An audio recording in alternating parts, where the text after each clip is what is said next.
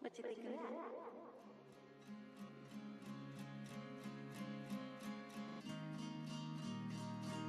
I hope that others know I'd like to see them flourish in a way they didn't know, to meet the world with kind.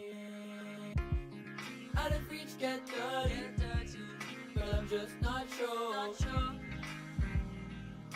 I hope that others know I'd like to see them flourish in a way they didn't know, to meet the world with kindness.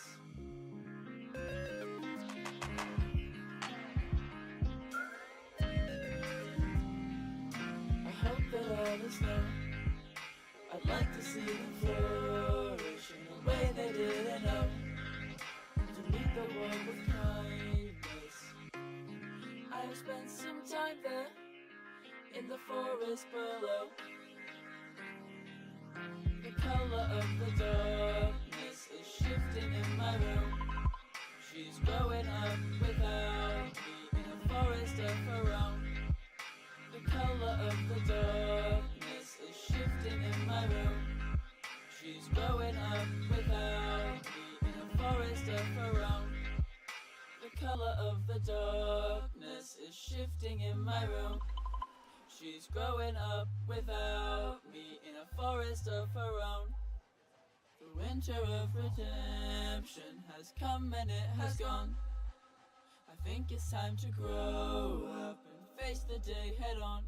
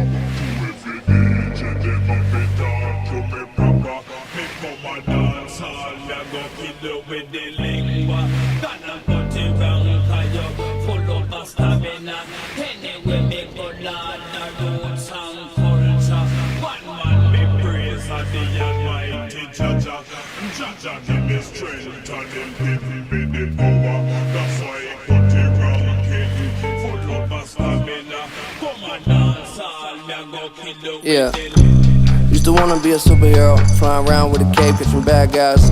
Now my head underwater, but I ain't in the shower and I ain't getting baptized. To the good and the bad times, all the cuts, broken bones, and the black eyes. Young motherfucker with a mad mind, made a couple million off of rap lines. Y'all can't tell me nothing no more. Came from the basement, under that floor. You don't come close, you don't need to know I'm the GOAT. You don't need to know how I go, cause I know what you want. All I wanna do is the most. Backflip off the rope, sky hook when I'm in the post. Yeah, my girl too clutch to choke. And I ain't calling it quits. You can build a wall with your bricks.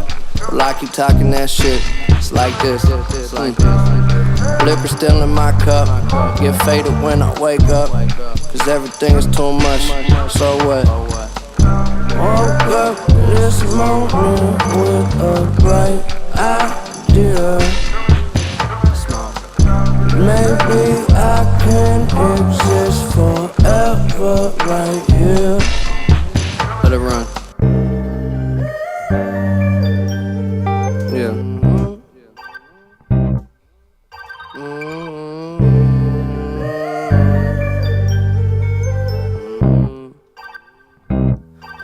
Okay, well I'ma be here for a while, longer than I did expect to.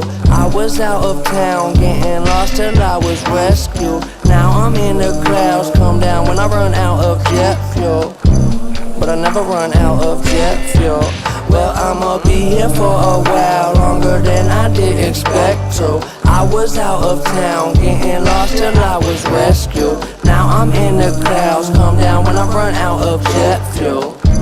But I never run out of jet fuel. 120 on the car that I don't whip.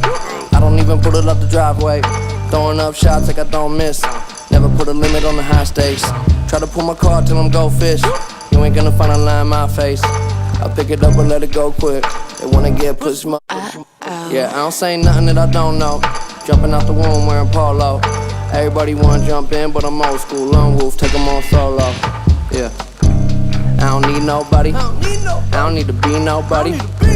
I'm just doing my thing. Kick it at the crib, I don't see nobody, no. So over there with that bullshit, we don't need it on this side. I'm pulling up in that new shit. You always whipping that dick ride. I demand your respect. I won't share my connect. No, let's get this clear. I am here. I don't care who got next. Young vet, feeling like they forget. I let it slide.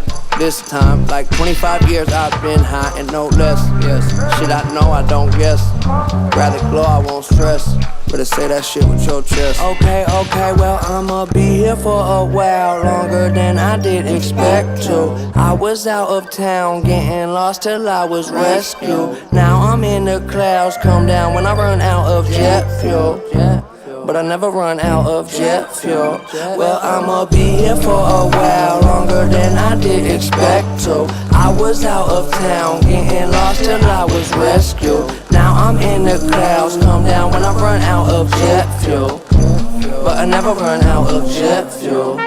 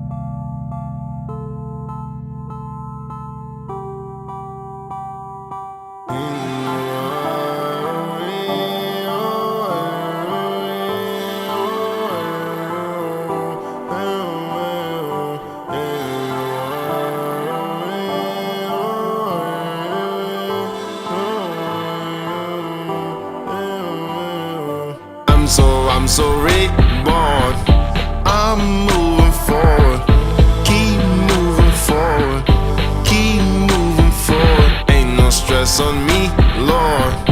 I'm moving forward. Keep moving forward. Keep moving forward. I'm so reborn. I'm moving forward. Keep moving forward. Keep moving forward. Ain't no stress on me, Lord. I'm moving forward. Keep moving forward. Keep moving forward.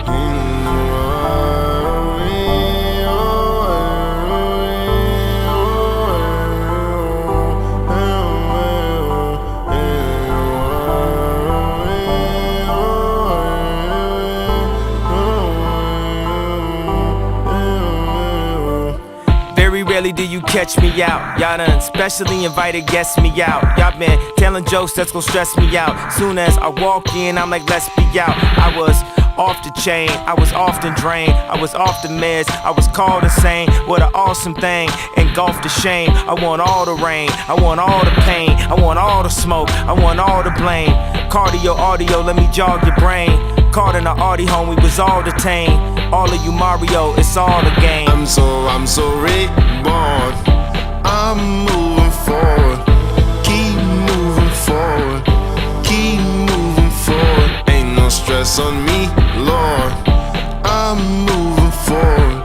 Keep moving forward. Keep moving forward. I'm so reborn. I'm moving forward. Keep moving forward. Keep moving forward. Ain't no stress on me, Lord. I'm moving forward. Keep moving forward. Keep moving forward. I had my issues, ain't that much I could do. Peace is something that starts with me. At times wonder my purpose. Easy then to feel worthless, but peace is something that starts with me. Had so much on my mind, I didn't know where to go. Come a long way from the haunting to me. Had me feeling oh so low. Ain't no stopping you, no way. Old things ain't like before. Ain't no stopping you, no way. No stresses, I'm so blessed and I'm so reborn. I'm moving forward. Keep moving forward. Keep moving forward. Ain't no stress on me, Lord. I'm moving forward. Keep moving forward. Keep moving forward. I'm so reborn. I'm moving forward. Keep moving forward. Keep moving forward. Ain't no stress on me, Lord. I'm moving forward. Keep moving forward. Keep moving forward.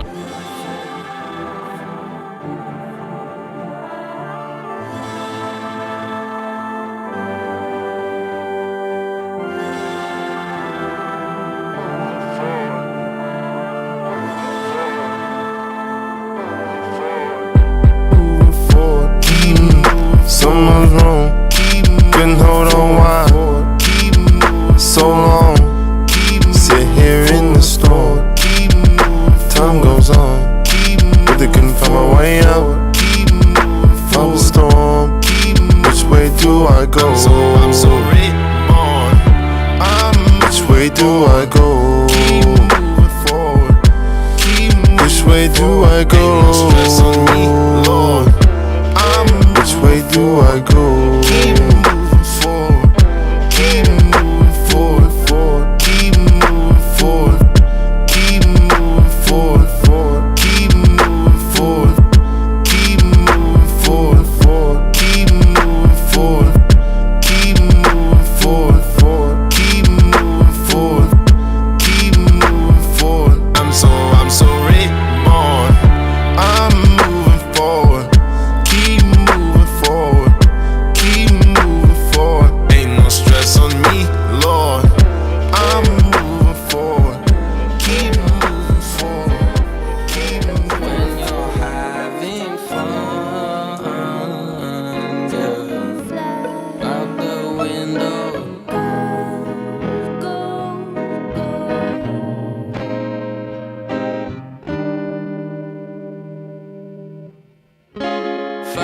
some time to do something. Find some time to do something. Find some time to do something. Whoa, whoa. Boredom got a new best friend. Cause boredom got a new best friend. Boredom got a new best friend. Oh, no, no, no, no, no. Find some time to do something. Find some time.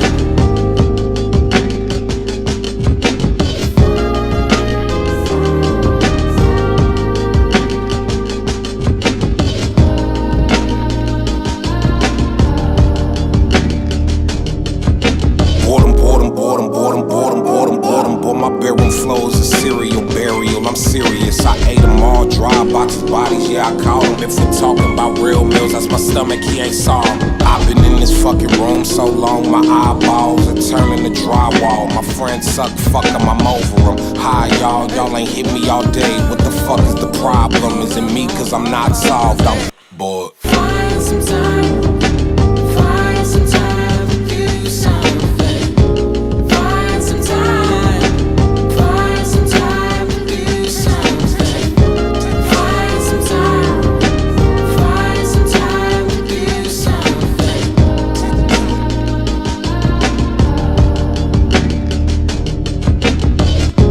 Boys getting desperate as hell. Cellular not amusing, and I hope someone well.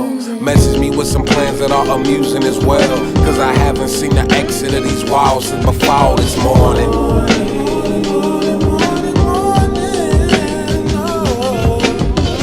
Got some cars I can handle, but nowhere for performance. My stomach angry and yelling. I need some food I can order, but I hate eating solo. Need someone we can lauder in parking lots at sunsets at the border. Yeah, ringy dingy dong, I can't be alone. I've been starting to feel like I don't know anyone. So now I'm staring at my ceiling, fucking going. I ain't knowing no idea where I'm going. Damn, gotta get out of here. Find some time to do something. Hey, can y'all help me right quick? Find the time. Find some time to do something. Find some time to do something.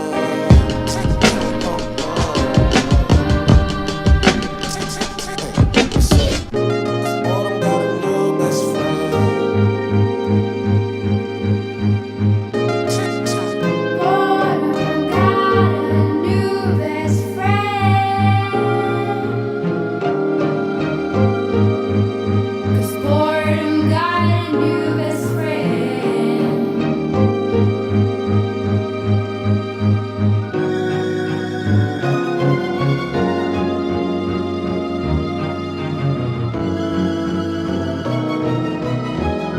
Yo, this outro of the song is actually insane though, Chad. Yo, listen to the outro, bro. This shit is actually different level.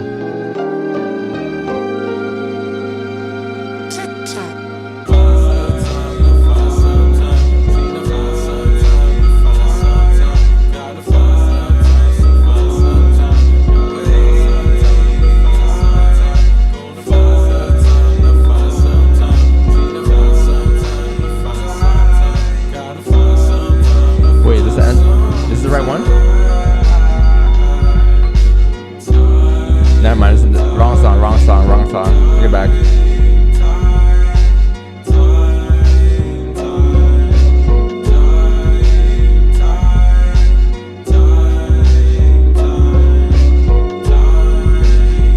Yeah, never mind, wrong one.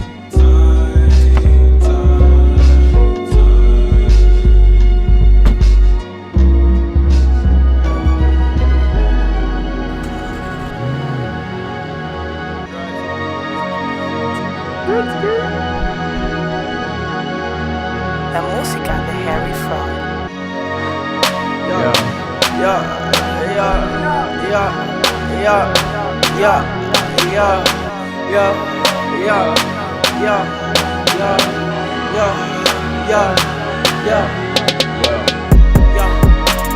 What?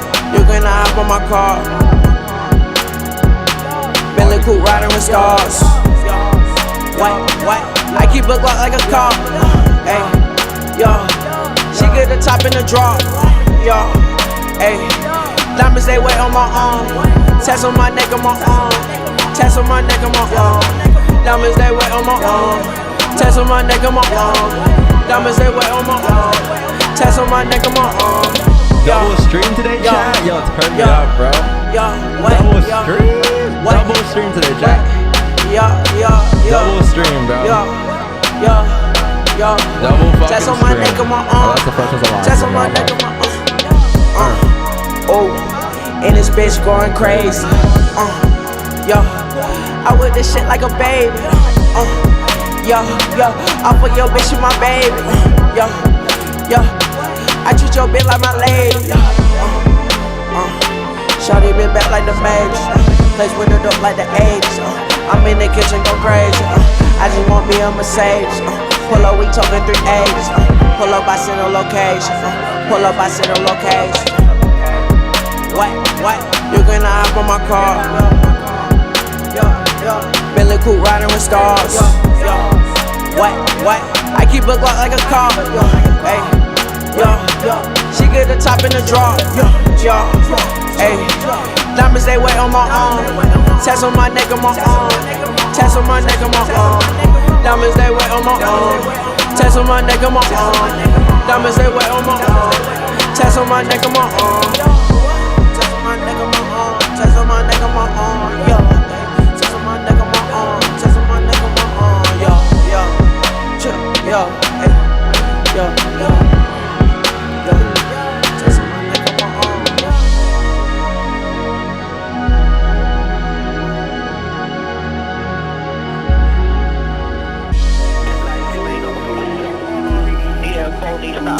Bitch, I do my ad-libs first, then I laid on a verse. Punching in, no rehearse. I was born with that swag. Thought the womb with a fucking cuss. Who be 10 for cars, nigga. Dash, nigga, I don't fuck with fuck 12, but they really tryna get up on my ass. Shot, nigga, it was mass. Yeah, I'm in first class, but I'm not on a plane, nigga. Live this fucking life every day and maintain, nigga. Niggas ain't on a grain, nigga. Not a grain of salt. The steppers on, nigga, when I walk. She wanna pull up cause she bored, bitch, get some chalk. Some of these bitches, they be lost. Some of these bitches, they be lost. And they don't see they flaw. Big dog, touch my pocket, pit bull with the cause. I might spend some money, I don't even got no cause. I made that one song, now she think I'm Santa Claus. Bitch, I'm that nigga. Bitch, I'm a boss. She got spit everywhere, she might need some sea moss. Every move you made, better know that it costs. Tryna own a restaurant, kinda like I'm Rick Ross. Look at shop online and you shop in the mall. When I was in that courtroom, I was standing tall.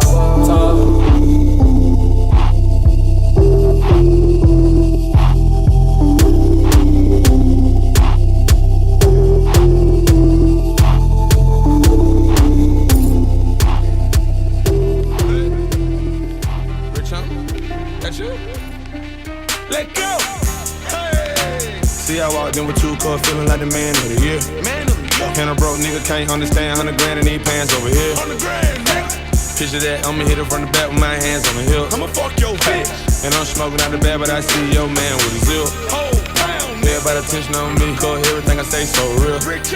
And that little 30p spent on the AP, got a nigga so chill. And I got 100,000 times 5, that 500, I ain't got a deal. And I was looking lean, I ain't being funny when I say you don't drink beer. No, nigga. Got a fan that love me, I die by them and I kill. I told my niggas on the rule we got, yeah, that's another still.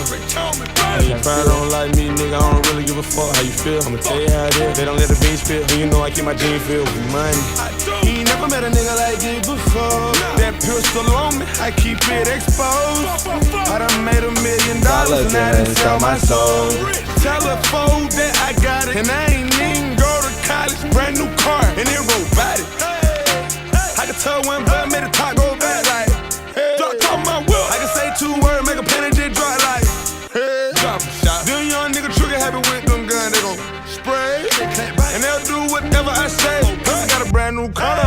She all on my dick, now it's all in her face. See a nigga getting rich, now she calling that sick. I done got a bitch pregnant with a baby on the way. Said time to eat, so I'm saying my grace. More money, more problems, I was playing that mace.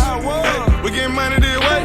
You broke, I said in your face. Security ain't talking about shit. I done walked in with 2 cups, feeling like the man of the year. I done walked in with 2 cups, feeling like the man of the year. They done let me in with 2 cups, feeling like the man of the year. You know I'm the man over here. Get a fan over here, 100 grand over here. Oh, nigga. And I'm still spending money that I made like last month. Nigga. All this money. With all this money, I can do what I want. Nigga. Do what I want. With all this weed, I prefer that my blunts. Or swishers. Ballin' too hard on these niggas. Referee blow the whistle. Ballin', nigga. Shootout with your niggas. You the type to throw the pistol. Oh, scary. If it's a shootout with my niggas, I'm the first to blow the pistol. And I know you kissed her right after I dismissed her. You know I had to keep it in the family. Now I'm fucking her sister. Oh shit. Now her big brother Macca, he know she got smashed by the homie. You ain't your feeling. And I don't need no deposit, cause you know a nigga walking with it on him. Fuck nigga chopping. And I'ma hit that pussy when it's fresh, early in the morning. Touching little kissing. Hey, it been 4 days, I'ma fuck it like I miss you. Smoking all this weed, cause you know a nigga got issues. I been locked up twice already, fucked up my name in the system. RPT's about my first chain, hell yeah, I remember. RPT. If it weren't for you, probably wouldn't be where I'm at, so how can I forget you? Nigga, I'm still in the hood, I'm still in the trap, I'm still the same nigga. My mama still live by Greenbrier. Ain't nothing changed but the figures. Ain't nothing lame by me, nigga. If I want it, I'ma buy it, don't check the tag, nigga. Security ain't check my bag, nigga. So I done walked in with 2 cups, feeling like the man of the year. I done walked in with 2 cups, feeling like the man of the year. I say I walked in with 2 cups, feeling like the man of the year. Say I walked in with 2 cups, feeling like the man of the year. I done walked in with 2 cups, feeling like the man of the year. I say I walked in with 2 cups, feeling like the man of the year. Man of the year. Hey, the nigga lame over there, on the man over here. Hey, hey.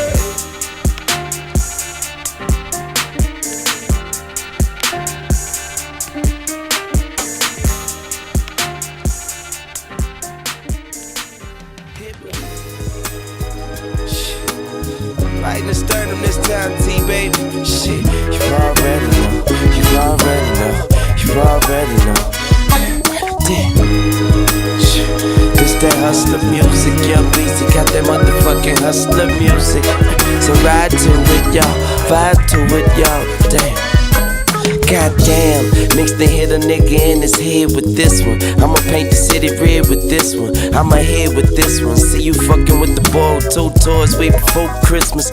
No assistance, just that persistence with that commitment. If I don't get it, somebody gon' die tonight. I know my vibe is tight, and I deserve the throne. And if the kid ain't right, then let me die in this song. See, I be riding, just riding alone with my daddy on my mind. Like you gotta be kidding. How the hell you ain't here to see your prince do his thing? Sometimes I wanna drop a tip, but no emotions from a king. She'll be, so I be who I be, that's me. That's Weezy F, baby, and please say the motherfucking. So I be who I be, that's me. That's Weezy F, baby, and please say the motherfucking. Baby, you gotta know that I'm just out here doing what I gotta do for me and you, and we eatin'. So bitch, why the fuck is you trippin'? I'm taking these chances, my head to the sky, my feet on the ground, my fingers to the judge. If the money don't move, then I won't budge, won't budge. No, I won't budge, no, no. Money is the motivation, facing the avenue, back touching the wall. Got the weed, got the gun, gotta run when I hear the bird call. Damn. Hop in that thing and murk off, swerve off. You know me, they call me Birdman Jr. Anybody murderer, if Birdman sponsor it. Phantom of the Opera. What up, what up, what up, what up, what up, what up, what up, what up, what up? A nigga with a bulletproof shoot, she in your mouth, Leroy. They call on bullet too. I'm like, what it do, what it do? There's a full court pressure, I'm just going for the 2. If I'm open for the 3, I'ma take it in a second. Even if there's 1 second, I'ma make it, it's nothing. I don't take it for granted, I don't take it for nothing. I take it for what it's worth, to the dirt, motherfucker, yeah. Baby, you gotta know that I'm just out here doing what I gotta do for me and you, and we eatin'. So bitch, why the fuck is you trippin'? I don't know what day is today, but I know I got double stream today. My feet on the ground, my fingers to the judge. If the money don't move, then I won't budge, won't budge. No, I won't budge, no. I ain't never killed nobody, I promise. And I promise if you try me, you gon' have to rewind this track and make me go back.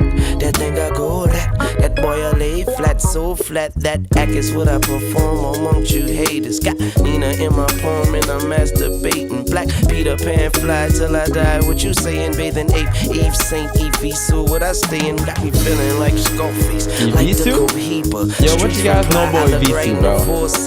You know I be out here, I ain't no four-seater. Top four seasons for them hoes. And they all know how to cook it up. And look, I got some. And only one know how to bag. Bitch, bundle up. See, it's a cold world, so homie, bundle up. We ain't on this grind for nothing. I get your hustle up. Baby, you gotta know that I'm just out here doing what I gotta do for me and you, and we eatin'.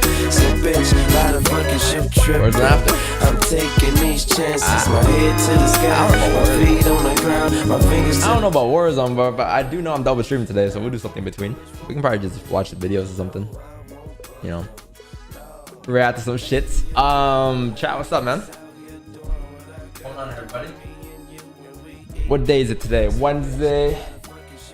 What day is it? Wednesday the 12th. So we're halfway into the month already, bro. Oh, mamba.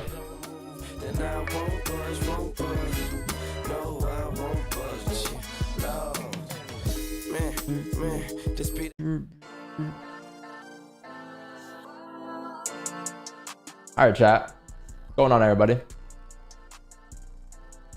Oh,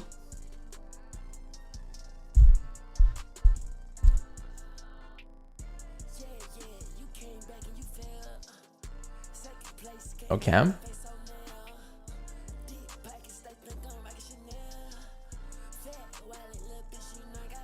Cam. Bro, I thought my stream froze just now.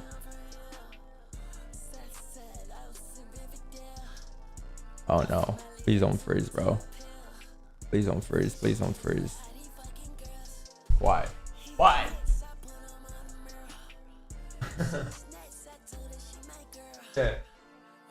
Why is it not working, bro?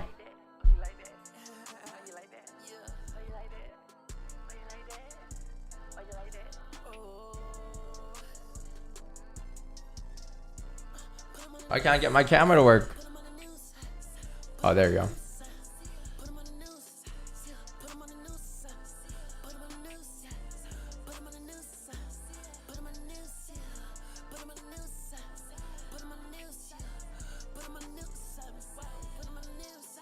Why is there a double chat?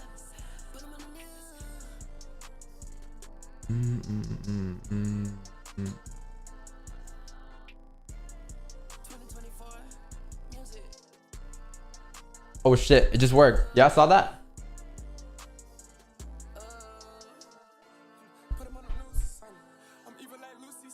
Please. Okay, there you go, it worked. I was gonna say. Chat, what's up, man? What's up, what's up, what's up, what's up?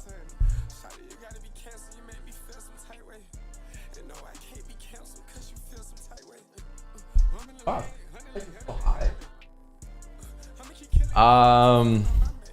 Yeah, bro. Yo, chat, we got a double stream today, bro. Your hairline? Bro, it's not that bad, bro. I swear, chat. Not that bad, yo. Ain't that bad, bro. I swear. Yo, for real, chat. What's going on? Let me go on Twitter, though. Let me go on Twitter and start up the Twitter stream. Twitter.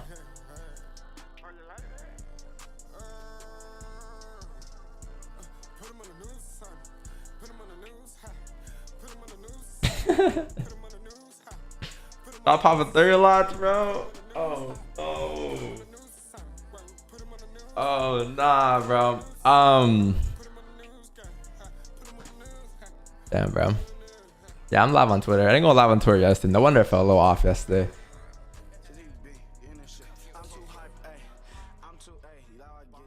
All right, bro. Chat. Big day today, bro. You have yeah, see my screen? No. You hasn't seen my screen, right? Hold on, let me just switch my screen. Yeah, you have FOMC today, chat. Before that though, before FOMC, you have CPI today. So you have a lot of shit going on today, chat. Turn off the music though. Yeah, you got a lot of shit today, chat. You have CPI, which is at 8:30. You know, CPI. Yeah, I guess we can trade CPI. Core CPI. Crude oil inventory is at 10:30, and then 2 p.m. USD FOMC. So, I mean, the last time I looked at the charts, bro, we weren't moving. So I don't think we have moved there, right? Today, I think we're still in a range. So, I mean, we're trading it, but let's see what's up here on the charts. But yeah, you have like 2 major folders. So what that means is I will be streaming. I will be doing a double stream today, 1 in the morning, and then, well, it might be a 1 stream, to be honest, that just goes from here until FOMC 4 p.m. Maybe, or I might cut the stream off and then restart the stream later on. But yeah, then tomorrow, Thursday, you have core PPI unemployment claims. Friday, you also would have prelim consumer sentiment. So, yo, bro, it's a lot going on this week, but I think today will be the biggest day, because today will be the deciding factor as to where price will go next for the rest of the week. So let's hop on the charts, take a look at that, and see what we can take advantage of, chat, because looking interesting. Hold on, do I have my zoom up? Zoom. I just gotta send the zoom. I have it up here.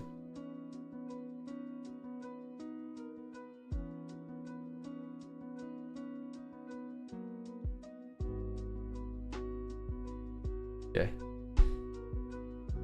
Zoom.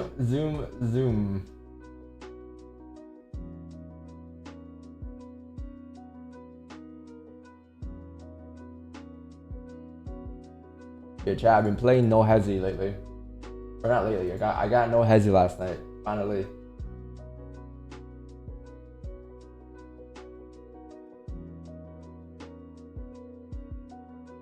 Anyone on no hezzy? I'm asked, but or not no hezzy. A set of Corza. But yeah, no hezzy servers.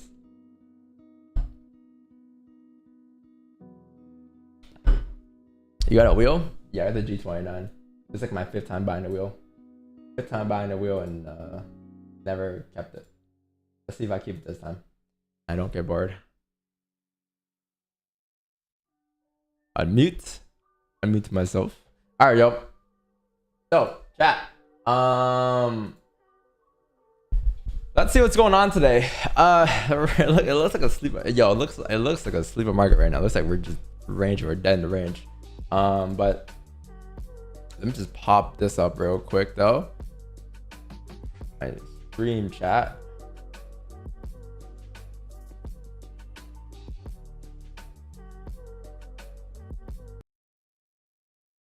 Pop up my stream chat. FOMC. All right. That's like music. Music sucks, right? Yeah, I think yesterday I got it wasn't copyright yesterday. It was I don't know what the fuck that was. That was like I think copyright for having someone else's video on here. And it wasn't because someone else's video. I think it was the music. I have a playlist on YouTube. It's like 100 minutes of instrumentals. I think that video, but I sent what do you call it? I submitted an appeal, or no, I submitted for them to look at it.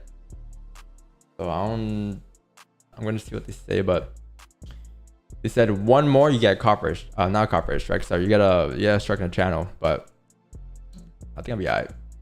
I'm pretty sure it's because I played this playlist right here, this copyright free playlist. It says,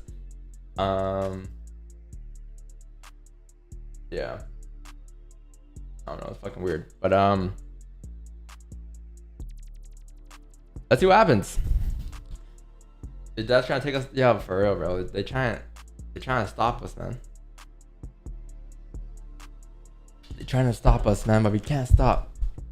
All right, chat. So, bro, it looks like this is a nasty range right now, man. This looks like a nasty range right now that we're in, but it makes sense.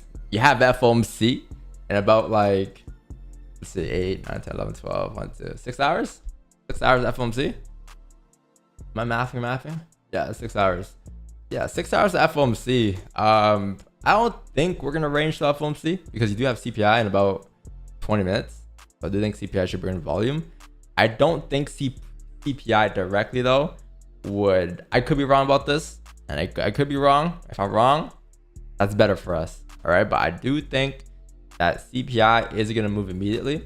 I do think CPI is gonna move a little later. Like it's gonna start to kick in between. It's starting to start to kick in at 8:30 for sure, but like starting to move a direction. I'm thinking more so of like 8:45, 9:15. To be honest, that's what I'm looking at today. And then after CPI, like that should be a direction for, I'll say, for the most part of the afternoon. Until the afternoon, around 12ish will range a little bit until FOMC, and then FOMC will do whatever it wants to do. But I do think the move ahead of FOMC today, chat, is going to be the liquidity move. So what that means that might not be a direction for the rest of the day. FOMC might go the opposite direction. Could. But yeah, let's hop on the charts and see what's up here. But yeah, so far, man, like this thing is, as you can see, we are currently bullish on the monthly, right? But the problem was with the monthly is that there was no bottom wicks being created here, right? So there was no bottom wicks last month, no bottom wicks here last month on the previous candle lows, no bottom wicks over here, right? Overall, like price did come down for the monthly, but what was key about this was that it actually came up first for the monthly. So just a little recap, just get our brains, you know, warmed up a little bit for us to read the structure. But like if you pay close attention here, chat, what happened so far for the monthly, right? So the monthly opened up. First thing price did for the monthly was push up, right? It continued to push up, maybe make a little, made a little higher low over there, but then started to range here for a little bit. Cool. Next thing you know, last Thursday, or not last Thursday, sorry, the week following up to Thursday, you started to push down, right? You start. Wait, am I saying this wrong? What happened again? The month started up here. Oh yeah, it came up first, then came down on Thursday, right? Okay, yeah. So yeah, the monthly started up over here, right? Made its way up. Cool. Create some mini ranges on its way up. Great. Let me make this blue actually. Right, started ranging for a little bit, and then all of a sudden last Thursday decided to make its move down, right? Thursday/Friday made its move down, came down to these lows right here, and then for the last, I think, 4 days so far, you've just been pushing up. You've been pulling back slowly, right? But you've been creating like some type of structure there. So like this is where you are right now, right? What this means is that, like, look, this overall was a range that you formed, right? So that's range one. You can see on the monthly if you were to reverse engineer this candle. Right, what that means is that if you were to drop down to a daily time frame, if you were to drop down to a weekly time frame, you'll see some type of ranges here being formed, right? And then price made its way down towards here, right? These levels still left here, now starting to range. The last, I would say, 3 days, Monday, Tuesday, Wednesday, has been, I wouldn't say range, but it's been like, it hasn't been moving too crazy. Like it hasn't been like, it's still in, I guess it's still in this range here, right? It hasn't broken out, hasn't reversed, hasn't continued the trend down, hasn't done much, right? It's just been pulling back. And it makes sense. The monthly did come down, tap this level. So this is where we sit right now. But if you pay close attention here, chat, this structure is still overall bearish, right? And I would assume that if you were to make your way up on price on the daily, because this is like the daily structure, I would say this is daily/weekly structure. If you were to make your way up, right now you have this resistance here, you have this support here, your previous range was here, right? Support was here. So now for us to make our way up, you need liquidity. You need liquidity down before going up. So I'm not too sure, chat, if yesterday you tapped that 83 mark. I think it only came down towards 86. And if I'm not wrong, I believe that level must be tapped here before price is gonna reverse. So starting to click, right? Does it make sense now? Like, I think it's starting to click, or am I tripping? Am I thinking too ahead? Starting to click, right, chat? Because look, the monthly came down, right? So far, you didn't create a bottom wick here. right? And the first thing that happened this month was you pushed up first, which means that this push back down that made this monthly candle flip bearish is just a monthly top wick, right? Not only is it that, but since it pushed up first, the structure looks more like this, where it came up and it came back down. The opening was right here. This was the opening of the monthly, chat, right here. Then you came up, which means that this was the move, and then now that you come back down to the bottom of the range, this was somewhat of a fake out, right? So overall, this structure right now shows that we're bearish, right? It shows that we're bearish. So I know what you guys are thinking. Oh, can't the monthly still flip? Of course it can. The original idea for the monthly was that it should flip after creating a bottom wick to fill the wick, right? But the issue is it came up first this month. If it came down first for a bottom wick and it flips bullish, straightforward buys up for the rest of the month. But with the way you opened up and with the fact that you have 16 days left, I know today's a pretty big day. There could be a scenario where you just don't even flip bullish again, or not even flip bullish. You don't break the highs and you just continue down, right? Especially when you're printing this range on a small time frame. I would assume though here, chat, that even if price were to make its way up, it wouldn't just push up like this. It would have to come down, break the lows, grab liquidity, and then push up, if anything. Especially if you have this structure being formed there, right? This is the range we're in right now. You will likely see a push down to re-break the lows first, which creates that bottom wick at that 2280 zone. And then after doing so, could it go up? Potentially. That's if it were to go up. That would be a minimum requirement. If it were to go up. If it were to even go up. Us breaking the lows, any given point, could mean that, cool, you're making a new lower low, right? You're making a new lower low. Any given point, price to reject at the next major support. If this was already tested and you come down to re-break those lows at 2280, then where's your next support here on the monthly, chat? Your next support's down here, 2240. So you see what I'm trying to say here? I would assume here, chat, that if you were to go up, if FOMC were to push this up, or if the rest of the month were to push up, you need that bottom wick. And today's a pretty big day. So could we be in a situation today where you look for sells down to re-break the lows, or the FOMC volume, FOMC news comes out and it pushes us down to re-break the lows? Could that be a possibility? Of course it can, right? But let's drop down to the small time frame and see what's up here, because the more time frames you drop down to, the more information you have. The more information you have, the more structured and things will look. The better things will look. Yeah, perfect. Daily, look at those 2 daily candles. Okay, so the weekly here, chat. All right, the weekly. You have 2 days, 9 hours left. You close below the range this week. Cool, amazing, life's good. You know, life is sweet. But the issue with that was you have no bottom wick on a closure. You can say, well, Don, this is a bottom wick here. In general, no wick equals no range. This is barely a range, if it is even a bottom wick. Barely a range. If it were to look like this, okay, sure, cool, amazing, no problem. This week's candle, top wick, flip bearish, life's good, right? Straightforward. But you closed below the range, which is good, but you didn't have a bottom wick. So what that means is that the probability of you driving down is a lot lower than if you were to have a bottom wick. So it goes from, like, if it were like this, 85% chance you flip bearish on this bullish candle right here. 85% chance. But no bottom wick, you're looking at probably like a 60-40, like 60% chance it drives down, like anywhere from 50 to 60% chance it drives down, to be honest, right? So it's still up there. It's still a bearish candle. It can still flip bearish. We've seen it happen before, but usually with the leg candle, chat, what do we notice with the leg candle? There was maybe like 2 or 3 times where it didn't play out, right? And in this case here, I would say this played out so far. The leg candle did play out. You've been rejecting so far, right? So 2 days and 9 hours, you can still flip. It's still a possibility. And like I said, chat, as you drop down to a daily, you'll have more information, right? Because when I did that little monthly breakdown with the arrows, the structure and all of that, we broke it down to a point where we understand that this right now, like I said earlier, was a range, right? And before you come up here, chat, what do you need to be formed again? So going back to my lower drawing from earlier, chat, going back to this.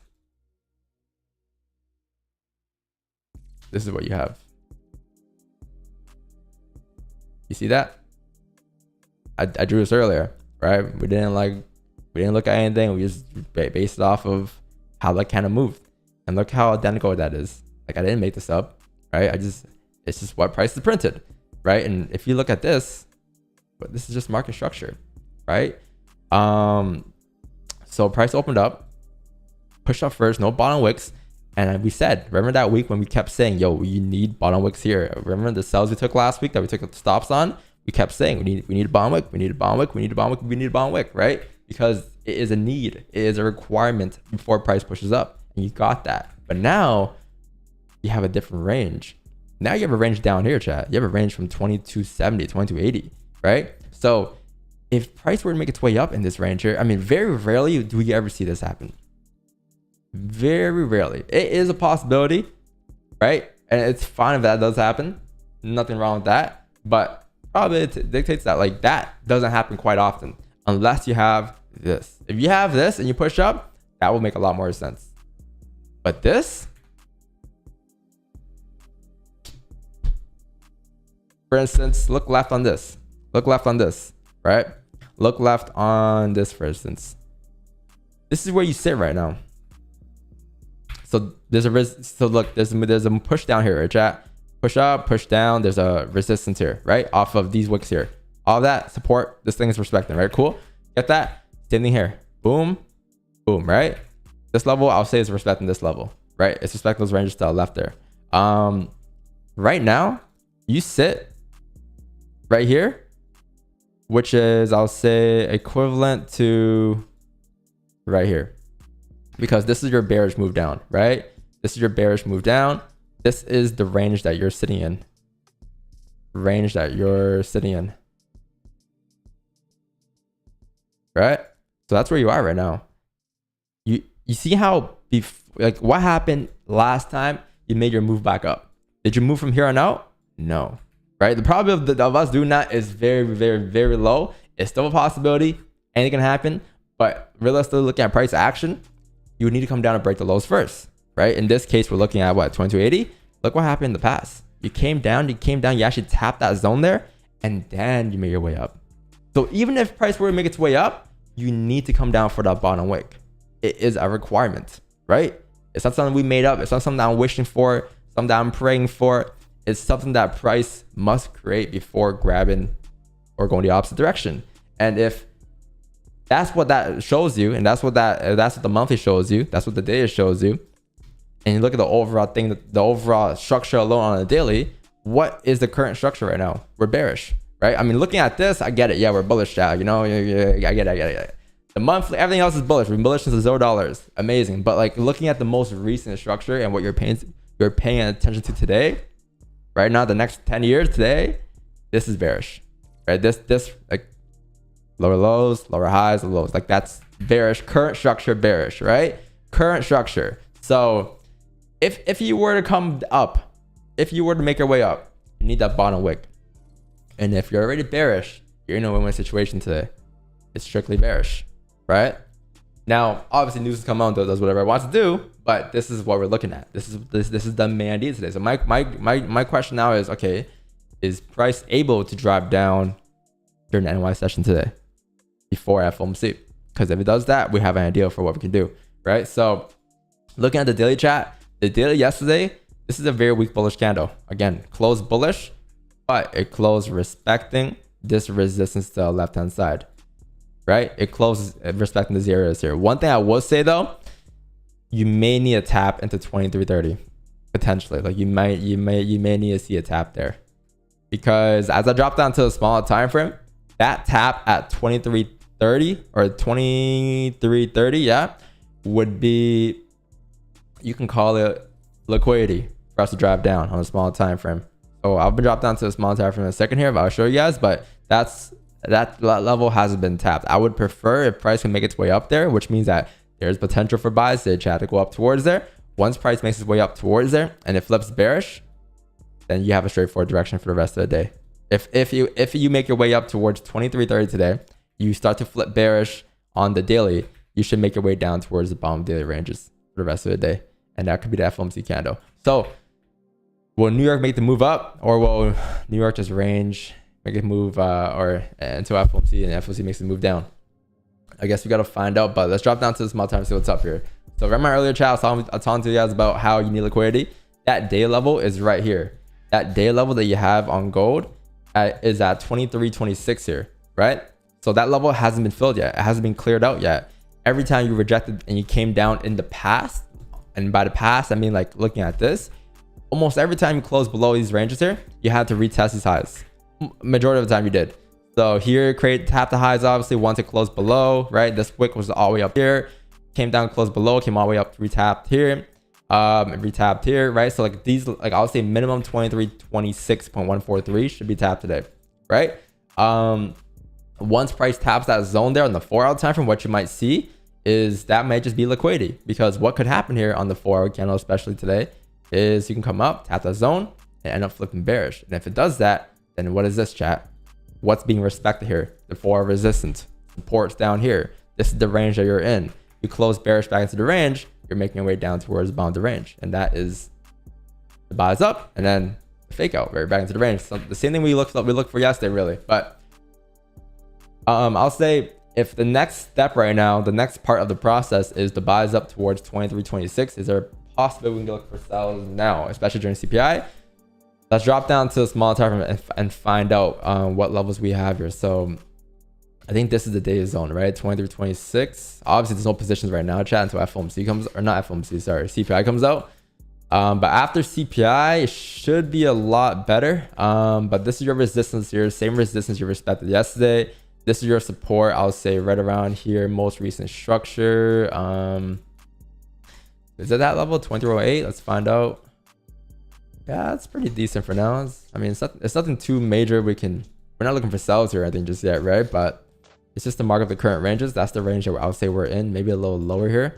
And if that's the range we're in, you still got some leftover range up here, because even if price were to make its way down, you need to see a top wicks at least at 23.19. If it's not 20.26, minimum 21.9, because that's your most recent resistance, right? This would be your TP, but this would be like your target area next. So if news comes out, chat, news comes out bad, I'm not sure what they're expecting. Let me take a look, actually. Nope, not refreshing that. I think they're expecting today, what is this? Great on forecasting for currency. Nothing good. Bad. Neutral. So neutral, bad, neutral. Okay, could go mixed, to be honest. I likely mixed, to be honest. But if news comes out negative, chat, and gold pushes up, if this is what news does here. If news pushes up, boom, pulls back, we'll leave a wick. Right? If news does that, great. We'll have a buy stop in the break of the highs, especially if you can break 23.19. If you can pop up for news like this and then pull back, create a high, wherever the high is, we'll have a buy stop on the break of the high. Okay? The buy stop on the break of the highs to go up, because you know for a fact that if you were to re-break 23.20 after the news candle, like we said in the analysis, you need to see a tap into 23.26 today. So the idea now is we're gonna take advantage of the news, of the volume, to get the buys up towards 20.26. And that'll be the day. If news comes up negative, if price pushes up, if price pushes down, that's fine as well. I do think though that we may need to wait for closures below 2306 for sells, or the 4-hour closure for sells. But if you can come up and even do this, chat, where price pushes up, right? Because we're gonna have a buy stop if it re-breaks the highs, right? If price pushes up, makes a high like this, and we won't get in the buys, for instance, it doesn't re-break the highs, and it flips bearish back into the ranges, we can take a sell on the flip of on the re-break lows, right? So it really comes down to what price prints here during the news candle, but pay attention from like now until 9, because there could be some potential positions with the volume that comes in, chat. All right, so news, this is a range we're in. You shouldn't move until you actually break these highs up here or re-break the lows down here. Like until you actually tap this level or this level, price should not move. If news comes out and it stays in this range, which I don't think will happen, then it's gonna be a shitty ending to the 4-hour candle, until the next 4-hour candle opening. But I think we should be alright. All right, chat. So that's what we're gonna do today, chat. That's the analysis. That's what we're gonna wait for today. All right. All right. Just in time for news here. Yeah, news in about 30 seconds here, chat. Fuck, I didn't record the stream. For now.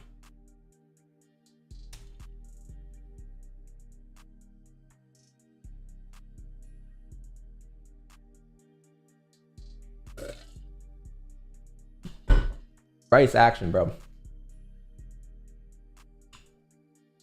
Yeah, that was a W analysis, bro. Let's see chat. Let's see what news does here. So everyone knows what we're gonna do, right? Everyone knows. Everyone's prepared.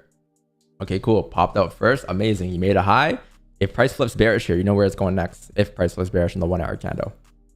All right. So no buys here. You made a high. You came up tap 2026. That was the minimum requirement now. So if price were to come down now, it's freely. It can come down now if it wants to, right? But I wasn't looking for any more buys above these ranges here, chat.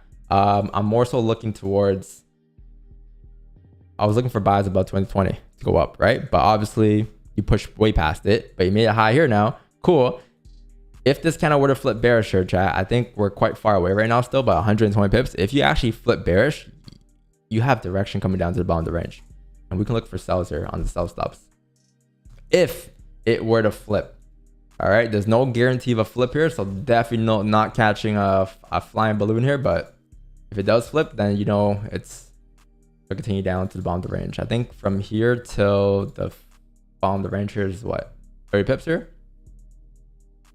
So they could be sell stops, could be, but we couldn't grab these, right? But price action shows you that that was the main requirement. So now we don't got to worry about that day level no more.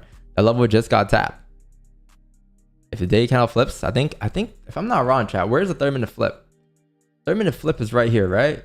23.15, which leads to the 1 hour flip, which leads to the 4 hour flip. If you actually flip, oh, that's the daily flip too. Yeah, if the day kind of were to flip today, chat, you could just potential runners here actually. Free FOMC. Free FOMC. But there's no bias here for me until I would say until the closure.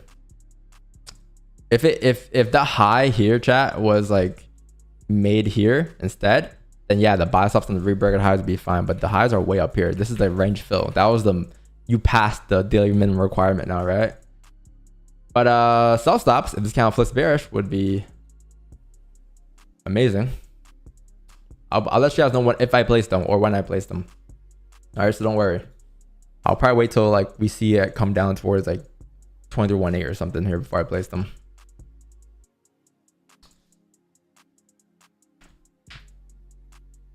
I think more buys will be.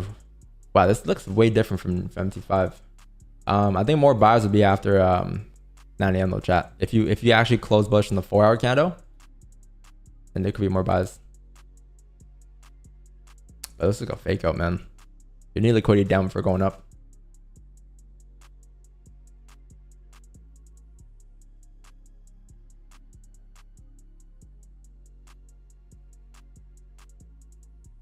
Those are two different candles, man.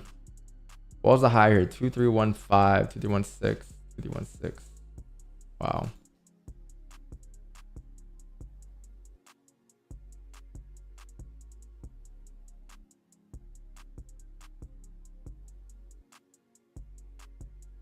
This is so different.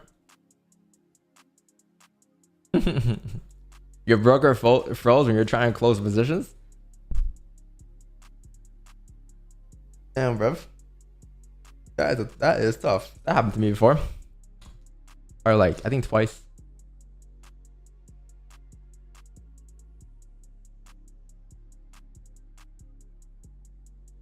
The man of the year.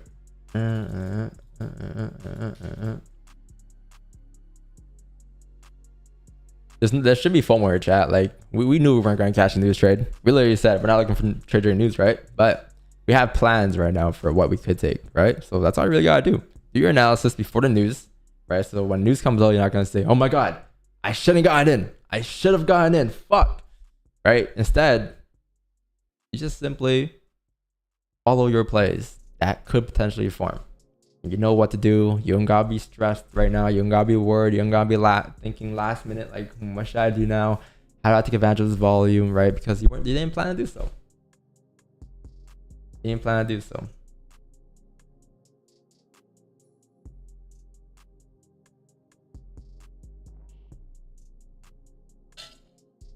Guess you might get something here too.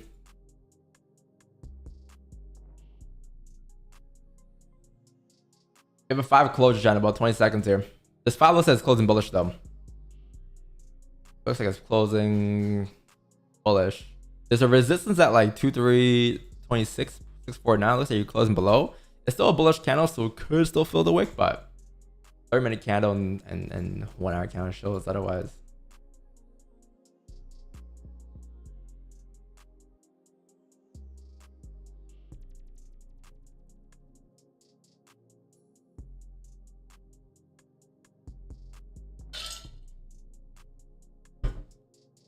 Can we have a sell stop here, chat? Can we have a potential sell stop on 2314.81? How big are stops going to be though? I think it's going to be the break of the highs, right? Yeah. That's cool. That will be fine, but it might be a little wide there, but that's the most logical stop we can have.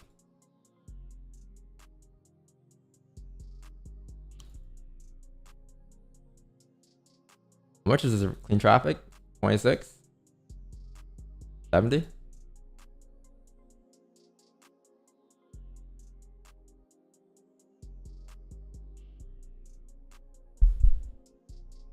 What happened? Yeah, I'm too locked in right now, bro. I'm zoned in. Let me focus. Let me focus. We'll get back to we'll do the reacting stuff after, okay?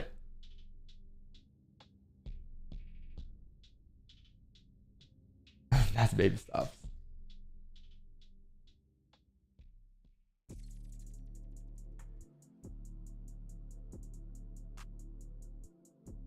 No.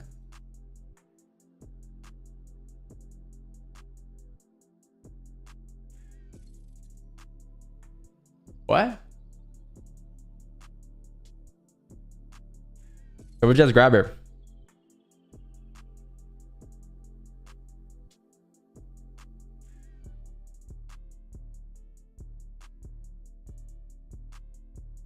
Stop hating on Roger for real, chat. Like, chat, stop hating on Roger, man. That guy's the GOAT, bro. He's a GOAT, man. Nobody talks shit about Roger, man. That guy's the GOAT. I'm telling you, bro. The GOAT. GOATs will do what they want to do. GOATs will do what they're supposed to do.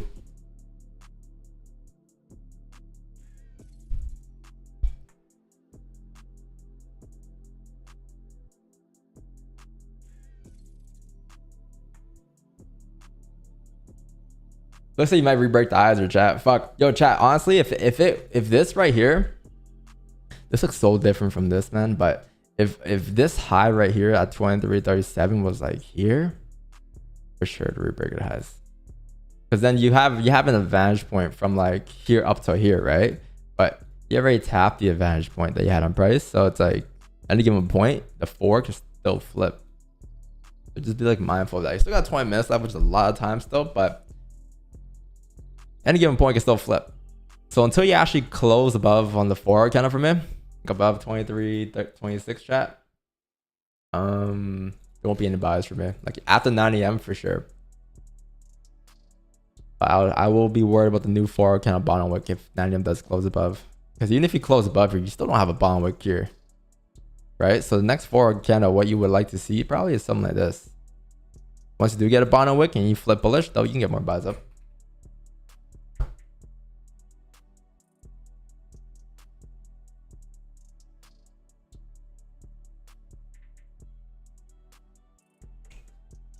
John, you sad we need liquidity to go up? Sad? No, like that's still the analysis that I have here. It's not about just like, so like that was the idea today, right? The fact that you need liquidity to go up and to go up, right? This can still flip, I would say, but if it closes bullish above, there's ways to adapt to that. For instance, like you still need liquidity right in the next forward candle, but instead of like it being like all the way down here, 2280. You'll look for like a bottom wick to be tapped here. Next forward candle. If the next forward candle comes down, taps that zone there, and then flips bullish, then what's gonna happen? Right? It's gonna look like something like this probably. And therefore the flips and the buys that would be fine. Instead. I'm still waiting for that, yeah. But if it doesn't happen, doesn't print, we gotta adapt to it, right?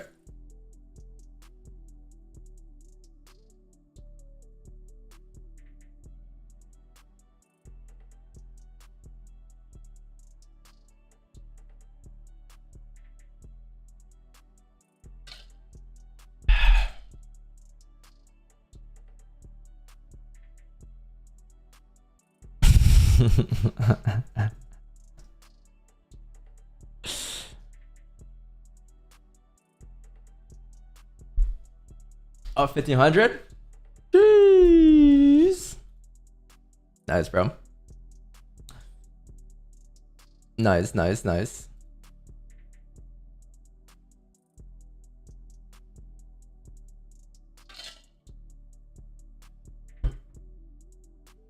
Yo, this news candle was insane though. I wasn't expecting a spike off news. I was expecting like post news to move like 8:45. I was like not a spike this crazy at least for news. Maybe like, you know, something like here and then range and then rebreak the highs like later on in the day, and then like 9, and just take continuation up and then or continuation down.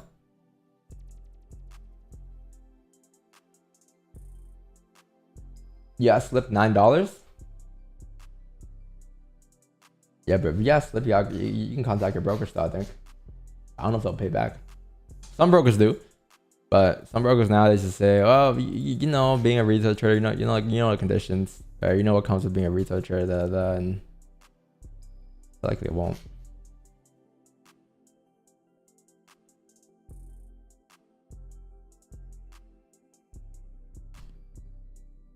You're a broker, bro.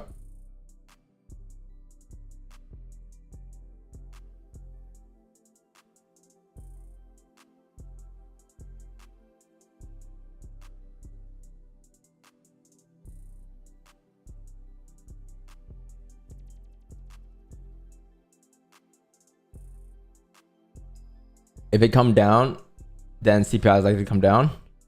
What do I mean? If they come down, then CPI is likely to come down. Oh, you mean if it comes down now, CPI is likely to come down? Yeah.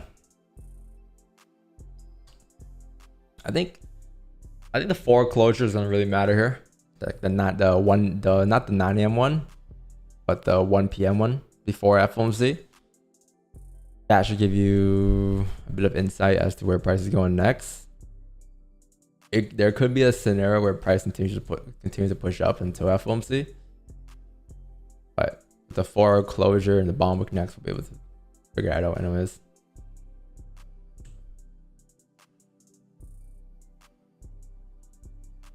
Trace taken? Oh, bro, good idea, bro. I must have forgotten.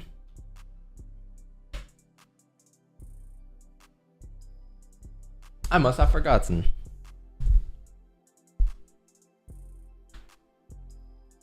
Is there a smart way to jump into these big news candles before they explode? Is there a smart way? Yeah, there's always a smart way.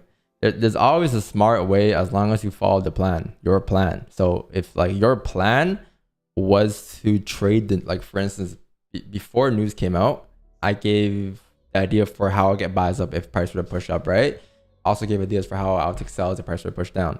Those two ideas is strictly what I'm following. So if news comes out and it prints those ideas out for me to take, there's no such thing as a bad idea, because that idea is based off of a playbook play that we've had in the past, right? So as long as like your playbook tells you to take that setup and that's what you're waiting for, there's a smart way of jumping in there. Now, if you didn't plan any of these moves at all, and next thing you know, price comes out, spikes up, bam, bam, bam, bam, bam, like, you know, stack, just because you have FOMO, then yeah, that's not a smart way of entering. But there's no such thing as like a dumb way of entering if you follow the playbook. No way at all. This 5 is no talk wick here, chat. Let's see. 5 no talk wick. 15 is about to close in about 40 seconds here. There's like a minor resistance at 23.25 here in 38 seconds. Looks like you may be closing above. See what happens.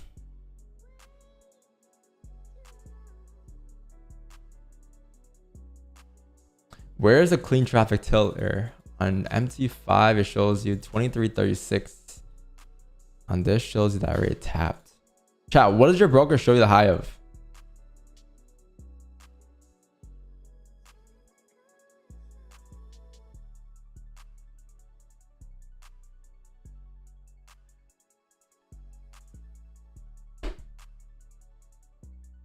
23, 30, 30, 37, 30, right? Okay, cool. Yeah, we're on the same page then.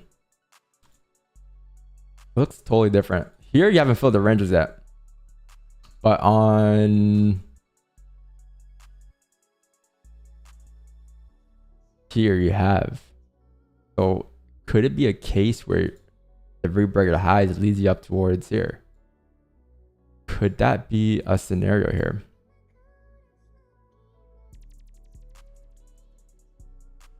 This is trading view, so it's different, right, chat? This is Orlando. Let's see, what else has the same as MT5?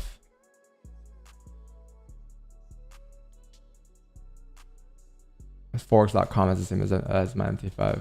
Usually Orlando follows along too, but okay, you know what I'm gonna do here actually? I'm gonna wait for price to make a high here.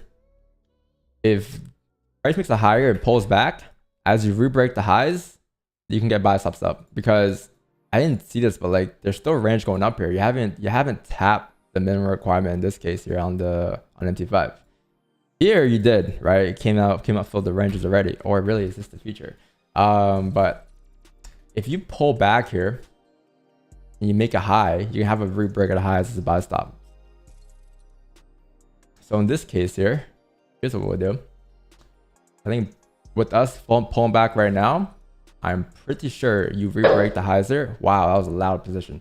23, 32, 64 is a buy stop. You break those highs, chat. You should continue to pop up here to fill the rest of the range here. Look left on the 1 hour time frame on MT5. You have nowhere else to go but up to the top of the range. It's like a 4-pip range going up. Break even would be like roughly in these levels here to the left there, like 23, 34. By the time you tap those levels, you're risk free. But this is the buy stop that we have here. All right. If the 4 candle were to flip bearish and drive, it shouldn't re-break the highs here, because this is the 15-minute candle opening, right? So if this is the high in the 15-minute candle, if the 4 candle were to pull back, this 15 will flip bearish, right? So if it doesn't activate, it's gonna flip bearish. If it activates, clean traffic up for the rest of the 4-hour candle. But this is the buy stop that I have. It's not a buy position. Don't mark execute because you think you might have a better entry. Make sure the entry is the buy stop, because it must break the highs for this to be valid. All right, but this is like completely clean traffic up towards 23.34 minimum, and then 23.36.90 at your TP. Nothing more than that though, I would say. All right. All right, man. All right. I think stops in this case. Let's find out what stops are. Oh wow, 2014.77. The flip, the previous 50-minute lows, the current 30-minute flip, the current 1 hour flip. I mean, you flip there. If you flip there, that's the stop. That's the most logical stop you can have. You flip there, you're going all the way down, right? So there's no point. There's no reason as to why price should flip if it were to continue pushing up. So that's why in this case, this would be the stop, chat. All right, but this is a buy stop. 2032.64. If you don't activate by like, or if you don't activate or you come back down here to re-break the lows at 23.25, we'll delete the buy stop. But until you actually break these lows here, or it comes down to like 8.55, the buy stop's still there. All right, but it's a re-break of the highs. So on TradingView, it's totally different. Don't look at TradingView's price. Look at your broker's price. My broker's price, the high is 2032.64. But it looks like it may get activated here, chat. Shall we stack 7 here? All right, cool. So activating buys for chat. Got into buys here as it came up to re-break the highs here. Stops in this case are going to be the 30-minute lows here. So it's going to be down here at 23.14. TP is going to be, I think, 2336.90. That's your overall TP.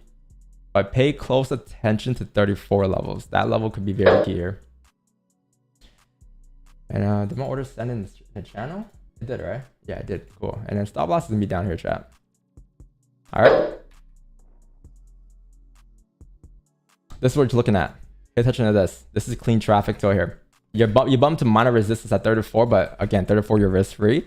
TP is up here because that's what price shows you that it's clean traffic till, right?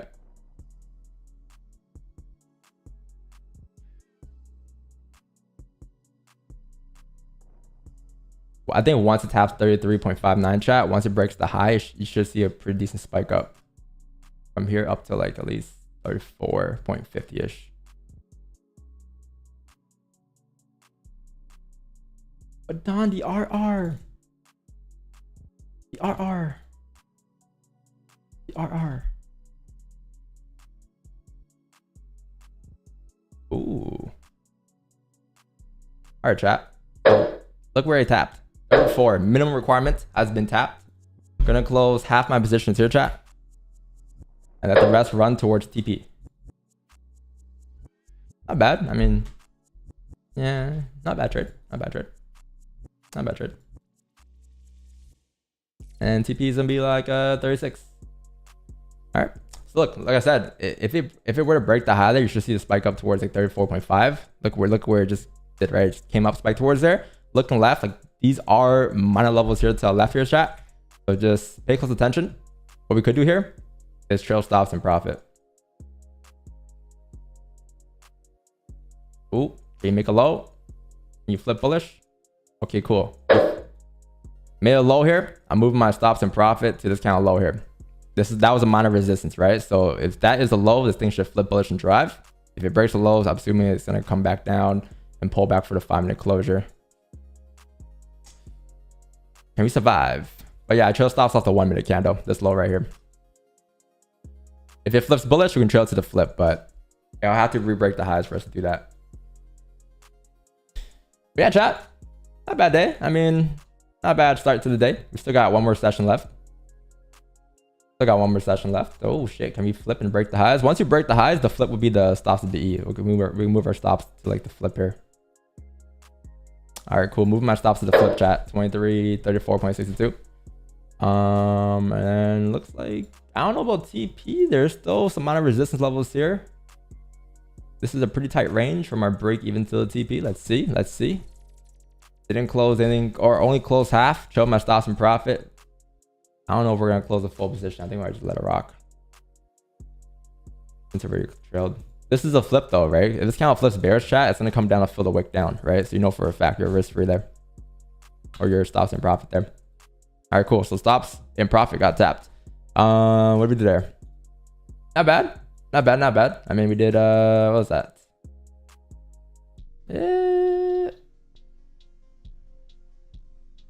19.7 pips. But Don, you risked 170 pips to make that. Yes, man. It's what we did today. Like any other day. You can fake a lot of things, chat. You can fake a lot of things, man. But one thing you can't fake though, experience and a stream. You can't fake a trade on stream. I can't, bro. I can't fake that. You know, you can fake a lot of things, bro. You could fake a lot of things. I get it. But you can't fake a live trade. Can't fake a live trade. You can't fake the skill. You can't fake the patience. You can't fake the discipline. You can't fake the drawdown. You can't fake the emotions in drawdown. Right? And W day, chat. W day. I honestly think, I don't know if we'll get another trade to FOMC. I'm not gonna lie to you guys. I don't think so. I could be wrong. We might be able to, but I think that might be it to FOMC, bro. FOMC is at 2 p.m. today, so. But chat, look, you're so childish. It makes me sick how you're rich. I'm not. No personality, huh, brother? I think the issue with that there though is not the childish. It's just like you don't need to act like anybody else or cosplay being a forex trader to be a forex trader. Like, you can be a forex trader and be the way you are. Like, I don't gotta.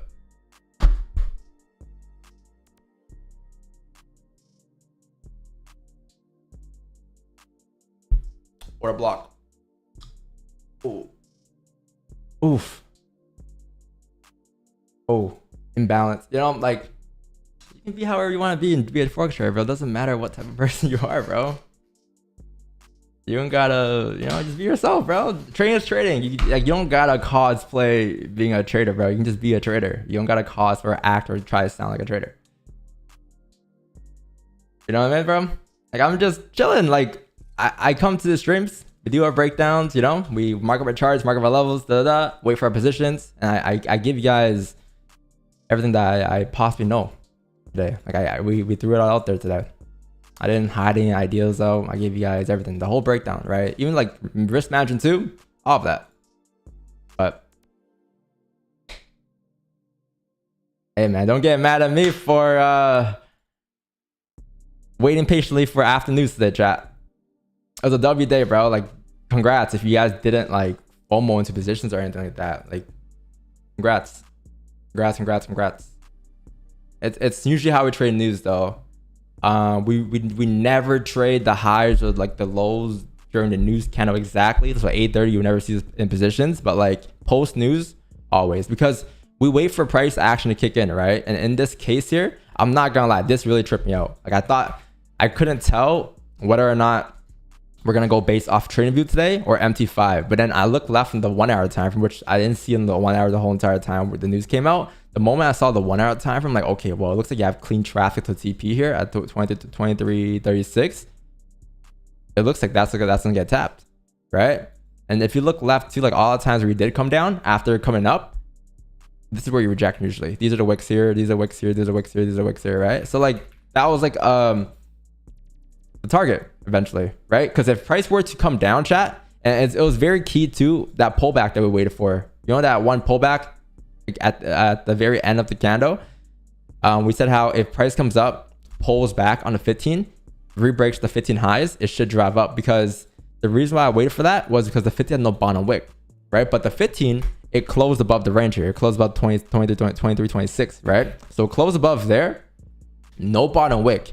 If the 15-minute candle were to push up and then like flip bearish, it would have done so, right? So us waiting for that pullback was waiting to see if this 15 would flip bearish. But the moment it rebroke the highs, it means that this level right here, you may not see it on a higher time frame, but like on a smaller time frame, on like the 5 or 1 minute chart, you're gonna see a range being printed here. And if that range is being held and you come up to re-break the highs, you're technically breaking out the range on a 1 minute chart, right? So as you re-break the highs, looking left from the 1 hour, now going back to the 1 hour, you have clean traffic up, and then you just mark your destination prices. And then we had like break-even zones at 33, 34, and then we had like a overhead TP at 36. And you see how it tapped 36 and starting to react there now? Because that's your resistance, right? So it doesn't mean that it's gonna reject there.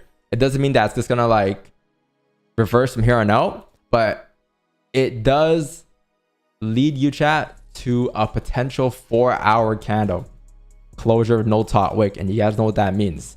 You still don't have liquidity down at 23.88. So my analysis for the sells is, for me, I'm still standing by that analysis. I still believe you need liquidity before going up here, and I don't think this is the move up just yet. But if you do get a bomb with the next forward candle and you actually do flip, then yeah, I would say you're up for the rest of the day. But until then, the next forward candle can literally just make its way down back into the ranges at any given point. So just be mindful of that, chat. All right, buys already happened, yeah, but like for like directional buys, like directional buys, like we're talking about like this mirror up, right, like to the top of the range here. I would say you need liquidity first here before actually giving direction up. Similar to like Thursday. Remember Thursday? How you came up? You came up, right, for sure that day, but then you came back down to grab liquidity. So, I mean, let's see what happens today, bro. But it could be a wild day. Could be a wild day. Could be a wild day, man. We're done for the month? No, sirski. Definitely not, no. We're still trading, chat. We're trading later on, but I think on stream wise though, or for the NY session stream, that might be the session, bro. I could be wrong, but I'm not gonna lie, bro. Usually on days where you have FOMC, like I'm trying to go for like one trade during the NY and one trade during FOMC usually. Stops are big there too, but like, you know, like that was the most logical stop I could have used there. I couldn't have used anything else, I don't think so. Like, I think, yeah, I think that's the most logical stop I could use. 30-minute candle lows. It was 170 pips. Well, what else could I have used that was valid here? Maybe the 5-minute structure here, 100 pips. Yeah, I guess that was valid too. I think it was either this chat or this, but nothing above there because it can still pull back for a bond wick there. One tail, one stop. I guess so as well.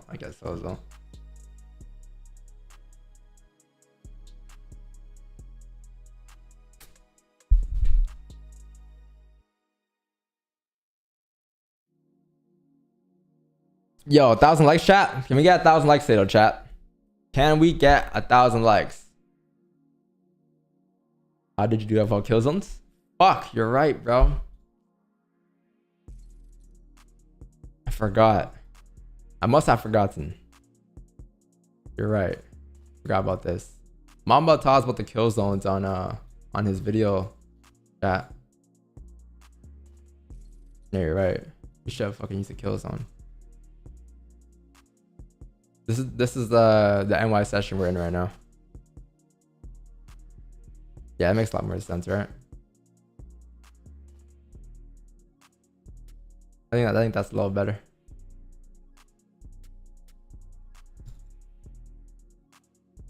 Or can I open up no bottom wick, chat? No talk, no bottom wick. Interesting. It looks like it did close, like it didn't just close above here. I think I also closed above here, chat, if I'm not wrong. Above 2342.802. It looks like you have range still there now, or at least that's a minimum requirement now, I think, because you close well above there. You also close above here, right? So like, I think that will be the minimum requirement. You should see a reaction there though, 2342, especially if you have no bottom wick and you continue to trickle up here. I think the flip from there will give you like 69 pips. Wick entries? Wick entry, chat? Yourselves? You safe? No, I'm good. I'm good.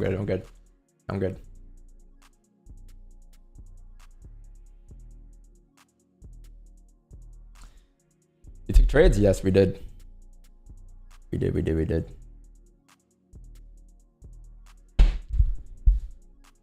You got one more in you? I don't know. Let's see. Maybe we could get wick entry ourselves. I don't know. Not bad.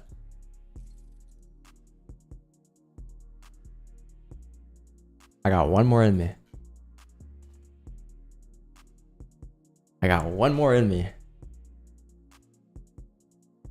How many people dipped after I said I'm done for the day?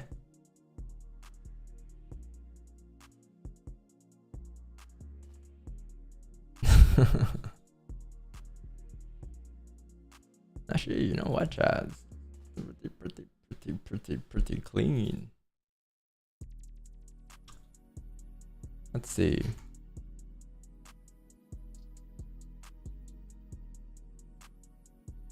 Let's see. 140. Fuck nah. It would have to like continue to push up here without flipping. Because you're at the position that you're looking for here for the sells is literally this pullback here. That's it. From here to the flip, right? So you're looking for this to here. But if it starts to flip now and create a bottom wick, then different story, bro. It's gonna be a bottom wick for us to rip up, right? But you know for a fact, no bottom wick here on the opening. You can tap 2042.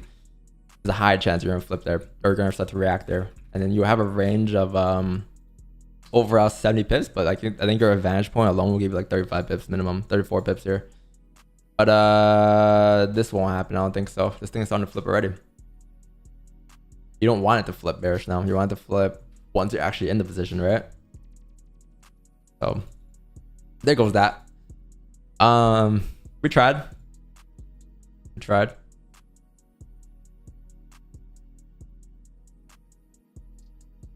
Thousands of lives every day, but I'm done for a day definitely has his own legacy.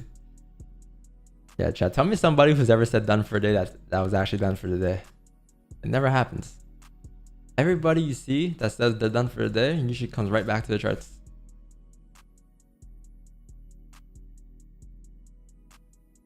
Even me. I'm a victim. Bro.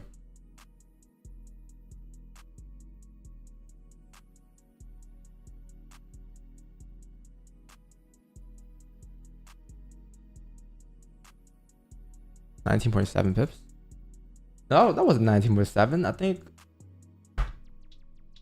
16.9. That was 17, I think, right?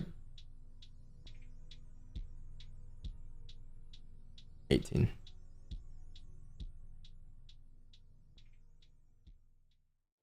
So, what videos are you gonna watch today, yo?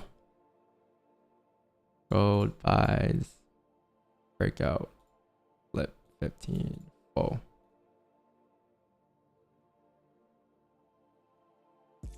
Hold on. Let me change my cam.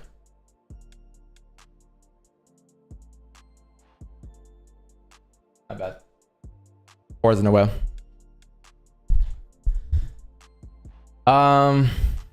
Did you flip yet? No, right? But it's not even the idea of flipping. It's like the structure that is created when you flip, right? So the idea is like, think about it this way, right? Price currently is bullish. So are you following along? That's following along, right?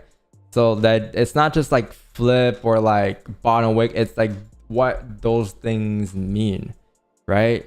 So for instance, like if this is where price opened up here, why is that candle so big?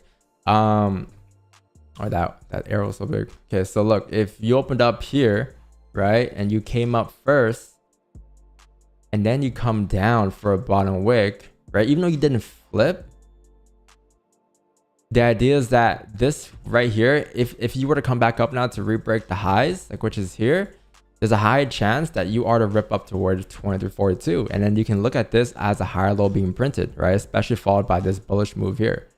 So the idea of us pushing up first without flipping is that you need to grab liquidity before going up next, and especially if 2342 is a major zone. And don't get me wrong, I can still start to react at 2342 to come back down towards the flip, but the more probable position would have been if price opens up right away, right, for the forward kind of opening, pushes straight up towards 42, and then that's your wick entry sell, because then you're anticipating that, okay, you're going to start to react, right? And then you come back down to flip. I don't know about the reversal for the rest of the day. We're definitely not targeting the reversal for the rest of the day, but at least you would have range from like here till the opening of the candle, right? Does that make sense? But when you actually opened up, come down, you're creating structure up. You don't want to see structure being created up, because when you have structure, what happens, chat? It's harder to break. From that video that I made, when you have structure, it's harder to break compared to if you don't have structure. If you don't have structure to push up, you flip easy. There's nothing stopping price looking left here. This is all clean traffic to the left hand side. But when you actually have structure going up, chat, that's when it becomes a problem, because you're now creating higher highs, higher lows on the way up, right? So the wick entry there wouldn't be as probable if it were to print that structure compared to if it were to have any bottom wicks on price. Does that make sense? So it's not just about the flip.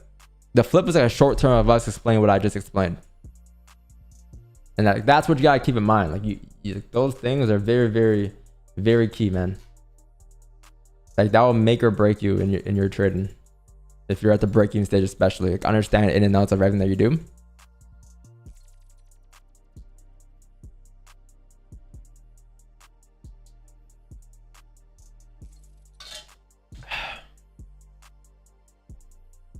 Fake stream. Yeah, bro. What interval do you find a strategy? Every interval, like every time frame. I'm not even being sarcastic. Like today, like was almost every time frame. For the buys, for those buys strictly though, we did we used the I think it was the 1 hour chart. I think it was the 1 hour time frame, because that's what we basically clean traffic off of. And it was also the 4 hour candle, because it was the end of the 4 hour candle close for us.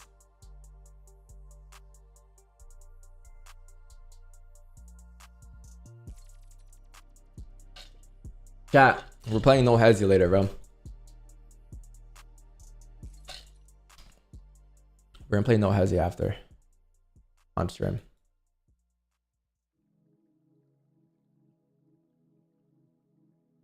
Who's on?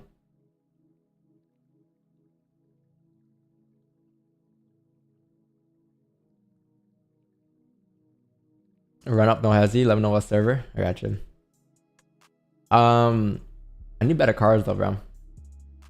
Right, I need better texture, like graphics. I don't know if you have like a background. We taking flip and you taking wick entry. I think flip would be more safer, right? And why would you take wick entry? I just explained it. I just explained it. Guys, sometimes I think I speak gibberish, bro. Did I speak gibberish, chat? Like, I swear, I try my best to just explain it. Yo, on a scale of 1 to 10, chat, how gibberish do I sound when I break down gold? I try to do the best I can, bro. I'm trying to just, you know, explain it in a very simple way. It's a very hard concept, or confusing concept. I'm trying my best, bro. You gotta keep up. Try your best to keep up. But damn, I explained why I'm looking for. I was looking for the wick entry before you had the wick down. If you had a sell stop on the flip, you would have been activated by now, though, right? You can't take the sell stop because you haven't tapped 2342 yet. Or maybe you know what I do? You know what it is, chat? I don't explain it in a way where maybe I'm missing steps in my explanation, maybe. Because like I'm explaining it to the way I'm envisioning it, the way I know how it is, right? But maybe the prerequisite, like you need like a DVS breakdown before you get to my breakdown, because some of the concepts are like you're new to, right? So for instance, like the reason as to why we need a tap here first is because that's where you have clean traffic till on the daily down, right? So if you have, like, for instance, clean traffic until the daily target, which is 2344, because that's what price shows as clean traffic. Clean traffic is like until a level where you could potentially bounce off of, right? Where's your most major level here? Looking left, you're looking at this. There's been some reactions here, I'll say roughly 2344, right? So if that's like the minimum and required level now on a daily, you want to make sure that daily level gets filled first, right? So the question now is, like, if you know that is where the daily target is, you have two options now, right? You have an option to look for buys up towards those areas, and you have an option to look for potential rejections at those areas to come down, right? Based off of what you prefer to take. And what I mean by prefer to take is, I mean off of whatever is in your playbook, whatever you've taken in the past. So for instance, dropping down to my playbook in the higher time frame or the smaller time frame, I was looking for a play where, this is called the firecracker, by the way. The firecracker is when you opened up. Let me explain the firecracker. It's when you open up no bottom wick and you're expecting the 4 candle flip bearish without or after tapping a major zone, right? We took the same trade, I think, on I think we took that trade on Thursday, or what day was it? When was the firecracker trade, chat? Firecracker, I think the third of no, that wasn't it, was it? It was one of these days, though. I think we took the firecracker one of these days where we're expecting like a flip. But like, my playbook was showing me that if price opens up, comes up to tap that daily level, because that daily level is a required level that must be tapped, you are to react there. And since you're reacting there without creating a bottom wick, no bottom wick isn't just no bottom wick. It means there's no structure going up. It's just bullish straight pushes up. So if there was no bottom wicks on the way up, then you can look for wick entries there, right? But since like you already had bottom wicks here on the 5, like you had bottom wicks here now, you had bottom wicks here, it's not the same wick entry, because any given point this thing can just fly past it. Does that make sense? So like, that's the best way I can put it. That's the best way I can put it.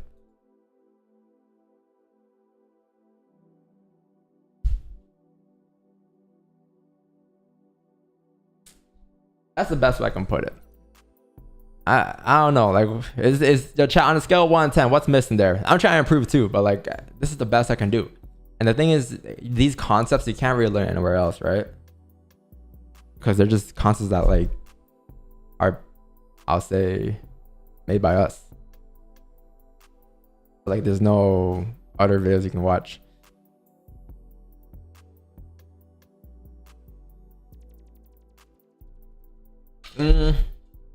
What you said? I won't usually take your trades, but you've really helped me improve a lot in my trading. Damn, bro. Love from Kenya. Appreciate you, bro. Thank you, man. How much is this? How much is this wick entry down? 20 pips? Jeez. Trying to write a book. I need a ghostwriter. I need 5 ghostwriters.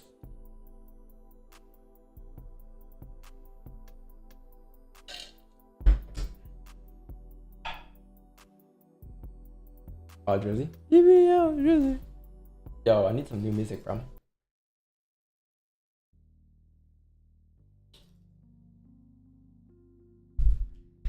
Kendrick or Drake?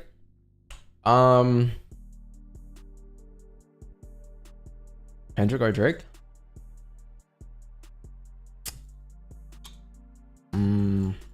Donvo.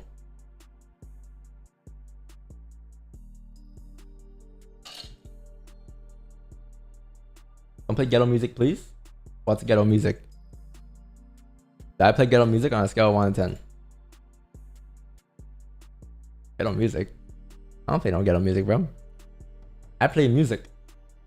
Y'all are the ones that don't be playing music.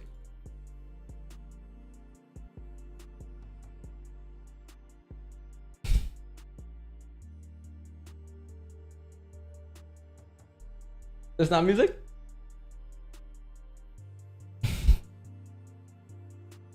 What's the best way to grow an account? Come to the streams. Come to the streams, bro. Yeah, what's that supposed to mean, bro? Get on music. Check out the mixtape I sent you, bro. You sent me a mixtape? Damn, we're doing song reactions, but you sent me a whole entire mixtape. Where? In the video for reaction?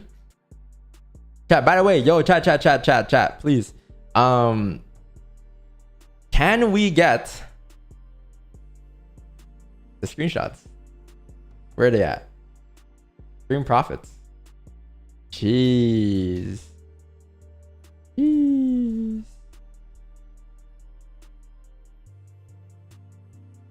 Okay.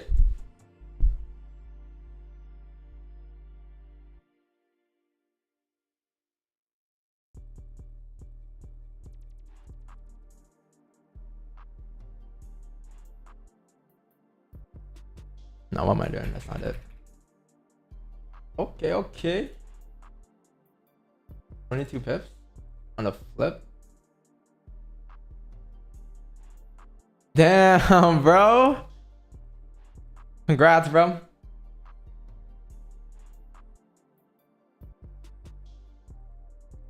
That's crazy.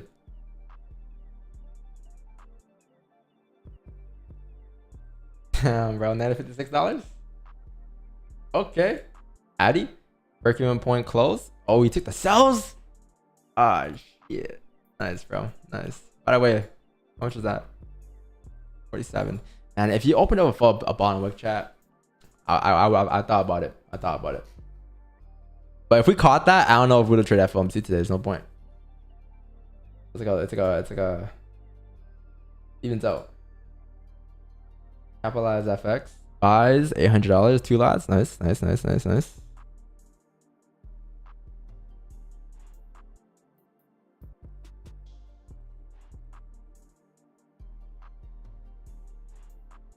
Huh?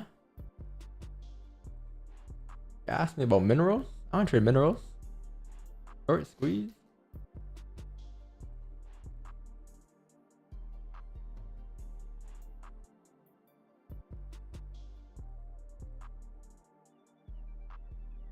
What is this? Your trap.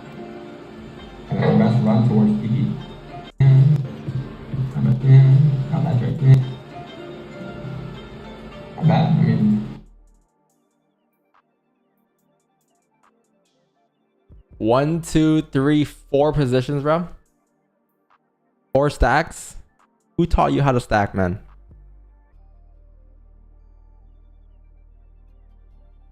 Nice stacks though. 3, 3, 3. So what was the point of popping like 10, 10, 10, then 3?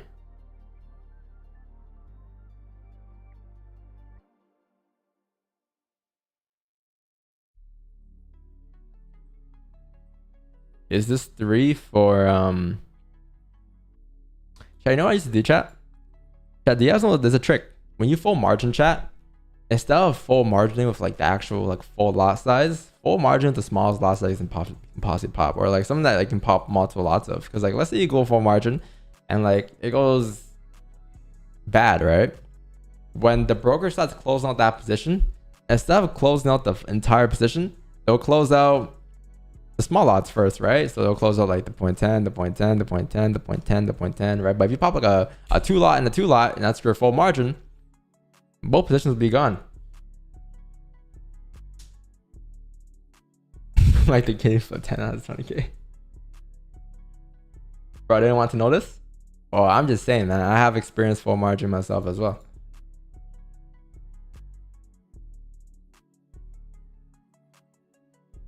Can someone say what the benefit of stacking is? There's no benefit. It's just scaling in, right? So if you, it's your preference if you want to scale in, if you don't want to scale in your positions. Some people scale in when they're in profit. Some people scale in when they're at the entry prices, when they're bounced around the entries based off of what their plan is for that day. There's different ways to go about it. Some people like to scale in when they're in drawdown, right? A lot of people are against that though, but scaling in, stacking, same thing. Scaling in sounds more professional. Usually when you're cosplaying, you use the word scaling in. But when you're actually trading, you say whatever, stack, whatever, it's all the same shit, right? That's me, lol. I use Discord NT5, so I lower lot size. Oh, wait, did the Discord NT5 send 4 positions today? No, I didn't, right? I sent 1.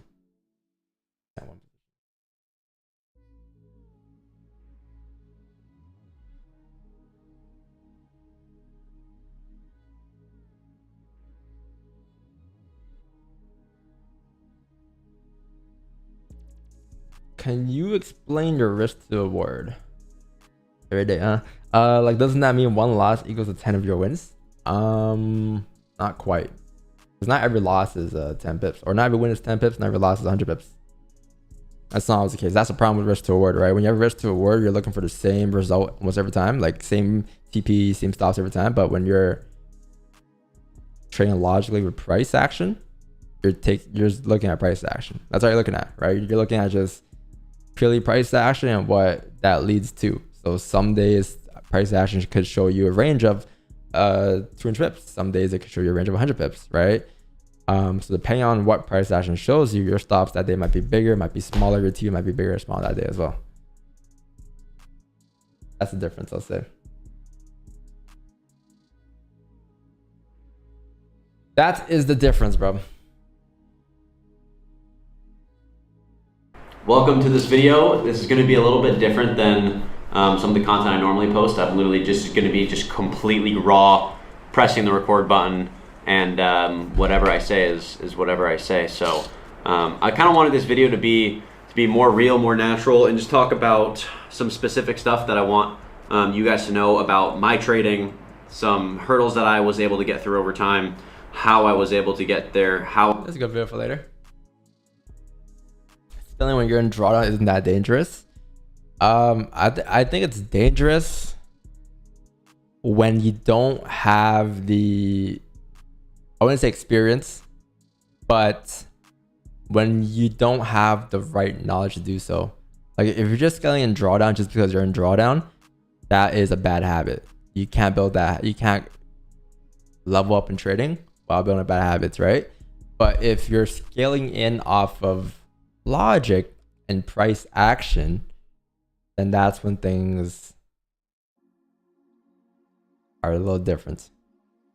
So when we scaling in drawdown, like we're scaling in drawdown, understand that, okay, for instance, like let's say we have a TP up here, right? Let's say this is our TP up here. This is our take profit level, cool. And then your stop loss is like down here, cool. And your entry is like here, cool, right? So let's say we got in because price was bullish here and we broke out the range and we got buys on the highs, right? Cool. So we got highs, we got entries here at the yellow marker, right? This is the entry. So now we're in drawdown because price decided to tap that resistance and started to reject, right? the thing with this though is that your structure here is still bullish. It didn't just come up from the red zone. It came up from a zone below that, which means that you had a range from here that price broke out of, plus you're breaking out this range, right? So you're anticipating now that this thing's going to flip bullish eventually. So if you know for a fact that your stops are, let's say below, actually not a lot. Let's say chat, your stops are below here. This will make a lot more sense. Is you guys see my screen or not?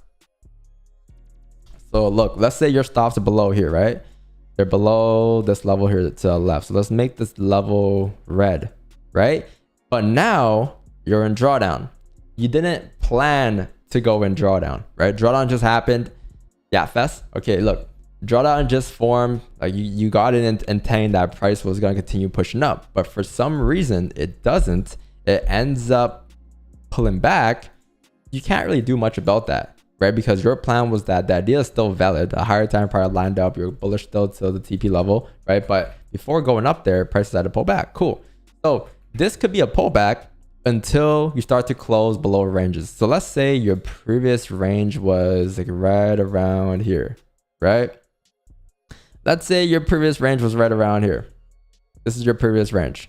So if price was to reject, or if you're in drawdown and price was to reject to go back up, what's the most logical level where price can reject up at? Likely this level right here. Right? So if your first position was right here and now you're in drawdown, you could potentially take another position here, understand that this is a potential level where price can reject that, right? And if you understand price action as well, there's things that we say all the time, like before price makes its way down here and reverses the whole move, depending on how strong that move was, you need to grab liquidity up here first.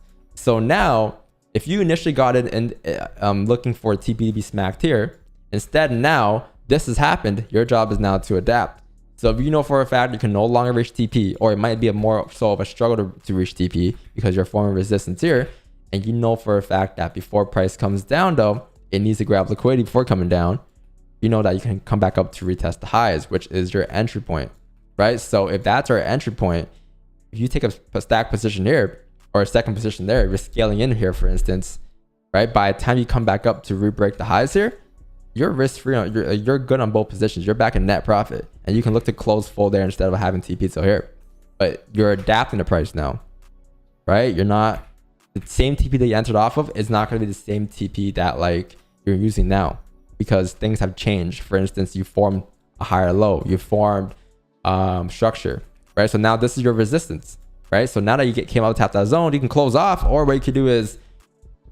And like maybe it ran a little more. Maybe you can close off this position and let this one run. But usually we do close off right there in that, because the price were to come down now the entire way, and we would really be wrong about the whole entire position. Now it can come down because you grab that liquidity level, right? So like that's how we'll go off of like stacking positions in drawdown in those situations. Now if you're just stacking because like you're in drawdown, nah, bro, can't do that. Yeah, stack logically, right?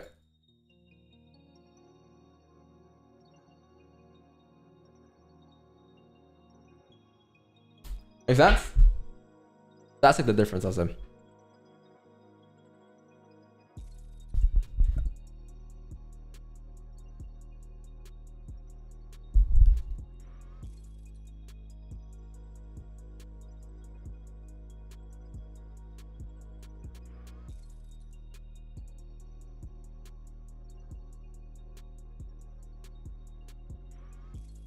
Is it? That's a pampo. Yeah, like that's what a pampo is in that situation.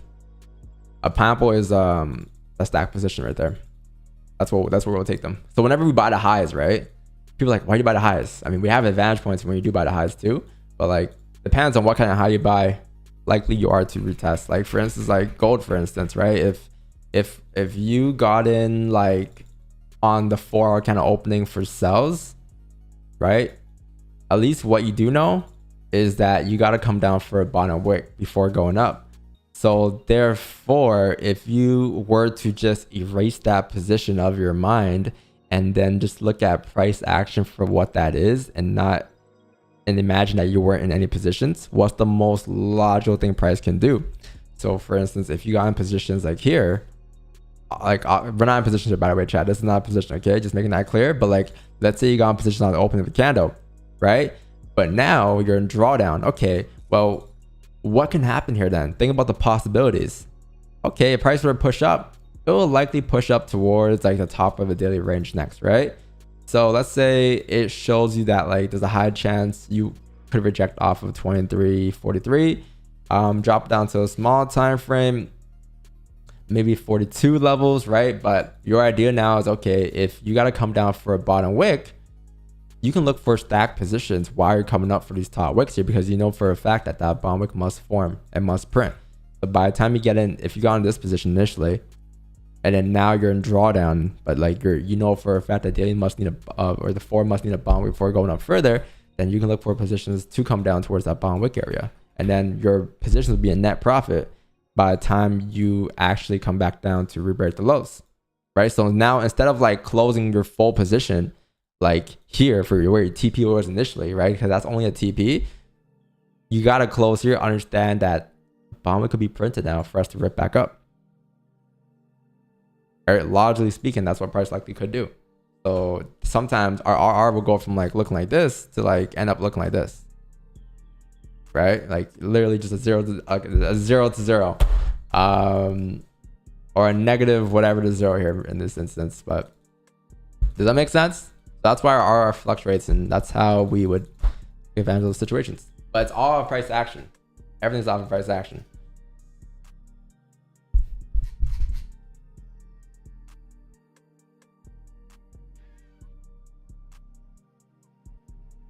Look at that 4-hour flip though, man.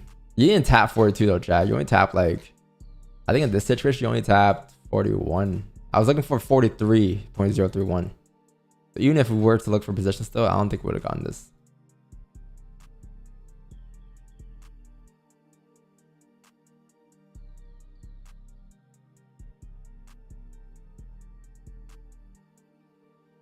Yeah, crazy candles.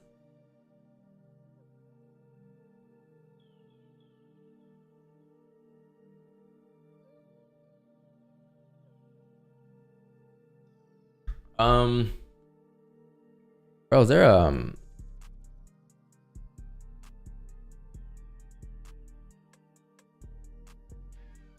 there's a game today, right?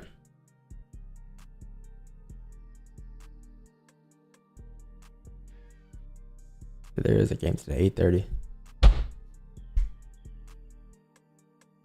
Mavs and 7. Mavs and 7, bro.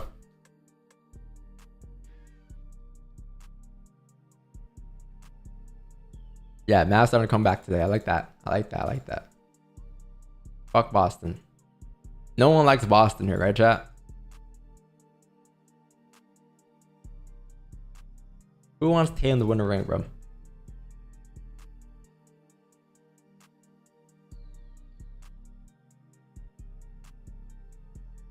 Yeah, fuck Boston, bro. They have so many teams. They got the Red Sox. They got the Patriots. They got the Bruins. They got the Celtics. No one wants Boston to win. It's so boring. This is cool, you know, Boston. Cool, you know. You do? All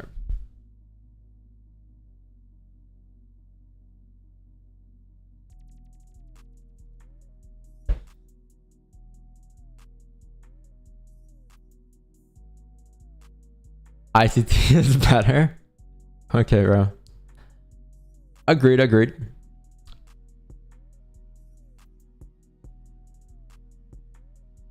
don't let Boston think they're gonna win? You think so?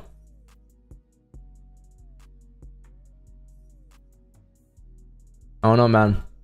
They were celebrating a little too hard, chat. What did I tell you guys about celebrating after a win? Yo, they're celebrating too hard after the game 2 win. The last time I saw a team celebrate that hard was the New York Knicks.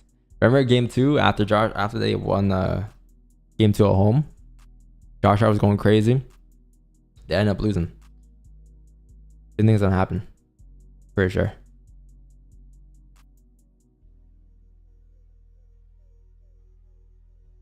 Luka needs help though. That guy has no bench. I think Kyrie needs to drop like 4 to 5 today or something. You think liquidity is now taken for the both sessions? No. I don't think that will happen until you tap like 2319, if that happens.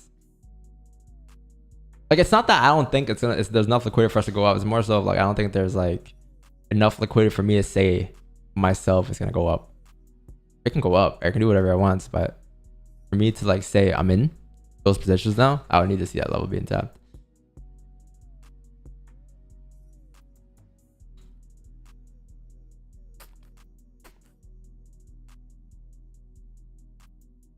Damn, bro.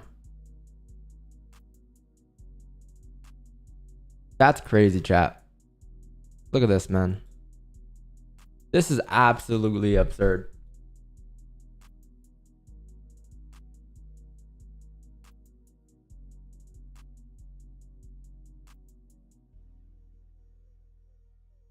Chat, Sandra likes chat. That is crazy, man. I feel used, bro. Every day I come to the stream chat, I just feel used, you know? No good morning. Buyer sell done. Alright, laters. Feel used, bro. I feel taken advantage of. That's why I'm gonna start charging, chat. From now on, the streams will be $50 a day. Chat, for real, what will be a good price of the streams, chat? What do you guys think? If I were to ever charge, I'm not going to charge, by the way, don't worry. But if I were to charge one day for the quality of the streams that we give out, how much money you think it should be?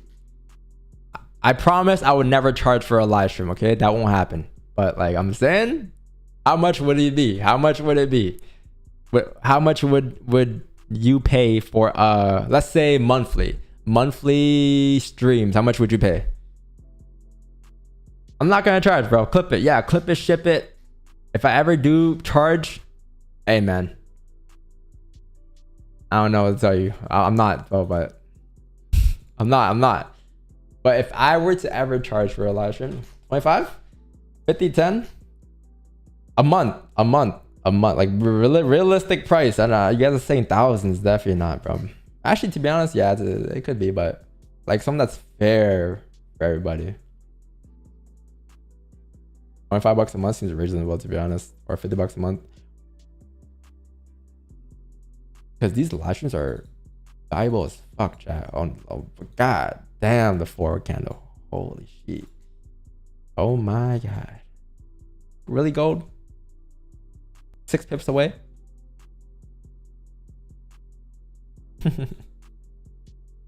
You don't have liquidity yet.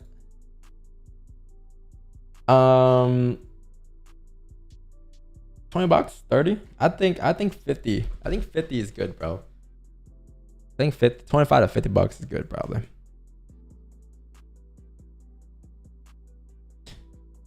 I mean, to be honest, it depends on what you come here for, though. Like if you come here for education purposes, that's a W. If you come here to just trade, you would need to have more than 25 bucks in your account, because otherwise you're not hitting break even if you pay monthly, right? Like it depends what you come here for, but if you come here for value, 25 bucks is a steal.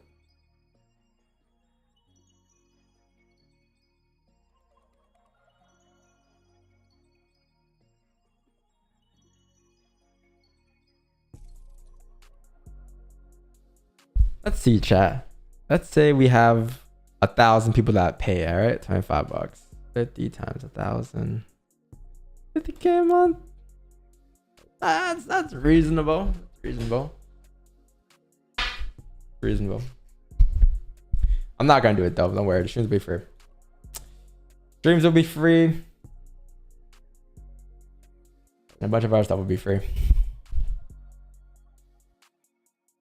Regrets after the calculation. You know how many times Wix calls me every day and says, "Yo, Don, I think you should start charging for the live streams, Don."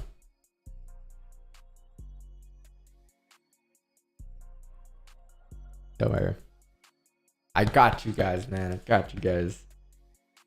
Bundle with the course. $700 plus streams. People would eat that up. That's a good idea.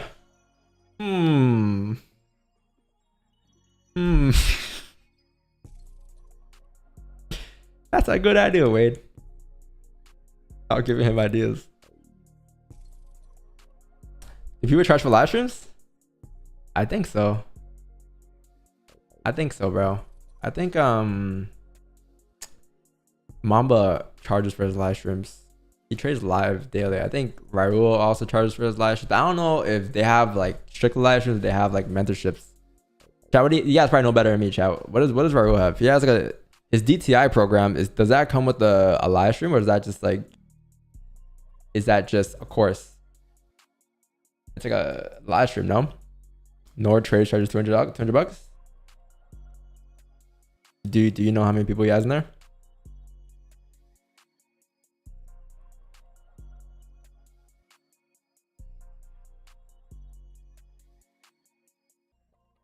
You should be free. You're not that great. Hey, bro, I'm free right now, bro.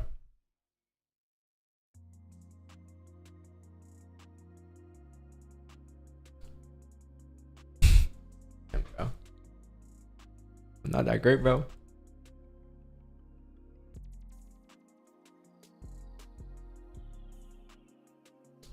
My bad. My bad. My bad. You should stream on Twitch. I should. I wanna stream outside of YouTube for sure. I've been doing it though, slowly. I'm trying to see what the vibes are. Trying to test things out.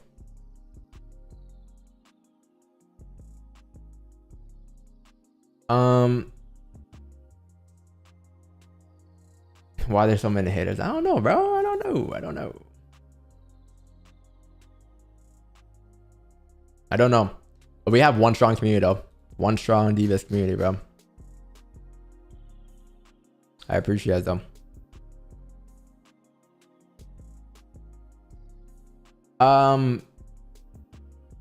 Everything you said about the market is turning out to be correct, especially for sells. After tapping that zone, why you need to go for sells if you knew this will happen. So like there's like a difference between like having an idea and then price action lining up to give you trades for that idea. Does that make sense? So like I had a visual idea in my head. Well, not a visual idea today. I had an idea overall today that like price needs liquidity for going up.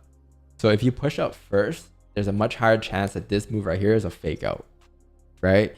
If you came down for a bottom wick first, the move going up will be the actual move for the day. And it could still be the move for a day because again, right now you just opened up for the 4-hour candle, right? But then another idea afterwards was a 4-hour candle, right? The daily level that I had marked up was between 43 and 44.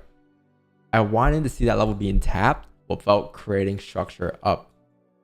Not because like, if it doesn't do that, it won't ever play out. It's more so because like, if it were to do that, that would be the perfect position we can take to take advantage of the over idea, which is the 4 can open up, no bottom wick to flip bearish, right? That was the idea. Now it just came down to a small time frame, but unfortunately, price opened up here, came up, and it started to create structure. So when it starts to create structure like that, the idea, I wouldn't say it's invalid, but a lot less probable than the position if it were to open up right away on the 4-hour candle at 9 a.m. for a top wick and then a flip. Right? If it opened up right away, came straight up on one single 5-minute candle, or even like this candle pushes up, next 5 comes up, no bottom wicks, cool. You're expecting a flip overall, that'd be great. That's yourself. And then you could get this position here. So for me, it wasn't like the idea was there, it's still there, but it's just like before doing so, I wanted to see price action just print no bottom wicks on the way up, just so I can be clear for that direction.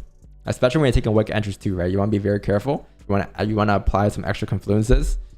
And you don't want to sell down for like less, right? In this situation, like if I were to take that position, I would have sold down for less, I'll say. Doesn't mean that position can't play out. It just means, from my understanding of price action, this did not click for me. If it were to print this with that idea, click, done, taking it, right? Does that make sense? So there's a difference. There's a difference.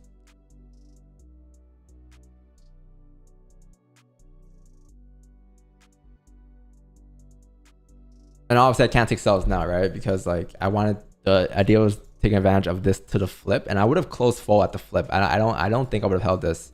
even though we're assuming that we'll come down for liquidity, I would have preferred to like close full on the flip, and then if anything, wait for more closures below like 23.20 for more sells, or below like 23.10 today for sells, because you have so much range. Especially if you come down today, chat, you have a range all the way down to like 23.70, 23.80.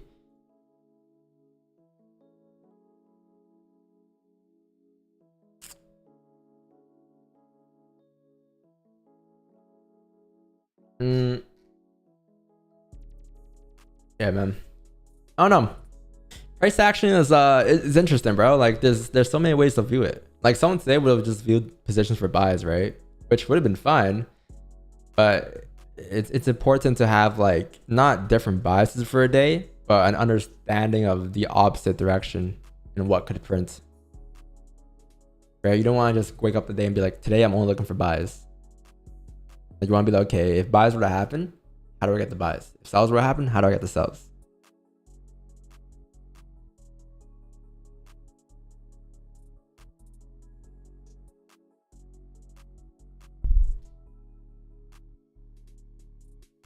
What do you think about M4 that you had? Bro, yesterday I was playing Corzo chat, and there was an M4. Oh my god. I'm not gonna lie, chat. I might have to go for one again. The M4 feel, it's just different. Like the Audi is cool. It feels smooth. It's cool, but the M4 feel, something about the steering on the M4 is just insane. And I can't imagine a Porsche, bro. I never had a Porsche before, but I can't imagine what a Porsche driving would feel like, or driving a Porsche would feel like. Why'd you go for F82 instead of G82? I don't know. At the time, like, I preferred the F82.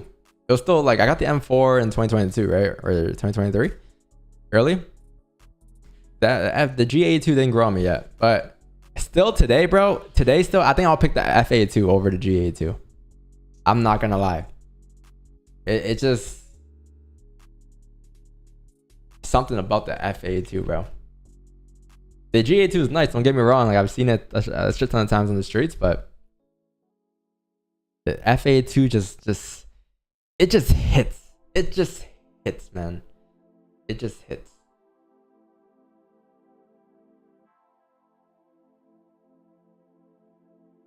Chat, we're streaming till FOMC, by the way. We're not hopping off the stream today.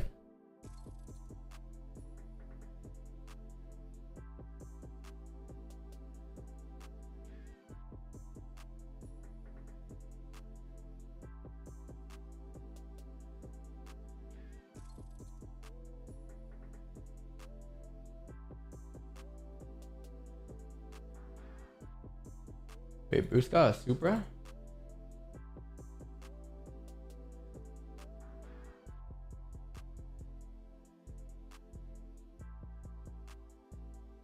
Yeah, it just hits, bro.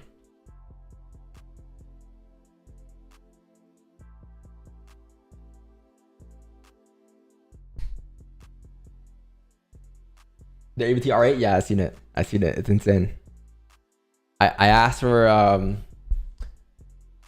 quote, but I don't know how much that cost.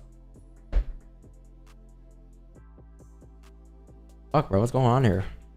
How much does this move? This move down was 150 pips. Damn. 150 pips.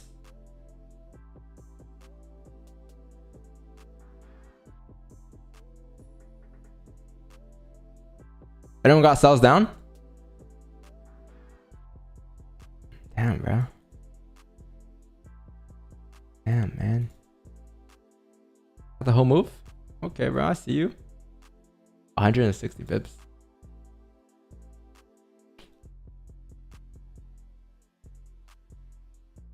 She be blowing up cars in Cali?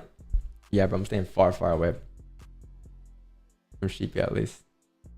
But Sheepy does look cool to have, bro. Like just seeing the little Sheepy on the side of the door. I want to see your face tomorrow after the Celtics win a 10 plus point margin against the Mavs. Yo, if the Celtics win tomorrow, bro, I'm gonna send you a special signal. I got you, bro. Stream profits? What's in the stream profits?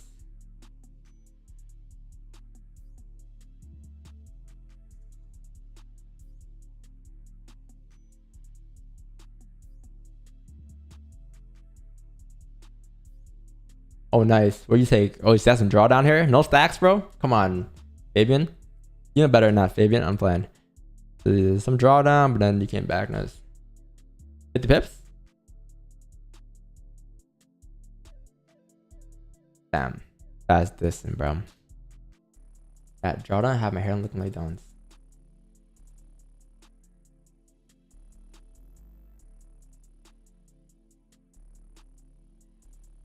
Okay, bro. Shout out to India. 2 lots buys. Okay, bro. I see you. Bad day today.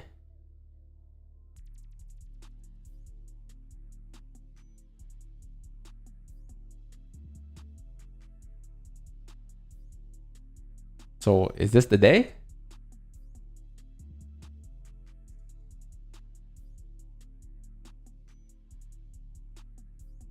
Yeah, what lot size do you, if you don't mind me asking, what lot size do you pop? I just want to know. What lot size do you have to pop to get these numbers here? 'Cause- yeah, what lot size do you gotta pop to get these numbers here?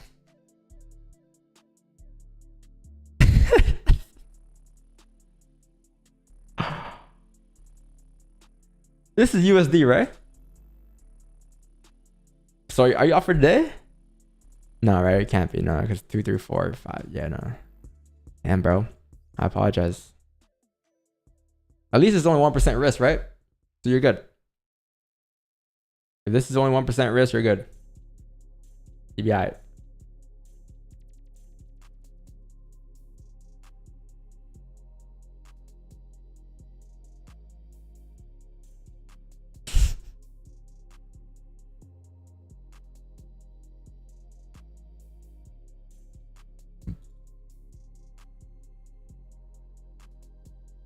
Oh my god.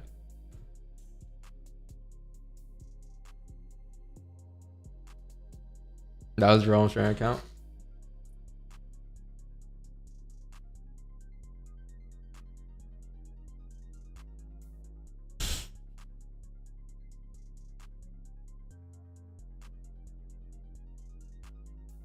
Stocks?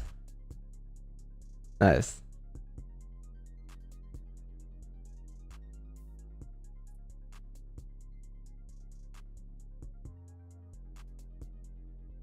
Oh, this is you as well?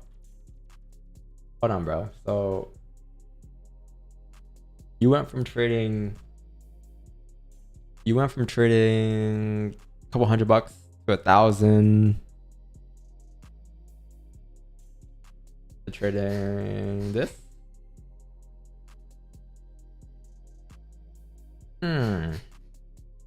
Interesting. You still hunting? I'm chilling. I don't think so. Was it demo? That's nothing to say, bro. You haven't posted anything in a long time in a DVS broadcast on IG. I don't know what to post, bro. I run out of ideas all the time. I need to post that video today though. I got a haircut, so I'm probably gonna make a video today. The IG reel that I was planning to make, and should be good. Should be good.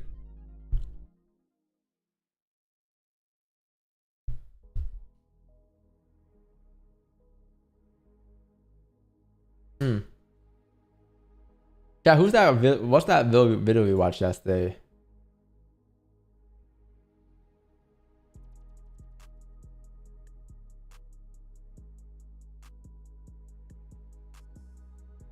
I need to react to it again. I wasn't like paying attention yesterday. Your wrong channel days gone. Yeah, send the profits in the other channel. Oh. What's that video again, chat? The one where the guy was talking about how he regrets telling his parents that he trades Forex?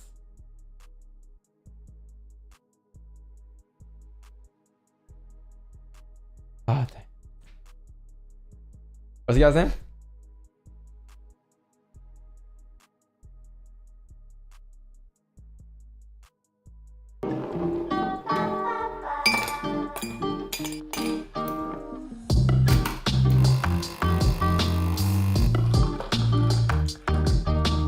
Okay, so this video is going to be much more raw. This video is going to be talking about the realities of full-time trading. I'm going to talk to you about my schedule. I'm going to talk to you about... Wait. Guys, Kimo trades ICT, no? He trades like SMC or nah? Yeah, I know he exposed Mamba.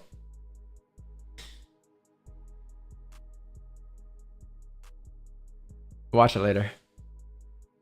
ICT, I'm pretty sure. Or do you guys want to watch it now? I think I'm done. We can also start watching now, to be honest, chat. Yeah, I think we can start watching now. We're on here to FOMC. We had a lot of time to kill today.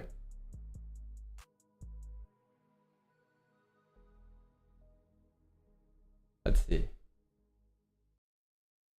Yo, Twitter. What's Twitter? I'm gonna catch you guys later, bro. I'm gonna be actually, should I leave Twitter? Yeah. Yo, Twitter, come to YouTube. I'll start Twitter later on for FOMC. Okay, Twitter's out the way. We call Twitter a day. Warzone? Nah, we're not playing Warzone. I don't know if we've been playing Warzone for a long time. What could we watch here, yo? You guys wanna watch that Kimmel video? Is it a good video to watch or not?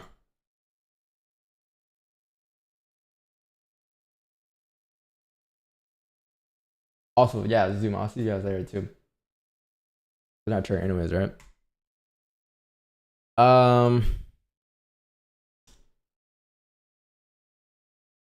Watch Raja's replay from earlier. Okay, send a clip. Someone have a clip? It's 52 seconds done. Talk about how we can find out and so how much times. we can find out and what it takes to get there. So first we have to decide how much do we want to find out. So let's say in this case, I want to find out at a level of 7. Okay, so I find that level on my graph and I come horizontally to my gradient line. Where it intersects with my gradient line, I'm going to come straight down to where it intersects with my fuck around line. That there is going to tell me how much I have to fuck around to find out what I need to find out. See, as you can see, the more you fuck around, the more you're going to find out. And also, if you stay down here and you never fuck around, you'll never find out. So I hope this lesson is helpful. Thank you. Talk about how... I'm about to fuck around, find out for FOMC later, man. I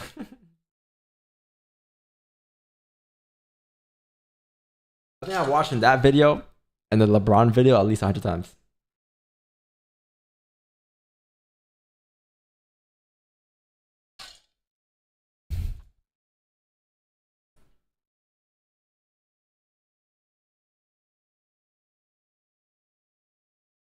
The trainer Cammy, who's that? Yo, Wix you, Bay. In Dubai, city lights where the gold shines bright. Roger Banks trades big, living lavish every night. He's got the FOREX game on lock, or so it seems. But behind the curtain, he's not living the dream. Gatekeep of knowledge, he keeps it all tight. Selling secrets for a profit, ain't that right? He thought he was the king, nobody could touch. Until Wix 9 and Don Vogue came through with the clutch. It's a battle of the trades, FOREX and gold. Roger Banks versus Yeah, that's right. It's a 2v1. Story. Yo, send the clip. Send the clip in the video for reaction, bro. Send the Roger clip. Did he stream today? I just pull it up. I still don't have the clip. Send it.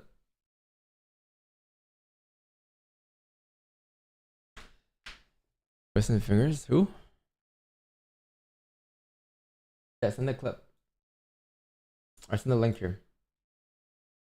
24-year-old. Oh, chat. Who's this guy? I know this guy. This guy bought an M4 before. Right? He has a FA2 or GA2, one of those. I think he bought a blue M4 and he parked it. Do I know this guy? Is that Mambo FX? Look what you had done. Playing with my feelings got me thinking you the one. I swear you're doing all of this just to have some fun.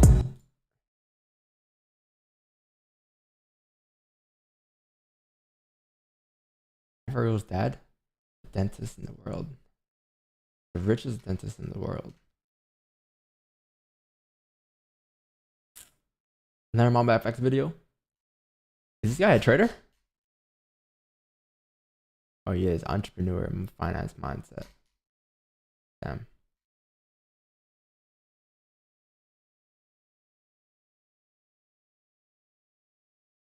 No more trades. Should we watch? How many videos to watch?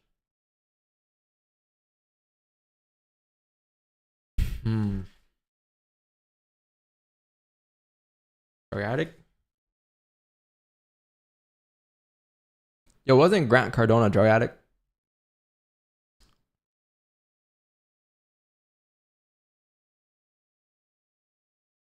Used to be a vlogger. True. Okay, I remember him for making like car videos.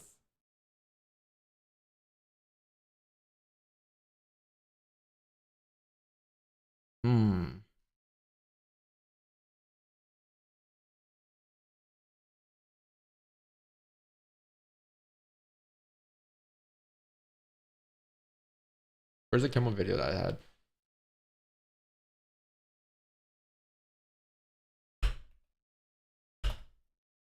What's next trivia? Yo, Roller actually made a trivia. We might be playing it. He actually made a trivia for you guys. My editor, Roller. Talk to you about how much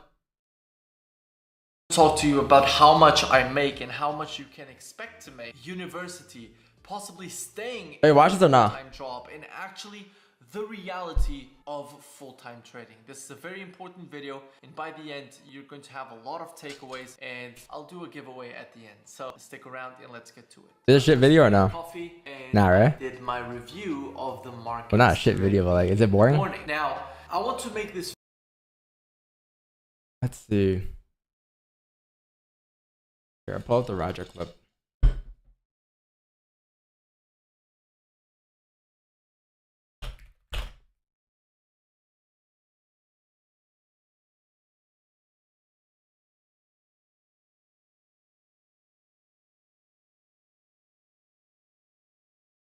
Pound yen. Ooh, pound yen has broken above this area.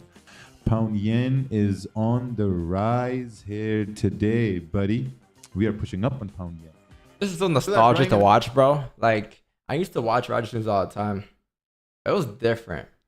It used to be more calm. Like, the streams used to be more, like, relaxed. It's different. It's a little different now. But I used to watch them, like, where is it? Like, these ones? This is the GOAT right here, man. These ones, chat, where are they? Oldest videos. Like, is this 2020? Yo, these one when this is a thumbnail, undefeated. Hey, coach, check this out. I used to watch them all day. And impress others. Like, let's see.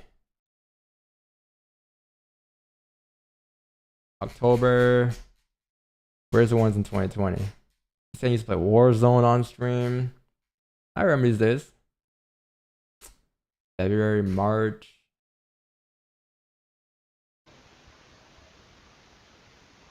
Like, this is nostalgic. Oh, approaching target over here. No, just dying. Yes, I just don't understand. I mean, this thing has fallen. Things are gonna work out. This looks good. I would probably buy above this area here. Like, the music was fucking sick too. Anyways, let's watch today's clip. In the back means you gotta be a strong gorilla. You gotta be a strong gorilla to make it. But anyway, we have FOMC today. Let's take a look at that Forex factory, and I'm gonna tell you something. So they are looking to keep the rates the same. I don't know what's gonna happen. I wish I knew what's gonna happen, but I don't know what's gonna happen, because if you take a look at this, let me show you. If you take a look at this, look at the history.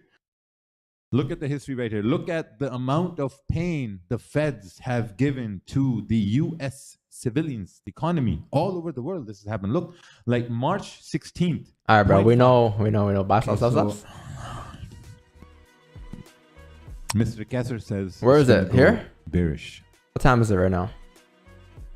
Let me show you guys, Mr. Get. I think I'm going to go with sells. Because majority traders on C Trader servers are in buys. And if majority people lose, but you know the problem. You think we trade the same? The problem is they're looking at bad numbers. So if they're looking at bad numbers means gold should go up.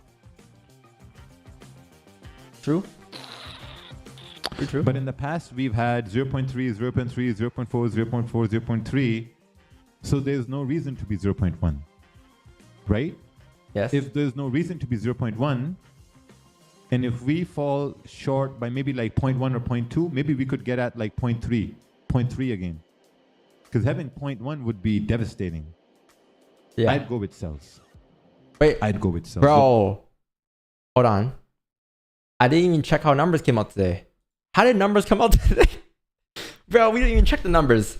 How did numbers come out today, chat? My fault. Oh, shit. Negative. Bro, I didn't check. I forgot to the numbers. I just assumed that. That's crazy. Okay. Wait, wrong stream.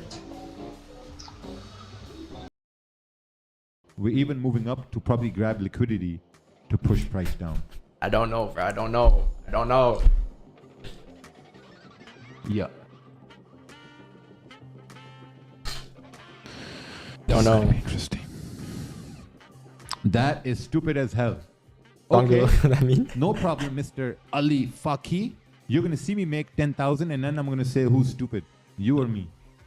Experts talk sense. Raja is an expert. Listen up. At one point, someone's calling me stupid. The other end, someone's calling me an expert. Wow. Do we have some sort of a contradiction over here? No sells at the moment unless price hikes up and then comes down for a correction. That could happen as well. That could happen as well. And at NFP, you lost 50% of your count. Yes, that's true. That's okay. I've lost money before too. Yeah. I stumbled across you on Monday this week. Thank you for everything. Thank you, man. Appreciate it. Yeah. So yeah, I'm gonna go with sells. This is on chat, bro. I'm gonna go with sells. Is this from our Raja, chat? bro, how are you? I'm interested to open an account with 3,000. Can I deposit with my bank account on BlueberryMarkets? No, sir. You have to use your Visa or MasterCard. On better because you're from the US. That's why. Then if nothing is happening. Damn, dark mode. All right. Oh, it's not bad of a stop, bro. It's only like 40 pips, chat. That's something light. Let's see here. That's something light. Only 40 pips, chat. That's nothing. I'm in a loss right now. That's nothing. I'm in a loss right now. 4 pip stops. But you're good. Yeah, I mean, the analysis. I mean, okay. So my real analysis is that the numbers will be like 0.2, 0.3 and gold will push down. 0.2, 0.3 and gold will push down. Check out who's in there. Okay, 20 seconds left. I will stick with buy. Oh, wow. That guy is going to stick with buy. Woo. Okay. All right. Put it above the highs. Oh, look at that spread. Look at that spread. Oh, look at that spread widening over there. Holy. It's going to be sick. It's going to be wild. Things are happening about now. Look at that spread. 3, 2. No. Wow, this thing went up. Look at that spread over there. Ooh. This is crazy. I still gotta make 10,000 over here today. I still gotta make 10,000. How will I be able to make 10,000? It's alright, it's alright. You know, only 40 pips, chat. Only 40 pips. The numbers are. Give the guy a break. Still the best mentor. Numbers Give the guy a break. Oh, 0. How can this be 0? That is crazy.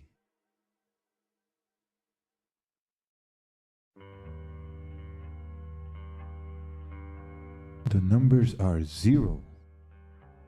What a move. It's only 4 pips, chat. Frozen. No, it's not that bad. It's not that bad. It's only 4 pips. How can FTMO be frozen? They're one of the bro, best. our stops were 107 pips today, chat. Out there. If we took losses, bro. I mean, hey. How can FTMO be frozen? That'd be nice. I mean, it's good, bro. It's good. That country is shit. I was in a cell. They didn't take another cell? Wait, so how much did they lose in the first cell? The numbers. Woo!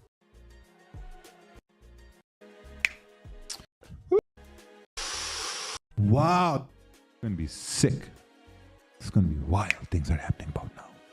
Look at that spread. 3, 2. No. And then you got into another cell? The majority were right. But why is it 0? That's what I'm concerned about. They make profit? Because if they were expecting 0.1, okay, hear me out. If they were expecting 0.1, we came at 0. It's not like a big crazy. It's nuts. That was some move. Yeah. That was some move here, to be honest.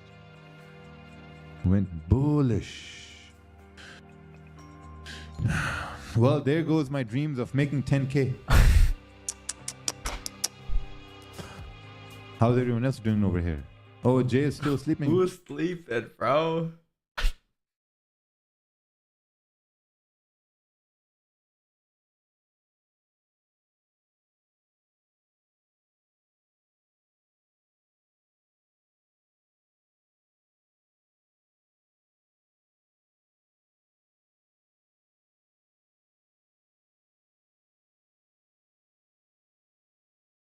Who's sleeping, bro? Jay's probably in buys. Yeah, Jay's in buys. Oh, look at that. Jay's like, yeah, man. Reminds me of Jacob, bro. That one moment. That's the confidence we all need. Jay's waiting for our phone. Jay took a nap there for like 5-10 minutes before CPI. Oh, you got earphones in. Okay. Yeah, this is nuts. Yeah, I'm going to close this. Yeah. This is fun and games over here. But wow, that's crazy. I didn't really, yeah. Like, you know, the way price was ranging, it could really go either way, you know? And then also we got FOMC, and FOMC, if they keep the rates the same. Yo, is he streaming FOMC, chat? Me and Roger gonna do a dual stream FOMC. Oh. No, fuck you, it's a sell. No, fuck you, it's a buy. Fuck you, it's a sell.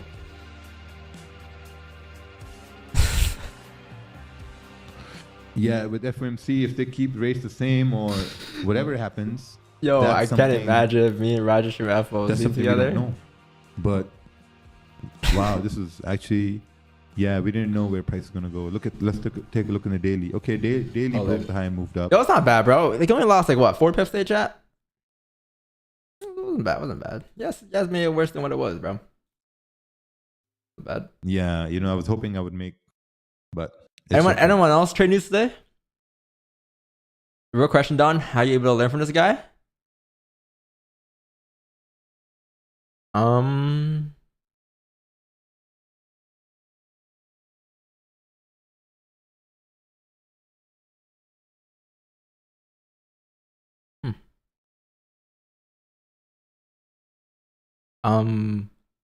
Support and resistance.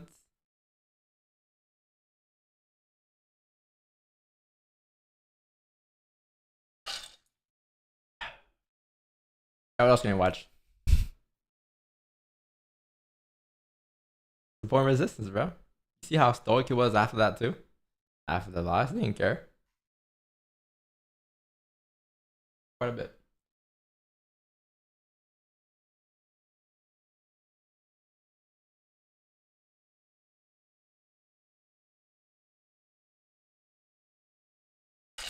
Let's see what happens, chat.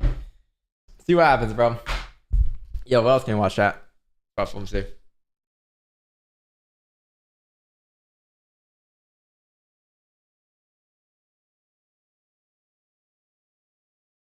I don't want to watch this. What is this? ICT. You guys want to try ICT, bro?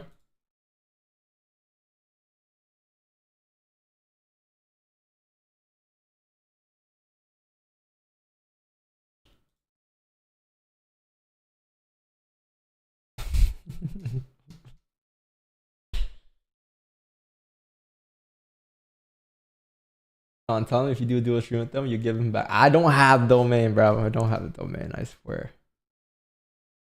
Live trading.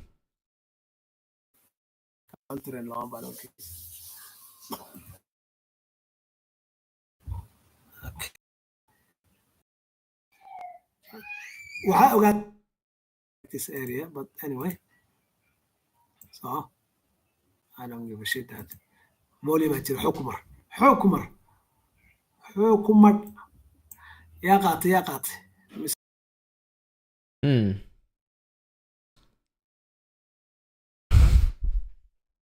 What should I watch, bro?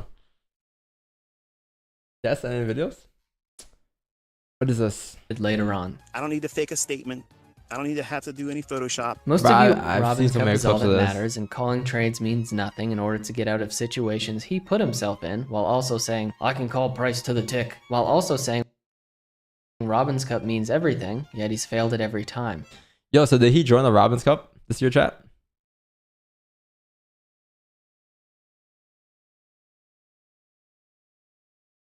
This thumbnail looks so familiar.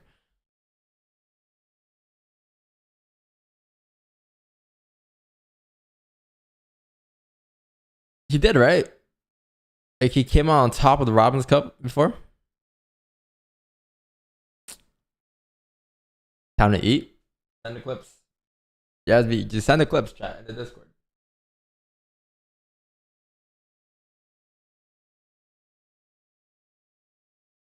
He won the Robin's Cup before?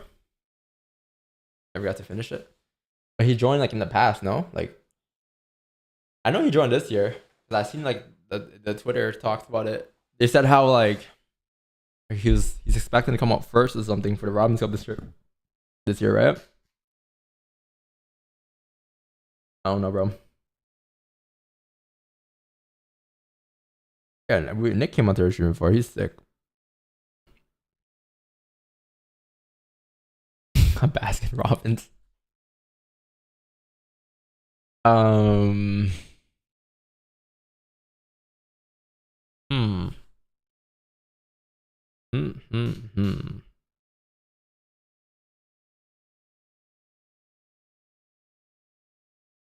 Nah, what is this? What'd you send? By providing space for constant evolution, we can all transform how we view ourselves and the world around us. Bear with me, everybody. I'm going to start off today on a little bit of a heavy note, but I promise things will lighten. Lost focus already. What is this? Like, he has a watch for 6 nice traders.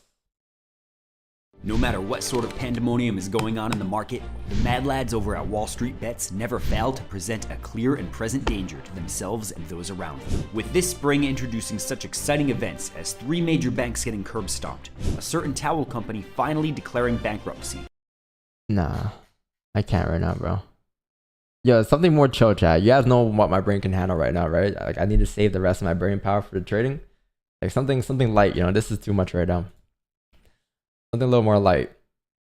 Oh yes, you my cannot boy expect Bernie. to make profit if you cannot measure your own performance properly. By the end of this video, you will know how should Forex traders measure their profits in percentages, risk to reward ratios, or pips. You may think it's too obvious, but many traders actually take the wrong approach when it comes to gauging their gains and losses. But it's not their fault entirely. The truth is, the information out there... Would you ever add someone for fundamental breakdown? Yeah, I would add MM. You guys want MM? He does fundamental breakdowns all the time. Like Seller Insights on Twitter. From Procos, I'll add him. He knows what he's talking about. YouTube trader gurus isn't always as professional as... Yo, I would add Capital Hungry, but that guy hates me, bro. I don't know what the fuck I've done to him, but he hates me. It comes to don't know, yo. trading Don't know. And managing risk. But he's a good fundamental guy. Today, I'm sharing a more practical, realistic lesson on the correct way to measure risk management and trading performance. I guarantee you this is something you haven't come across ever. This will determine if you're serious about advancing your trading career or not. So pay close attention to everything I cover in this video and watch till the end. Before we dive into measuring risk and reward while trading, let's quickly go over the 3 basic methods of measuring profits. Let's dive into the 3 basic ways to measure your profit. Hey everyone. How does he trade? I want to see. Like, how does he do breakdowns? Welcome back to my big planning to go long the futures, or in other words, short the. We're going to look at the retail CUT data first, and this is the raw data, and we're gonna look into the index in a second, but we can see already here on the obviously Mexican peso weekly chart that the retailers are here right now, and they are, compared to their previous behavior, they are already getting very, very bearish. Again, I want to stress, this is not sentiment. These are real positions. Is this pure fundamentals?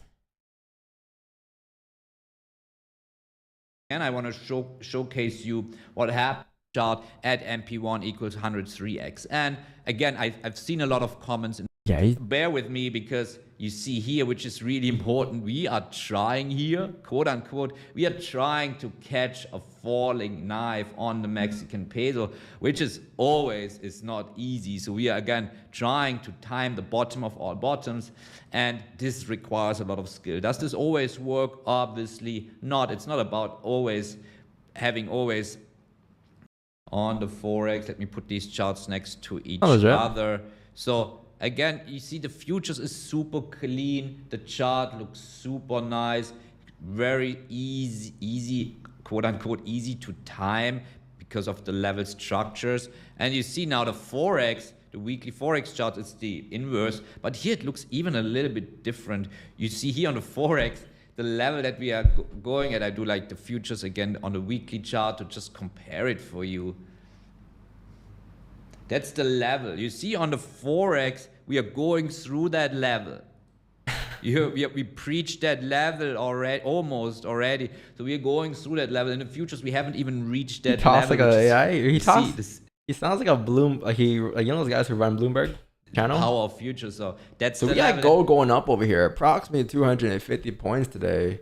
You might see some shorts to the downside very shortly as you have FOMC coming up. Hikes are expected to raise this FOMC 0.25 basis cut from inside information. Jerome Powell. That we want to trade. That's what it sounds like. Forex, the level just didn't work, right? If you just timed that level based on supply and demand, and that's also a teaching point here. If you trade that level based on supply and demand, I don't know how else he trades, but I don't know. He's number 1 FTMO, bro. Like that says a lot. Number 1 FTMO does everything, if anything.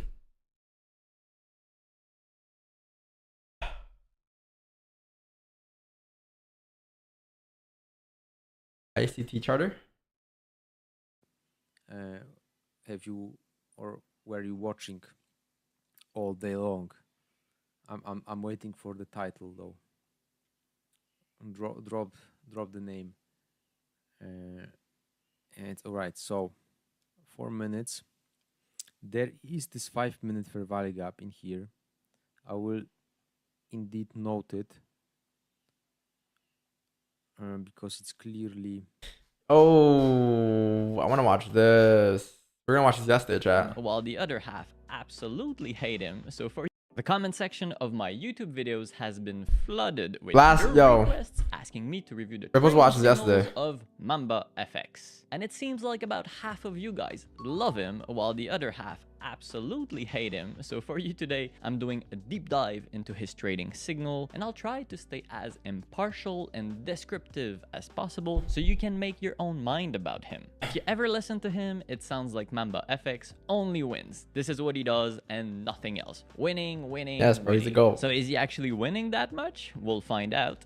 Together, we'll see what it's like inside his channel. We will explore his trading strategy. I will give you my take on why I think he chose this specific trading strategy for his signal. And of course, I will unveil all of the results I got with it. Turn $1,000 into $10,000.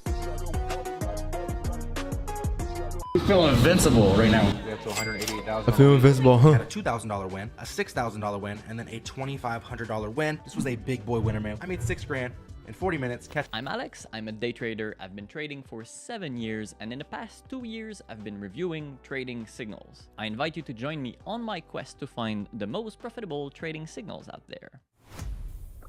Okay. And as hold of on. Did I just see, what is this? Oh, buy limit. I invite you to join me on my quest to find the most profitable trading signals out there. And as of this video, all of my reviews will be filmed in my new office/studio, so make sure you subscribe. There is many more signal reviews coming your way. Alright, so let's talk about Antoni Alvarenga, which is the real name of Mamba FX. I mean, the guy is like the king of all the Forex gurus, right? He's not afraid to flex at all, and humility might be a word he never heard of. And for many people, this massive self-confidence, it comes across. Oh no, my bad. It's crucial to be confident in your capabilities and your knowledge. You have to trust your strategy, and for sure, he doesn't lack any of this. So let's not talk too much about his personality or how he behaves. Let's just jump straight into what's important. Let's see how he trades, and let's analyze his strategy. There used to be a time where he was providing his signals through his own app called Clarity Forex, but it seems like he dropped the app. So now on Telegram, and he's offering 3 different channels. The cheapest one, the $50 a month one, is a signal where he used to trade gold, but as of a few weeks ago, he changed it, and now he trades the S&P 500 in it. He calls it SPX. Then there's a $150 a month channel for NASDAQ. There's also a $250 a month channel for the Dow Jones. He calls it US 30. And finally, chat, I just realized, do some traders trade SPX just because that's like the most well-known pair? Like everyone knows about the SPX 500, US 30, one of the most popular pairs. I just took that in.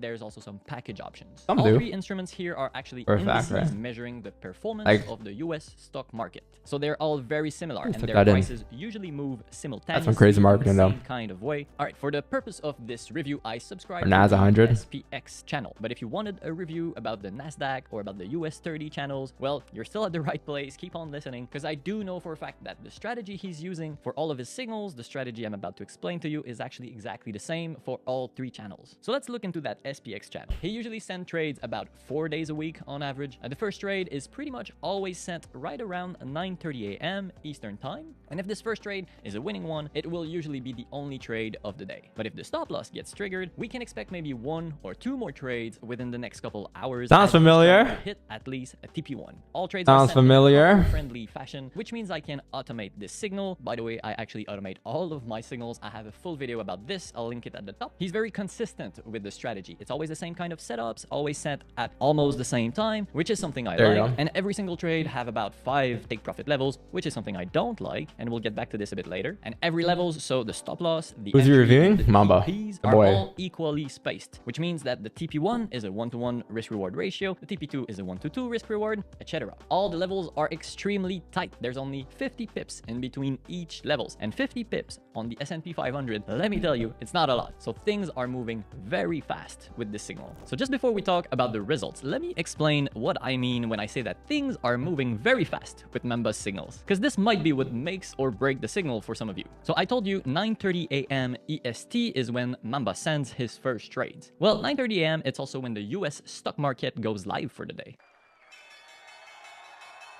And at this moment, every day, for at least a few minutes, there is a lot of volatility for everything that has ties to the US stock markets. And volatility, it's just a fancy word to say that there is a lot of movement on the charts, and it's probably quick up and down movements. And it's so quick that quite often within 1 or 2 minutes, we will see that the price has already hit the first take profit level or the stop loss. And the question is, were you quick enough to catch the entry price that he got? For anyone trying to trade the signal manually, I would say there is no way. But if you you use a copier software like me, then it's instantaneous and it's probably alright. And make sure that your broker has the same price That's a smart as the broker guy. he's using.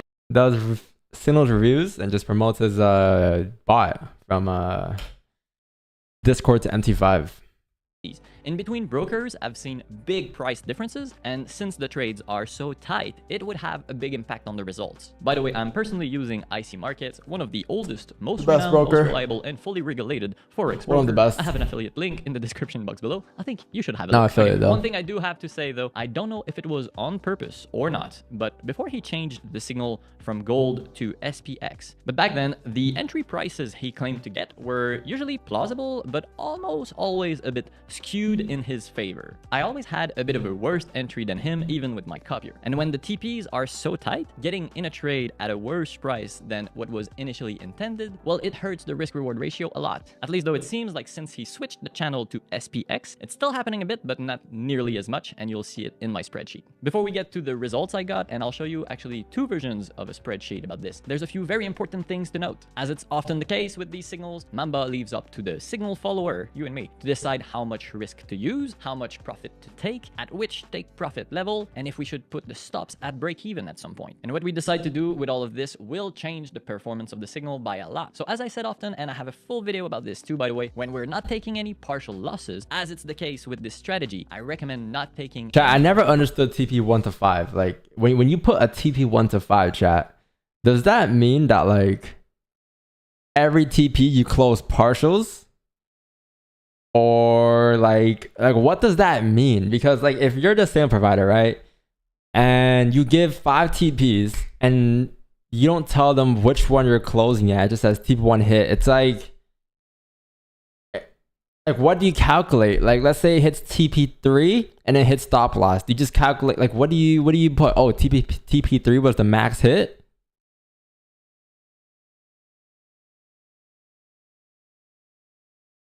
It's just manipulation, ain't it?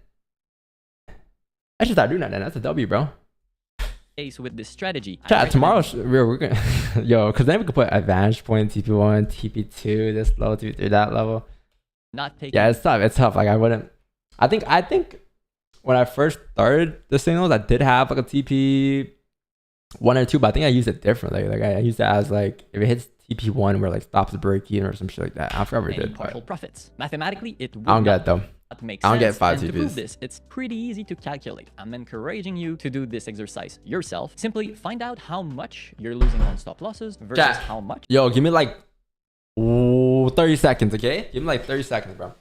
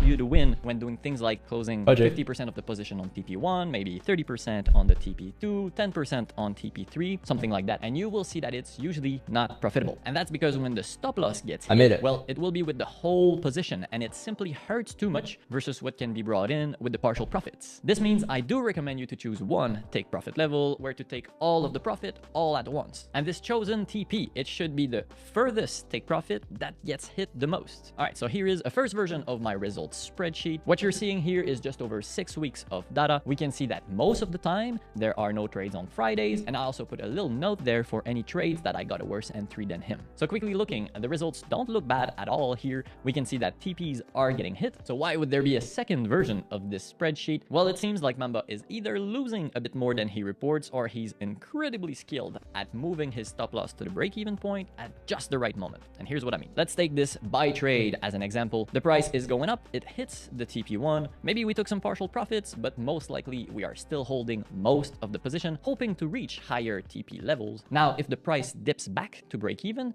then rises again to hit the TP5, MambaFX will count this trade as a TP5 win. This tells us he did not move his stop loss to break even after the TP1. Now the same scenario, but this time the price reverses from the TP1 and goes to the stop loss. At this point, Mamba will count the trade as a TP1 win. And he won't tell us what happened to the rest of his position, as if he knew that for this trade, he better shift his stops to the break-even point. So why don't he just move stops to break even every time he gets the TP1 then? Personally, I do recommend moving the stops to break even after TP1, and this might lead to slightly worse results than what MambaFX advertises, but at least these are achievable targets. So let's review the updated spreadsheet, and this time it's showing the results when putting the stop losses to break even after the TP1. And there's also a little note of what Mamba advertised for these trades. All of the results you're seeing here have been confirmed by yours truly. You might want to pause here and run some numbers according to your account balance and the risk you want to use. It should be pretty easy to work out how much you'd lose on stop losses versus how much you'd gain on the TP levels you pick. It should give you an idea whether or not this works out for you. I hope you were able to make up your mind about MambaFX. I'm very interested to hear what you guys think about him, about his strategy as well, also about the review I just gave to you. So please let me know in the comment section below. If you think this video was helpful or if you learned something today, please give this video a like. Also, if you want to support me, I have affiliate links in the description box below. Yo, chat, remember that guy from yesterday that we're reacting to?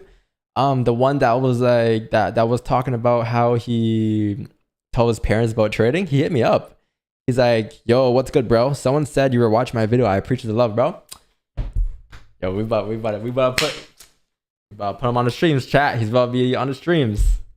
He's about to be in the chat every single day now. You can also follow me on my other social media accounts where I post frequent updates in my stories. Also, I now have an exclusive Telegram channel. It's called Lord of the Signals. It's a fun and surprising setup where I take trades. Damn. That's kind of cool. Brad? What's his name again? Ball? It says it was B-A-L. That's sick. Damn. Okay. Oh, ICT concepts in 30 minutes. Welcome to the Ultimate Beginner's Guide to ICT Trading Concepts. This video is a summary of the foundational concepts found in the ICT watch method, this chat. neatly organized for your convenience, since the method is quite nuanced and can be overwhelming to some people in the beginning. Without further ado, let's begin talking about swing points and the idea of liquidity. I want to see how like similar it is to our strategy or not similar. The very first thing we need to understand is the idea of swing points and their relation to liquidity. Swing points are either swing lows or swing highs. To identify swing points, we need 3 candles. In a swing high, the candle in the center has a lower high to the left and a lower high to the right. In a swing low, the candle in the center has a higher low to the left and a higher low to the right. The reason the idea of the onion or nah swing point are yours too high here is important is because many retail traders place stop orders just above swing highs or just below swing lows, meaning that liquidity is deeper in these areas. Yeah, we know that. We know that. In a long trade, that's why I stop adapted. Loss and the take profit targets are sell orders, and in a short trade, the stop loss and take profit targets are buy orders. This idea leads us directly to the concept of buy side and sell side liquidity. Buy side, sell side. Just above a swing high, there are a lot of stop orders from short trades, which are buy stop orders. Yes. And there are also a lot of buy stop orders from traders who want to go long if price surpasses the swing high. In ICT terms, this level represents buy side liquidity. Just below a swing low, there are a lot of stop loss orders from long trades, which are sell stop orders. You need a bottom wick. There's no bottom wick there to go up. Stop orders from traders who want to go short if price surpasses the swing low. In ICT terms, this level represents sell side liquidity. The identification of buy side and sell side liquidity levels is important in many ways in the ICT method. Let's move on to a real price chart and observe examples of buy side and sell side liquidity levels. In this 5-minute chart of the mini S&P, we currently have a low. There's a sell side there. This is a potential swing low because the candle to the left has a higher low. If the next candle produces a higher low, The current candle will be classified as a This is swing sell low, side right here, which represents a point of sell side liquidity. Moving forward one candle, we can see a higher low, so we can go ahead and classify this low as a swing low. While we were paying attention to the swing low, notice that we also have the potential for a swing high in this candle. Yeah, no bond wicks the here. candle to the left has a lower high. You need that for the going next up. candle also produces a lower high. This point will be classified as a swing high or buy side liquidity. Moving one candle to the future, we can see that this is exactly what happens. So we can go ahead and mark this as a swing high. You also have a buy side up here, no? We also have the potential to another swing low. If the next candle produces a higher low, we'll have another swing low at this point. Going forward one candle, we can see that it doesn't happen. The new candle forms a lower low. Now this new candle is a potential candidate for a swing low because it has a higher low to its left. In the next candle, we can see that a new swing low forms. So we can go ahead and mark it out. I'll be a good ICT student. I will be an amazing ICT student, bro. The price takes out the last swing high and comes back to test it on the other side as support. I think I'm a good student overall, bro. We can see that. I think realistically in trading, you gotta be a student though. You gotta be a good student too. Higher highs. That's your job. Are formed. Eventually, price produces a candle with a lower high and renders the previous high as a swing high. Okay, so that's one. Okay, what's next? Equal old highs and lows. What is this? Of equal highs. Notice how three swing highs cluster together roughly in the same level. Resistance? Still in the same chart, we can spot an example of equal lows. In this case, three swing lows cluster to form equal lows. Yeah. Notice that equal highs and lows don't necessarily happen in the same price level perfectly. They simply cluster together in the same area, roughly speaking. Still in the same chart, we can see the concept of old highs and old lows, which are swing highs and lows that stand out or that are isolated in a way. Notice that in the example of the old low, price pierces the old low without closing below it, and then it starts to go up. That's an important idea not only in the ICT's method, but in the overall idea of market manipulation, meaning the triggering of liquidity in order to deceptively induce retail traders to one side of the market. Damn. Still on the topic of highs and lows. That's crazy. Other important types of highs and lows in any price chart, namely the previous week high or low, previous day high or low, sessions high or low, or even intraday time frame highs and lows. We'll take another look at that when we talk about the concept of daily bias. Another important concept in the ICT method is the idea of discount and premium zones. Discount and premium zones. First, understand the idea of range, which is simply the space between a swing low to a swing high, or the space between a swing high to a swing low. Let's take the example of the range from a swing low to a swing high for the sake of illustration first. To define the premium and discount zones, we divide the range in two equal parts. The upper zone is always called premium, and the lower zone is always called discount. That's also the case when the range comes from a swing high to a swing low, which would be a downward price movement. Whenever we look for long trade opportunities, we want to enter trades in the discount zone, assuming there are other elements to support the trade idea. The lower into discount, the greater the if it comes into a discount now, isn't that a fake out? Ratio if we place a stop below the swing low and a target at the swing high. This should be a swap, bro. It should be reward, risk. Risk, reward. Price movements. These guys all got it wrong, man. Swing high to a swing low. We want to get into short trades in the premium zone. The higher into the premium zone, the better, because we are able to extract a greater risk-reward ratio, assuming the stop loss. So here's where, okay, I get it. I get this for sure. But here's where I don't get though. No trolling. Here's what I don't get. I don't get why this matters when price action is going to show this. Like this is, or not price action, whatever, candles, right? If past data dictates that like this is a high probable play, then this shouldn't matter because this won't affect whether or not it'll be a high probable or lower probable play, right? That's why I don't get. And that's why is at the swing high and the target is at the swing low. I don't have an RR. This notion of discount and premium is very simple, but it's something you need to keep in mind when we look at other concepts like optimal trade entries, fair value gaps, order blocks, and the combination of elements that will generate trade setups. Directly related to the idea of premium and discount zones, we have the concept of OTE, which is short for optimal trade entry. The OTE is a specific Fibonacci retracement zone that will fall in the discount zone for a long trade entry or in the premium zone for a short trade entry. Wait, what's the OTE? Fibonacci retracement zone is from 0.62 to 0.79. Okay. The midpoint of this zone, which is 0.705, is also highlighted. In this illustration, you can see the OTE for a long trade. Notice how the zone falls into the discount zone. It's important to observe how price action reacts to the three levels of the zone, especially the midpoint at 0.700 swing high and a target at the swing low, the trade would have a 2.4 risk-reward ratio.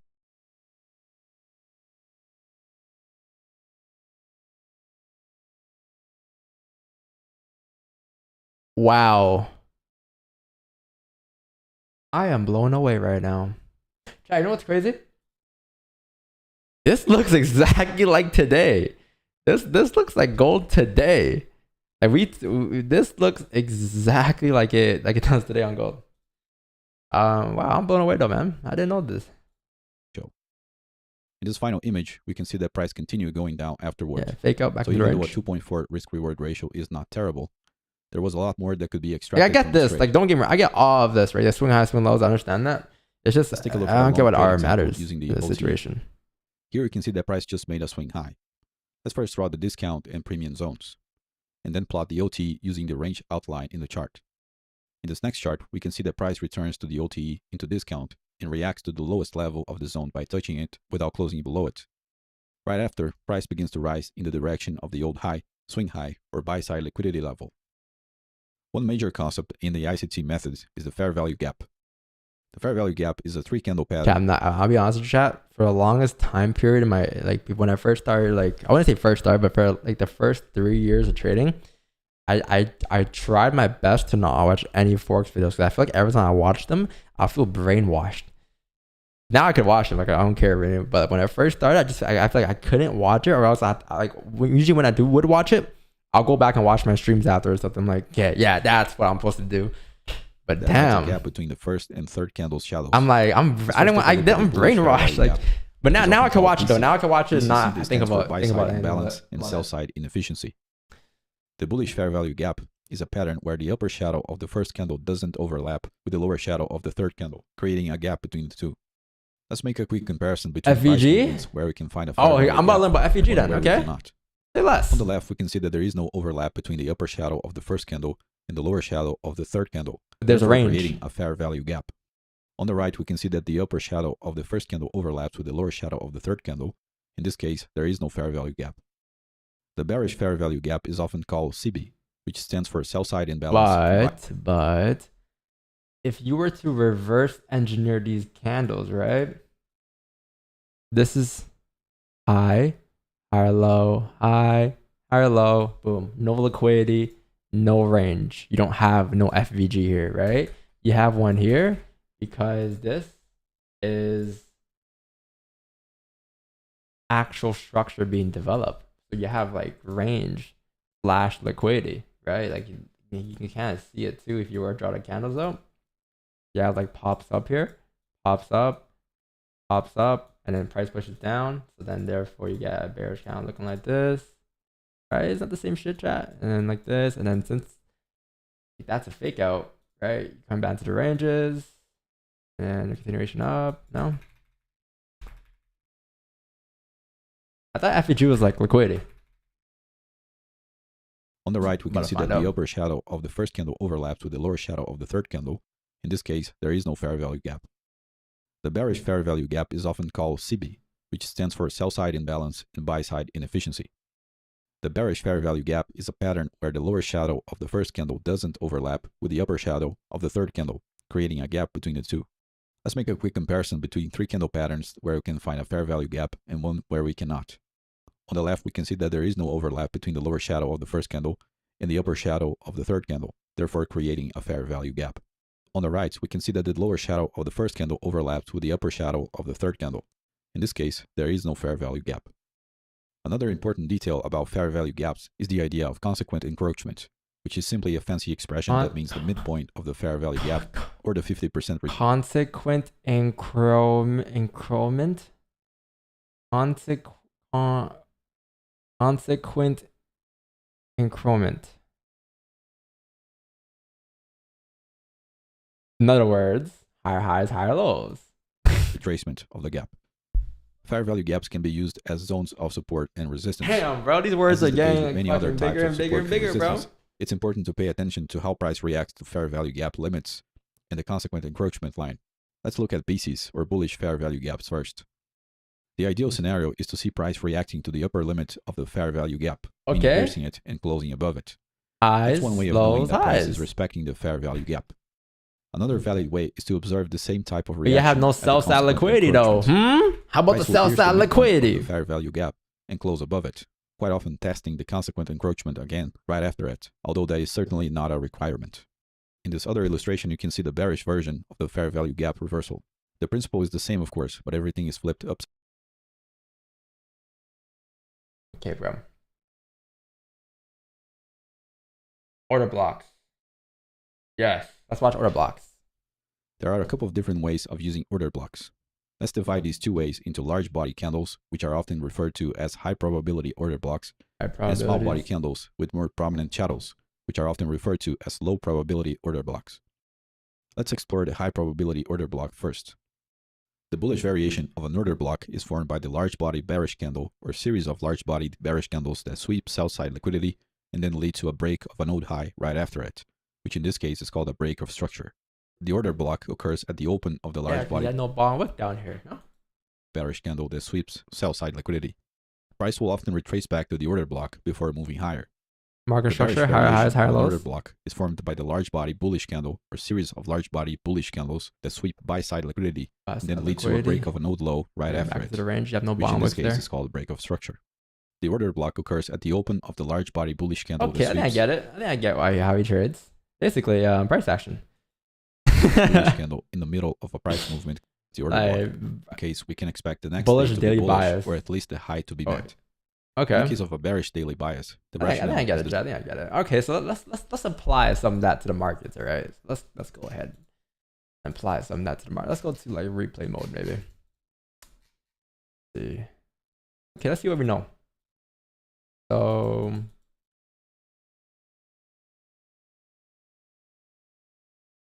you need a sell side liquidity up here. So that level must be tapped no matter what happens here. You're gonna see that level being tapped. Or I mean buy side liquidity, right? If you were to drive down and reverse for a day, you need to come up for that range first. So just buy side liquidity there. So let's see if price rejects that 20, 30. So chat, what are you after? They would like have a sell limit here, right? And then they will have a good RR.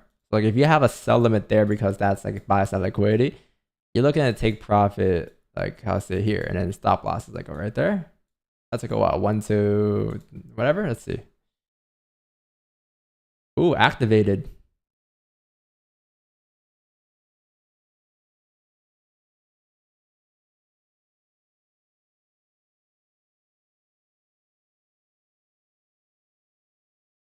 No. Fuck, bro. I thought it was gonna work out. Yeah, I didn't close because it wasn't a pause. It didn't hit the RR. Fuck, bro. I thought it would play out. 120 pips in profit? Yeah. Well, that's why I cashed 10 pips, chat, because we would be able to catch 10 pips plus break even. See, if we were to trade our way there, how much drawdown? 70 pips drawdown.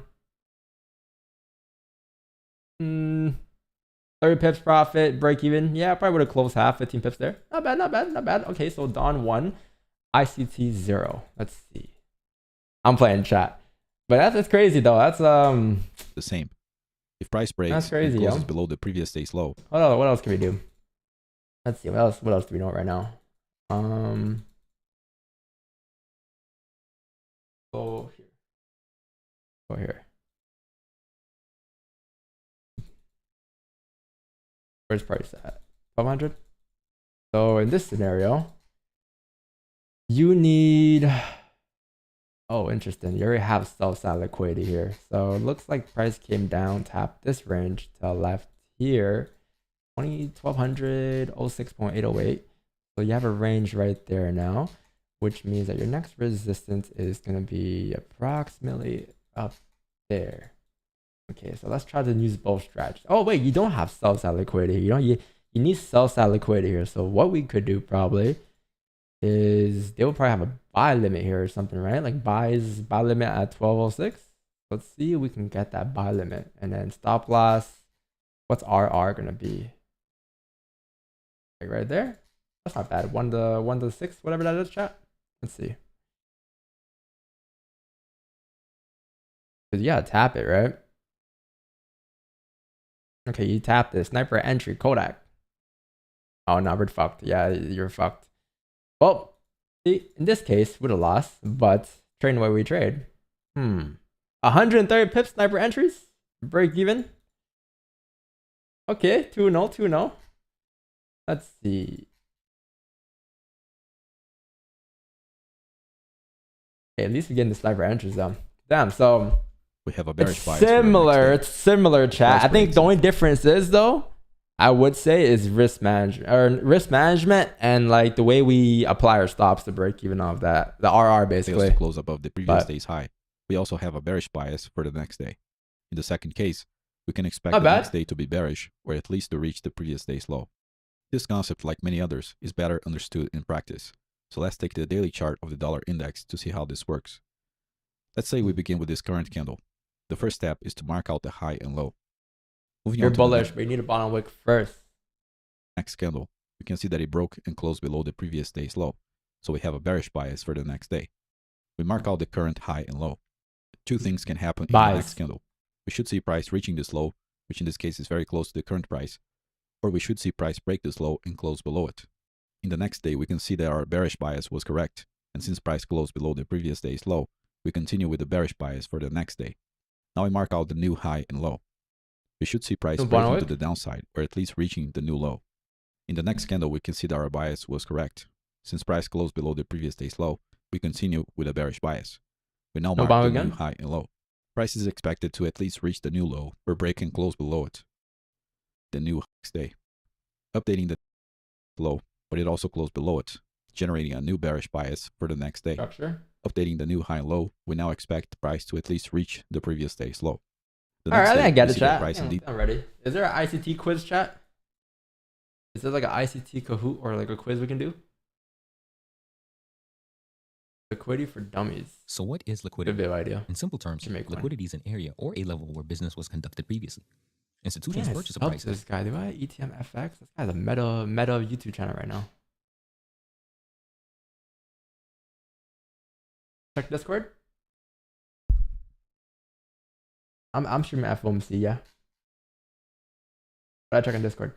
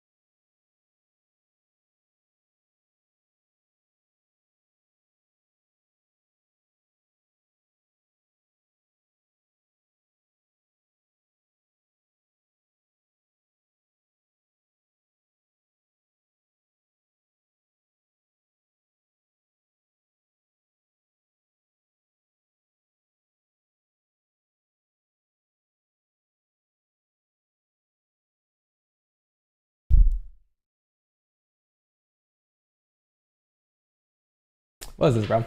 Don't beat. Don't beat.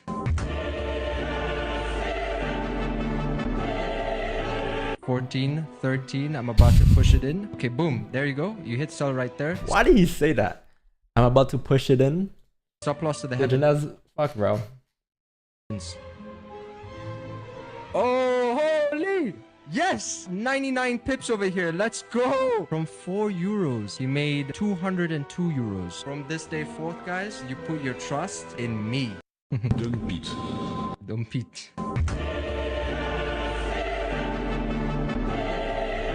$14, $13. I'm about to push it in. Okay, boom. I'm about to push it in, bro. Why you say like that, bro? Hey, Janelle, bro. Get you back one day, bro. Get you back.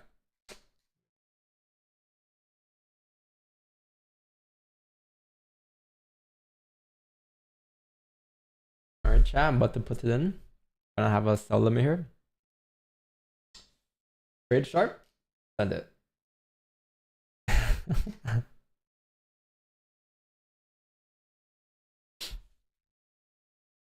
Send it, bruv. Trading psychology. Why normal doesn't make money? Yeah, that is true. You gotta be a psychopath to be a trader, chat. You can't not be normal to be a trader. You get to be a psychopath, bro. It is true, man.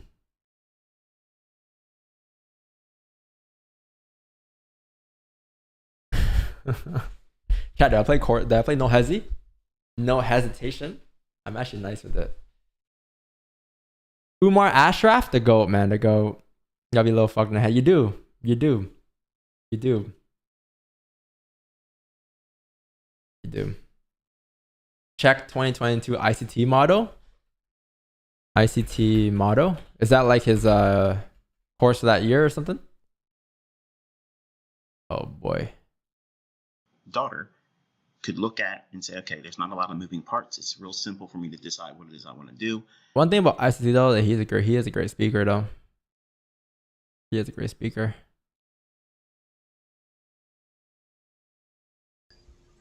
He has crazy viewers though. Like if you look right over here, I like this inefficiency.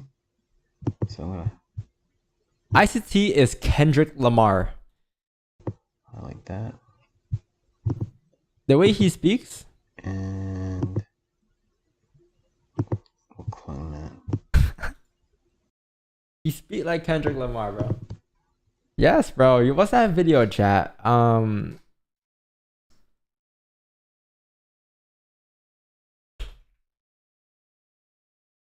yes. Yes.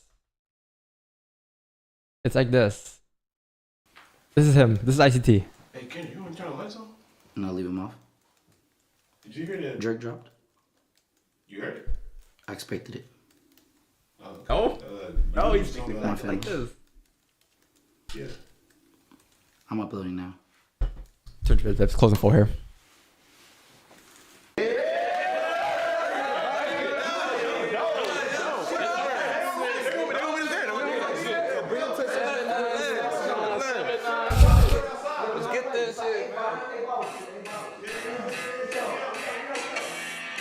Drake. What is that? What is that? What is that? What is that?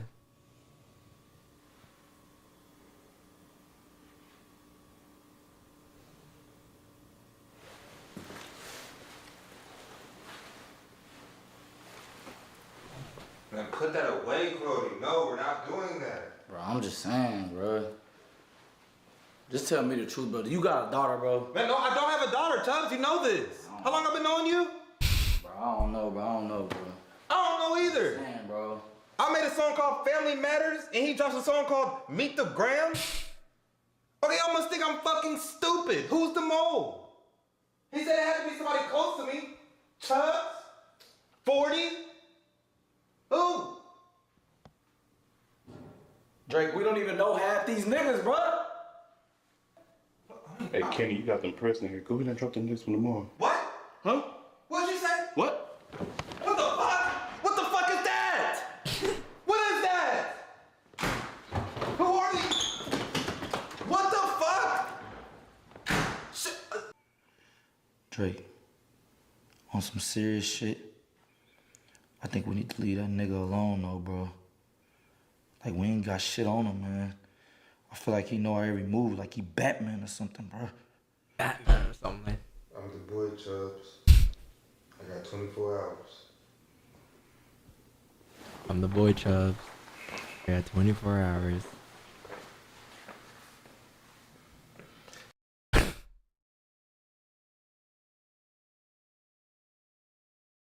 The boy, man. That's me at the drawdown, though, for real. Or after hitting a stop loss. Me about to take pineapple positions in that order. Let me close the indicators before people think I'm in trouble here.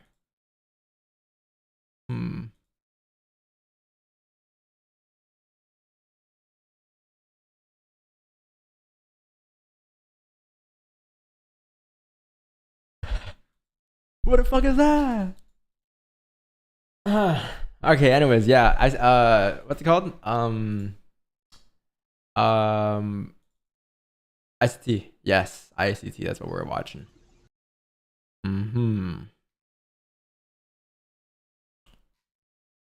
Yo, is there a video on ICT talking about risk to reward?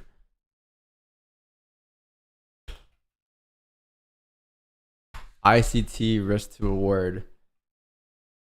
Strong small account. Risk to reward is a myth? I know the folks don't believe there's an algorithm, but he's going to try to make 40. I like this guy. Hold on. Handles. So he's doing 2 to 1. You don't need to do the math on all this bullshit that people write these books about. Oh, you need to have this. I can make money and he can make money and you can make money with a 1-to-1 ratio. And I don't give a fuck what anybody says, okay? Because you don't know what you're doing when you first start. And these jokers that write books on horses and horse shit, they're not making profitable trades either. And here's the thing. All these are multiple setups. You have to have 5 to 1. I teach that as a thought process, and you'll see that in the core content lessons of my mentorship videos I put on my YouTube channel. Stop sending me requests to join my private mentorship because I don't do that anymore, and I put the lessons up on the YouTube channel for free. Go and fucking enjoy them. Learn from it, study it, and it is what it is. Stop paying people to learn what I've made available for free. You're getting it right from the source. Tell them, bro. And I'm ongoing teaching right here, again, for free. Free. But the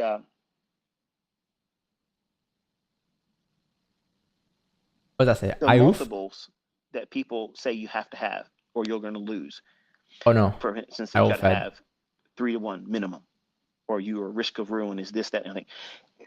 Because they argue that you have to have that type of ratio in your trading where you risk $1 to make $3 minimum. If you can't do that, don't take the trade. Okay. That's a religion. Okay, they say I'm a cult leader and I'm running a cult here. Okay, I'm going to turn this shit around on you.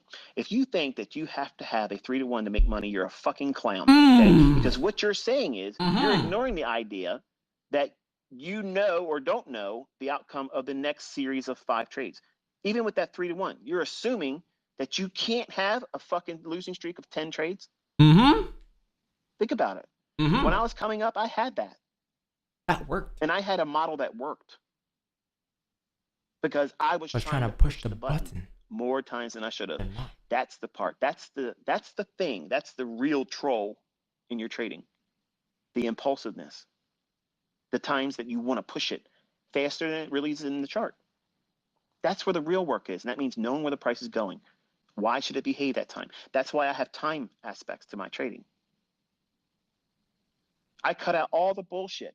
And like I was showing you the other day with the FOMC rate announcement thing, why don't I trade those days? Why don't I tell my students to trade those days? Because the absence of precision. All right, chat. No more FOMC stream, bro. Plainer doesn't need to be. He just said. They're highly manipulated at that time, just like non-farm payroll, just like CPI. You know, these big events, they're highly manipulated. So there's manual intervention, and you can't trust your chart. I don't trust mine. So you have to wait for that initial sandstorm to pass and then go in there and do your business. But you don't think that way until you've been burned lots of times and lose money. But once you have learned how to keep that from happening again and the effects of having lost money, you will appreciate sound logic and rules. I don't have a problem with rules.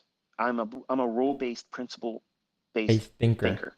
I have protocols, procedures. I have a routine that I follow. There's a method behind my madness. Even though it may seem like it's I got a playbook. I know exactly what the fuck I'm doing, and I'm doing it in many times, weeks and months before I even do it. Yes, calculate as fuck. Do you have to be that fanatical about it? No. So to remove all the bullshit that people say about me and what I teach, I have literally gave you a 60-minute interval 3 times a day where you can look for a setup.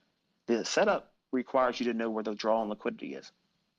You don't even need to know the bias. This guy's so calculated, bro. He just said he thinks of the position months in advance, chat. That's crazy, bro. You don't need that. Just look at where we have come prior to that time. Is it more likely? Nah, bullshit aside though, chat. He actually knows what he's talking about, chat. He knows what he's talking about. I don't know any of the other fuss that's going on with like what people talk about him, but respectfully, like he knows what he's doing. Like, yeah, he's talking to the camera, chat, but like the way he's talking about trading isn't cosplay, bro. It's like he's been through it. He's been, I don't know, maybe I'm tripping, but like I do think he's pretty legit, bro. I do think he's pretty legit, to be honest. You should be focusing on developing a bias. I do think so. I respect him. Because there's going to be days where you don't want to trade. You don't want to trade. And I teach you that. They're very generic days. They're not hiding from you. And That's not cosplay. Yeah, bro. I think it's true though. You don't know the outcome of the next trade, chat. How you know it's gonna be a 1 to -1 to 5? Or how you know it's gonna be a 100 pip stop loss? How you know it's gonna be a 10 pip win? How you know it's gonna be a 20 pip win? You know what I mean? Speaking about that real quick, what are we doing on stream for the month so far? I think we're negative something now, right? Negative 92 for the month, chat. On stream. Oh no, negative I think 70 for the month. It was 19 pips. It was 18 pips today. So yeah, negative. Let's see.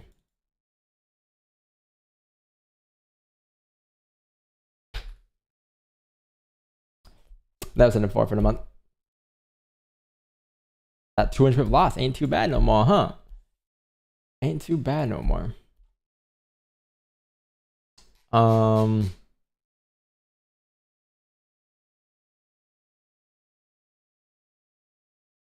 on, chat. Before I move on to the next segment, let me just fill this out real quick. This is 18, not 19. Cool. Yeah, I didn't think he knows what he's talking about for sure. For sure.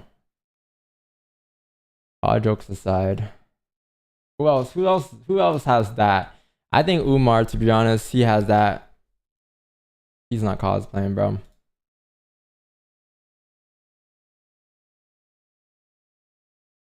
You believing that trading psychology is what's holding you back from being a profitable trader is actually your downfall. And in this video, I'm going to explain exactly how. So we as traders, we're wired to believe that we're not profitable because we have some sort of problem.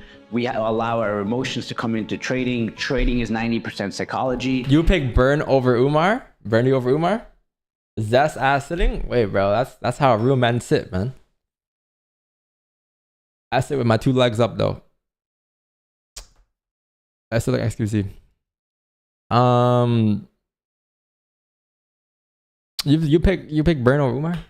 And I haven't watched enough Burn to even say. What do you think about Janez changing strategy? Nothing. Janez is his own person. Janez gets to trade however he wants to trade. That is true to a certain extent. However, there are certain stages that we as traders must cross before we face the trading psychology road. And in this video, I kind of want to dive into that exactly. I thought this would be more entertaining. What do you talk about though? Want to basically be profitable, right? Every trader wants to get to this point, however the case is, be it from whatever strategy they're trading, be it whatever focus point they have in the market, they want to be profitable. Now, the problem is the moment any trader goes and starts trading and makes a little bit of money, and then they start giving that money back or they start going into drawdown, we immediately go, it's because of our emotions. Now, the problem here is this is a good video. We can't come to I think I understand the rest of the video already. A good video, W video. All right, chat. Yo, no hezzy? I lost patience. No hezzy? What's gold doing right now? 4 candle closure in about 1 hour and 46 minutes. We have so much time for FOMC, bro. So much time. Watch ICT train live. Game time. Game time, maybe. 1 day ago. He doesn't go live anymore, does he? 200K viewers? Fuck. Interpret price action. How I teach my students to read price action. If you grab the ones by their nose, sell side liquidity. Gas pedal down like this. I think the difference in the way he teaches is like he has a name for everything. Like we just have liquidity, right? But I'm pretty sure if I spend the next 2 years marketing liquidity as like, I don't know, what's the fancy word out there, chat?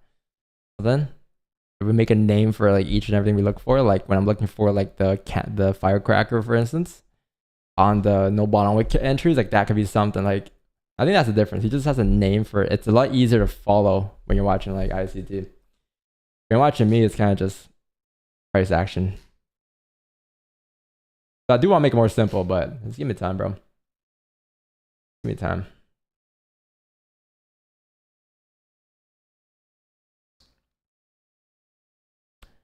Chat, if you guys want to watch it, join the Discord chat. Stop sending the video requests in the chat. Join the Discord and just paste the link here, and I'll make my decision. Or we'll watch it if it's good.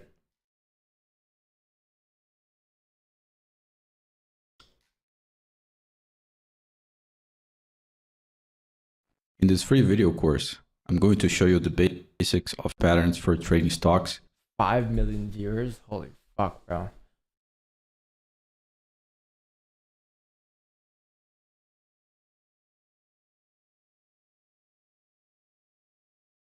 Please, no, we like the straightforward way you do this. Kind of like more engagement, like you need to spend time to get used to. It's a cult, right? I'm playing. Is Kubank's profit just a good marketer? That's not for me to say, bro. I don't know. I mean, he's doing what he's doing, bro. That's not for me to say. I mean, if he is where he is profitable. Look at Discord. What's in Discord? Thank you. What is that? 5 reasons why I'm not scalping as a #1 FTMO trader. Forex scalping didn't make me the all-time record holder on FTMO with 120 leaderboard appearances in less than 1.5 years. And in this video, I will give you 5 reasons why I don't scalp in the Forex market and Yeah, how old is Burndy? Like legit. Way that is more practical than scalping. So let me tell you a little story about my trading journey. You see, I used to be all about Forex scalping, aiming for quick trades on those 1 to 5 minute charts. But guess what? It wasn't working out too well. He's not 50. I would make a He's like late 30 or early 40s. No way he's 50. In one trade, only to lose it all. Yeah, when you're the thing is that when you get to that age, man, you have so much experience. You have so much life experience. Like you have an advantage for sure compared to like 20-year-olds that just start trading. I mean, I was one of them, right? I'm still one of them right now, but like still, you have so much more life experience. It was like so just imagine if you stick to trading for the next 10-15 years, bro. And was driving me crazy. Can you feel the vibe of it? But then I had a light bulb moment. I decided to switch things up and you seen 2 decks of charts? Yeah. Instead of constantly watching those lower time frame charts, I started focusing on the bigger picture. I started analyzing the monthly, weekly, and daily charts, and boy, did things start to change. I noticed fewer losing trades. It's a sleeper video for me. I gotta watch it another day. Is Paladin? Yes, it's Paladin. Paladin.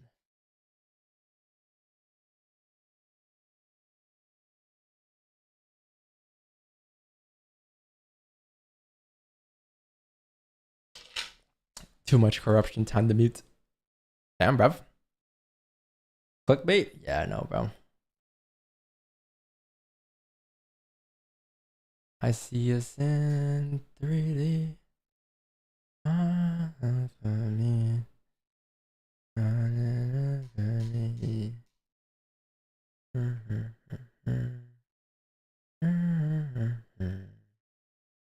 Game time. Game time? Should we play chat? Chat. Should I play No Hezzy? Yo, wait, what are you saying, bro? I'm playing No Hezzy? No hesitation. I got fucking.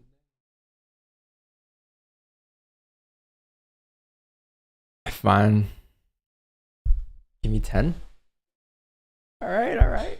Yeah, I'm about to play No Hezzy. Yeah, I think we had our fair share of Forex videos for a day, chat. Right? We traded today. We're gonna do some more trading later on. We spent some time watching trading videos. If I hear one more question about buy or sell on gold, chat. Okay, I think we're good today. I think trading to resume, and we take a little break here. Time for some brain rot, right? I think we deserve some brain rot for sure. Yeah. Okay. 1, 2, 3, 4.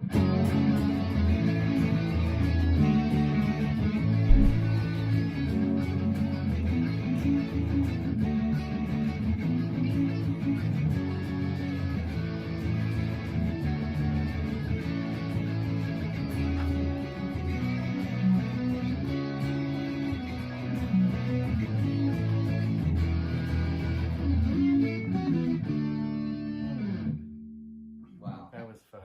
Can't lie.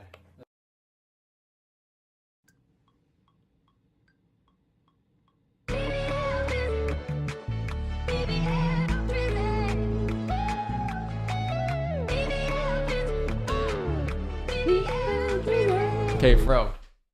Corza. Alright, we're gonna play some no hezzy with the wheel chat. I'm gonna show you guys my driving skills, okay? I'm gonna show y'all my driving skills. Let me just connect the rig though and lower my desk a little bit.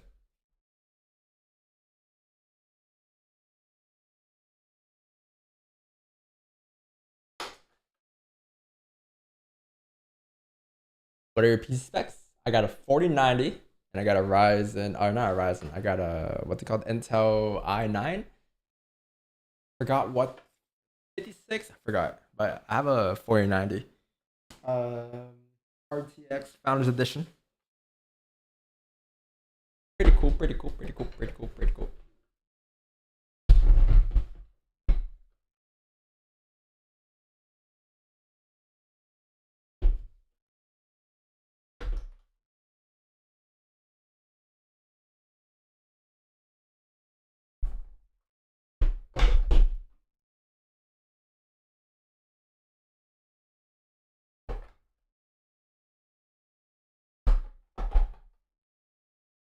Yeah, I'm streaming at FOMC, bro. Please tell me you pay the shift knob. I just started playing yesterday. I have a shift knob, but I haven't installed it. I don't know how to shift gears and drive manual yet.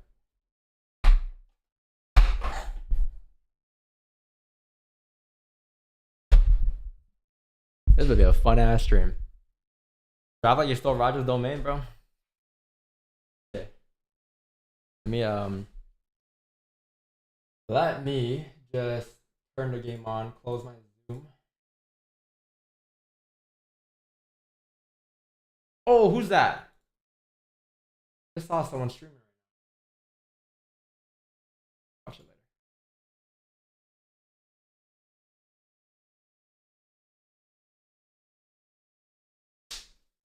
Handsome man. How much was the rig? It was like 400, 500 bucks. It was a Logitech G29. I don't have like a crazy one because I'm just starting to play, but it was around there. All right, how do I game on this other monitor?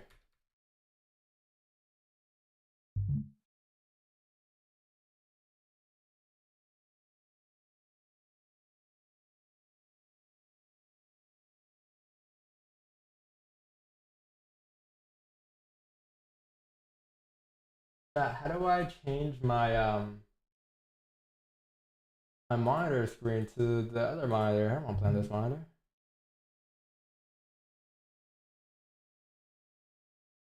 You guys can't even see on this monitor. Content manager? I have content manager. Yeah, I'm playing no hezzy.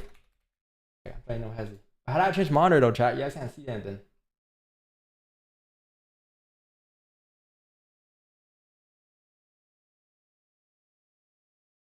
You have Noctas? No.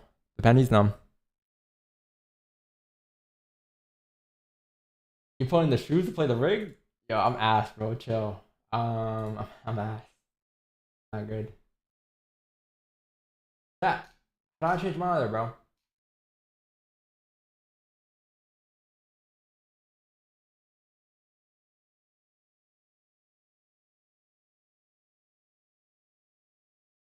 I'm in the Discord.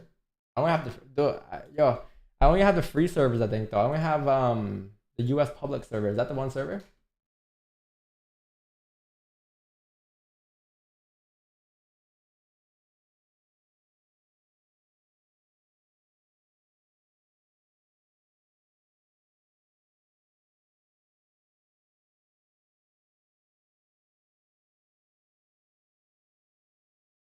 Wait, I want the FAU too. I don't want the 340i.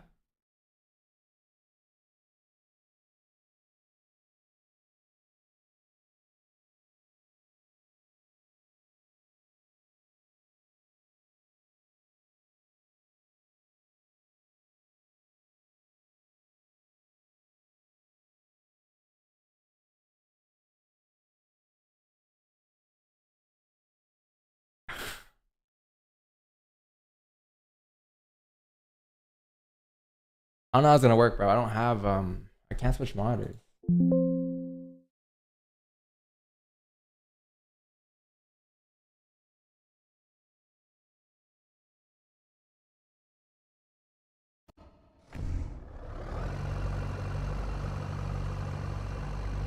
And Corza. Where's that? Is that Corza?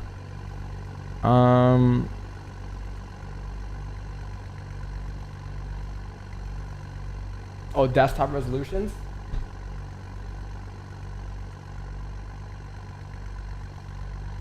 Oh shit, true that.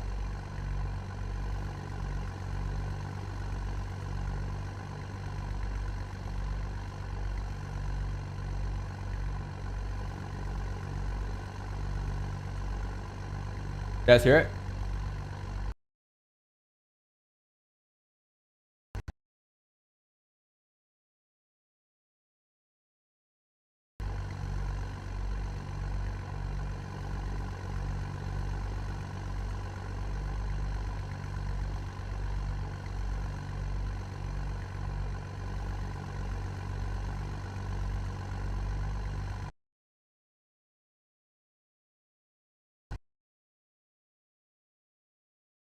I got it.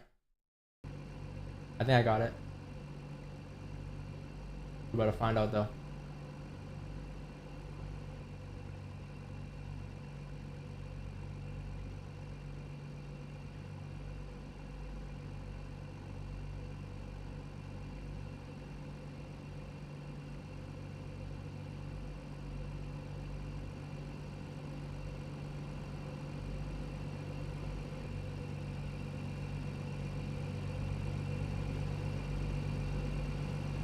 Huh?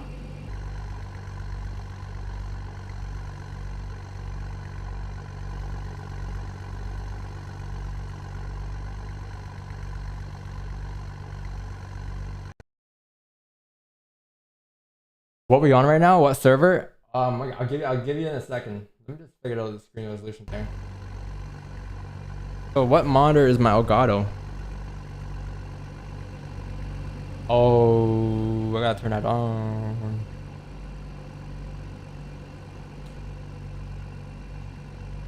Triangle on. Oh, hold on. Hold on.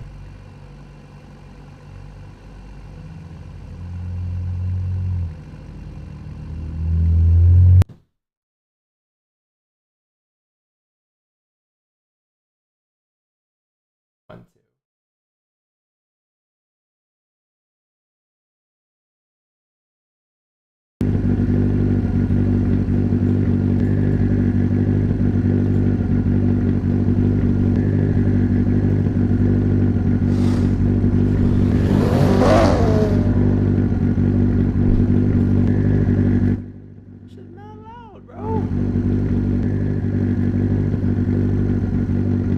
Full screen?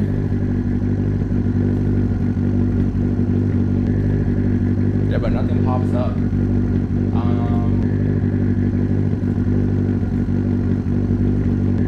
me get 2 and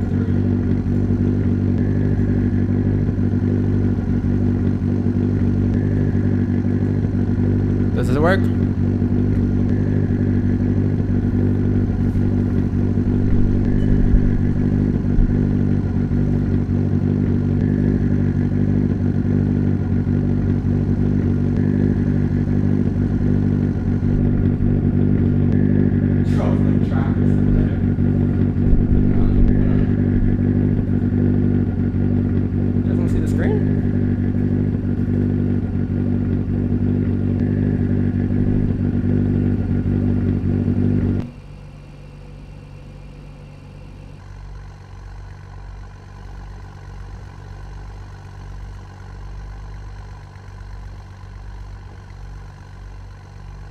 Oh shit. I know why.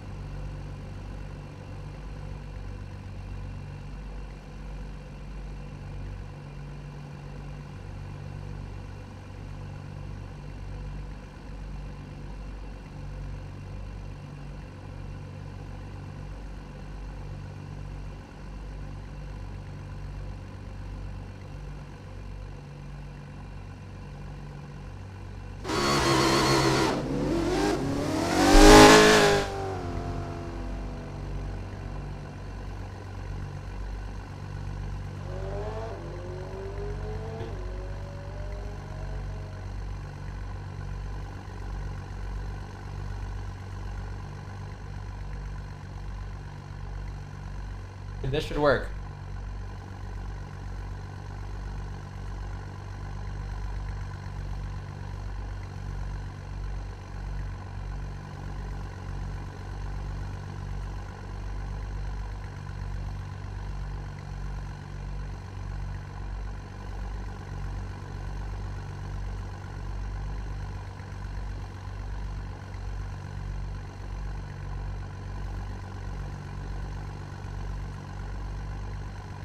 Yeah, this works.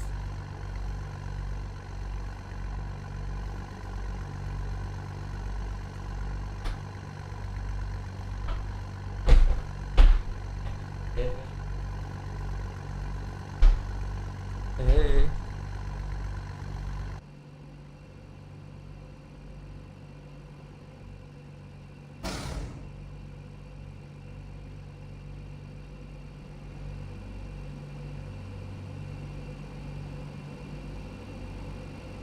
Woo.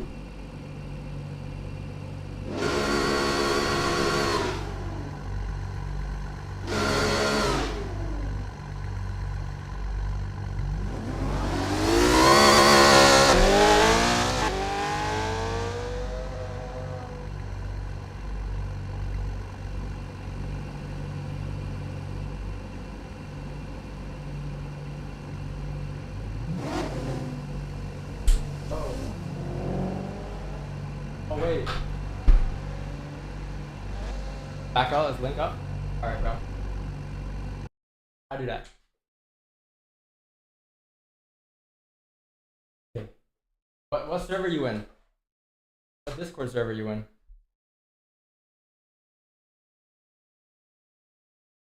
Are you okay? Join the US public join the US public number 6 or number 5, US public number 5, and then no Hazy server.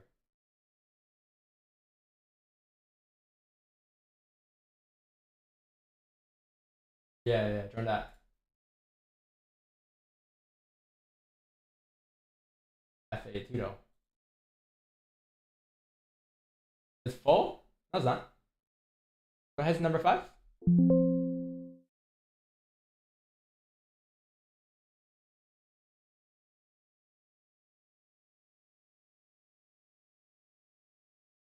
Light traffic? Oh, no, heavy. Oh, bro.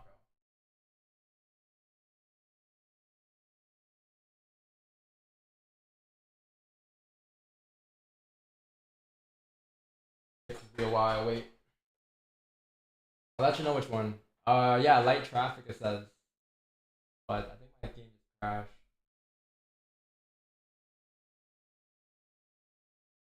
Oh, it didn't crash. Yeah, go to light traffic east, US east number 5.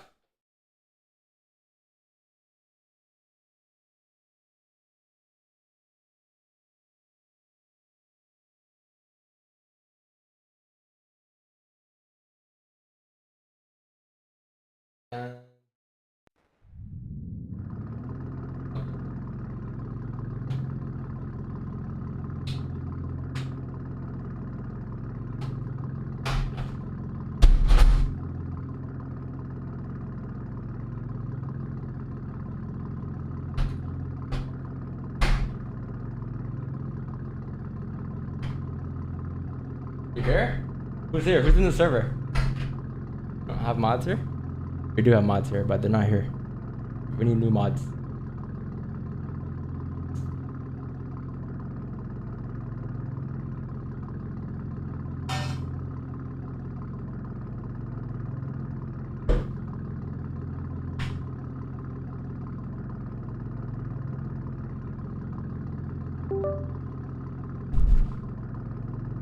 Good, bro?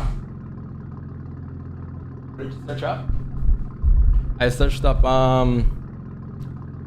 it's this one. No, go to public and then go to number 5, light traffic. Or we can go to heavy traffic, up to you, but I'm already in light traffic. Let's warm up on light traffic, no?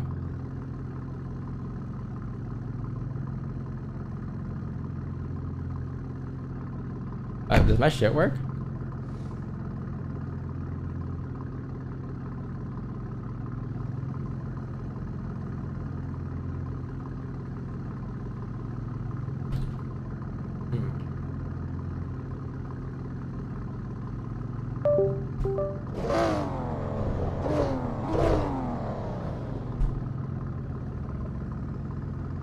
Shit don't work, bro.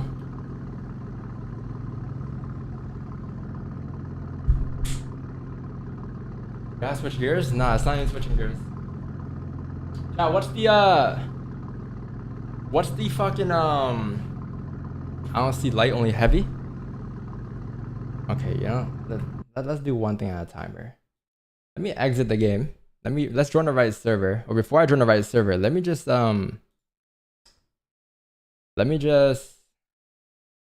fix my wheel. I don't know why it's not working. Chat, what's the app that I go on to get the wheel working? Is it a wheel check?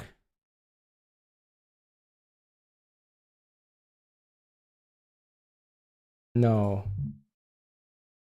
Logitech? Logitech. The gaming software app, right?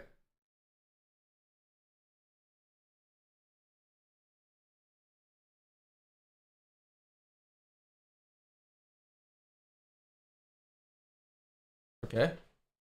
But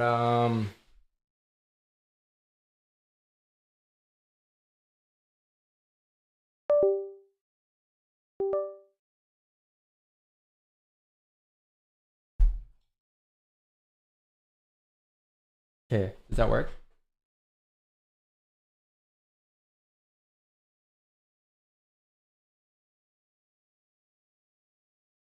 Okay, I think it's working. Load my profile though. I don't know if it's working.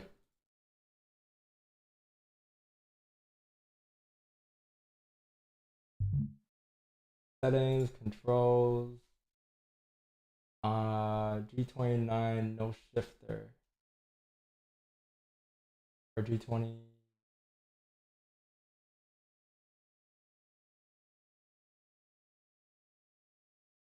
I think it's working. Okay, yeah, we're good now. Okay, so join the let's go into server. Join the. You see my screen? Join this server.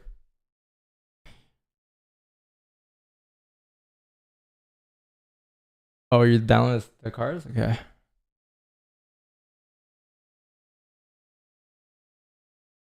Does that force feedback? Yeah, it does. It feels like real. Like I was driving the M4 and I was like, no Hezi server. So go no Hezi server, and then go to US public, and then in US public, I don't know anyone, but we can do heavy. Just do heavy US East heavy public servers 2, and then go to number 31. I think there's like 5 spots left. 31.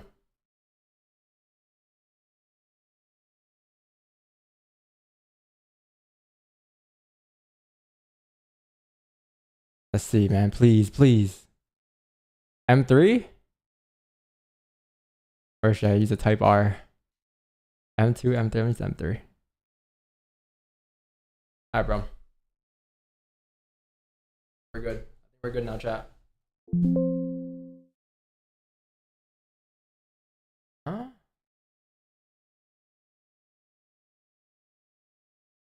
Yeah, I think we're good. We're good. Are you trying to shift menu? I have the shifter, but I don't know how to drive manual yet. Like I know how to use the gearbox, but I don't know how to clutch. Like how do I use a clutch? I just clutch and shift. I never learned how to drive manual. I guess we're gonna find out today though. Add a shifter. I gotta like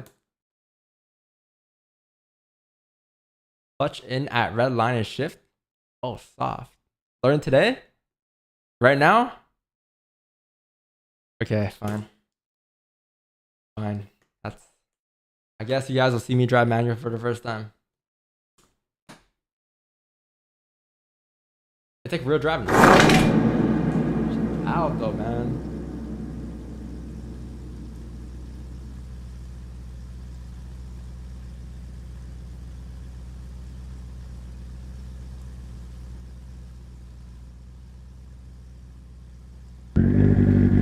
Does that work?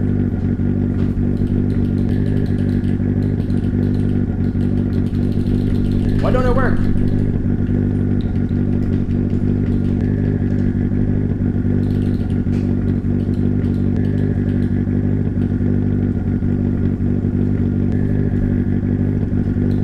Is that you? You gotta bind them? You might gotta plug in and out the wheel.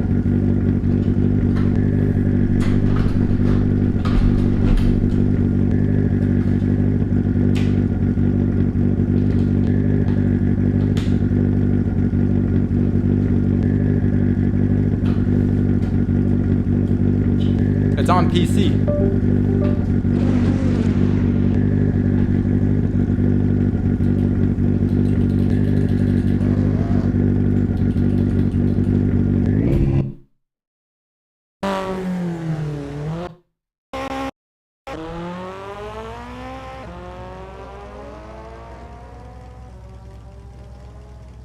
Bro, am I tripping? Do I not know how to drive?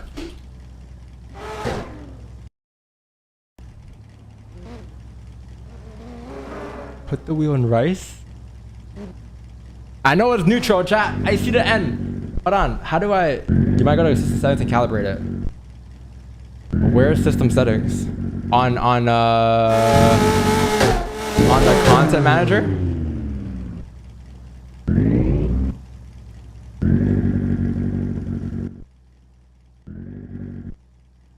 Controls. Wheel.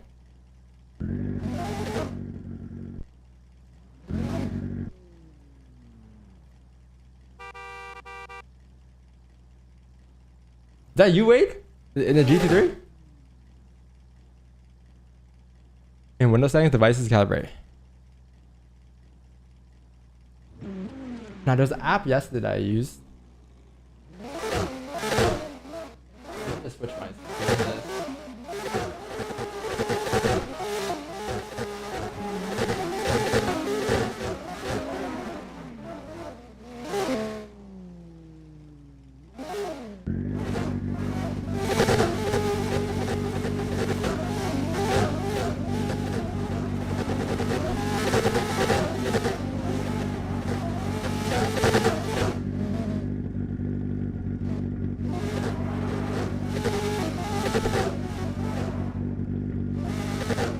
I'm gonna do the wheel check.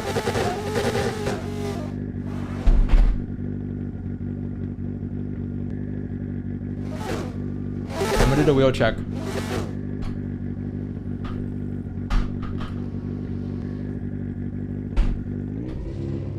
My bad, Wade. Give me like a second, bro.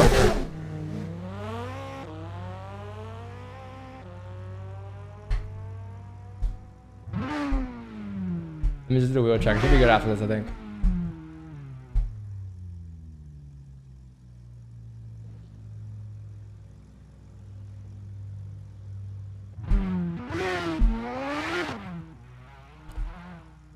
FOMC's on in 5 minutes. It's an hour and a half.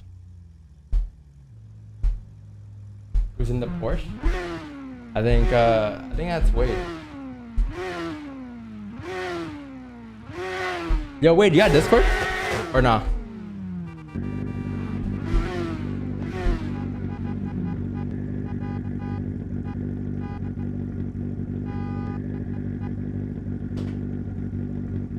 Why don't it work?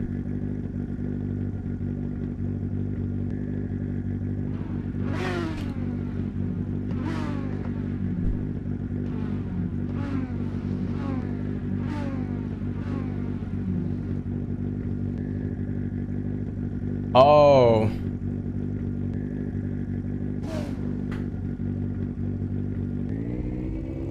I see.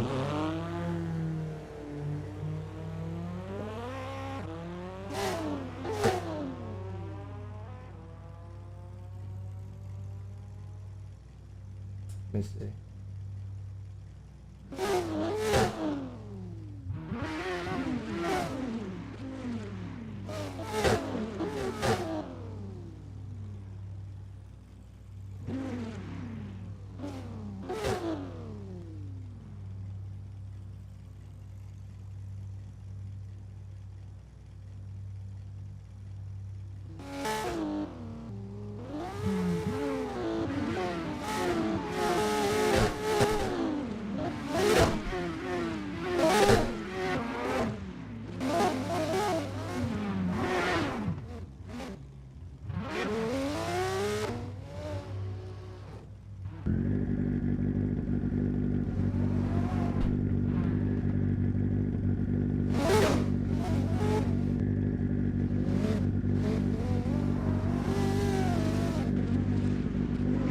Last thing.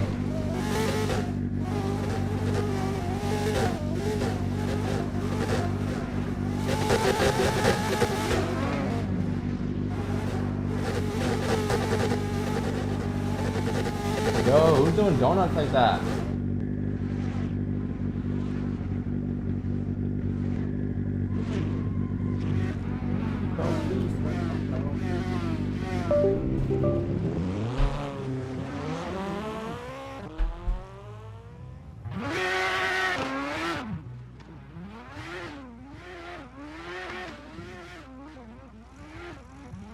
Am I bugging? Let me try one more thing.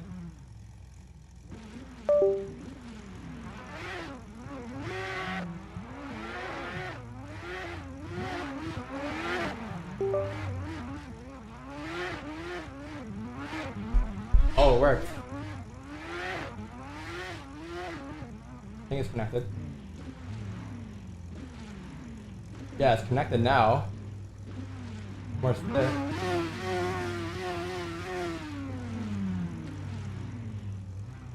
No, how does this work? Right paddle, left paddle.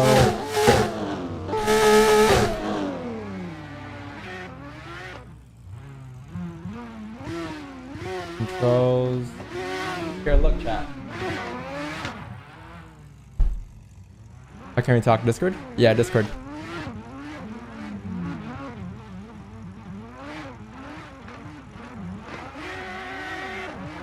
Bro. I gotta restart. Right paddle wheel.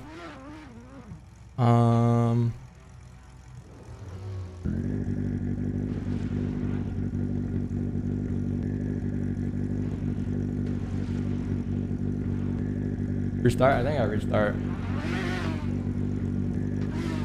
Yeah, call me on Discord, bro. Just restart this. It won't work.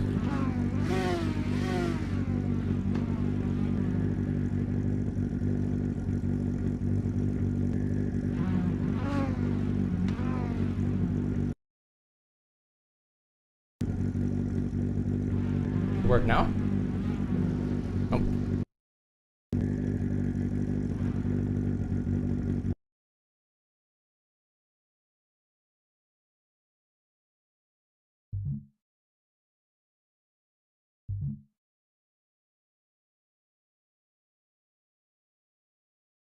No shifter.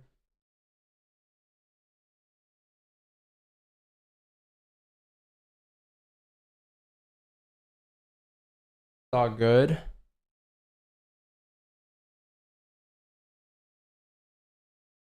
Yo, wait, comment on Discord.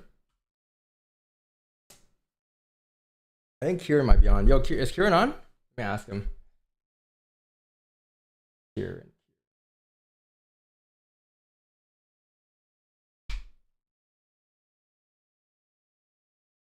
No hezzy, bro.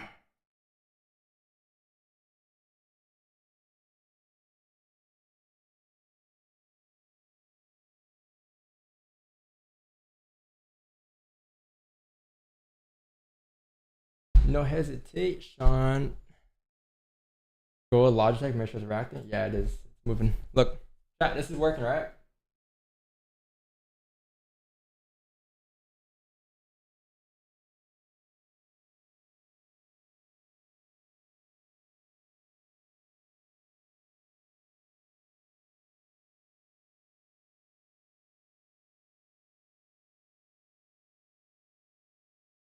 I don't know why.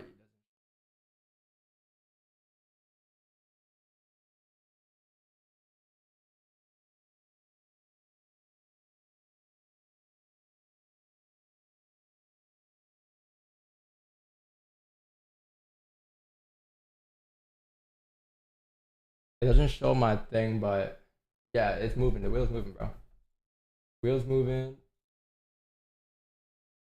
The brake is working. The gas, the clutch is working. Might just gotta restart the game. Set your binds. Yeah, I set those binds too just now. Let me just call Wade though.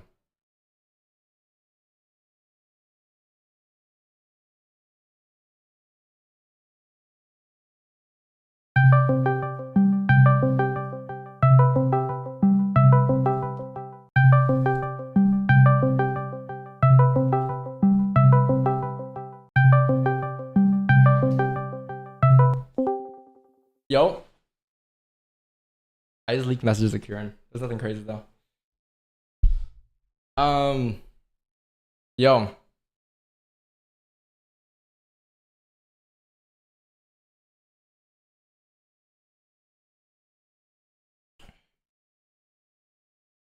You hear me?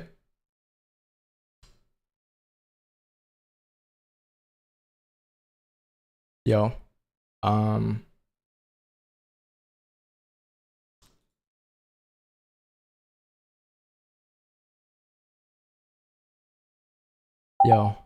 Yo.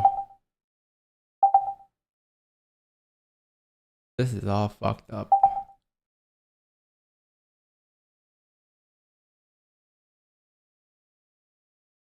Yo.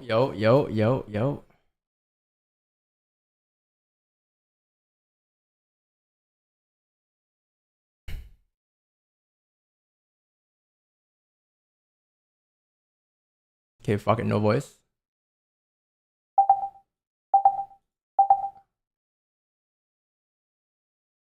Let me try one thing. My bad, chat. This is all chalk because it's my first time connecting our settle. So like it might be chop at first. But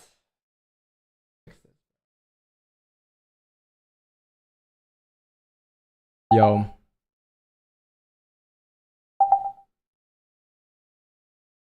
Oh, I got you.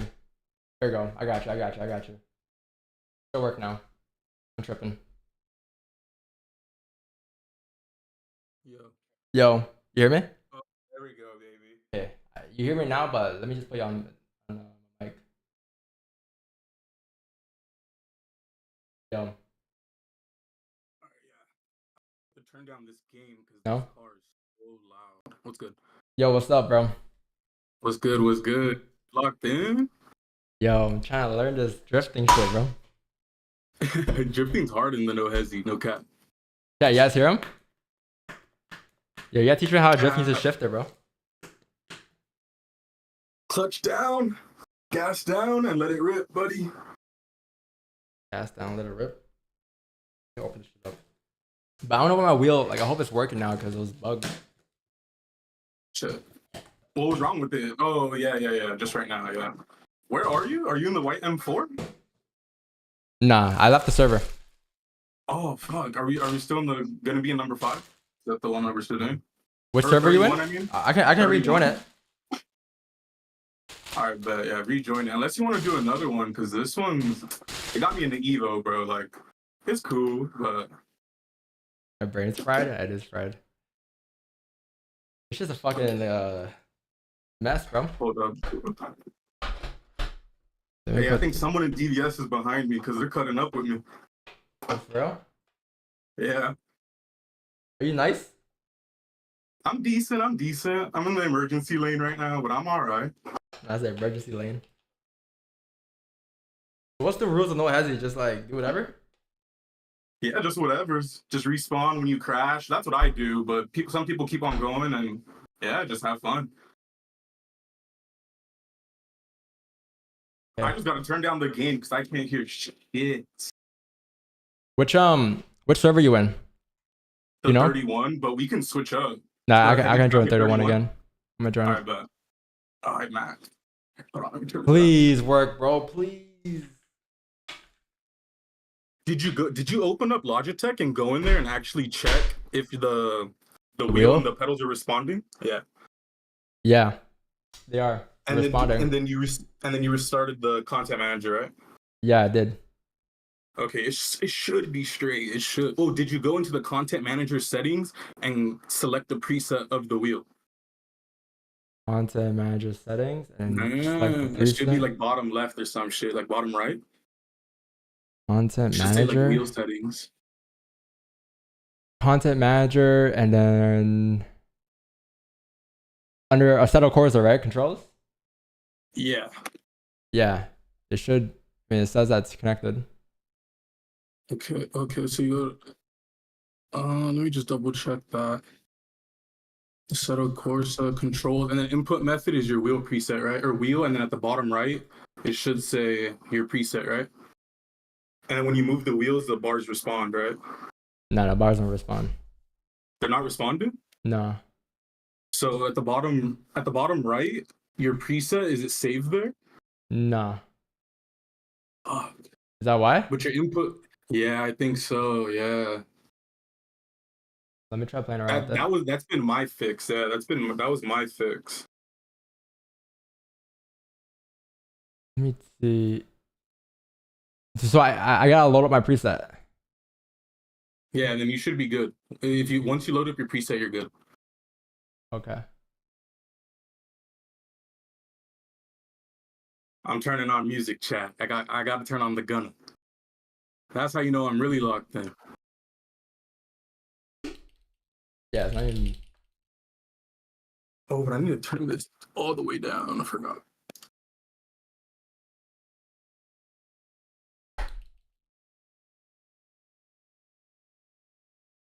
Yo, I was working last night. Like perfectly fine. You sent me the fucking picture. I was like, I would have been down to hop on last night. Hey, Raze is in here. I see you, my boy. Slide next to the Evo, Raze. I'll run with you right now, if you can hear me. It's the purple Evo. Do you run in first person, or how do you play? I have a default camera, I think, right now. That's smooth. That's a good start. You got to get on that first person, though. I got to see it. What's the first person? You're just behind the wheel. You could just see the. Yeah. I was trying to switch my camera yesterday, but I didn't know how to change my my camera. Like, I know what button it was. Mm-hmm. I think it might be just up on the D-pads. Might. That's my bind. You can check since you're in the content manager. Do you just want to reset or? Yeah, I'm trying to. Okay, yo. So like, the right side of my content manager, when I like click the gas and shit, it actually moves. Like the little green bar. It says connected to G29, and like whenever I steer the wheel, it moves. So like. Hello? You hear me? Yeah, I can hear you. What the fuck happened? Yeah, I was saying, bro, like on the Arsetto controls, whenever I click on whenever I move the wheel and then click the brake and gas, it moves with it.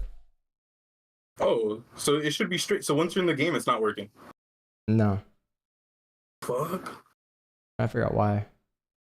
Here, I'm gonna share my screen for this then. Yeah, definitely. That would make more sense.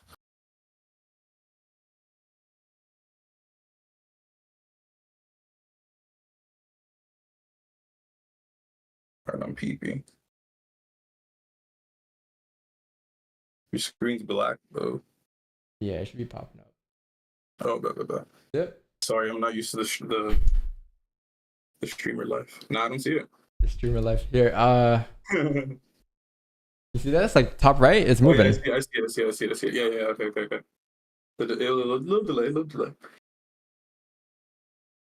Okay, yeah. So it's moving. Everything should be working. So when you load into, go to just a normal Corsa, like a non-online match, and load into an offline game. Test? Yeah, just test it. Oh no, not that test. Go to a. Let me get the exact. My content manager closed. Just load up a regular track by yourself. Okay. And I think like when you this? load up a regular track, not in the game, on content manager. On content manager. Mm-hmm. So you made your preset in the actual game, and then you saved it to the content manager. Closed out the game, and then load into a track, a normal track. How do I load into a normal track? Let me load up. Like Let me open like my this? content. Yeah, just single player. Any track, doesn't matter. Any car. Yeah, exactly. I'm gonna click go. And then you should be straight. I know. I'm crossing my fingers on this one. Please. What? It still doesn't work? See, it's doing a lot. I think it's loading up. Okay, bet. You know when you get an error, that's a good sign, baby. You know that's a good sign. Let's see. Please. Out of all the fucking cars, bro. Yo. Okay. Does it work? Bro, it doesn't even shift. Hold on. No way. I hear you driving. Nah, it's not even shifting, bro. Am I like bugging out? Man. You know what I'm gonna do? Just watch a YouTube video. Yeah. YouTube University is the best thing for it. Let me watch a YouTube video and call you back. Bet. Alright, bro. We're gonna restart this chat. We're gonna figure this out because I want to play. How to.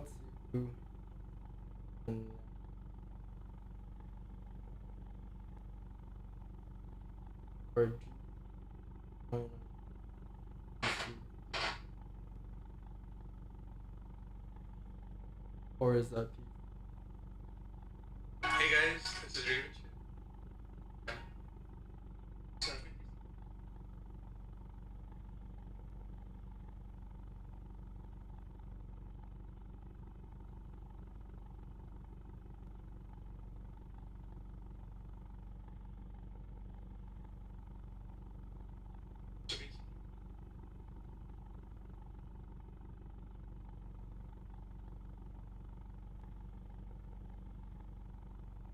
Okay.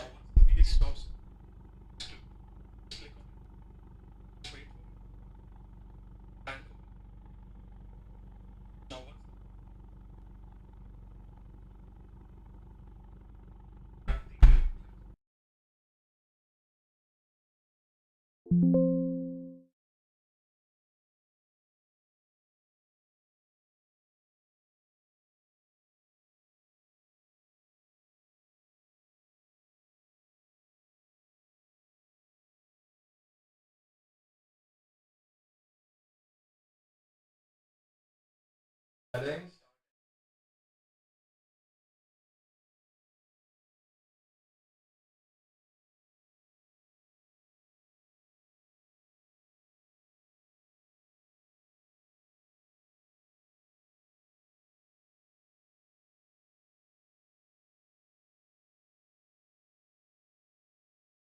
Toronto. Break. Black. Oh, I fixed it, bro. Yo. Chat, I fixed it, bro. All I had to do was go in settings and input the stuff again. I think now it should work, bro. I think it's good now. Okay, let's try one more time, bro. All right, I'm gonna call you back. Actually, yeah, I'm gonna call you back. Here you go, man.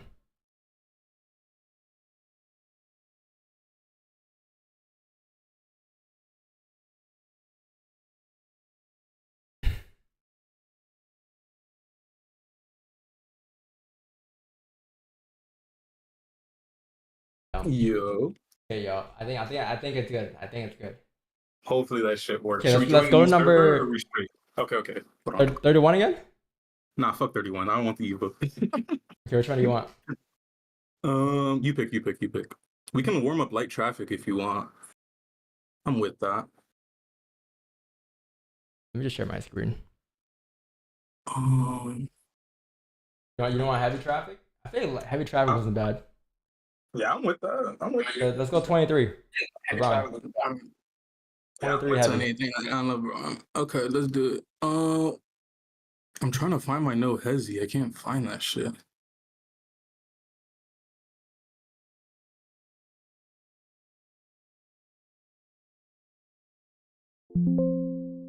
Yeah, it's good. Oh, my shifter's not on though.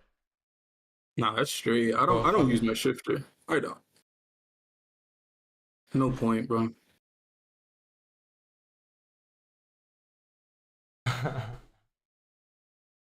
Yeah, yo. I'm about to go crazy. Everybody go crazy. I gotta see the driving skills, man. You know, you got the big R8. I gotta see it translate. I gotta see Don go crazy. I'm stupid. It was right in front of me the entire time. Okay, which one was it? 23, right? Yeah, 23. What car? Yo, are you able to drive any car in these servers? Yeah, I'll pick those cars. I'm not sure, honestly. I'm pretty sure the ones that are locked are the tier 3, you know, the paid shits. Not 23's. Wait, is it 4s? I might just be. Why would it work? What? You're lying. Am I tripping?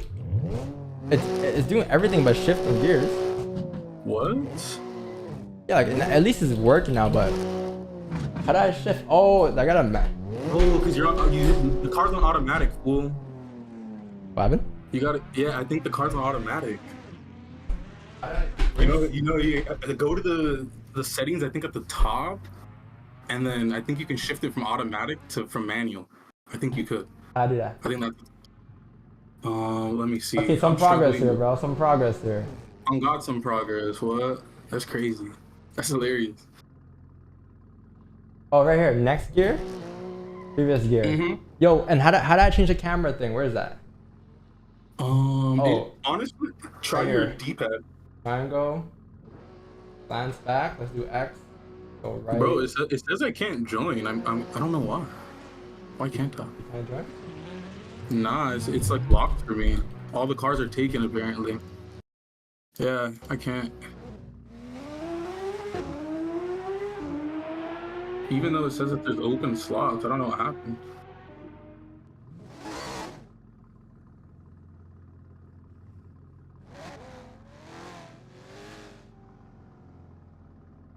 Want to try something else?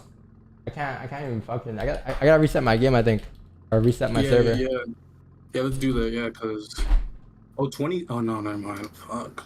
Yeah, I gotta reset my shit. All right, but. Okay, this is the first time struggle, man. Okay, yo, it's working. It's progress. I feel You got faith this time. Yeah, bro. That's what we need, baby. All right, which one do you want to join? Okay, right now I tried the 18. Okay, 18's so smooth. I'm joining that right now. All right, bro. Is there an M4? Bro, I didn't look, but just know it's M3 game over. GTS? They gave me the M2. I'm gonna use the M3 GTS. Oh, bad. Oh, okay. We both in the ends. Okay. But they gave me the M2, the little body. I'm gonna go stupid. I feel like I'm old. I'm learning so many new slangs and terms. Yo, wait, where you from? Come on, You're from the States, right? Yeah, I'm from Cali. That's why. So it's a whole different slang. I understand though. Yeah. Come on. You'll be good. You're only 20, or you just turned 24, right? Or how? Game crash, bro. You're lying, bro. Yeah, I think I restarted. It might be good now. The car was taken.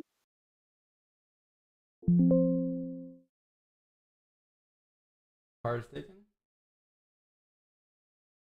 Yeah. I think the car's taken. Yo, these stream snipe, bro. Yeah, that's what I'm saying. I think they got us, bro. That's why I was trying to join the server and it was all taken.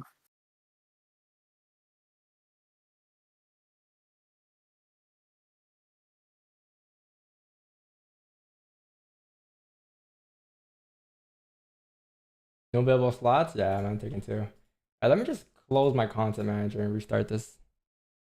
You can do another server. I think that there's called AE something boys, and it's like the same shit pretty much. But supercars, they have like Lambos, Ferraris.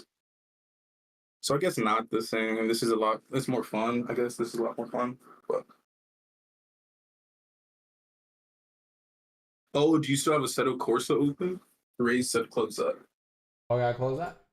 Yeah, close that for sure. Never open that. Like you never really need it open. The game runs through the content manager only? Mm-hmm. Oh, okay. So that's probably why it was all chopped. I see. So this is why I trade FOREX. I thought you've been closed it. No, I didn't. I thought they were the same game. I thought I needed it open. I was so confused doing this all yesterday. I had to install a bunch of viruses and a bunch of the game, bro. I was worried about stream. Fuck. First PC was about to be cooked. Okay, well, I'm about to text you what server. Oh, okay. I forgot everyone joined. Okay. Here. You sent it to my number? Discord. Okay, well. Hold on, I'm still in the game. Oh, they seen. It's okay. It'll be quick though. Alright, bet.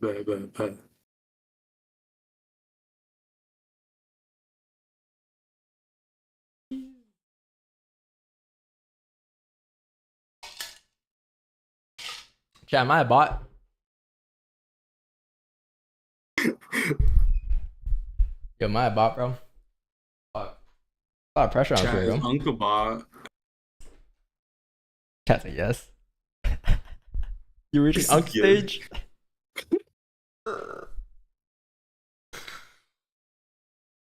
I feel like I have, bro. Fuck, I used to be so much quicker with PC. I don't know what happened over the years. Bro, you seem like a menace on Warzone. You seem cracked. The movement goes crazy. I cannot move like that. I can't.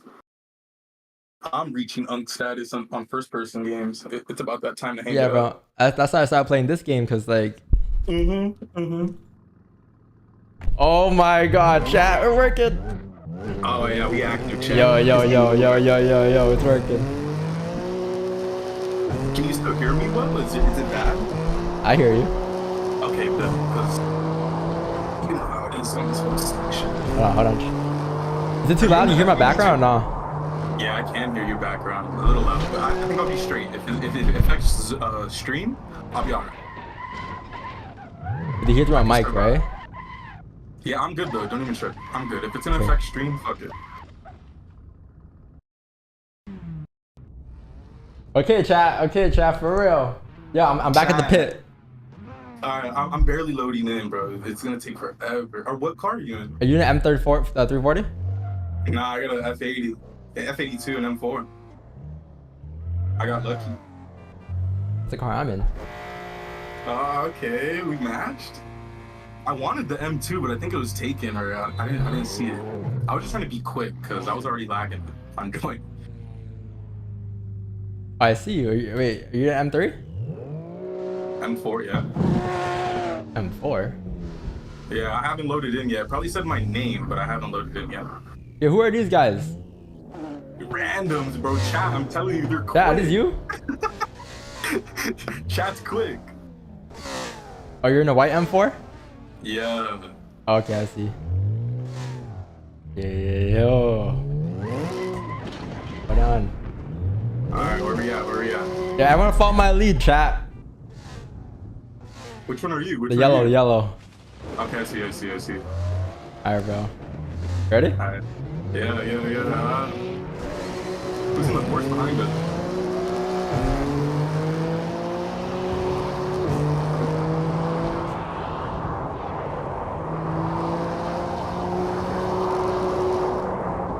Yo! Whoa! Yo, bro! Yo, who's crashing? Nah, that's chat. Someone come get Hey, bro.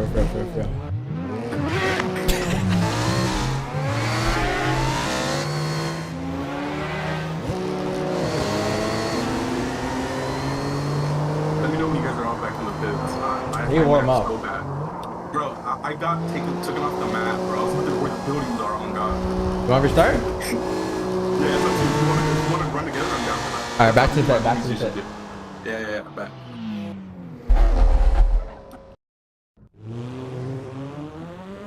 Alright, bro. Alright, I'm following you. Alright, follow me, everybody. Where you at? Oh, you're up there? I'm ready. Yeah, I'm feeding. I wonder who that is, though, following us. Bro, hella people. We have Porsche, the 340. I don't know what else is behind us. Red bar. Bro, this 340 is so slow. I'm so sorry, whoever that Porsche is. You guys can come by. That's my fault. Whoever's in the Porsche, that was my fault. It was the 340 too.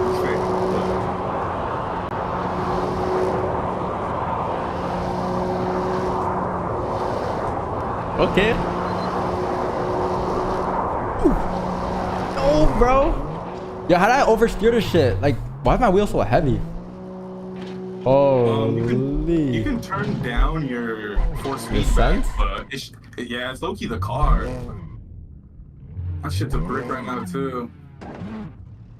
Wait, so you turn down in Logitech or where? Yeah, that's where I turned. Or no, in content manager. Content manager? They have a slider.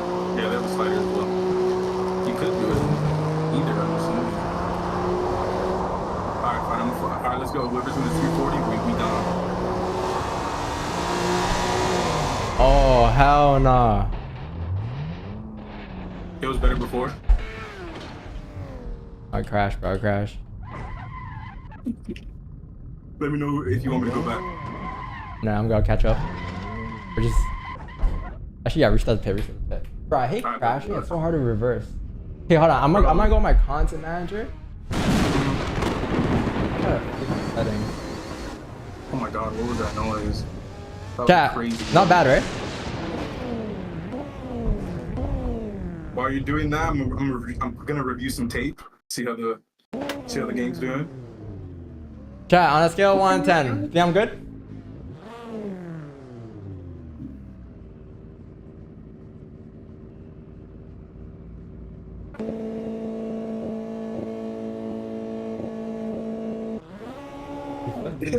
I'm gonna catch up. Alright, back to the pit. Yeah, I'm gonna catch. Yo, back to the pit. I don't know how. You're a fool. Bro, is my wheel just fucking stiff? Nah, mine's stiff too. It's low-key. Low-key? I don't know. It's not crazy stiff, but yeah, it's stiff. I gotta put some power into my turn. I'm up. Damn, who's in the VT3? Everyone follow my lead.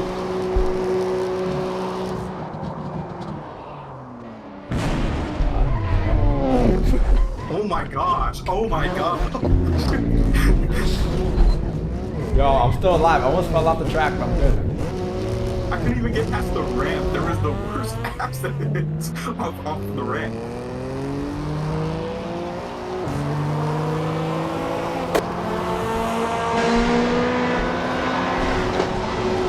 That baby seeming mad slow right now. Chat, it's not bad.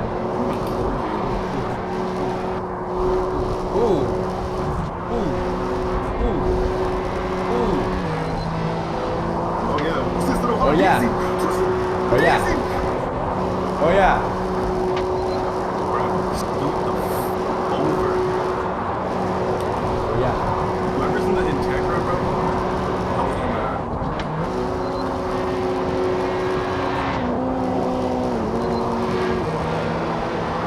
Oh yeah. Oh yeah. Oh oh. Fuck, bro. Yo, is this heavy? Is this the heaviest it gets for traffic, or it gets heavier? This is pretty much the heaviest. I've seen a little heavier, but as you go down, it should picking up. Because when we were driving right now, when I was driving, it got fucking thick. I ain't gonna hold you. Yeah, I'm gonna go and I'm gonna try a different view. The cockpit view. That's what I do. I do cockpit. Cockpit's way better. That's just what I like, because it gives me that immersive feel. Like I just want to see the clusters and the road. That's all I want to see. It's fucking hard, bro. Oh my gosh. Where you at? Should I go back to the pit? I'm down. Yeah, I'm down. That's the best pit.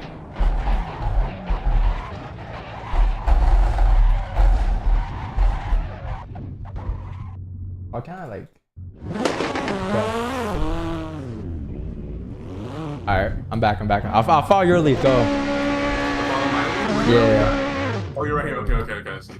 Oh, wait, no, that's not you. You got. Where you at? You're down there? Yeah, I'm at the ramp. Alright, I didn't see you. Oh, no, that's a Porsche. Oh, no, I see you. Yeah, go ahead. This is mad fun though. This is so fun. I can't see shit. Why is there so much sun? Chat. Yo, why is there lightning, bro? Bro, there's sun for me. I can't see shit. Yo, I'm never following your lead ever again, bro. No, I promise you, if you can see my point of view, there was bad sun, bro. Nah. Oh God. I wish you could just back to pit. Show this in chat. Please, bro. Please. Yo, why can't I go back to the pit while I'm moving? I gotta like go full brake. Nah, you should. Is it not the Xbox button in the middle or whatever button you have in the middle? Oh, maybe that is. Oh, yo, do you drive a trash control on or off? On, yeah, on. On? Yeah, I think so. How do I check? Yeah, on. That guy is doing max RPM. Yo, bro. Okay. I'm gonna fucking wheel. If you can, bro, show chat my POV right now while I was leading. How'd I do that? I sent you a text on Discord. It's cooked. It's cooked. Can I pull it up?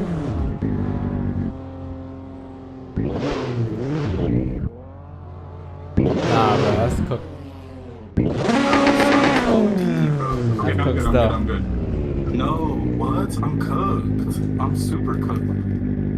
Is it bad for you too? Nah, it's not that bad. But like, I think you're at a weird part of the map probably. Okay, let's go. Dead ass at the pits. It's so bad. You guys go. Or I'll go. You go. Chat, this angle or their angle?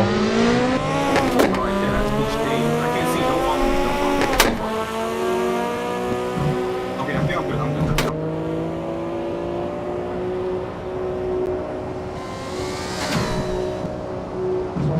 Oh, fuck. I need to learn how to gear shift, bro. Wait till red line and you'll see the 4 little yellow things come up. Shift at the last one. Oh! Still alive. I'm done. Still alive. Okay, finally I can see without sun glares in my face. Jesus. I'll wait for you at pits.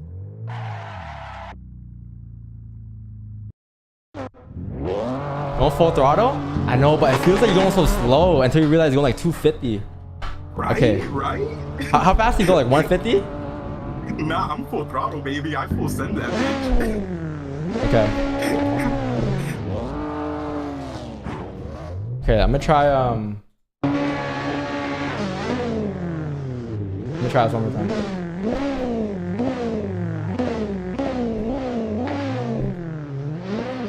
Alright, bro. I'm ready.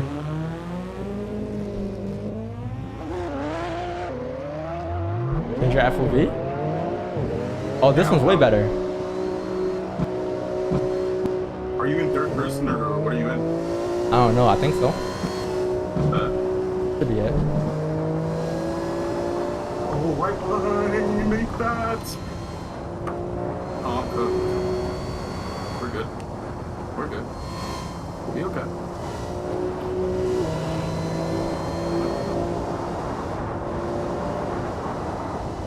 I think we're still good somehow. Did you crash? Nah. I'm following this 350.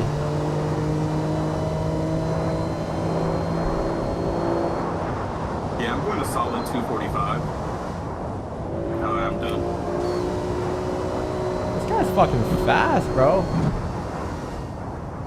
No. Yeah, shit. Who crashed?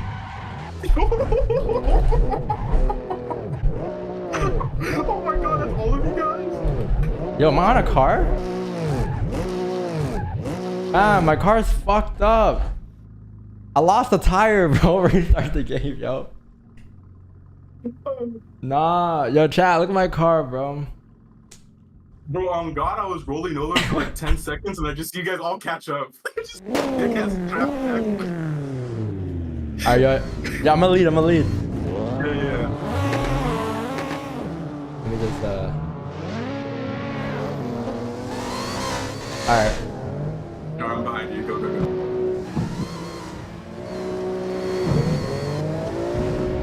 Okay. Oh my god, who's bumping? Hey, traffic jam.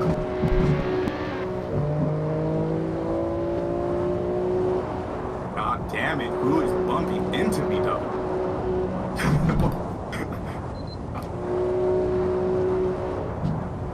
Hey, that 340 has my number, dog. He's crashed into me probably 3 or 4 times already. What, the black car? The black yeah, here? It's not the 340, it's the Integra. It's one of them. One of them is on my bumper.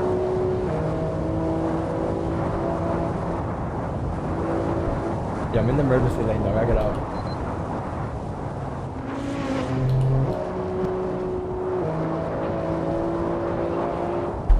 Alright, yeah, I'm right here. Chilling. Okay, I'm good, we're good, we're good.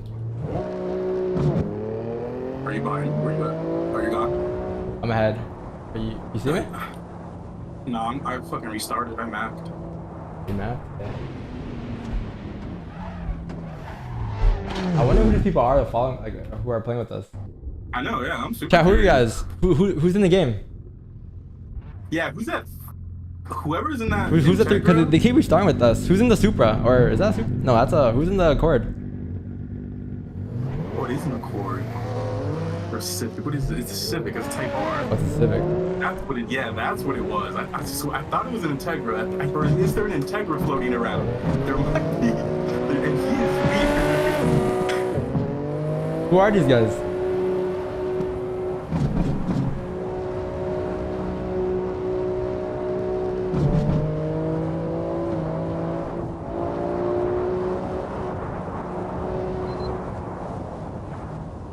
Did you run? Who's with me? Who's with me? Those 340, no. Oh my god, I told you there's an Integra. I told you that. Or is that the Type R?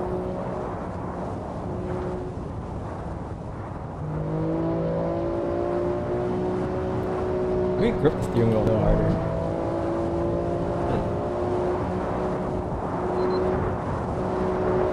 There's way too much traffic to enter, I'm sorry.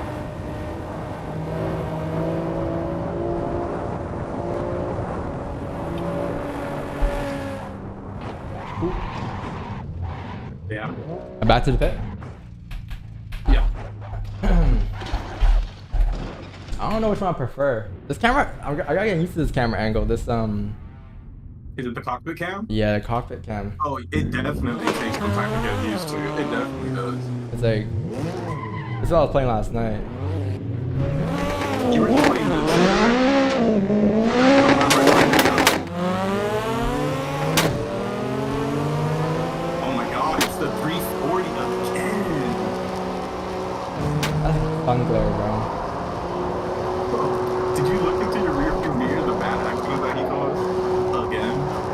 No, what happened? 340.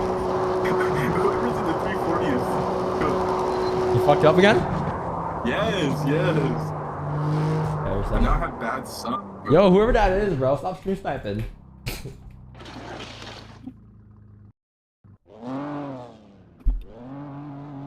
Alright, I'm here. My bad.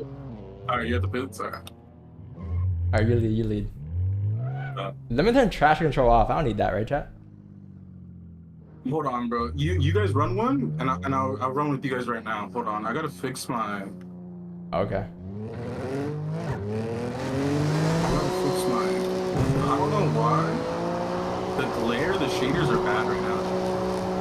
Yeah, my shit's bad, but I can't tell what's good because like I haven't had a game long enough.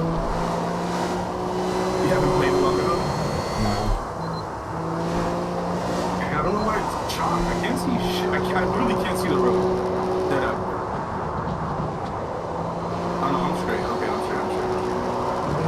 Let me know when you're ready. I'm ready. Ready? Yeah. Hold on. I'm gonna just run right now. Let me just finish this.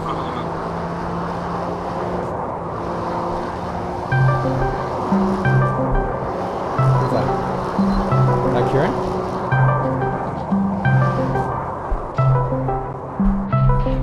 It's Colin. Yeah, I'm calling. Kieran's locked in? Is that who it is? No, it's not Kieran. No. He's Big Reza from Colombia. And that's another Don Johnson auto? Chill. Okay. I'm here. I'm back at the pit. Alright, but. Yo, let's go for a crazy run. Alright, you want to lead it or me? Up to you. You lead. You lead. Alright, I want to see this. I gotta learn. Show me an example of how I drive. Let me get a good run and let me see. Okay. So I'm flat here.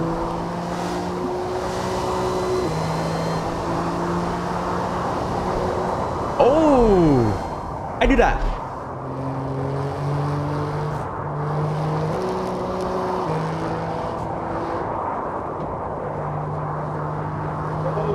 Oh, I'm still going. Oh, that was nice.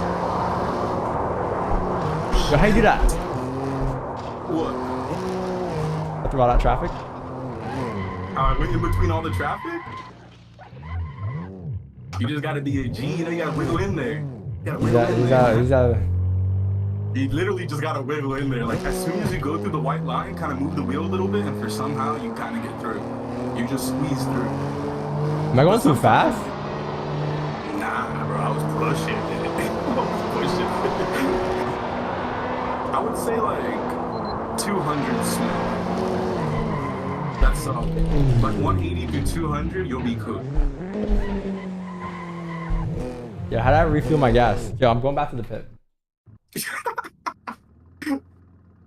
How much is gas in Canada right now? You guys go what? Not by a gallon. What is it? $2 a liter. $2 for 9.30 a liter. 93? Sheesh. Yeah. They got me at $6. Bro goes full margin every gear. I go full margin every year.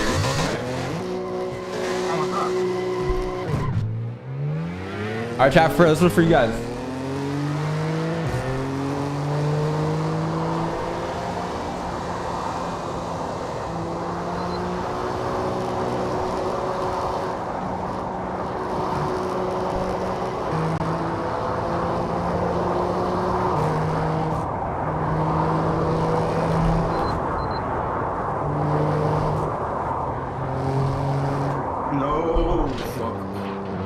That counts, right? That's my fault, chat. It's fucking my fault, chat. Yo, I need a better, what's it called? What? I hate how this fucking, gearbox thing looks at the bottom right. How did I change that? Oh, you would have to, you can go to the HUD and toggle it off, but it's like when you first load into the match, you know what I'm talking about? That weird screen that you get? Yeah, that's where you have to toggle everything off. I think you can do it in there. And then obviously the content panel. I think you just... Oh, wait, never mind. Just get your mouse and drag that shit away. Unpin it. I want to change the way it looks. Oh, change the way it looks? Oh, I don't know. I know you can. I don't know how. Yo, is there a drifting server? Yeah, there is. Low key with the shifter. Yeah, you need a handbrake, right? I mean, you could do it with an auto, but in the game it's a lot smoother with the shifter. Yeah, you don't need a handbrake, but it's just smoother with the shifter. You strip with the shifter. You ready? Oh yeah. Wait a second.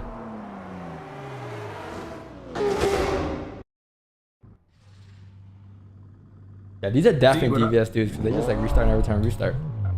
Oh yeah, and they're just chilling with us, which is kind of fire. I haven't ran with this many people before. It's pretty fire. Yeah, it's fun. But I rarely play a Seto. I like playing the F1. That's fun for me. That one's super fun. That shit gets competitive.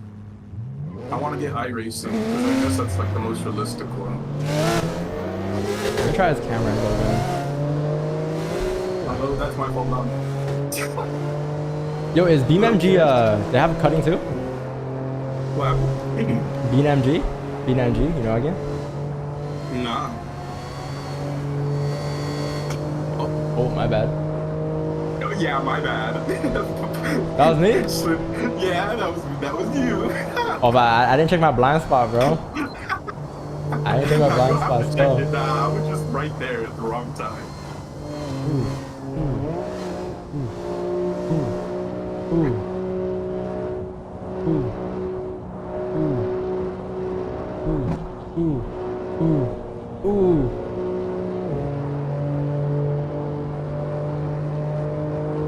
Yo, it's not too bad when you go slow though. Nah, yeah, when you go slow, it's good to learn. When you go like really 150, I'm not used to going like 250 yet though. Yeah, that's quick. It's quick. Yo, relax. But honestly, the best way to get used to the high speeds is going to high speeds. Like just cruising at 200, and then when you don't see any traffic, and occasionally, you know, going into emergency lanes to learn is solid.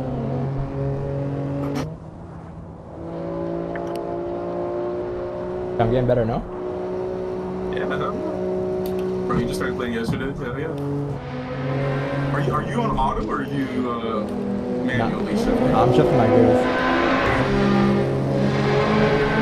Yeah, that car is loud. Trying to catch up to y'all. I think is that you? No.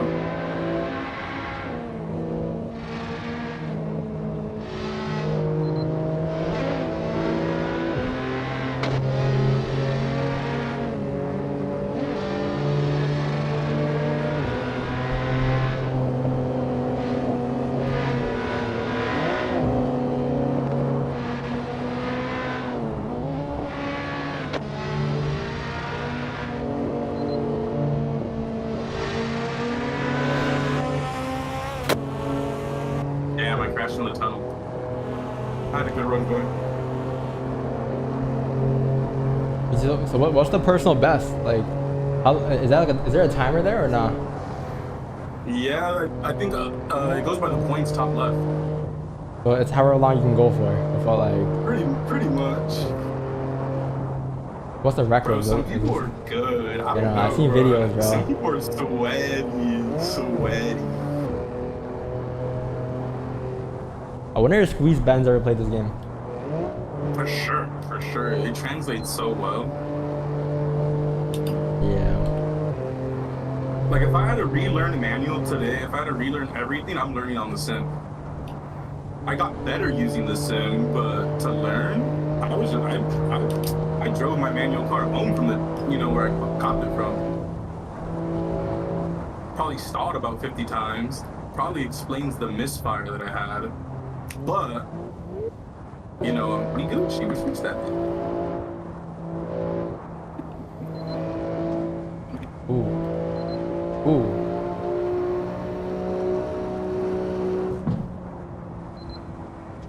Why did he crash?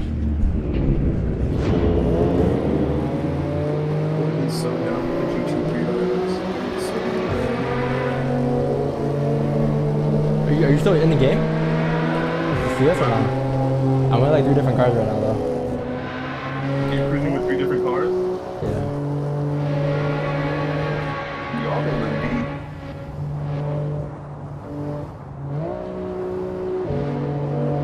I might have to follow your lead then. I want to cruise with it. I want to cruise behind. I'm on a run right now still. Y'all been going for a long time. I've been chilling here probably like a minute already. I'll go with this E90.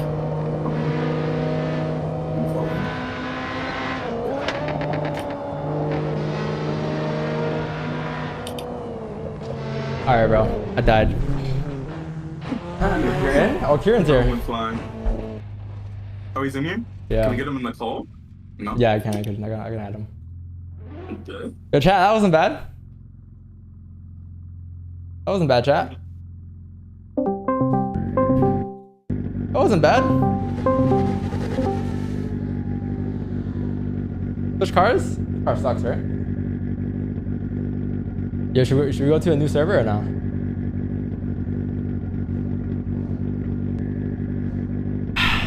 Yo, chat. Pretty good, man.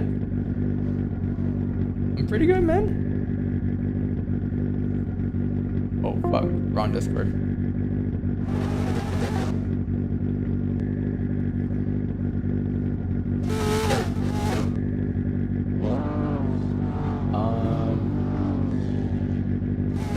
There we go. Hello? Alright, Yo. now we're for... What up? Now we're really locked in. What's good? What whip are you in, Q? I think just the Honda. Oh yeah, Honda Type R. It was you. It was him, Don. It was No. Just joined. Okay. You were the guy?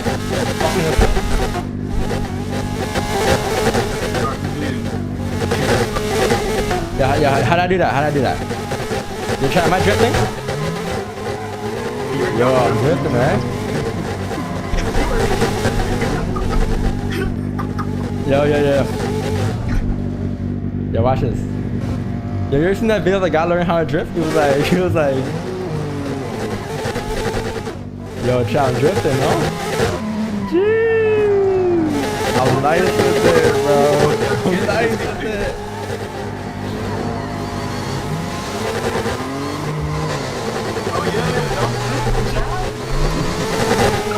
Yo, how did I drift? Hold down your brake, like hard, gas, and let it go, and you'll be good, and you can play within it. And turn off traffic control, of course, and then you'll be fine. Okay. You know what I need to do? I need to. Oh, everyone's behind me. Everyone's locked in for a run, and everyone. All right, I'm leading this bitch. Let's go. Come on, go. Lead. Fuck, hold on. I'm not pulling up. Come on.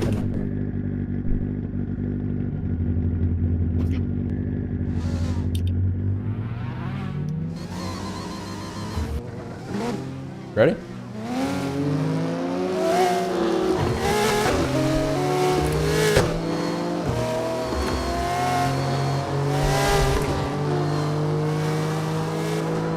Yeah, follow my lead. Oh shit. Oh.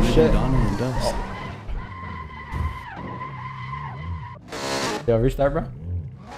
You guys restarted? Yeah, like some guy crashed into me. I don't know what happened. Because I crashed bad too. Okay. He just, yeah. I don't know. You guys are bugging. Alright. Yeah, does your place say Fiend? No, that says Phantom, right? Fiend? That would have been a mad coincidence. What the fuck? Hey, what car are you? You don't orange car? No, the white Type R. I was gonna say, bro.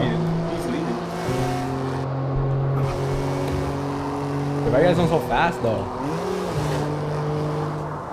Oh, nice. A little rusty, hold on. We good. I'm catching up. I'll pass Don in about 30 seconds. That's my goal to catch up. Excuse me? Right now. Yo, you fuck? Oh, God. What mean you passed by me, bro? Watch this. I'm hauling ass. I should. Fuck the Ooh. Oh my god. I'm nice with that. I don't need to shift gears, bro. One gear the whole time.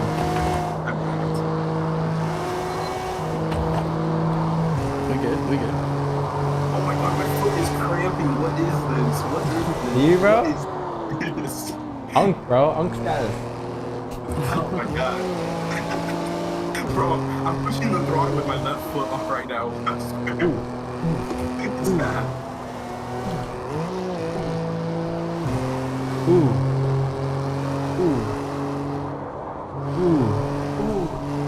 Oh my god, who did I just pass?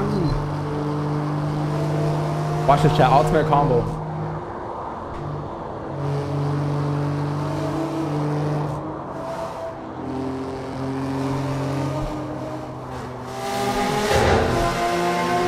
Way too fast. Yo, look at that. Look at that.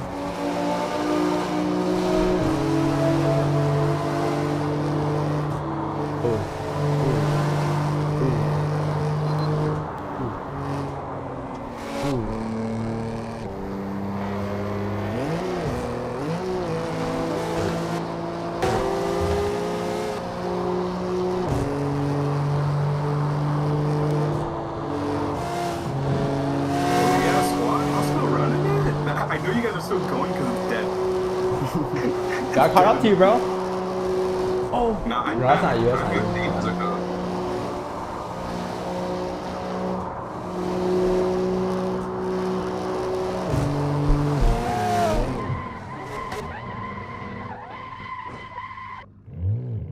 Alright, I'm restarting. Are you guys still playing? Yeah. Holy. Yeah, man. I'm locked in. Y'all was going for a minute. I was going crazy, chat. Oh, I'm frozen? Oh my god. You guys didn't see the whole gameplay? Bro, I was frozen? No way, bro. I went crazy. Chat. I went crazy.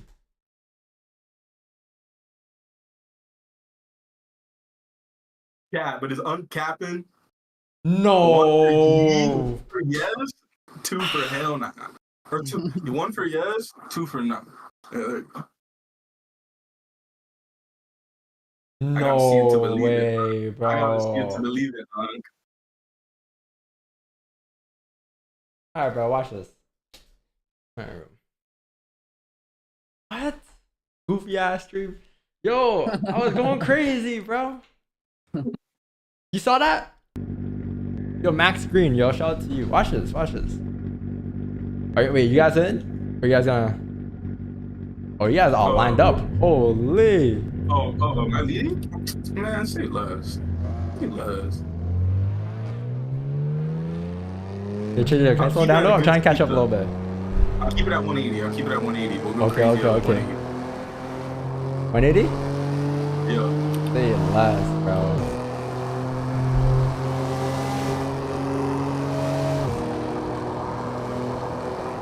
Who? Challenge me in a race? I'll smoke you, bro. Nope.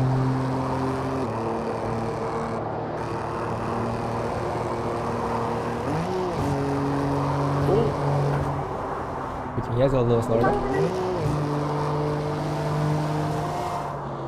Oh hell no, so much traffic, bro. Bruh. That's my fault, whoever's in the 340. Did you crash or are you still behind us? I'm behind you guys. I'm like right behind you guys though. No emergency lanes, 340. What's emergency lane? All the way to the right and left. Or all the way to the left, all the way to the left. Oh word.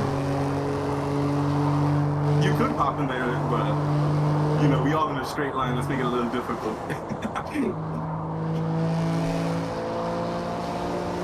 Yeah, it's hard, no? Yeah, it's hella hard to stay on the road the entire time. It's tough. But I'm flat out. He's 340 right now. He's probably still doing 180. Oh shit. Yo, you guys see this chat? Going crazy. Oh, we good, we good. Going crazy, going crazy, going crazy. He's in? I'm not in. As soon as you said that.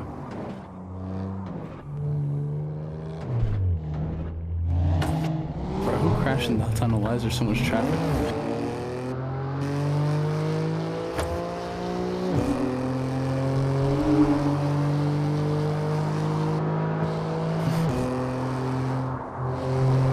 I'll join the playback. We're good.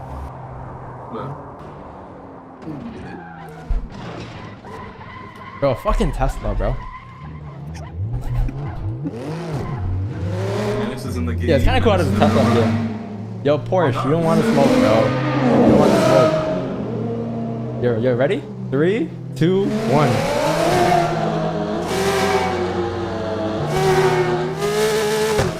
Chill. Yo. Yo, why is the GT3 so fast in this game? I have no idea. They're quick. Yo, am I not full throttle right now? That guy was fast. If you're thinking, you're probably not shifting up, bro. You're probably not shifting up. What'd that mean? Like, let's just say you're going 180 and you're in 4th gear. No, I'm playing. Yeah. Yeah. I was about to say. I was about to be like, oh man. Are we going? Okay, that's cool. Yeah, restart. Back to the pit. Oh, you're at the pit? Okay, I'll restart. Gotta hop on stream in like 30 minutes though. That's straight. Chat, you guys see my screen? Bro, I can't see with this stupid sun glare, bro. It's so bad on this map.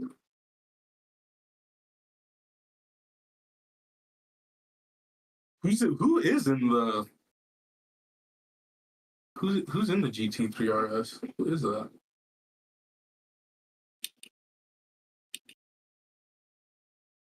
If you're following me, just not have sun rays all over my screen. Oh man.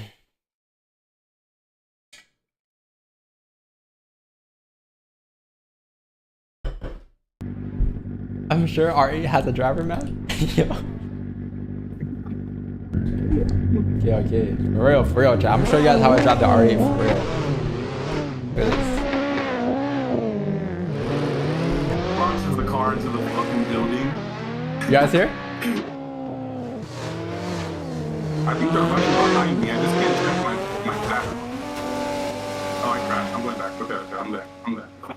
Alright, follow my lead. You guys are up? Is it you guys? Oh my gosh, what is this? Okay. Come on, chat. What happened to the server? Oh, was that you that lagged out? It was. Oh, my bad, chat. You guys don't see the screen? I think I lagged out. You did, yeah, you did.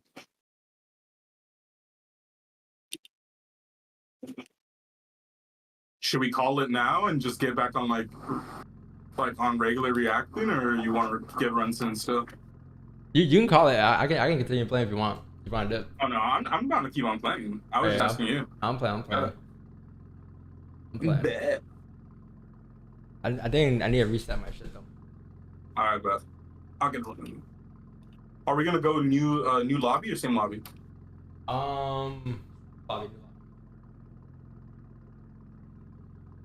Bro, I was in 3rd gear and it felt so slow, but I was sorry 340. I'm so sorry. Am I good? Why does the car seems so off? Wait, I can drive right now with no traffic? Yeah, you could run these same maps, no traffic too. Find that. Hold on, is there traffic here? I'm trying to see something. There's no traffic at all. 340 on flat, sorry. Is he behind me still? Did he survive?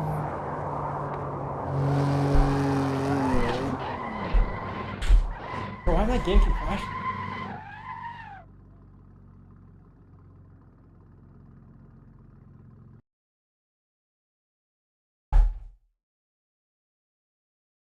Hold on, chat. I'm gonna restart my game. Oh, the game's tripping?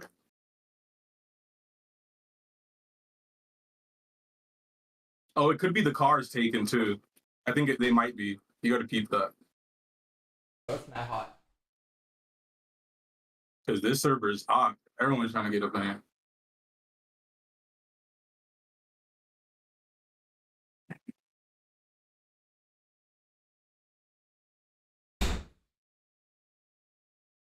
Mad hot in here. Bro, it's steaming in here too. I don't know what. Oh, Lee, you sweat, bro. I'll be, it's this movement. It's 66 degrees outside. Yeah, 66. What's that in Fahrenheit? What's that in Celsius? Shit, I don't know. 66, not 66, like 25. 25, yeah. It's fresh outside. It's fresh. Here's burning. My girl was trying to go to the beach today. Yeah, bro. The beach? Yeah, hell no. 66. They all freezing. She's gonna get out the car and be like, oh yeah, 66 for Cali is like fucking. Oh, that's real fresh for us. That's cold, bro. That's cold. You're gonna see me in sweats It's and like, my easy slides later. It's like that right here right now, but it's mad hot here. Yeah, see, it's gonna steam up. I know it is. It's gonna get hot later. I know it is. All right. But see, 70's hot for us. Like 70's a great day. Like, you know, like 35 for you guys, whatever's. It's like a great day out here. What tires are on this? What the hell? It's gonna be 80 today. Not bad. Damn, Don, you got me talking about the weather, hunk. Come on, hunk. Hey, you get in there, bro. Unk status achieved for sure, bro. Oh God, I'm climbing up there. I'm catching up to y'all, man.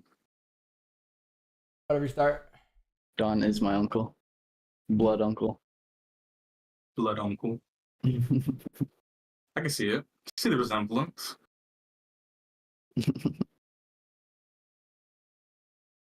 Yo, so what I do? How do I change the controls? The sensitivity. Like, what do you guys have it at?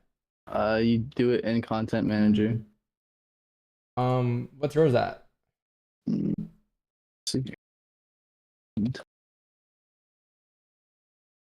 want a 340. Does someone want to switch?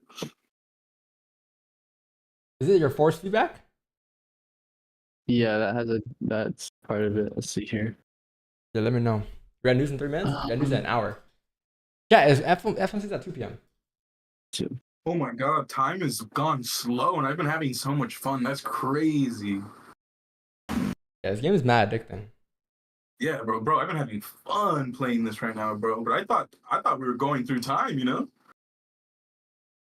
But I guess not. That's fire. Where's the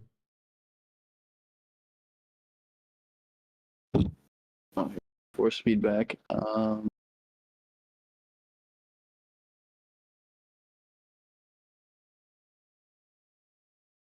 All right. Hold on, Don. I gotta send you something. You gotta install. Did you do the LUT file already? Yeah, I got all that. Okay. Yeah, I don't get Don's issue right now. I wish it's just that I gotta change the settings. Like, what's your sensitivity at on your On my content? Yeah, on your content, like your wheel sense, because I feel like my shit's like not proper. So we're gonna load into a new server then, right? Yeah, new server. Everyone that's in there is like, no, you motherfuckers.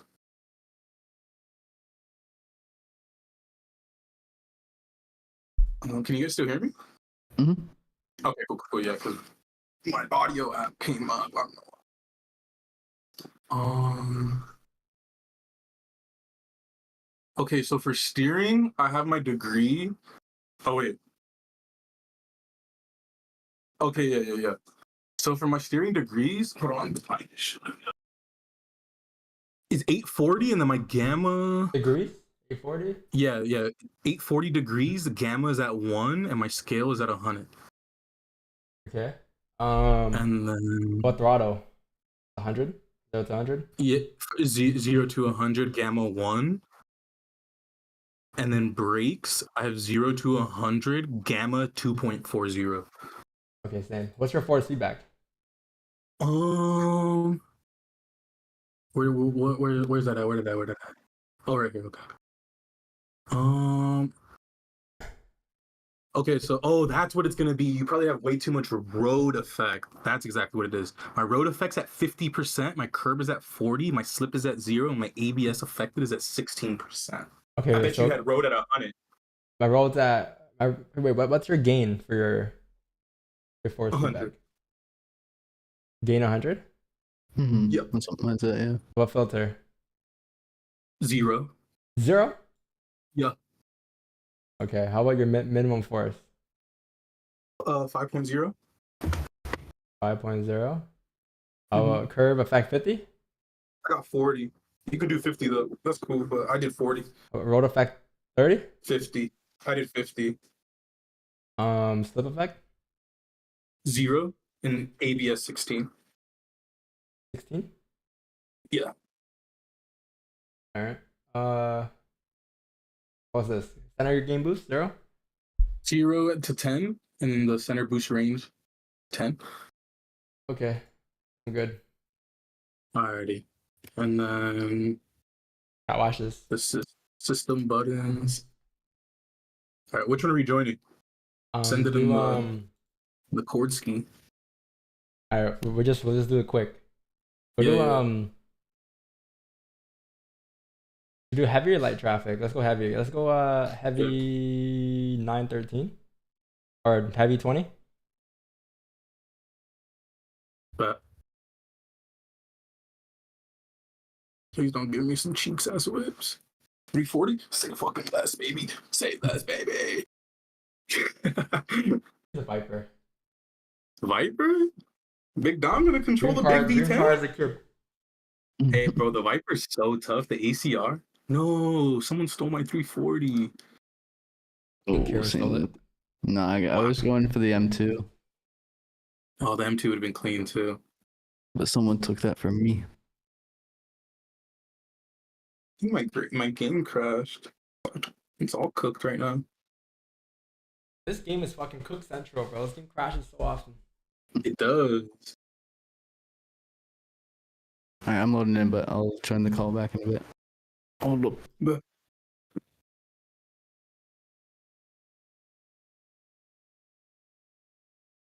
Yeah, shift manual to Viper. Oh, see, that's the bad thing with some of these cars. You have to do since you don't have your shifter connected, you have to do the toe lift. So every time you go in between gears, just so it's a lot cleaner shift, just literally for a split second, like a blink of an eye, just lift up off the gas and then right back in. But shift in between that. Okay. So lift, shift, down. Every time you want to move a gear and you're going to feel the car kind of jerk.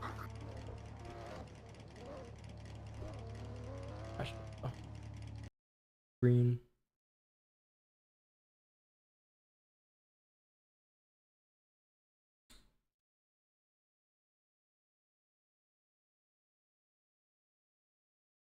Oh, nah, my computer's fried right now. Yeah, I got two PCs. My other PC is just crashing. It can't even screen share my my screen. Really? That's crazy.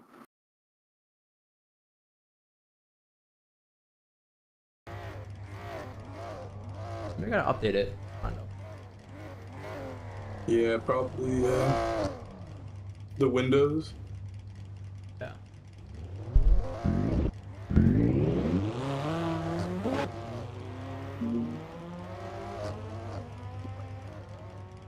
Yeah, dude, I just have a loading window. Why? That's so annoying.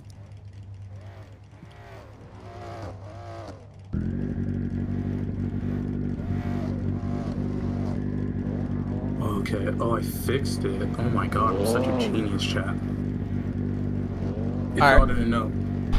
Bro, I joined too. It's a game over. They put me in a 340. You guys are cooked.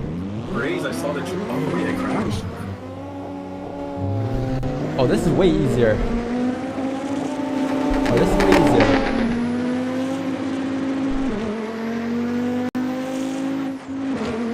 I got a break? I think it's full, broski. Yo, I'm chilling.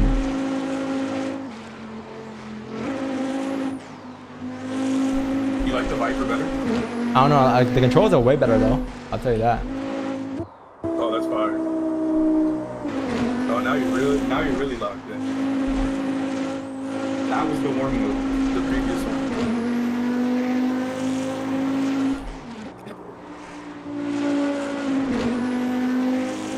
Yeah, this is way better.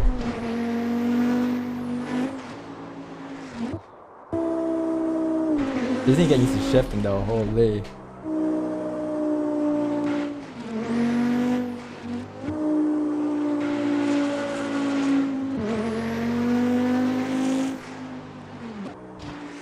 Oh, see, I see what you're doing. I see why the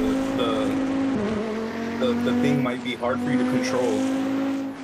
When you're slowing down, you're trying to you're shifting down. You're pretty much money shifting back into the red line. So instead of shifting down, just lift off, slow down. Just let physics do the work. Okay. I don't break?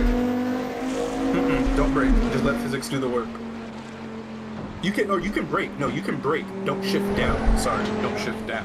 But you want to trail brake. You don't want to slam on your brakes. You want to trail brake. Okay.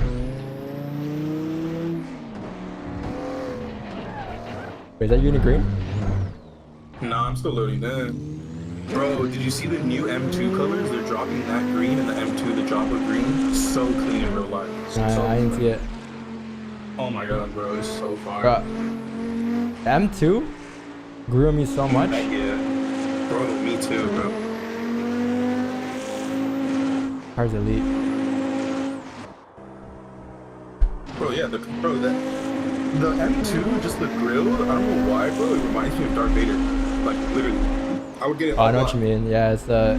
Bro, it's so it's the... Fuck. I can't do this two at once. It's the, I want the rear lights for me.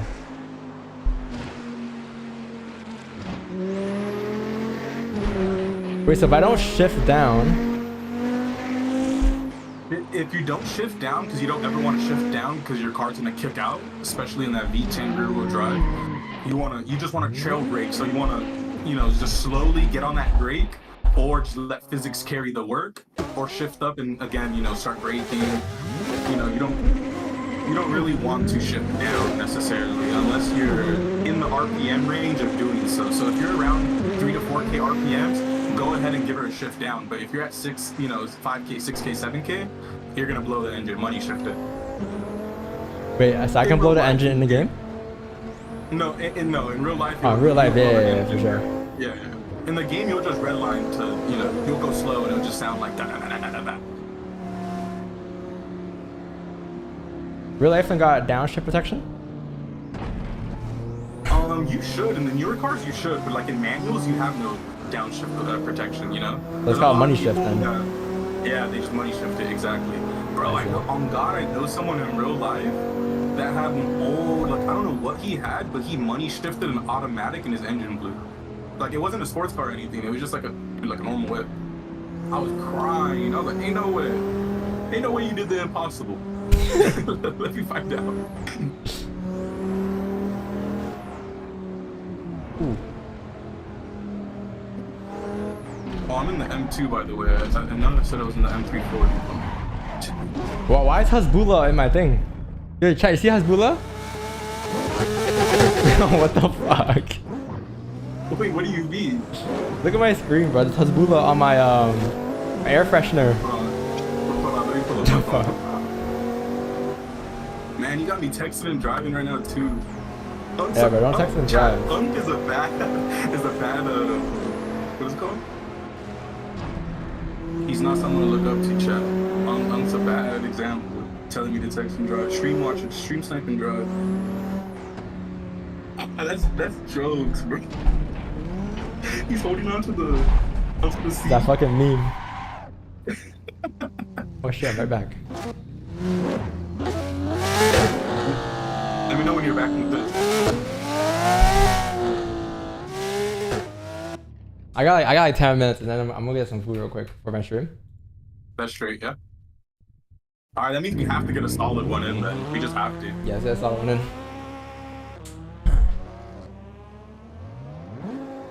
I'm waiting for you right here. We got a DVS respawn. I'm sorry, respawn. We gotta get everybody. We got 10 minutes. We gotta make it. We gotta make the Wait, what car are you?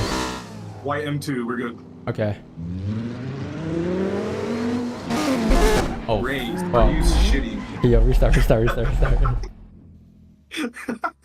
Bro, everything is so like fragile. I'm so used to GTA and Need for Speed. Bro, yeah. So you can't go over a little bump. No, for real. But that's how it is in like the other racing games too, like F1 and stuff. You hit a curb, you're going into a ball.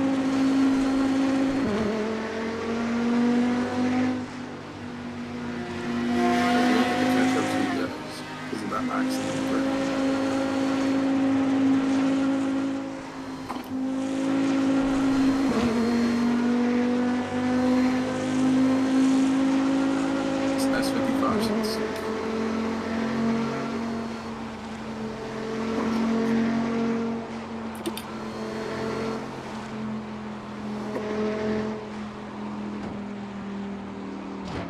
Alright, let me get those. Oh, you see him behind you, boy?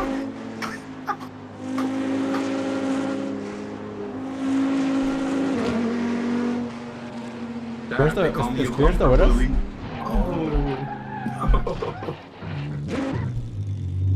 Oh my god, Raze Holy. went flying. Guys, wheels came off. It's froze again? Oh my god.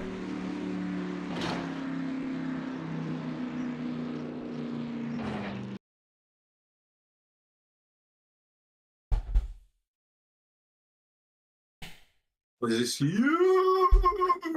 I'm so sorry. Nah, Loazi, we're coming back on stream in like 50 minutes. Trading stream. But we're just killing time. You're gonna chill in the meantime? No. Someone's asking if we're coming back. I'm like, yeah, probably like 10 minutes. Oh, okay, bet. I'm trying to fix my screen though. Can't see. Let's show. I'll wait for you right here.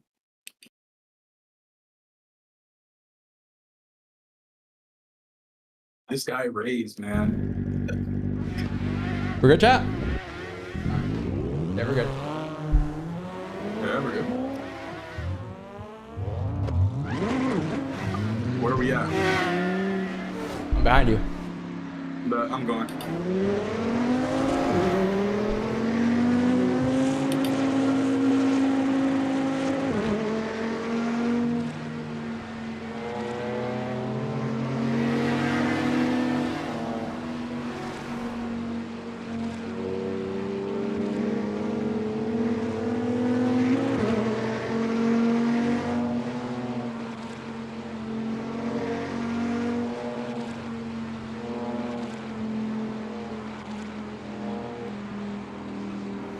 Little emergency. Sorry, what's... Whoa!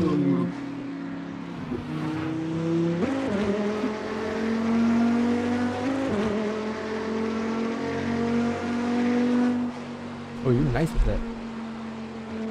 I be squeezing. Hey, I see you, boy! Squeeze, man!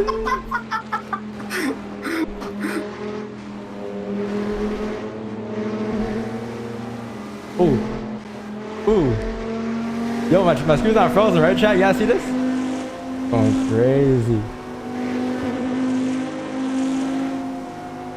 Oh, I'm a crash. Oh. Oh my gosh! Oh my gosh! Oh my gosh! Yo, how you alive?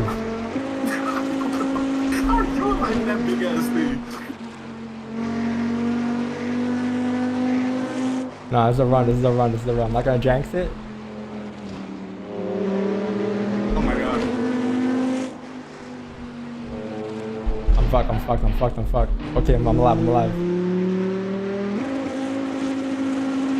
Oh, we're stuck. Oh, they're blocking this thing. Oh, Okay, we're good.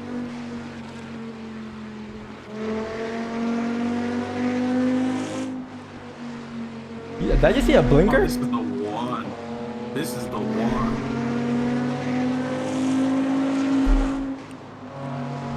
I'm in.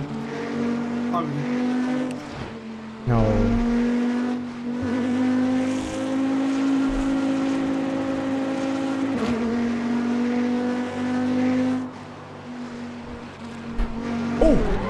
Oh, my bad, bro. Fuck. I was there. We were in that. Dude, oh my god. No, we're in that. We were killing it. Oh my god. One more run. One more. Okay, we gotta make some legendary. That's crazy. That's crazy. Oh my god. That best one yet, no? Yeah, want me to lead? I think I have confidence to lead now. Bet. Where you at? Are you there? Oh, you're gone. Oh shit. Yeah, I'll slow down. You're good. Go. Be good. I saved you. Oh no, you're not. You're dead.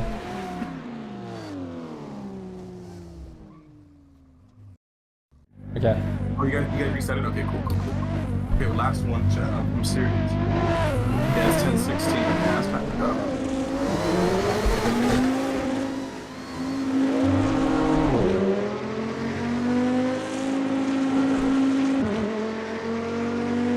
Half of DVS is gone. Yo, Adidas? Alright, some menaces on the road. I can't tell which car's a pedestrian. Oh no, it's a fast car. Yeah. Rays, oh my god. Yo, who's still alive? I survived somehow. Yo! Okay, restart. This one's fucked. Oh my god. Yo, you lead. I think you gotta lead. Alright. Let me know when you guys are all behind you. The other M2's behind me. Alright, go. Alright.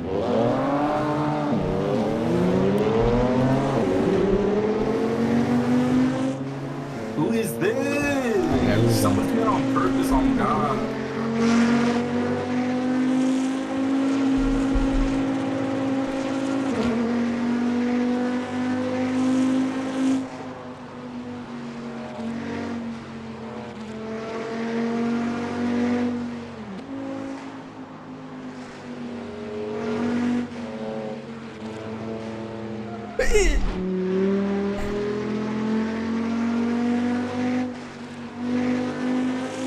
Oh, it's sticky with it, dog.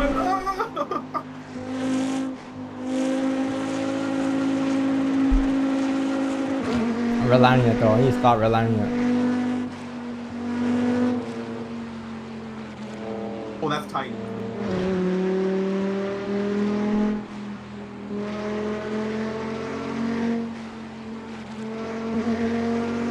Okay, that's the emergency, so pick up a little speed. Oh, bad traffic.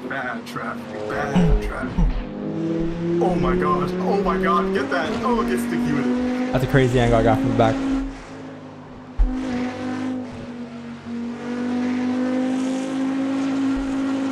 Oh, I love this S55. I need one in real life, I swear.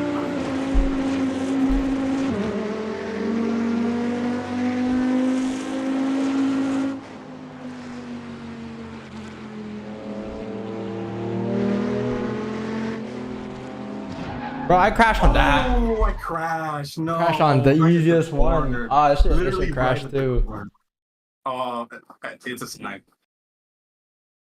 Oh, that was a good one. That was a good one. I'm not gonna lie. The first one's better though, I think.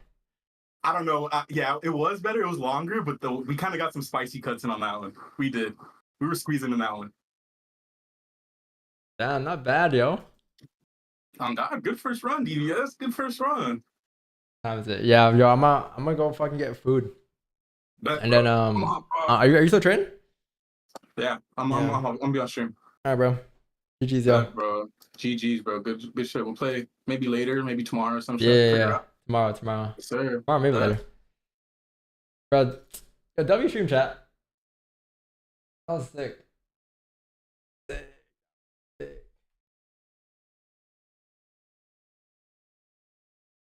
We gotta lock it in though. It's chart time.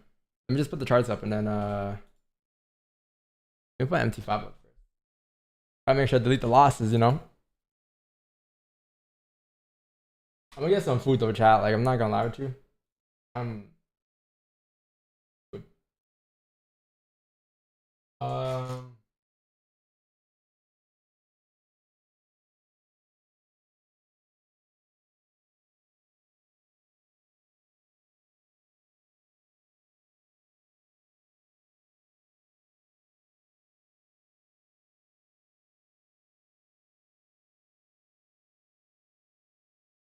Low acid.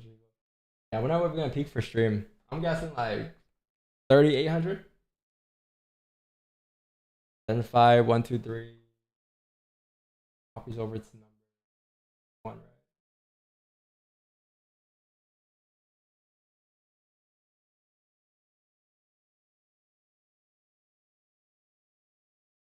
That's a W.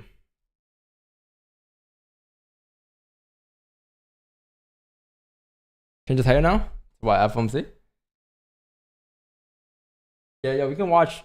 Wow, the 4 kind of flipped bullish. That was the liquidity, I think. Wrong.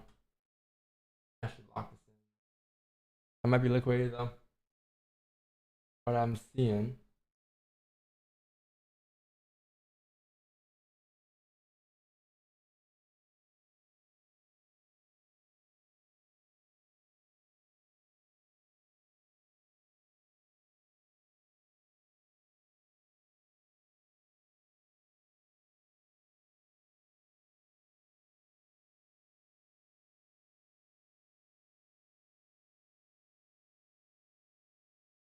All right, I think we're good. Pull up the training view. You guys see my screen? No, you guys don't. Stop this.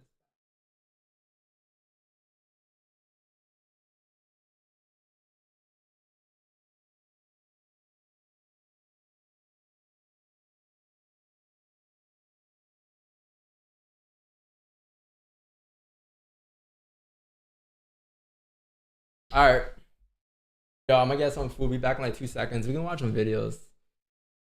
Oh, while we actually wait. But I don't think like we made one video.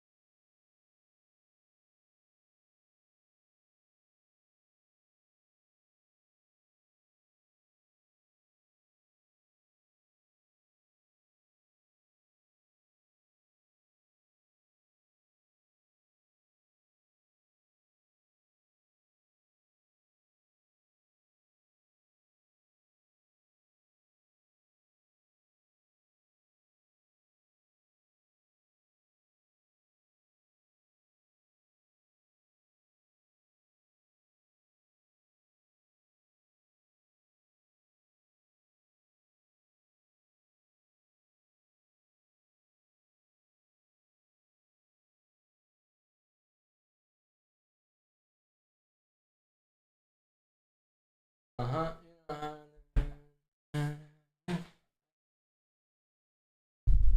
it's mad hot in here, bro.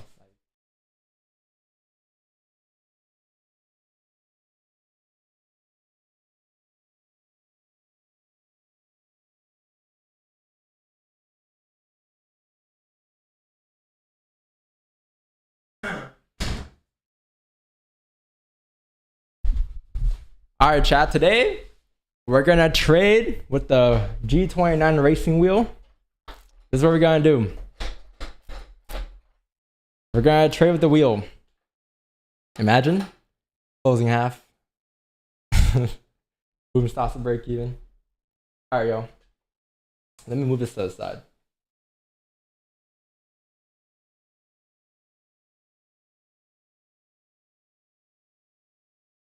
I was the green 340i. Oh, nice.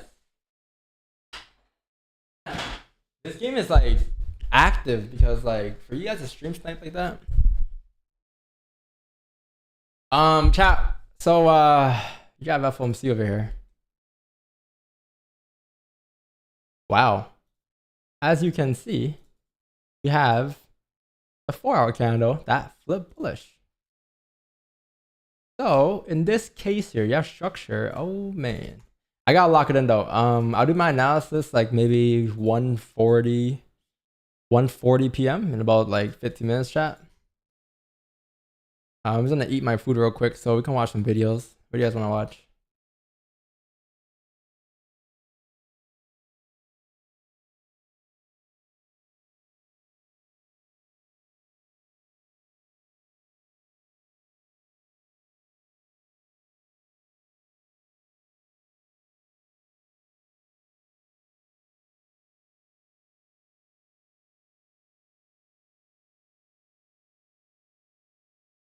No volume?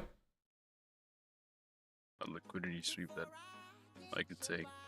And I did try taking a trade on. What do you guys want to watch? While we wait for FOMC. Let me change the title of the stream actually. Good idea. FOMC.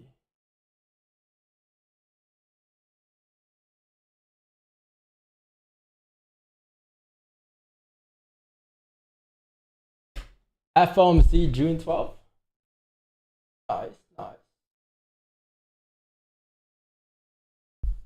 Update the record. What?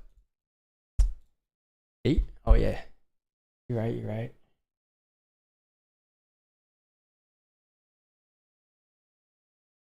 Alright. What do you guys want to watch?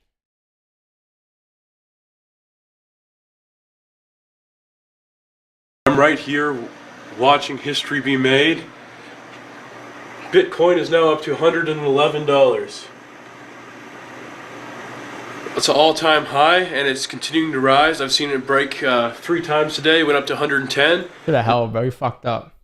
$110?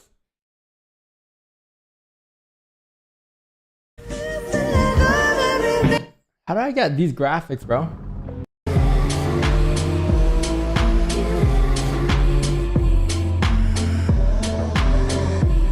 Okay, bro. Sorry, chat. ADHD kicked in.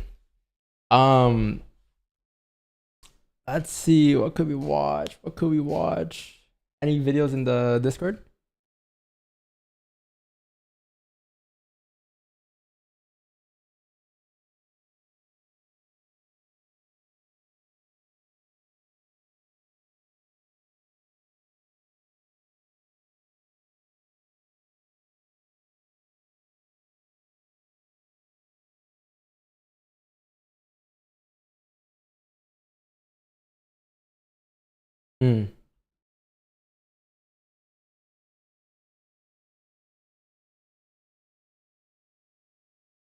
Slow bends? No. I need to get in a training mood again, bro. I need to get in a training mood. So we need a training video.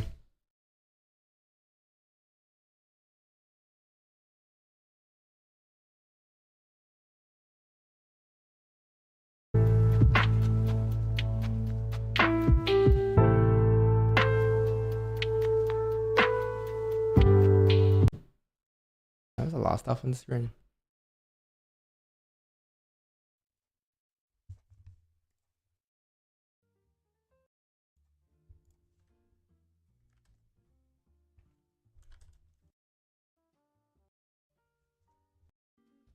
Oh, quiet. Yeah.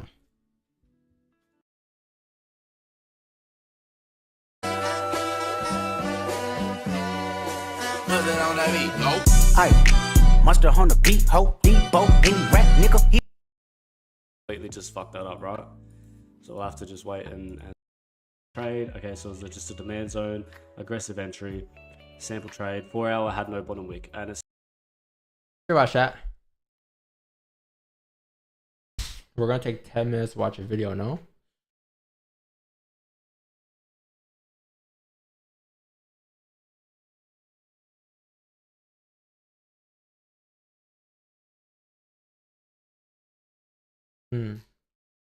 My feed ain't helping.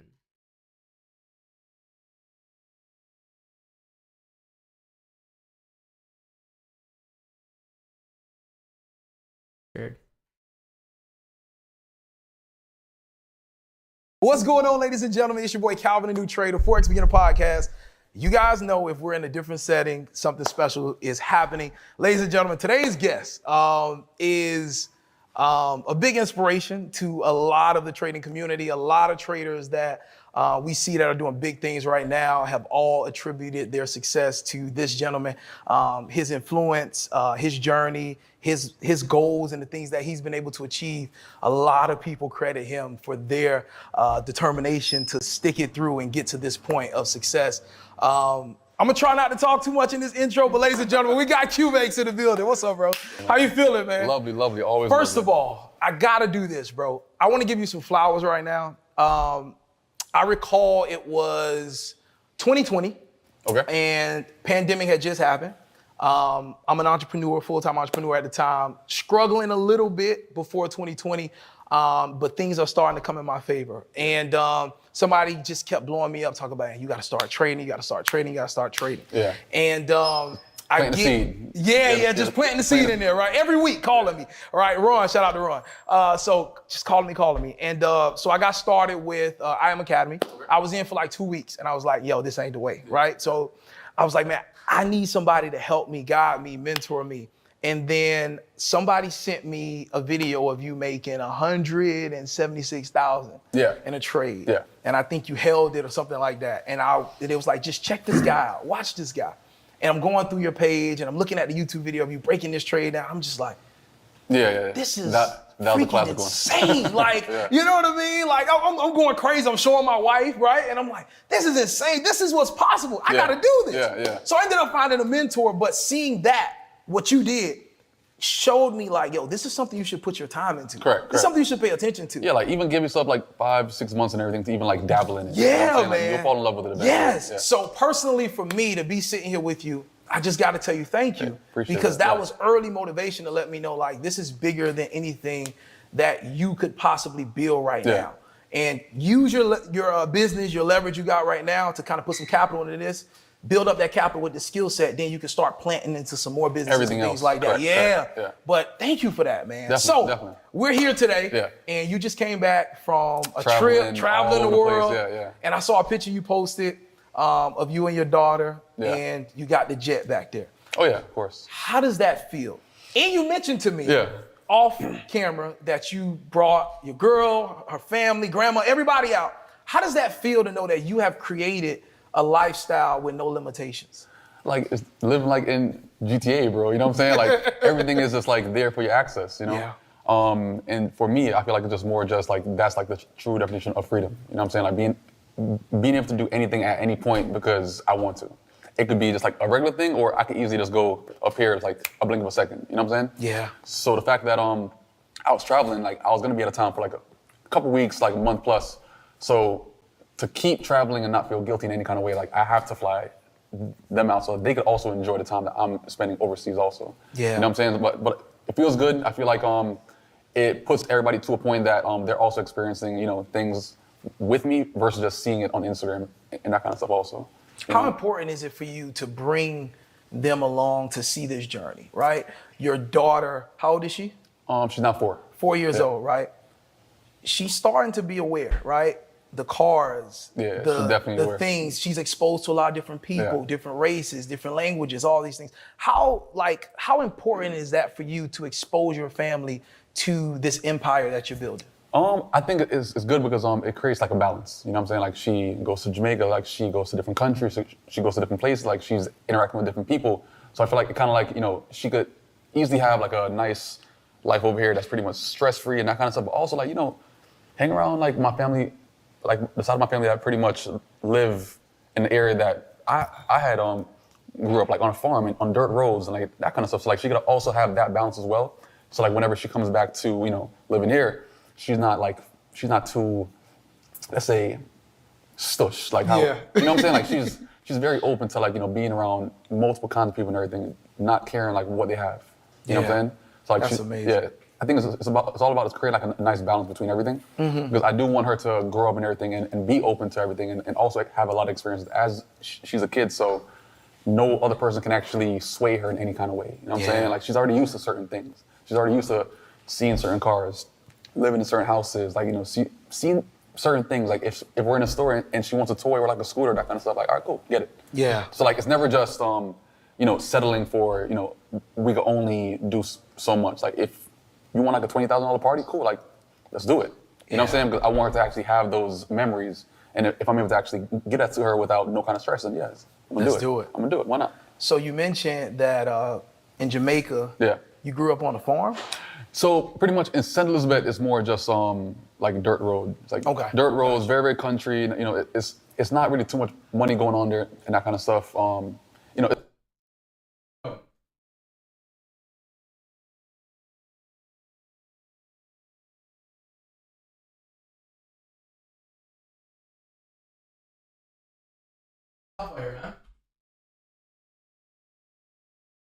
Hello traders, so in this lesson, we're going to cover high probability liquidity runs. So by now everybody knows what a liquidity run and a liquidity sweep is. So for the purpose of this lesson, we're going to mainly focus on our liquidity run, but here's a recap. So we're in an uptrend, as you can see by the green color. You can see you have a swing high. And once that swing high is crossed and price continues to the upside, this would be your liquidity run. Well, in this case, we're in an uptrend and you have your swing low. This swing low, when it's attacked, you're more than likely anticipating a liquidity sweep. And once that liquidity sweep occurs, you can target your swing high for a liquidity run. And why did that occur? Because your liquidity sweep occurred first. So to keep it simple, if you're in a bearish trend, let's use common sense.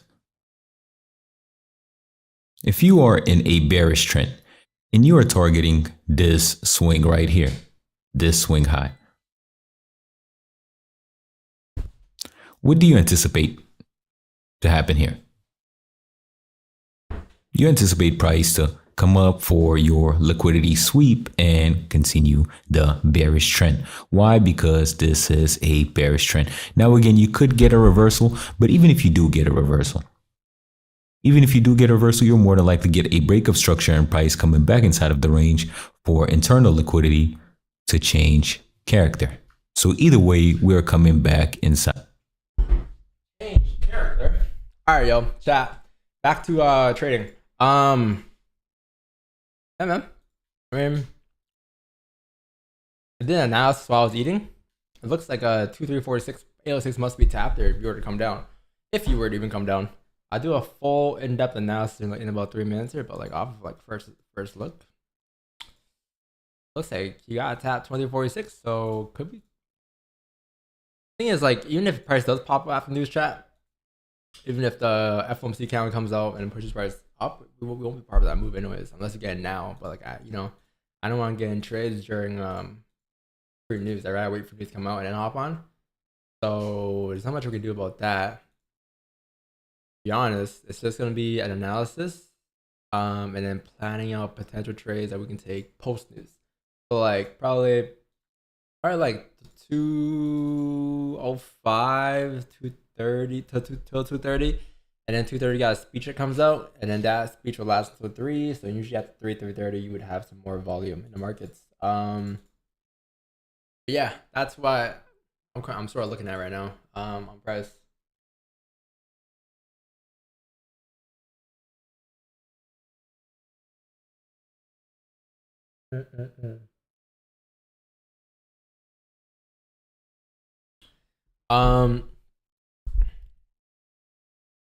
What I can do for tonight on news, I really need that.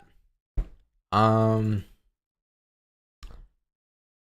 need to stop saying that you need things in trading, because you don't need anything in trading.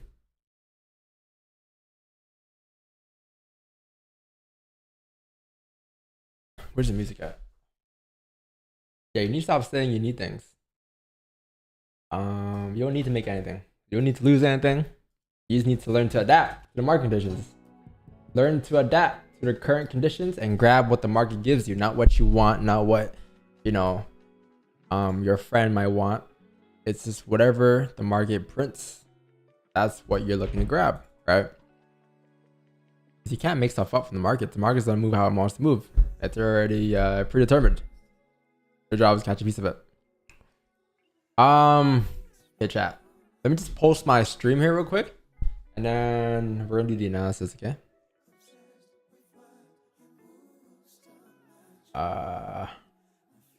Wants to be in it.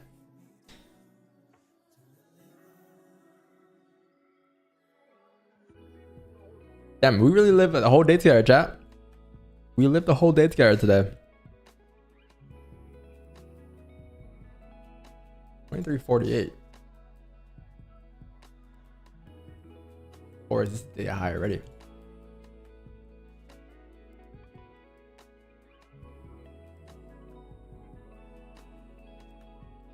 All right, let me just.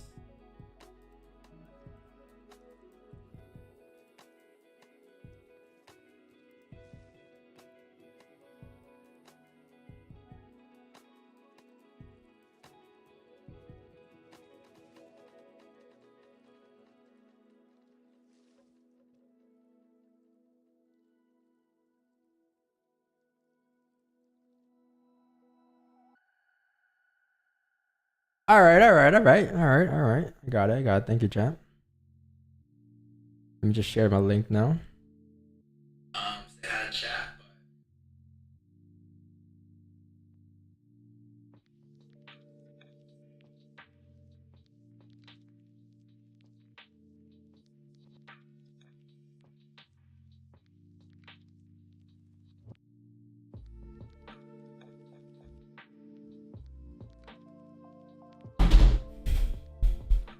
Need permission to record? My bad. Let me ask next time. I did ask you, bro. You said yes.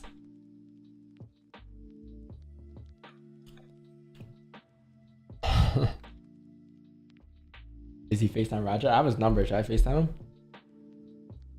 Hey, Raja. Should I FaceTime him?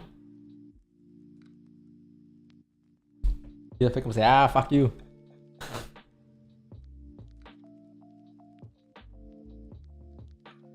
All right, what's up, man?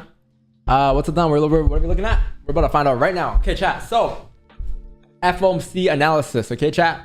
FOMC analysis right now. So, let's just do a little recap here because, oh shit, Zoom. I gotta do my Zoom. Zoom.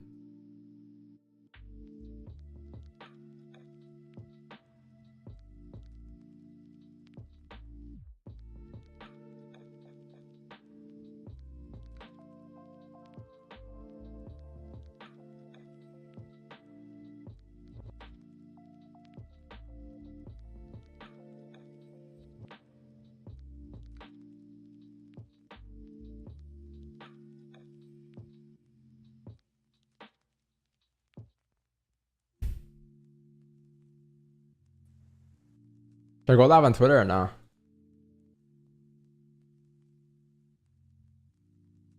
I'll go live on Twitter, yeah. Why would I not go live on Twitter? Why would I not?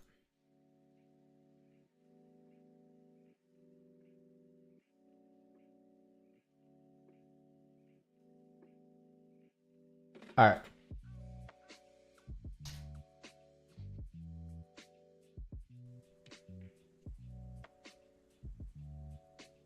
That was some good tacos.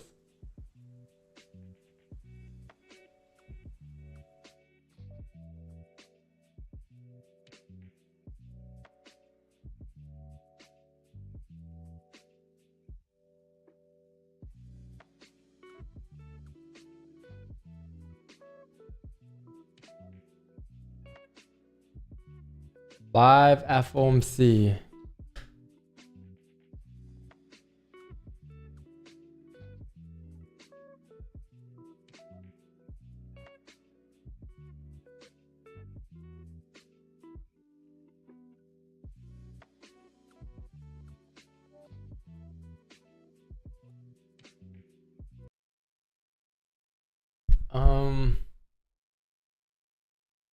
Music.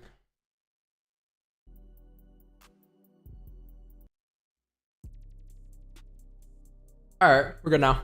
Chat. So starting off here with the analysis here, everybody. Starting off with the monthly. The first thing that we're gonna look at is the monthly, because I just want to do a refresher from the morning, okay? Because it's different too, the way things look this morning versus where it is now. As you can see, the monthly time frame here so far has printed this, right? You opened up over here. You created a high, I'm pretty sure. That's the first thing price did. Create a high, and then started to pull back, react a little bit, and then started to continue pushing down, right? On last Thursday, which then made a low. So then price came down towards that low area, and then it started to range for a little bit, but then eventually made its way back up towards the opening of price, which is here, right? So now price is like around here, a little more bullish, right? So that little length right there that you see, that little box, that is where we're at. So this is what price looks like right now. All right, which means that it's interesting. I think on the 4 hour, especially when you drop down to that time frame, but like if you look at the overall structure that price has been printing for the monthly, I get it. We're bullish here. Everything shows that we're bullish though. But in terms of like just the current monthly, so if you were to just ignore all these other candles to the left and pay close attention to the current candle, you're gonna see that this candle right here, chat, is one strong bull candle, or one strong doji bull candle, which means that this is how it looks on a small time frame, which means that technically the structure is bearish currently, right? If you continue to break above these ranges highs here, then yeah, the monthly could flip bullish, and the monthly could come back up to re-break the highs, which is right here, right? But that's going to require some closures above the ranges here. I'm guessing on the daily, because this is the daily. This structure here is likely to be looking like this on the daily. Right, because this is the monthly, and if I were to reverse engineer the candles backwards, this is what you're dropped down to a daily to look at. So if the daily decides to close above this resistance here, then I would assume that the rest of the month, or at least until the retest of the highs, you should continue up towards the retest of the highs, right? Which means that the monthly candle would then end up re-breaking the highs after creating a bottom wick, and therefore the monthly should continue to drive up because you have a monthly wick fill, right, which happens to be up here at 24,440. And the reason I'm talking about this today is because today is the most important day of the monthly. It's FOMC day. You will see the most volume in days like this. The most direction usually forms this day for the rest of the month. So it's very key to pay attention to that, and that's why we're looking at the monthly here, right? So just understand that structure. The weekly here is where things get a little interesting, chat. If you take a look at the weekly, you close below the range on Sunday, right? You close below here. Price came up today to create a weekly top wick. I would assume that if this is a top wick, as you flip bearish, that flip should take you down towards the bottom of the next range, which happens to be this range right over here, right? Which means that you have this range to be filled. Now, the only issue with the range being filled, and the only issue with us coming down here, is that you have no bottom wick, right? So if you take a look at the current or the previous weekly low, I mean, there's a wick here, right? But not like an actual wick, like not an actual wick to a point where there's like an actual range being formed, right? That's the whole point of us saying there's no bottom wick. There is a bottom wick. It's not just a petty wick. It's like the meaning behind that no bottom wick, right? So when there's no bottom wick, there's no range, because a wick is what creates a range. Right, so in this case, you might have a little wick, which means you might have a lower range, but in general, right? This candle here, any given point in 2 days and 4 hours, it could close bullish. And if it does close bullish, you more so would have a fake out back into the range here rather than this candle flipping. But if you do end up flipping today, I was hoping today would flip the candle, then there's a high chance tomorrow and Friday should continue down, right? Because this right here, chat, no bottom wick, is like, it makes this candle like a, I would say 50 to 60% chance of not playing out, compared to if a candle were to have an actual bottom wick. If you were to have an actual bottom wick, the probability of playing out this month would be a lot higher, or this week would be a lot higher, right? But the chances are a little lower, which means that you got to add like an extra or two confluence here and there, which we'll get to in a second here. But yeah, like that's the weekly. The monthly overall, like you're expecting us to continue down, if anything. Because price printed a top wick first. The weekly here, if you drop down to this, you're expecting the weekly flip, right? So as the weekly flips bearish, the monthly will also come back down to revert the lows. The daily here is very key today. This is the current daily, chat. You're going to see that the daily candle, you've been respecting 23.25 here all morning. So if you take a look at this, sorry. If you take a look at this, right, you close below, I think, no, not yesterday, I'm saying Friday. You close below on Friday. The thing about this is that you've never came down and tapped 23.78, 23.80 zones. That hasn't been tapped yet, right? And usually, majority of the times, whenever price is to reverse its trend, it would usually reverse its trend after filling the ranges. In this case here, it hasn't filled the ranges yet. Look left at the last time you actually made, you actually came up from these areas here, right? You're gonna see that before coming up, and this is the only past data we have, so this is the only thing we can go off of. But like if you look at it, you're gonna see that you didn't tap the areas here, which is equivalent to this, right? And then you actually came down, filled the range, tapped 22.79, and then you made your way up towards the top of the range, right? Then you actually had that bullish push up. You got this push up, cool, but at any given point, this daily candle could still flip bearish since it's still below the ranges. And if it does flip bearish, the question is this going to be a bottom wick for us to go up now? Or is this just going to be a top wick for us to continue pushing down, right? Since price pushed up first here, and if you look at the current structure, this right here is bearish structure still, right? I get it. We're bullish for the monthly. We're bullish since the dollar. I get that long term we're bullish, but the current structure, not the overall structure, the current structure on price right now, this is bearish, right? Lower lows, lower highs, lower lows, which means that any given point, this can be a lower high, right? I think today we came up and tapped that, we tapped that daily level at 38, and then price started to reject in the 4-hour candle. So if I drop down to the 4-hour candle here, chat, you're gonna see, right, this candle here came up, tapped the target.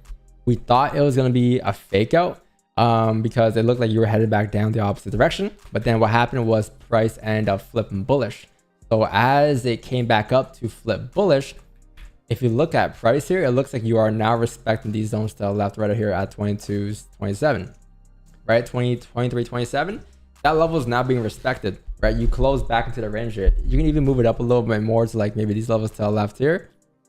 But this thing definitely closed bullish back into the ranges, which means that now you have more structure, right? So this whole entire morning, we're looking to see if we can get the push up first for the buys, which we did get buys on, but then we also wanted to see a fake up back into the range so that we can get that continuation on the weekly down and on the daily down, right? But you started to reject here. You started to react at that minor support level at 23.19, which means you have structure formed now, right? This is decent structure, I'll say. This entire wick here came all the way down just to close back into the ranges. If you drop down to a smaller time frame, you now have some like decent structure, which means that the chances of you going up now is a lot higher than where it was this morning. This morning, the chances were very low, right? This push up, I'm not talking about that push up. I'm talking about like the actual chances of you driving up to fill the entire range up without any bottom wicks.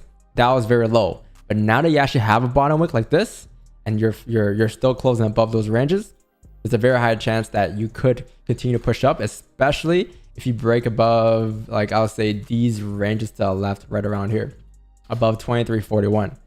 So what we could do here is, I think there's a couple ways to go about it. If there was a news chat, I would attempt buys before news candle, because I would assume here that if price were to make its way down, right? So if price were to move down, it would need to tap 23.43 first, right? That's just where the top wicks are being printed at. You can kind of see like right here to the left, all these areas to the left here. This is where the top wicks have been printed, right, in the past before ripping down. So I would assume that even if you were to rip down, you need to see a top wick towards 24.3, which means that you have buys to 24.3, right? So like if there was a news, for sure, I'll be in buys right now. I'll probably mark execute buys right here as a wick entry. But since there is news is going to obviously affect the way price moves, and that may affect that price action. So what we'll do here probably is, once news does come out today, chat, let's see. I think what we're going to do, where's the 4 range again? Up here, 23.47, 23.46. What we could do is, if news comes out today, or if numbers come out at 2 p.m., And the first thing price does is, I'll say, flip bullish on the 4, re-breaks the highs. We're not going to get buys in, but what we could do is wait for the price to pull back, right? So for instance, if you opened up here at 2 p.m., first thing price does, pushes up, fills the wick, pulls back. You then have a candle looking like this, right? We're going to have a buy stop on the re-break of the highs, because similar to this morning's trade, the next target now is 23.47. That is where price shows you on the daily if it were to reject, right? Because we had different levels earlier today. Today we had a level, I think, at what did we have a chat? We had a level at 23. I think it was here. We had a level here this morning, 2033. That was the minimum requirement we needed, right? But since you broke well above those ranges now, it looks like the next level that you do have here is going to be 47. So this morning, the level was here based off of, I'll say, I think these day levels here to the left, right? Because you opened up down here. We got on buys from anywhere from here up, right? Cool. That was the minimum requirement. But you see how this level kind of broke, right? Don't get me wrong. It can reject here and drive down from here on out. But like, if you already broke through the ranges, you would assume that, okay, if you were to re-break the highs again, which is 23.40, then looking left, where's your next clean traffic destination? It's like up here. Like you're looking at this overall level at 5.2, right? You have minor levels on the way up. Like you have a level here at 45. You then have, I guess, like some more levels, like minor levels here at like 46. But like still, the re-break of the high should be able to give you that push up towards the next minor resistance before tapping the overall area. So if news does come out and it pushes price up, chat, and it pulls back, we'll have a bounce up in the re-break of the highs. Same idea that we had this morning. And obviously for the sells, I would prefer if we can actually come up to fill the range first. So if we can tap 4.7 first, because that's the minimum requirement, if we can actually tap that level first today, and then news all of a sudden comes back down to re-break the lows, we can have sell stops in the re-break of the lows to make its way down towards like 23.20. All right. I'll say that's the plan for news. I won't be looking for sells until you actually tap 23.48. Or I won't be looking for sells until you actually close below 23.11. Until then, this range I'm staying out of, no matter what happens, right? I'm not interested in any sells. I'm not interested in any buys there. Only buys I'm interested in are anything above these highs here once price actually comes up for news. And then the sells, I'll prefer, if you can tap 47, I'll look for sells down. If you don't tap 47, I'm looking for sells below 23.11. Okay, chat? That's the day. It's like, I mean, it looks very similar to the morning's analysis, I'll say, with the way we're treating news here. But even if you look at the 1 hour and 30-minute time from here, chat, like you see how like there's no wicks here to the left, no top wicks here. That level is the requirement, right? So that's what I'm hoping to grab. But let's see what news does here. News is gonna affect the way price moves, obviously. But yeah, chat. Just be a bit patient. I know we had a trade this morning, and I know like I low-key forgot about the trade this morning as well, but FOMC, sometimes it could be a bit like tough, especially right immediately after news, right? So like when I trade news, I usually wait for numbers to come out, wait for price actions to sell down, and then hop on to trades like that, like I did this morning. But if you don't know what's going on, just stay out until the speech is over, because I think after the speech is over at 3 o'clock, that's when things really slow down and price action would likely play out by then. If you grab a trade before 2:30, great, amazing, we hop off, right? If we're not, then we'll be here until like 3-4, maybe 2:34. Okay, chat. Okay, no need to shit your pants here. Okay, chat, if you want to have a buy stop and sell stop, go ahead, feel free to do so. I won't be having buy stop sell stops. I'm waiting for numbers to come out and waiting for price to line up. But whatever you want to do, man. Whatever you want to do. Whatever you want to do. Good luck, everybody, though. Okay? You have news in about a minute here.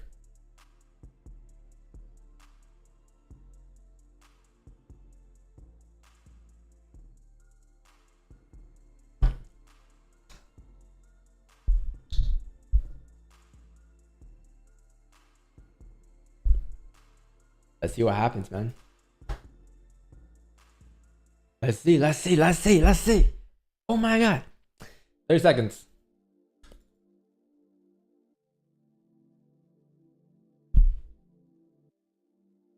What's this level right here? 23. That'll be a break-even zone if it does make a high. Okay.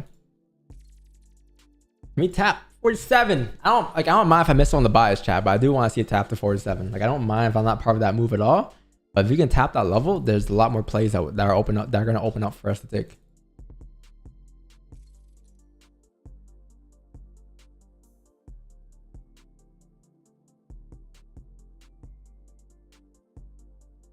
Okay, there you go. I was gonna say, bro.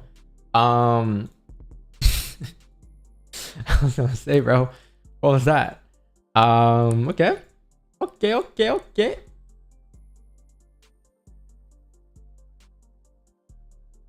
So, no top wick. Came down right away for news. Could it count flip bullish? Where's the 4 flip? Right here? Oh, brother. Chat. We may have buy stops here, chat. We may have buy stops in the 4 flip here. I'm gonna have a buy stop place right here at 23.35.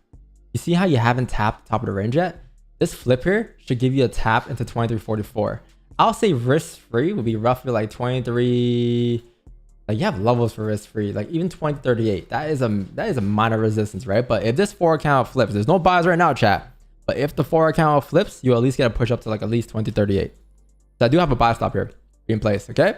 It's totally different, chat, from market execution. So do not market execute here because it won't be the exact same trade. I mean, you can if that's part of your playbook, but there's a reason I have a buy stop here and not a market execution. Even though you might have a better entry market execution, it's the idea is that you gotta flip for this to be valid. All right. So this is the trade I have here. I have a buy stop at 23.35.34. If you flip bullish, yeah, you're good until 37 minimum, and that should be risk free closing half for you, and then rest towards TP, which is gonna be like 23.47-ish areas, I'll say. But this is the buy stop, chat. All right, it's the current high of the 4 highs. If this candle doesn't activate it, or if you come back down to re-break, I'll say if you re-break 23.19, then I'll delete the buy stops. But until then, buy stops are valid here. All right, chat, we have a buy stop here. 23.35.34 is the buy stop on BlueberryMarkets. So whatever that high is for you, it might be a little different pricing, maybe. Spreads, yeah. I cover for spreads. That's enough. This is enough.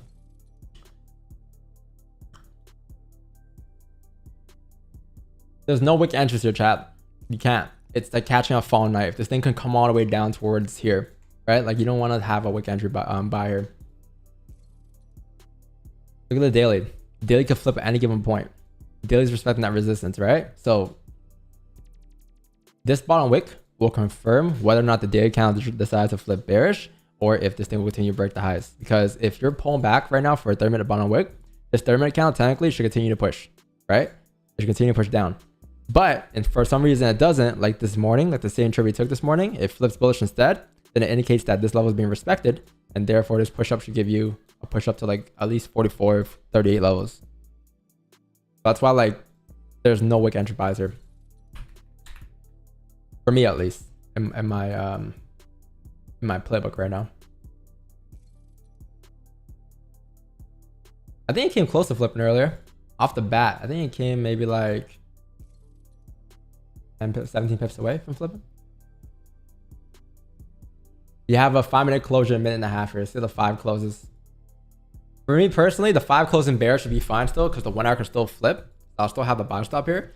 But it's not until you break below 19.19 or 23.19 where I'll delete the buy stop, which is going to be around here, chat. Because if that breaks the lows, I'm assuming that the rest of the move would just continue to drive, right? There's no point of having a buy stop there anymore because even if you were to get buys up later on, you can have a better entry. But let's see what this count does here before we speak any sooner.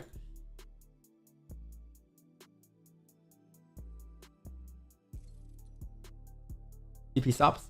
Stops gonna be probably like the lows right there. That low shouldn't break. The 4 lows, the previous 4 lows will be the stops probably.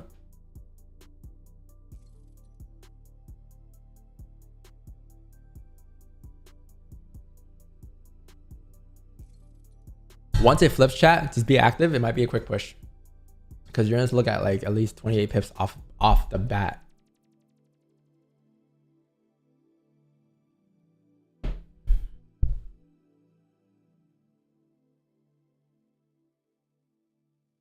So 5 close, right? I'm found the 5 closing bearish because of the 1 hour. The idea is a 1 hour time frame. And the 4 too. You can also see the 4 because the 4 is flipping bullish drive up after the bottom wick, right? Yeah, I'll say right there on the 1 hour time frame is what you close respecting.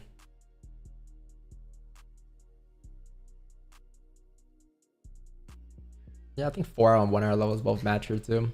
23.30. And you flip here. Let's see. 50 pips away. Buy stop, chat, okay? Buy stop.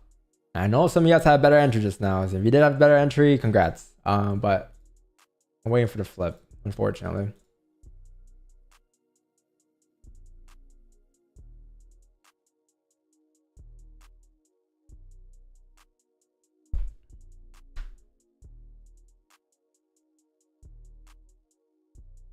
Yeah, stops are like 150 pips here.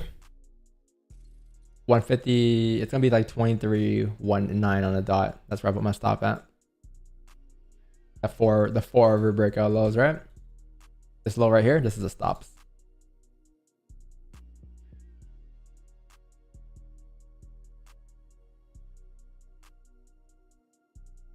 I mid top wick. This like, chat, was this news? Was that it? I mean, you have speeches at 2:30, so I'm assuming that if you do have a speech at 2:30, and this is all you've moved so far for the current news folder at 2, then post 2:30 should be a lot better then in terms of direction.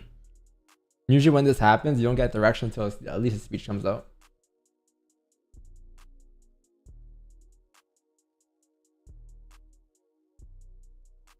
Ooh, might not get activated, chat. Might not get activated.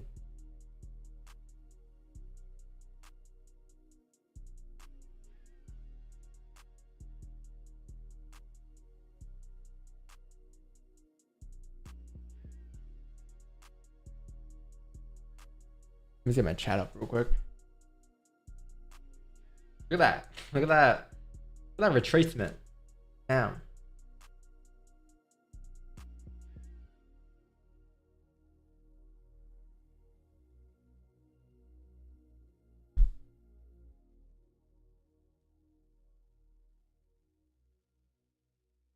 I see sells, then take the sells. Like, no, like if you see sells, take the sells, right? Always take your positions. I'm bearish too on the daily, but I do believe that before coming down, you do need a top wick there. And I could be wrong about that, but I'm looking for sells below 13.11 anyways, right? Like I'm like 104 pips away from looking for sells. If you don't get a top wick up at 47. So I think by the end of the day, account will flip anyways.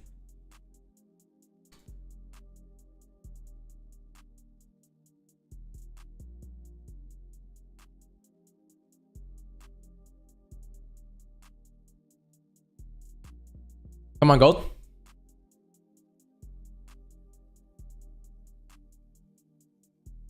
Does it mean anything when prices consolidates in the slightly bullish or bearish? Some people say it's bullish flag and a bearish flag. I honestly just mark up the resistance support and then wait for liquidity, right? Because after range, what do you have? You need to wait for liquidity.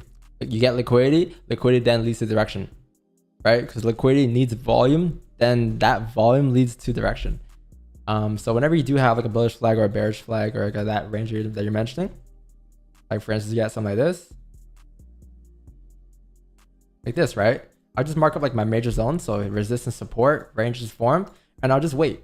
I'll wait for either price to, usually there's usually levels here to left or levels here to right or up above there. I'll wait to see what happens first. So if you get usually a bottom wick first on price and then it closes back above, you say, okay, cool. That's liquidity for us to continue driving up the bullish trend, right? Or sometimes you might see price close bearish, respecting resistance, and then you get a top wick and continuation down. And then you say, oh, wow, look, liquidity for us to drive back down, right? So then you can look for positions like below the ranges. You don't gotta look for positions in the ranges if you don't want, if it doesn't present you anything.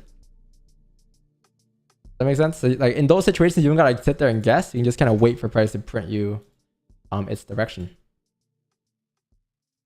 It should be able to tell you.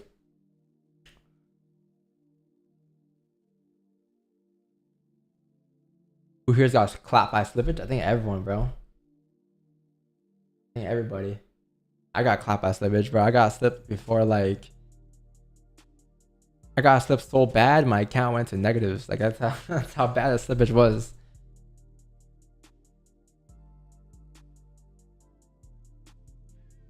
Some brokers pay you back, some brokers don't. Is it a long stream? Nah, I don't think so. This is a short stream, 7 hours.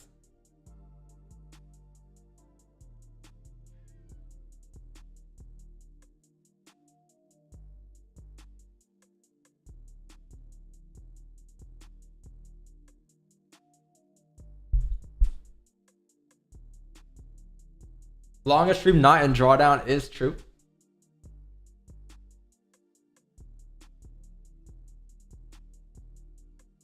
Are you guys tired today or what? I just need a trade to wake me up again. I forgot about the morning trade already.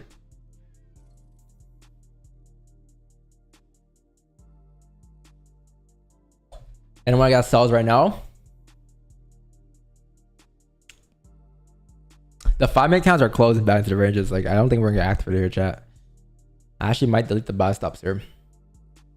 I'll wait for like 2:15, but if we close bearish in 4 minutes here, I'm gonna delete them. These counts are creating top wicks here, right? So it's creating some type of structure. The higher time frame, which is the 1 hour time frame, you still got like 50 minutes left into the candle, so it can still flip bullish at any given point. But like as the smaller time starts to shift and create like structure, it sort of tells you, okay, well, if you're starting to create structure, especially if you break below here today, it looks like looking left, you have clean traffic to what? 23.19, right? So then you have potential sells coming down towards 23.19, which means that as you come down towards 1.9, well, that's going to be the 4 breakout lows, 1 hour breakout lows, daily candle potential flip, right? And it kind of just tells you where it's going next. But I'll give it like 4 more minutes here, or 3 more minutes here, for the 2:15 counter close. We likely will be deleting them.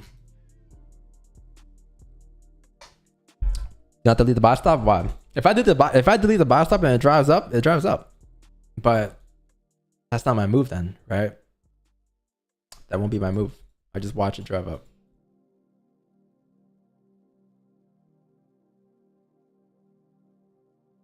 No regrets, chat. No regrets. Gonna take a nap. I need one.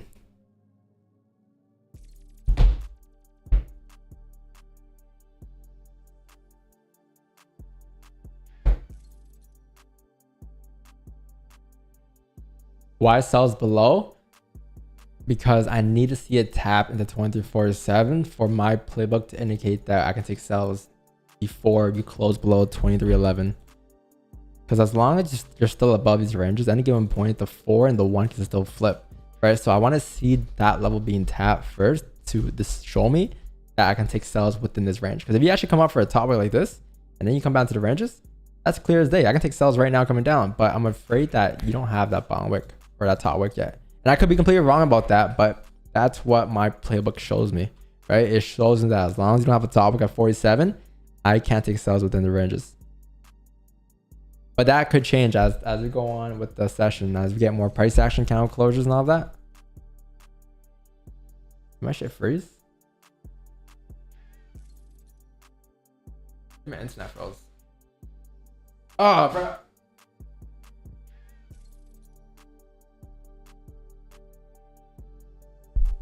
My LAN cable froze. Should be good now though. Chat, I'm gonna delete the buy stops here. I don't think we're gonna get activated here, chat. I'm gonna delete the buy stops here. If it does end up flipping, we can look for more buys above like 38 anyways later on. But deleting the buy stop, I got no buy stops, I got no sell stops, I got no buys, no sells, nothing. Just have patience right now. All right. The 15 spot closed bearish though. If you look at it on the 5, you're starting to form like bear structure. You can kind of see these top wicks being formed here, right? Top wicks, top wicks, top wicks. So you have some decent structure. The more top wicks you have, the more it does indicate that, yeah, you could come down towards bottom of the range. But I can't take sells yet right now. Unless this 15 here, comes up, grabs a high at like 35 and then flips bearish. Sure. I'm still afraid of that top wick there.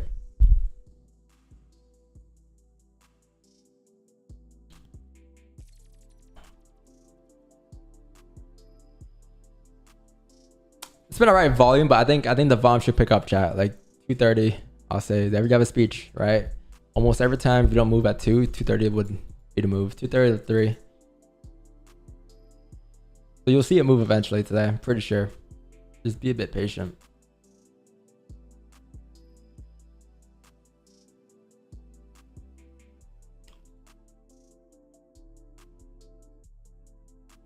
Be a bit patient. Who else is streaming right now? Is my mentor Roger streaming?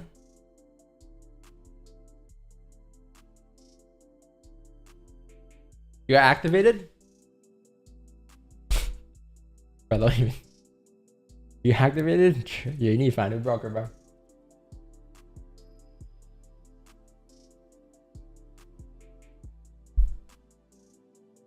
You got it sells at 33, 33. I'll say stops to break even.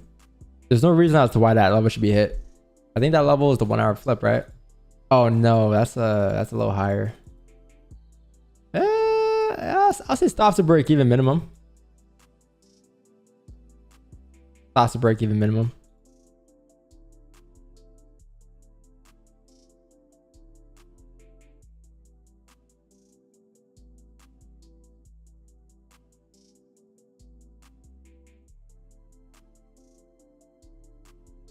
Five-minute leg candle.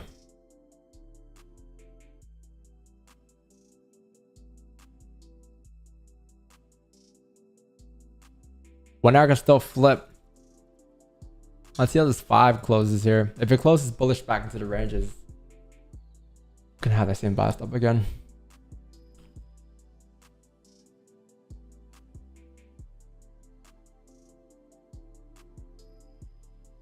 Fucking Panda Bank, go broker for broker.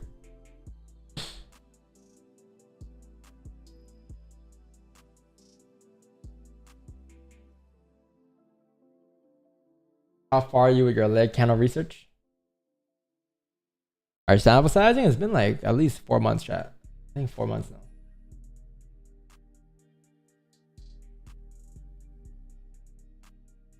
I don't want to stay, but I gotta go. So go, bro. I'm not, you know, it's gonna hold you back. If you gotta go, you're busy, go. It's just FOMC, bro. There'll be more FOMCs next month. But if you check my IG later and we see some positions, you might regret it. Or you might not regret it.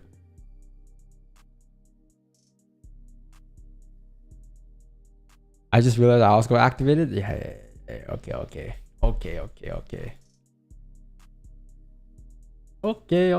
Here, chat. Here's what we can do. You see how you have no top wick here? So this 15-minute candle here could just be printing on top wick for us to flip bearish. There is a small possibility that could be happening, but the 1 hour time, which is the higher time frame, is flipping bullish. So here's what we can do. If the 1 hour candle decides to flip bullish, we'll let it flip, right? If it pushes up, makes a high, like as long as the high doesn't tap 2038, let's say the high is here, it pulls back, leaves a little wick, we'll have a buy stop on the rebreak at highs.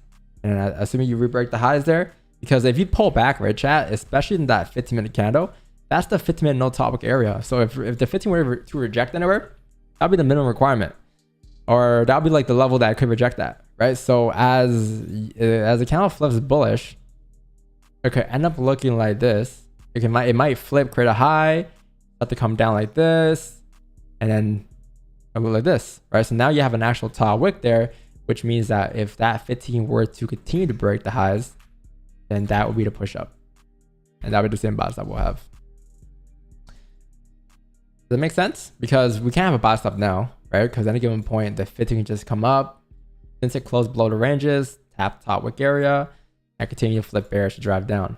So us waiting for that extra wick and extra rebreak is an extra confluence in this case.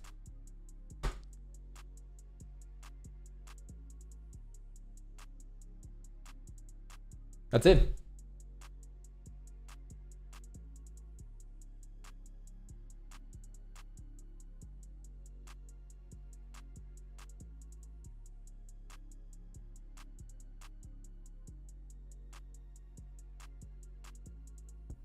Damn. Quick sent me a thing. Flash flood warning. Yo, is there a flood in Miami right now? That's fuck. That sucks. It's hurricane season now. Did you delete the buy stop? Yeah, I don't have the buy stops right now. I'll let you guys know when I have them back. But I sort of gave a brief example of what we're gonna do potentially if that does form. But right now, no. Did you only recently implement? No. Actually, did I? Maybe I did, yeah. Maybe I did recently. I think so. I think we've been taking a lot more lately. It's been helping though. But it's a very rare situation. Like in this case, we're doing it because that extra rebreaker highs will confirm the 15-minute count, not flipping bearish again, right? It's just stuff like that. Like if the 15 had a top wick, then nah, I wouldn't.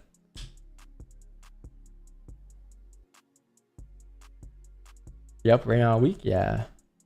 That's tough, bro.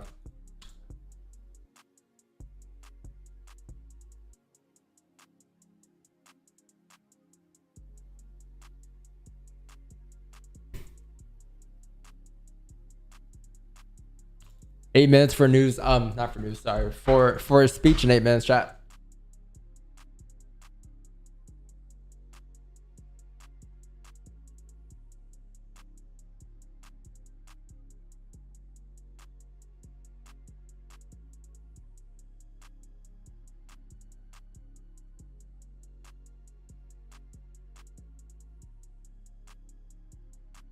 What do you think about full margin? Depends.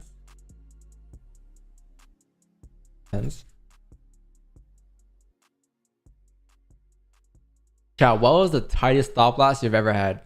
Like the smallest stop loss you've ever had, and you had the best wick entry ever. 10 pips? Believe it or not, in my early stages, when I was like degen, I definitely had a stop that was less than 5 pips for sure at one point. I'm pretty sure I did. It's crazy to believe now. Was it long-term profitable? Obviously not, right? That's why I'm not doing it anymore. But like, I'm pretty sure, bro. I've had a stop that was smaller than 5 pips before. There's gotta be a way. But my past self, if I knew about my future self, I wouldn't believe that as well, bro. Damn, Don, you went from having this stop to 130 pip stops. Disgrace.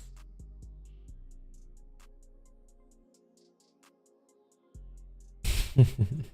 2 pips is like, you know, yeah. Yeah, when you have like, especially when you tap like those highs and you're trying to get a sniper entry, I believe it.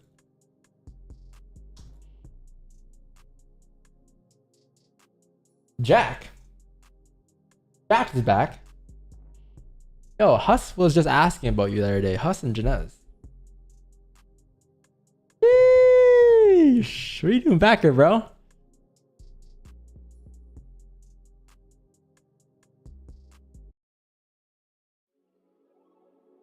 You back now,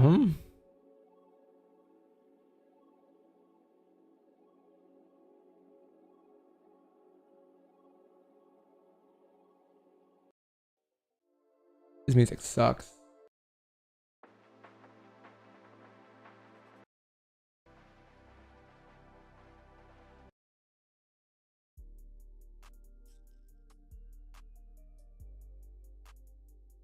Are you showing the speech? Yeah, I can play it for you guys. Yeah, for sure. Whatever works for you guys, bro.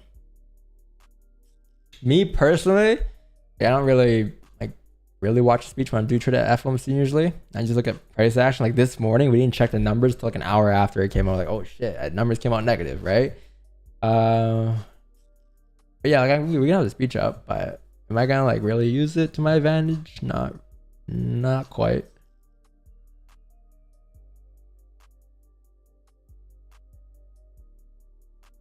I have in the background. I want to see about our boy Jerome.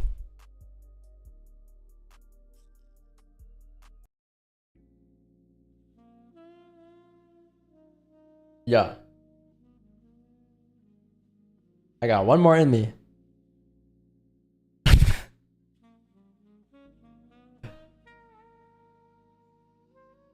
Yeah.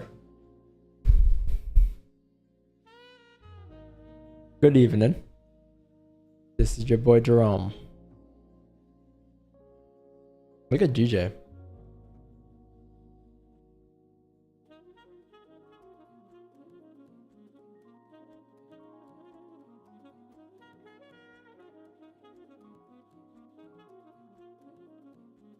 Boz have been closing respect in chat.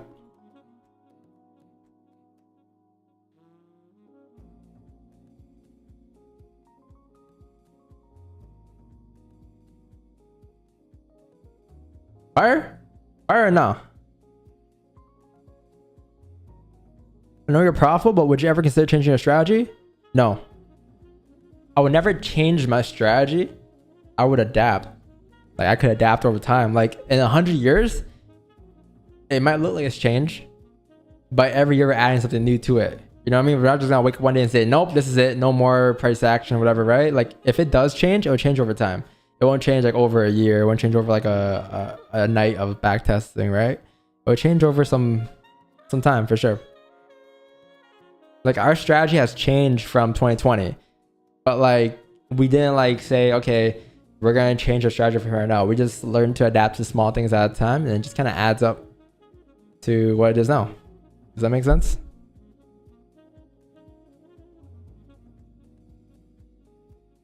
Would I adopt some ICT concepts? I don't know. We probably do already in different terms, to be honest. Like I don't think about what I'm gonna change it to, chat. It just happens on stream, right? Like I'll know stuff on stream. Like with you guys, even like the leg candle. Who was here for the leg candle when we first noticed it? And we're still like sample sizing right now live on stream, but that's how my process is, right? It takes like some months to really understand and get down. It's not just like one night, one day, boom, learn this concept, tomorrow come back and apply it, right? Because it needs some time to like work out and see how it plays out. Look at this, bro. 30-minute count closure in 2 minutes, chat. You might actually close respect on the 30-minute time frame. Might be interesting. Yes, fuck with this mix. This mix is actually fire. Is this copyright free though?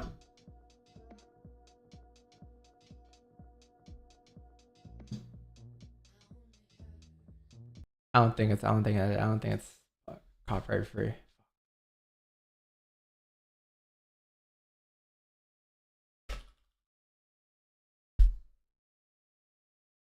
I don't think that's copyright free. Let's try this. Is this copyright free?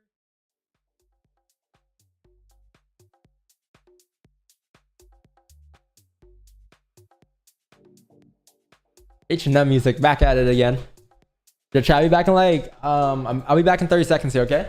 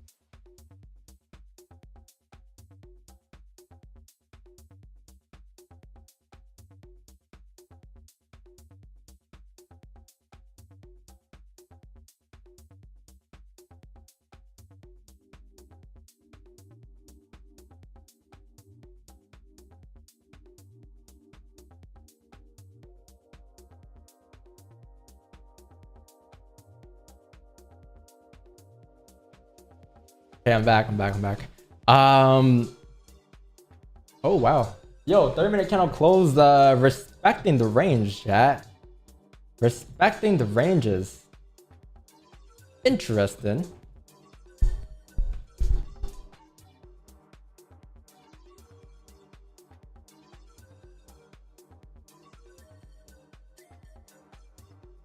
$15-minute close back into the range. Honestly, chat, if we get a bottom wick here, if this 15 opens up with the bottom wick, comes down, taps like 23.28, and let's say the high, like I don't know where the high is right now. Right now it's currently still active, but let's say you flip bearish here now. If this candle flips bearish, comes down, makes a bottom wick at 23.28, it re-breaks its own high. We can look for buys up on the re-break at highs. The reason why I want to wait for a bottom wick tap in the zone here is because I'm afraid that this still needs a bottom wick. So I get the 1 hour candle has been printed the bottom wick all morning, and like that's fine, right? But to get this entry from here up before the 1 hour flips, I'll prefer wait for a bottom wick here. If that doesn't happen, it's fine. The 1 hour candle still flips bullish. We can go back to what we were talking about earlier about the 1 hour candle flipping, re-breaking the highs, pulling back, and then buy stuff above there. So what that will look like here on the 1 hour time frame, it was a little like this, right? So right now we're bearish. If you flip bullish here, you make a high, you pull back, it'll eventually look like this, but bearish, right? And then we'll have a buy stop place on the re-break of the highs, because if that candle were to come back up, re-break the highs, then you're gonna fill the range at 23.38, and that's what you're looking to grab. And then I think that range going up from here up will be like around 25 pips, and that'll be a break-even point. Okay, but let's see how price reacts here, because this is the speech chat, which I gotta pull up right now. FOMC.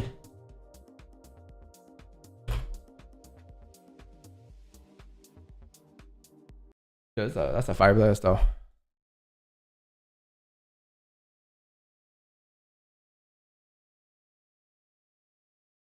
No audio, right? I'm gonna fix it for you guys. Hold on.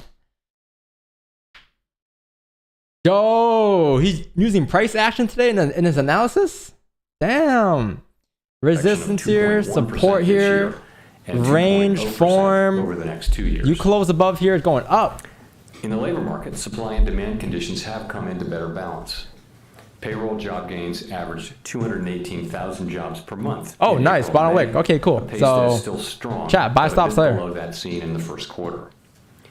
The unemployment rate ticked up, but remains low. I'm looking to place a buy stop here on the 15. Strong job creation. You got a over bottom the wick there past now, couple of right? years Perfect. has been So accompanied by an increase in the supply of workers. reflecting buy stops at increases in 23.32.22. participation among individuals aged 25 to 54 years and a continued strong pace of immigration. Yeah, this is a bottom wick. Nice. Nominal wage growth has eased over the past year, and the jobs to workers gap has narrowed. Oh, how did the news come out earlier, by the way? A broad set of indicators suggest that conditions in the labor market have returned to about where they stood on the eve of the pandemic. Relatively tight, but not overheated. Right? FOMC participants expect... My bad, chat. Yeah. Excuse me, Jerome. Chat, I have a buy stop here at 23.33.122 on gold here, 23.33.22 on Blueberry. It's just a rebreak of the 15 highs after closing above the range after printed the bottom wick. But yeah, that's it.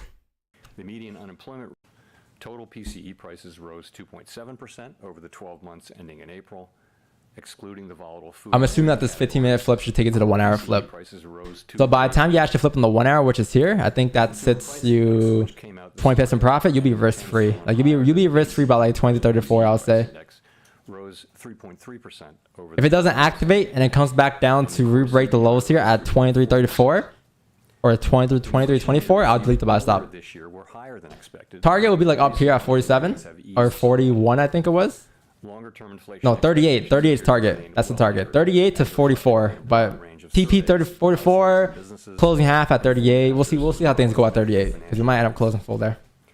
If we get activated here, yo, chat. Thanks for Jack. Thanks for the 12 months, bro. Appreciate you. 2.6% this year. Thank you, Ben. 2.3% next year, and 2.0% in 2026.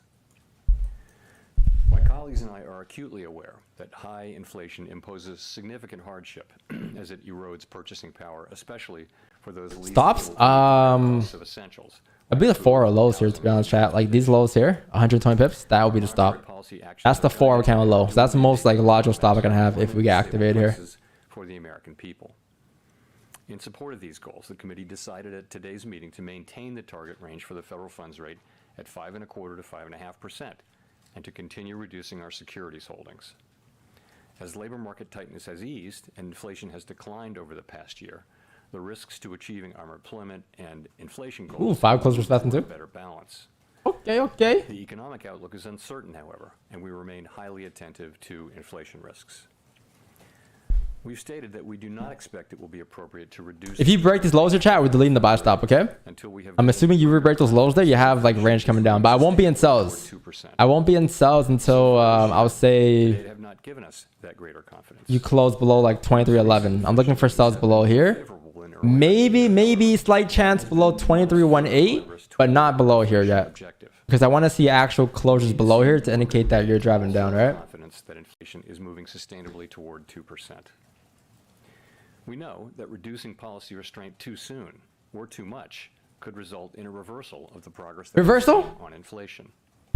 At the same time, reducing policy restraint too late or too little could unduly weaken economic activity and employment.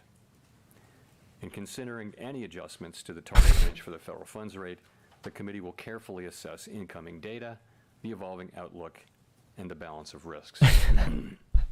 Yo.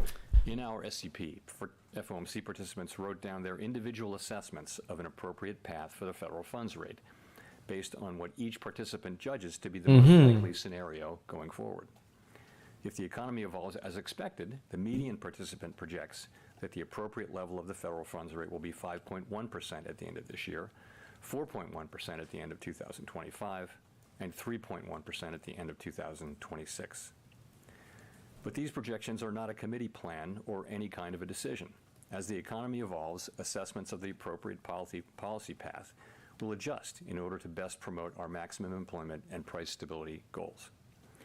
If the economy remains solid and inflation persists, we're prepared to maintain the current target range for the federal funds rate as long as appropriate.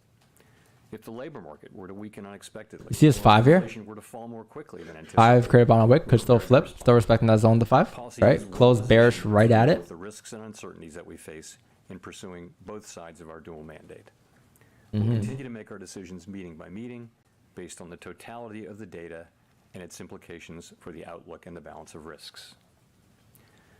The Fed has been assigned 2 goals for monetary policy: maximum employment and stable prices. We remain committed to bringing inflation back down to our 2% goal and to keeping longer-term inflation expectations well anchored. Restoring price stability is essential to Chat, if the 5-minute candle closes bearish back into the ranges, I'm deleting the buy stop. success in delivering on these goals matters If to so, all Americans. my bad, Jerome. Chat, if the 5-minute candle here closes back into the range, it closes bearish in a minute and a half here, I'm going to delete the buy stop. And then I'll probably wait for, again, closures below 23.18 or like the 3 p.m. candle after the speech, okay? So just like a heads up. Our actions affect. Go ahead, bro. Thank you, Mr. Chairman. Steve Leisman, CNBC. Just wondering if you could walk. This is when things get volatile though, when he asks questions like this. Let me shut up though. Average inflation. Not lying. 2.8% by the year end. It's already 2.75, and after today's. We're going down. We're going down, down, down, down. 2.6 at the end of this month. Does that tell you that the average official expects no further progress in inflation, and in fact that it's going to get worse? And if you have this wrong, doesn't it mean that you sort of you Why does it sound like he's asking a negative RR question? Yeah, so what's going on there is that we had very low readings in the second half of last year, June through December, really.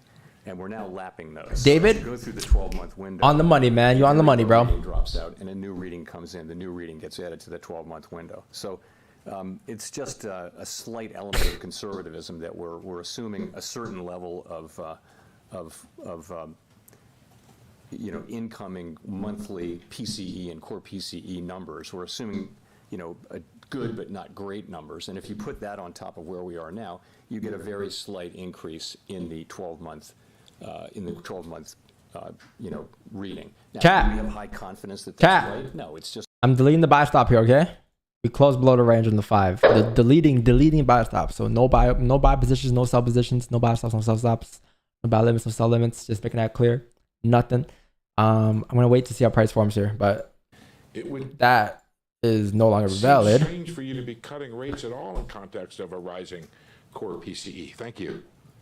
You close below on the 5. Yeah, no, I mean, I think what we said is that we don't think it'll be appropriate to If it flipped, I assume it would have flipped by now. Still holding that resistance there, so it could likely continue down. Yeah. On a sustainable basis, and that's the test we've applied. I don't know that. I think I don't know that this rules that in or out. I mean, really, it's a forecast, a fairly conservative forecast, month by month, that would lead to slightly. You didn't get activated, bro. 12 months rates by the end of the year. If we get, good, better ratings than that, then you will see that come down or remain the same. If you're at 2.6, 2.7, that's a really good place to be.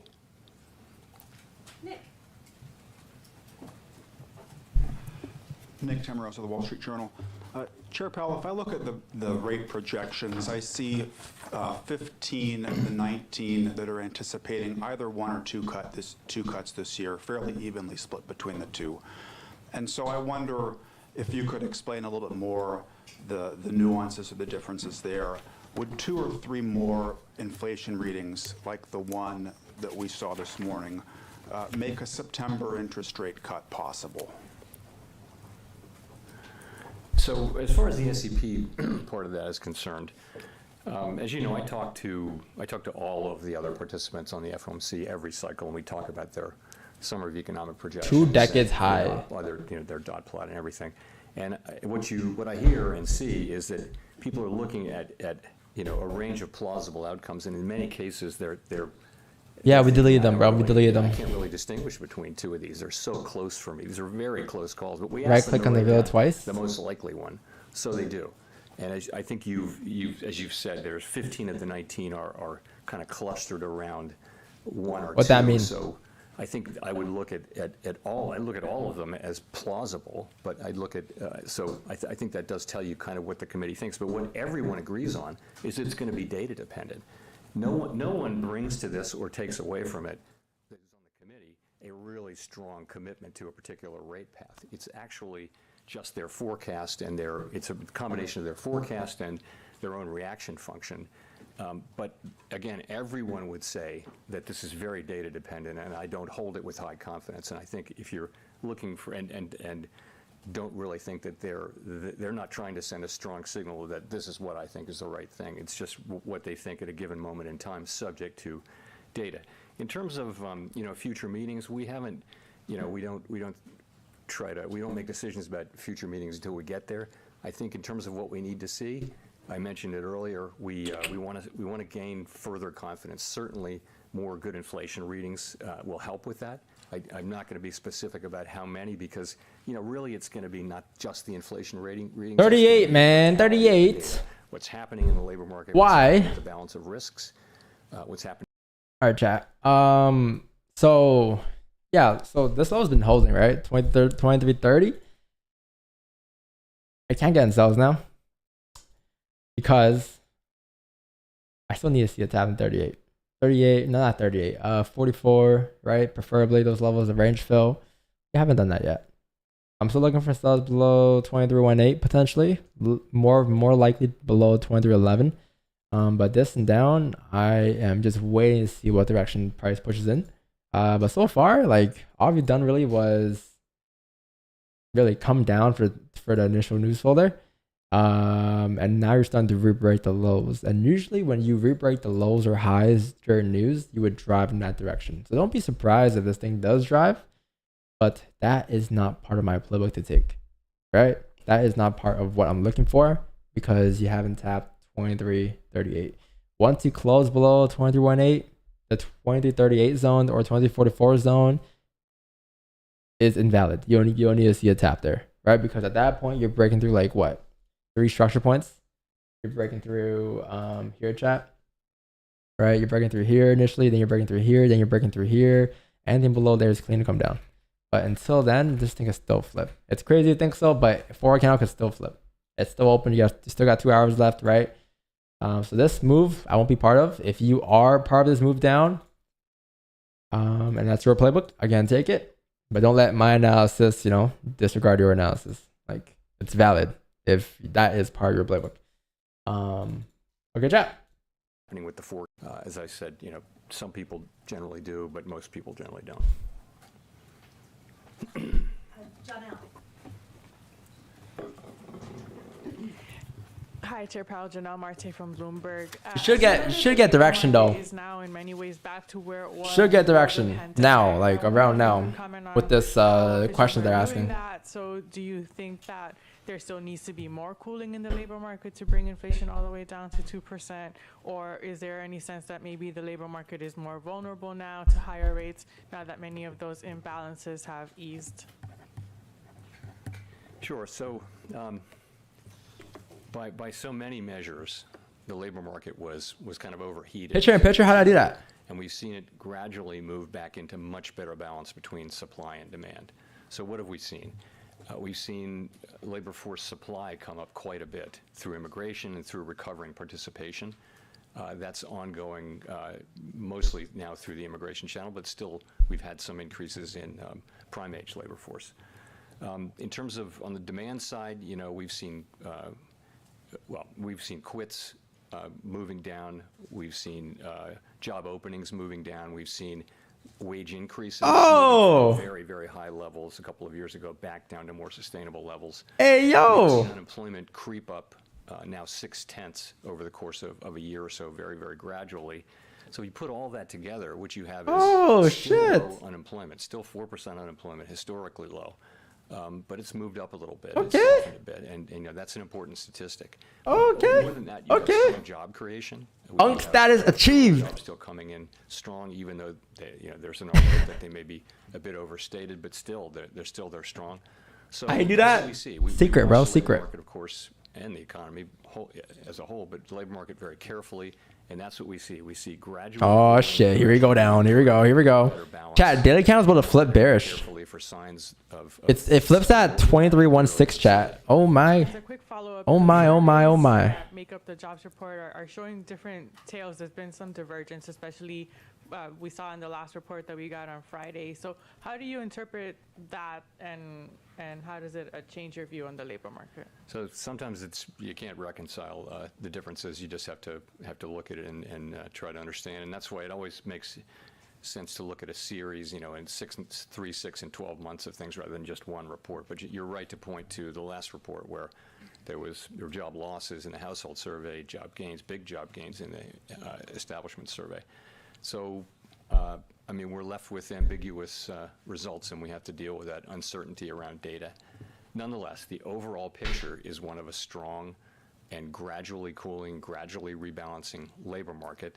Job openings, while they've come way down, are still, greater than the number of unemployed people. The jobs workers gap is still a significantly positive number, greater than it was before the pandemic. So, overall, we're looking at what is still a very oh shit! I almost clicked the button. The superheated labor market of 2 years ago. I meant to click on this. Thanks, Chair Powell. Neil Irwin with Axios. Back on the rates path, the SEP showed quite a large shift of rate cut expectations relative to March. That's a period in which the economic data flow hasn't been that dramatic a shift. Can you provide some color on what changed in attitudes on the committee over the last 3 months to see a much shallower path of rate cuts this year? Yeah, the big thing that changed was the inflation forecast. So the inflation forecast moved up several tenths for the end of the year. And as I mentioned earlier in the, what did we take away from this? We had really good inflation data in the second half of last year, then kind of a pause in progress in the first quarter. And what we took away from that was that it's probably going to take longer to get the confidence that we need to begin to loosen policy. So the sense looks like you have direction set. Rate cuts that you close below 23.18. We can look for positions. Take place next year. There are fewer rate cuts. Oh, chat. This year, but there's one more. I was gonna say if we close below 23.18, there's potential positions. I probably need a 5-15 closure below. What's next? I think the 1 hour closure next actually in 10 minutes here. If you get a 1 hour closure below there, and then like you get top wicks while you're still below 23.18, there could be potential. There could be potential. Need a closure though. You're about to break the 4 lows. I think you're like sitting maybe 10 pips away from breaking the lows there on the 4. Incoming data flow brings and how that affects the outlook and the balance of risks. Gina. Imagine you executed. I was meant to change the time frame. New York Times, thanks for taking our questions. In the summary of economic projections, the long-run interest rate forecast moved up a bit. I wonder if we should read that as a sign that you think that policy is not sort of as restrictive as we previously expected. You know, how should we interpret what that means about how the committee views its current policy setting? So 2 things about that. One is this. You're right, it did move up, but I want to remember to point out that long-run neutral rate of interest is a long-run concept. It really is a theoretical concept, can't be directly observed, and what it is the interest rate that would hold the economy at equilibrium, maximum employment, and price stability. If you want, you can make them bigger. Holy, that's crazy. Thank you, bro. So it's a little bit, it's not something we observe Oh, wow. today. Today we've got a very specific economy with all Thank you, man. That's kinds kinda of cool. shocks we're still getting over from the pandemic. So That's it's, kinda cool. I don't think that the concept of R-star, it's a very important concept in economics and in what we do, but honestly, it doesn't really get you where you need to be to I think can't. about It what doesn't go there. policy is in the near term. But back to your original question, people have been gradually writing it up because I just think people are coming to the view that rates are less likely to go down to their pre-pandemic levels, which were very low by recent history measures. Now we can't really know that. That's an interesting dispute and discussion to have now. But ultimately, we think that things like the neutral rate are driven by longer-run, slow-moving forces, and there's a really good question about whether those really have changed or whether instead rates and the economy are experiencing a series of persistent but ultimately temporary shocks. That's been the debate, and we can't know. But in the meantime, we're making policy with the economy that we have, with the distortions that we have. And I also, to your other point, I think it is the case that as time has gone by, the question of how restrictive is policy has become one that everyone's asking, and we're asking it too. And my answer has been that policy is restrictive. The question of whether it's sufficiently restrictive is going to be one we know over time. But I think for the reasons I talked about at the last press conference and other places, I think the evidence is pretty clear that policy is restrictive and is having the effects that we would hope for. Well, thanks, Chair Powell. Howard Stein with Reuters. Just to carry that a little further, should we read this as a conclusion, the combination of tipping to 1 cut this year and glazing him like that. further progress on inflation as kind of a mark to market on the level of restrictiveness that you need, that you in fact have concluded that you weren't quite there yet? I'd be reluctant to try to draw that conclusion. I think this is about looking at the incoming data and asking how much progress are we making on inflation and how is the rest of the economy doing? Is the labor market still strong? That's what we're thinking about. Go ahead, Biden. You can translate it into the language you're talking about, but to me the focus is more on we have a goal which is price stability, another goal which is maximum employment. How are we doing there? We think we've got a good, strong labor market still. We think we've been making progress toward the price stability goal. And then for a while there was a pause, and we look at today's thing and we think, well, that's a good reading, and we hope we get more like that. And in the meantime, we're asking, is our policy stance about right? And we think yes, it's about right. We're prepared to adjust it as appropriate, but we think we're getting the things that we would want to get, broadly speaking. And that's why we've been at this policy right now for almost a year. So just to follow up on that, I think one curious thing here is you've got now this restrictive policy in place and virtually no change in any of the major things for all of this year. You've got growth that stays above long-run potential throughout the forecast period. unemployment that never goes above the long-run estimate, right, of 4.2. So this isn't a story of slack improving inflation. So where's the improvement in inflation coming from that it's going to pick up pace so much in 2025? Well, you know, it's been coming. Where's it been coming from? We'll start with that. You know, clearly, a lot of what some of what we've been getting is just the reversal of the unwinding of pandemic-related distortions to both supply and demand, and that is, you know, that is complemented by and amplified, supported by restrictive monetary policy. So those two things have been working together. We've also had a very positive supply shock on the labor side, and also you get a positive supply shock when the She said reversal. Unwind and return to normal. So you've had you know, 50-minute count flip trend, potential growth and high growth, and yet you've had the benefit of inflation coming down, you know, really fast actually last year, and you know, we'll see what the rest of this year brings.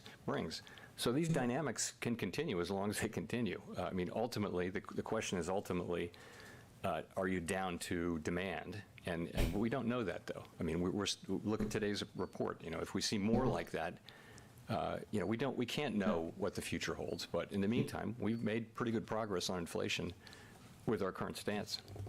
3 minutes for a 1 hour closure chat.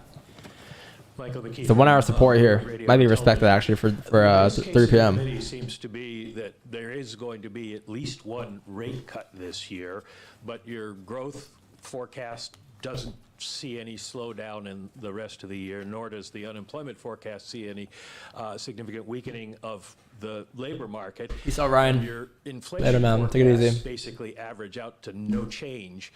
So if at the end of the year there is no change from conditions now, why would you anticipate cutting rates? What would be the point for a rate cut? Well, we think policy is restrictive, and we think ultimately that if you just set policy at a restrictive level, eventually you will see real weakening in the economy. So that's always been the thought, is that, you know, since we raised rates this far, we've always been pointing to cuts at a certain point, not to eliminate the possibility of hikes, but you know, no one has that as their base case. So no one on the committee does. But so that's, you know, that's how we think about it, and that's what we've been getting. That's what we've been getting is good progress on inflation with growth at a good level and with a strong labor market. Now, ultimately, we think rates will have to come down to continue to support that, but so far they haven't had to, and you know, that's why we're watching so carefully for signs of weakness. We don't really see that. We kind of see what we wanted to see, which was gradual cooling in demand, gradual rebalancing in the labor market while we're continuing to make progress on inflation. So I mean, we're getting good results here. Well, to follow up, is there any kind of concern for the housing industry or financial stability, banks, in leaving rates where they are for too long at this point?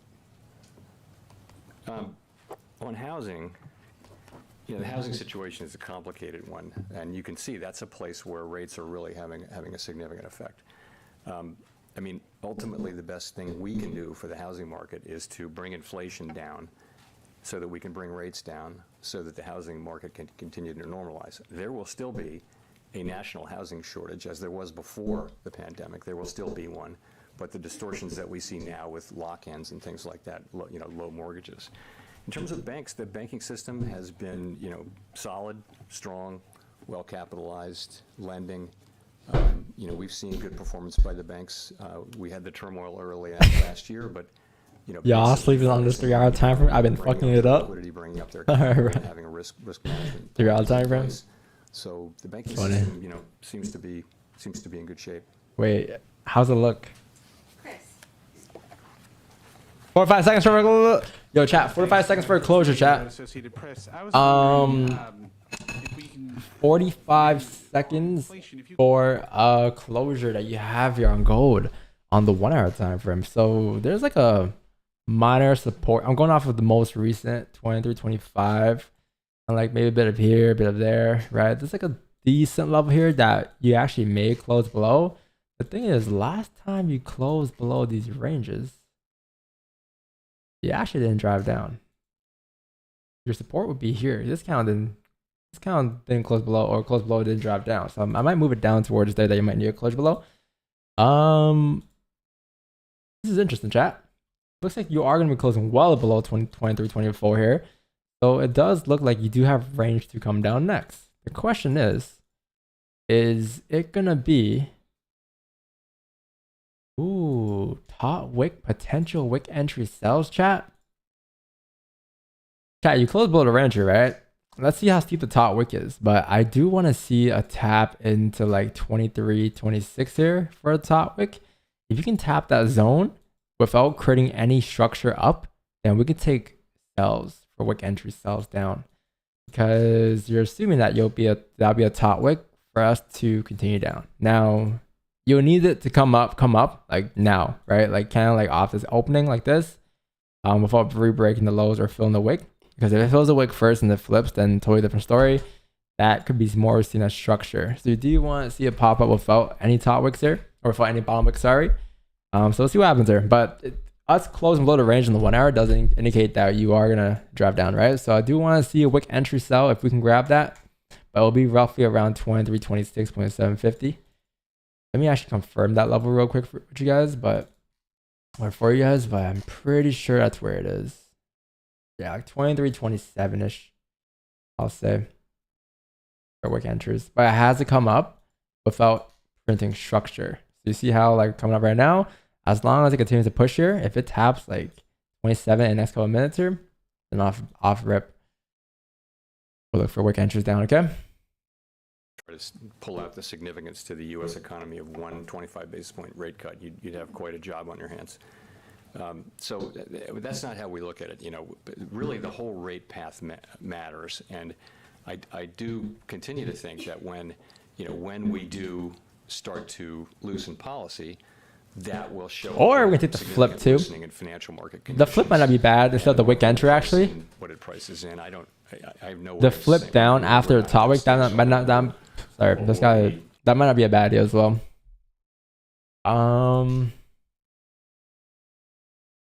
The flip might be a little better in this situation here, because the forecast will still be printing up bottom wick. No, forecast will be printing up bottom wick for us to flip bullish. So I was waiting for the re-breakout lows after the topic might be a lot better. But you gotta tap 27 regardless, though, minimum, I would say. That's why I'm going based off of that level, because that level right there is gonna be like these topic areas here, right? Topic areas here, looking more left. Topic areas here, topic areas there, topic areas there, topic areas here, like here, you know, like that's what I'm going based off of. So yeah, if you can tap 27, chat, and then we can get Celsius on the re-break out of lows, then you have continuation down towards 2212 next. Because if this were to be a 4-hour candle flip, a bullish flip, this would be the start of it, right? I was looking at it earlier. I don't know if you guys can peep me looking at it, but there was like wicks here that price tapped into in the past, and then from there on I'll start to reverse, right? Same area here too. So if the 4 candle were to reverse, it will do it right now, right? Perfect. This candle shouldn't flip bearish again. But for some reason, the 1 hour candle flips bearish and re-breaks the current lows on the 1 hour time frame. After tapping 27, then you know for a fact that the wick fill. And that wick fill is 23 pips. And that's what you're looking to grab. Okay, chat? That's the next potential idea here. Let's see if it plays out. What's going to be the data going forward? We're looking for something that gives us confidence that inflation is moving sustainably down to 2%. And readings like today's, you know, that's a step in the right direction. But you know, one reading isn't. It's only one reading. You don't want to be too motivated by any single data point. Jolene. Yeah, so no wick entries, chat. I think the re-breakout lows after the top would be a lot better here in this case. With CBS News. What's your message to Americans who are seeing encouraging economic data? Jolene Kent. Good about this economy. I don't think anyone knows, has a definitive answer why people are not as happy about the economy as they might be. And we don't tell people how they should think or feel about the economy. That's not our job. People experience what they experience. Oh, What I shit. can tell you is what the data show, which is we've got an economy that's growing at a solid pace. We've got a very strong labor market with unemployment at 4%. It's been a long time since we've had a long stretch of time with unemployment at or below 4%, very long time. We had a period of high inflation. Inflation has come down really significantly, and we're doing everything we can to to bring that inflationary episode fully to a halt and fully restore price stability. We're confident that we'll get there. And in the meantime, it's going to be painful for people, but the ultimate pain would be a period of long period of high inflation. It is people who, lower income people who are at the margins of the economy who have the worst experience, who experience the most pain from inflation. So, it's for those people, for all Americans, but particularly for those people that we're doing everything we can to bring inflation back down under control. Oh, that's in my grocery store. It has fucked, bro. I'm paying like $10 for a bag of milk nowadays. Yeah, a bag of milk. But a lot of people are watching and see, borrowing money remains very expensive. For everybody who's out there waiting on a rate cut, about when can consumers expect some relief? Well, I don't have a precise date for you, but what we said is that we want to make sure that we're confident that inflation is actually moving back down to 2%. And when we are, then we can look at So not in the next couple months. So, or like next year, April, to be honest. Confidence that inflation will be at 2%. Or like late quarter four. To the whole economy, to all Americans for a long period of time. We had that period for a very long time. We very much want to get back to a place where people can not think about inflation. It's just not a concern in the everyday economic decisions that they make. We were there for a long time, and our goal is to get back to that place. And we've made good progress, and we're in the phase now of just sticking with it until we get it done.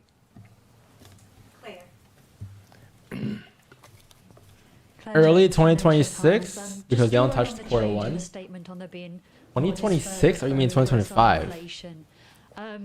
Halfway, through the year and after today's CPI release, what have you think rate cut before the election? Found that has been election's what, November, right? To you, and just in terms of the conservatism, how much of that is about? I'm thinking in shelter inflation. You think the before? Thank you. So encouraging has been that growth, the growth clearly that we had last year, and particularly the second half of last year. Oh shit! We continue to see still strong growth. Chat, whenever can I flip bearish? It didn't tap 27, so I couldn't have a slow stop. But you can watch it. Let's see how price reacts here now, though. Let's see how price reacts here. Gonna be interesting, chat.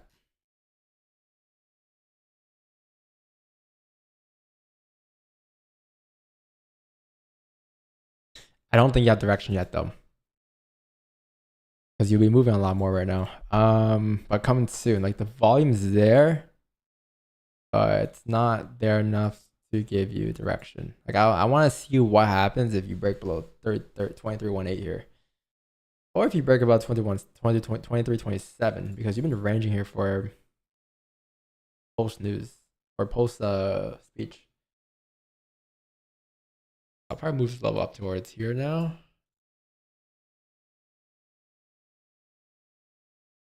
Yeah, man. Let's see what this 5 does here. 5 might actually flip bullish, though. What time is it? 3? I'll be off by 4 o'clock. There's nothing in about 50 minutes, okay? So we still got some time and some hope left, but worst case, we caught 9 tips this morning and call it a day. We'll move on to tomorrow. Tomorrow's Thursday. Then you got Friday. It's been a pretty good week. Worst case, okay? But if there's an opportunity, I'll take it. If there's not, then we can't take it, right? You guys know the drill. This is just going to happen. You can't just force trades just because you want trades, right? We cannot force any trades. We impute a rental value to owned homes, and that's many countries around the world do that. You stay home all day. It's something that the I don't know, man. I got no hezzy, so it's but I got Forza now, so it's about to be even worse. Not Forza, Seto. And it's not something we're looking at changing or would look at changing, anytime soon. But it's true. It's one of the very hardest things. Who's gonna stop me, huh? Who's gonna stop me? Is how to think about, this guy right here. That someone is getting by living in a home that they could rent, but they're actually living in it. And FIFA? No, I don't play FIFA. Ignore that, but I'll probably crush you though. No, I'm playing. I don't play FIFA. That's not how we do inflation here. We do it the way we do it. Where's Wix? Very transparent about it, and it's. He was texting me not too long ago. We're seeing delays in realizing what's happening economically, but we understand that. Is there an NBA game tonight, chat? Very well. Is there an NHL game tonight? What day is it today even? Tomorrow's NHL game. Today's NBA game. I think, yeah, tonight. The last jobs report showed Dallas. and 34,000 more people took multiple jobs. Dallas. That's up 8.2%. And since January of 2021, we've seen prices rise 19%. So people are using. What a good day to see McDavid. For real, man. For real. Points will signal to you that the slowing economy could maybe break companies in terms of hiring or break the consumer in terms of spending. So, you know, Chad, you guys want to listen to this or no? all the things you mentioned, and I think I'm just gonna let Price actually take the wheel now. I'm getting a little sleepy, man. I know you guys are too listening to that right now. I think we heard what we had to hear. Now we gotta see what we gotta see, which is price action. So.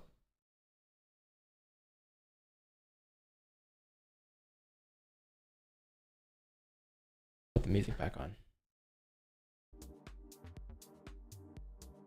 H&M music.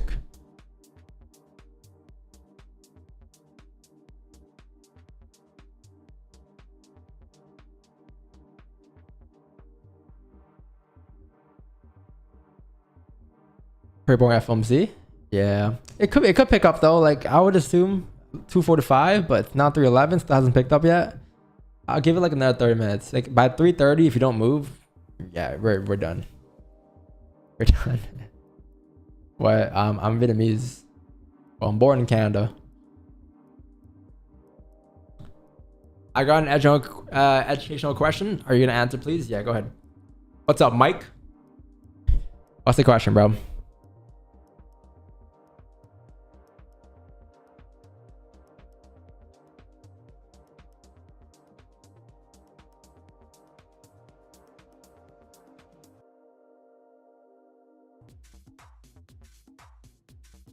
Is that music when you walk into H&M or any of those shops? Like, that's what you hear.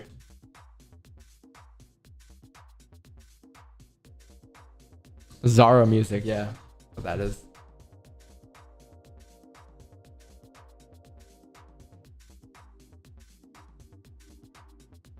Why don't you play copyright music after every loss so you get taken down? I should, huh? Nah, even like the wins, like those got taken down too. Like yesterday's stream got taken down. Yesterday's a crazy stream. Friday was a crazy stream as well, taken down. Good idea though.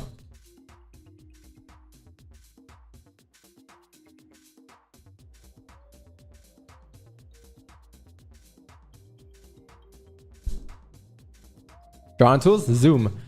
Down.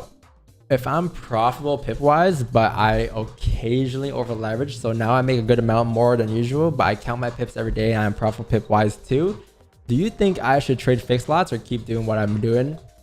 I think it's whatever you prefer. Like I use fixed lots because that's just what I prefer. Like there's no magic behind using fixed lots versus percentage risk. I'm sure I'll get the same results, but I've always used fixed lots. It had nothing to do with me being profitable or not. It's just something that I like looking at. I don't like looking at 35 lots or 34.4 or, you know, like whichever equals to 1% risk, whatever the risk is. I'd rather just see a fixed lot. And the beauty in that is that over the year, as you use that fixed lot size, your account grows and your risk decreases, which is what I do. And then every year we increase it once a year, right? And that's it. But it has nothing to do with like being profitable right now. You can be non-profitable and still use a fixed lots. If you over leverage, it doesn't matter. Like you said, you occasionally over leverage. Like if you over leverage, it doesn't matter what lot size you use, right? Yeah, man. Just what do you prefer? What do you think? What do you prefer?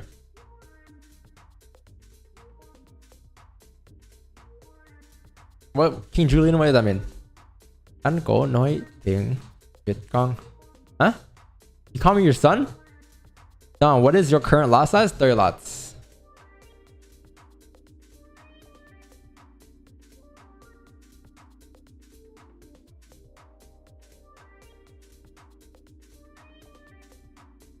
Could you give me your honest opinion about IC? I haven't used them, but I heard they're good. Can you give me $1,000, please? I beg you. I want to buy. Damn, bro. I got a lot of DMs, chat, about people asking for money. And sometimes people even like get mad at me for not giving money. I'm like, what? They're like, yo, can I have $1,000? Bro, that's nothing to you. Like, if I was in your situation, I wouldn't mind. I'm like,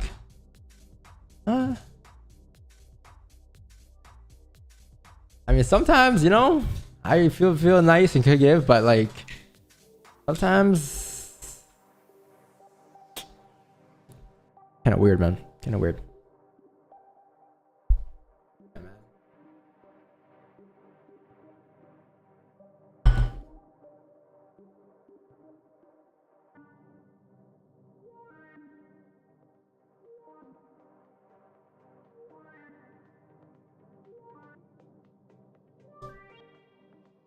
They straight bullying me for real, man. Bullying me for money. Chat.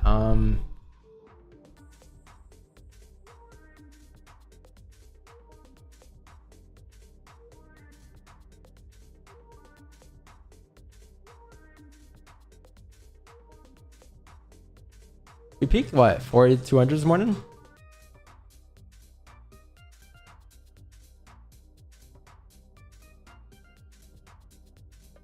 Let me just pulse my MT5.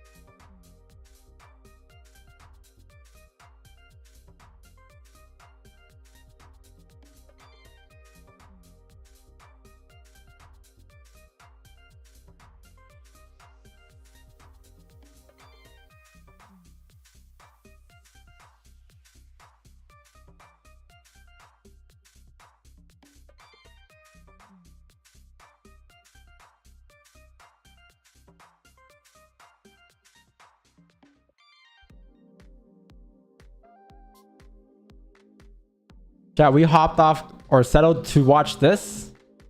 Really, bro? Wait, we could have been cutting the lane still, man. This is what we hopped off for? Man. I had more fun on our settle.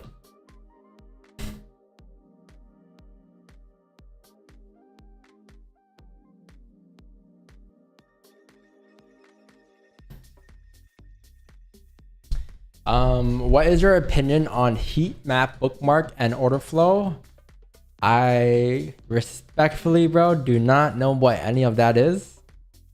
But support and resistance, candle price action, reverse engineering candles. You know how to access the order book? What's the order book?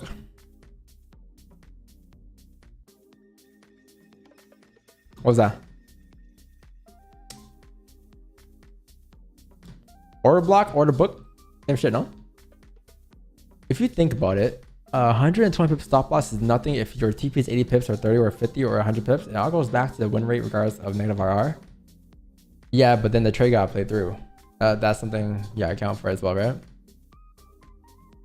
Do you want to enter in the breaks below 21.9? No.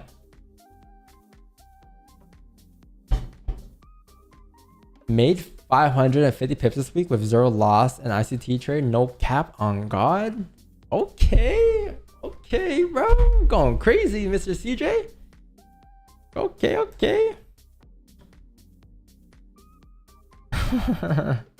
PTE, what's up, bro? What's up, PTE? What's going on, bro? Where is he? I don't see his name.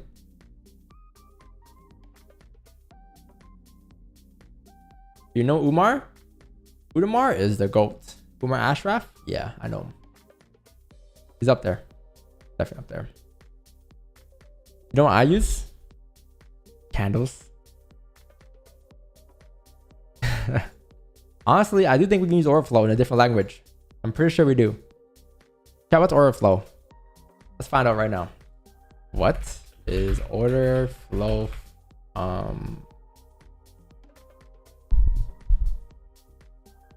So let's see. Order flow is... Traders, in today's 5-minute video, we're going to be 6 minutes and 36 seconds. flow, and my guess is that in the next 5 minutes, that is exactly what I don't have access to how much to the correct information with good. Can you see a surge of buying coming in? And you can see not a single... Yes, because there's no top wicks up here. You don't have any top wicks over here to the left. You don't have any liquidity here. So you got tap levels before coming down. So then order flow is what? Taking buys up towards those areas? No? Am I tripping? Is that the chat? Instance of selling, gambling. You want to find out more complete... I need a better video. What is order flow? Hello guys, it's an order flow chart. This is order flow. Chart is only showing us price and time. You need a bottom wick. Right, it's also showing us in this bar mode. If you switch it like this, then the order flow is more colored and it looks like this. This is what I prefer because it makes it and give you What about that? finding. Love from TTE? Yo, love from DBS to TTE, man. What you can actually do with my software is switch Love from DBS to TTE. chart like this, and in here it also stands out very nice, I should say. All right. So Yo, chat, this is institutional order flow in 2 minutes. ICT concepts. Institutional order flow. Let's first start off with the bearish example. You can see that This guy has a great voice. high. This is a run on buy side liquidity. We get a shift in market structure to the downside, and it also has a SIBI bearish fair value gap right here. Okay. What this indicates is that we could potentially start to see lower prices. We have all of these lows clustered close together. We know that there's a lot of sell stops beneath these lows. So this is going to be the draw on liquidity. As price is targeting those lows, since this is my draw on liquidity and I'm expecting for lower prices, I could also look for up close candles to act as resistance. This is bearish institutional order flow. You can see we have these two up close candles. If we extend these outwards, it doesn't just mean that it has to respect the open. This is just a sensitive point of this order block right here. So these two consecutive up close candles are one order block, and you can see it acts as resistance. Price continues lower. We could draw out the open on this up close candle. It retests that perfectly right there before continuing lower. Have a fair value gap with it. It's more high, acting as resistance. See these two consecutive... Yo, this is a 2 minute video. I can't even sit through a chat. That as support. Price continues higher. See, So, like... price continues higher. Comes all the way back down to the... Let's see. Umar, help. It's kind of like an art. There's a lot of different elements that we as traders need to put together to be able to recognize market opportunities and recognize the real market strength. It takes very long for you to gain the intuitive side of reading order flow, intuitive side of reading the tape, intuitive side of just reading the action happening within the market to basically identify what the next thing will happen is. The best way to learn, in my opinion, is to put in screen time. You have to know what you're looking for, you have a reading order flow, intuitive side of just reading the action happening within the market to happen. Oh no, I don't use order flow then. No. I think I know what it is. No, I don't use order flow. Yeah, is there a where is it? It's over here somewhere, right? Or not? Where's the order flow action at?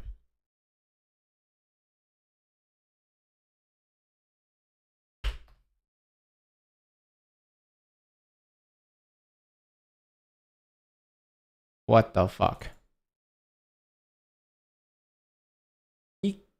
Equilibrium. Sell side liquidity. Buy side liquidity. In other words,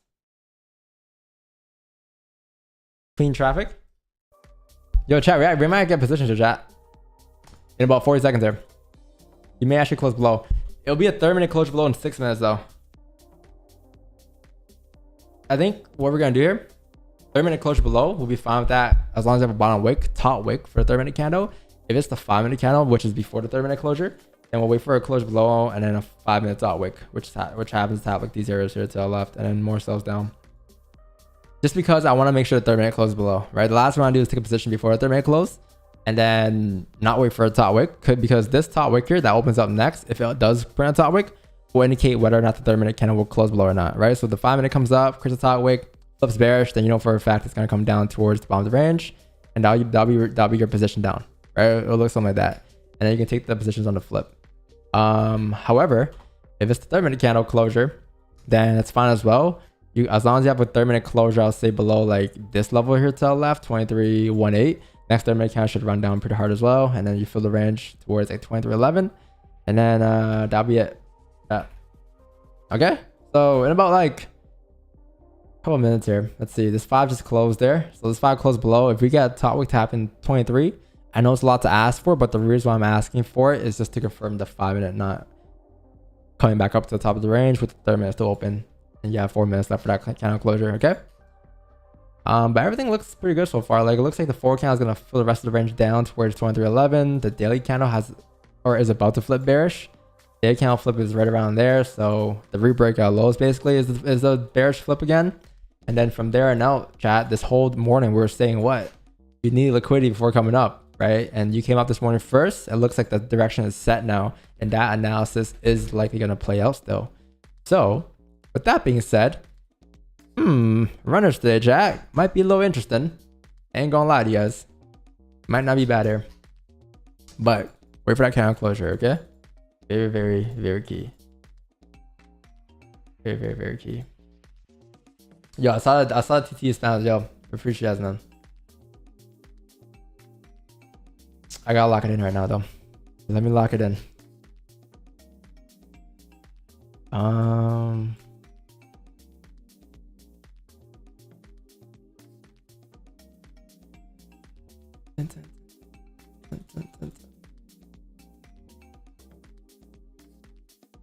Let me lock it in.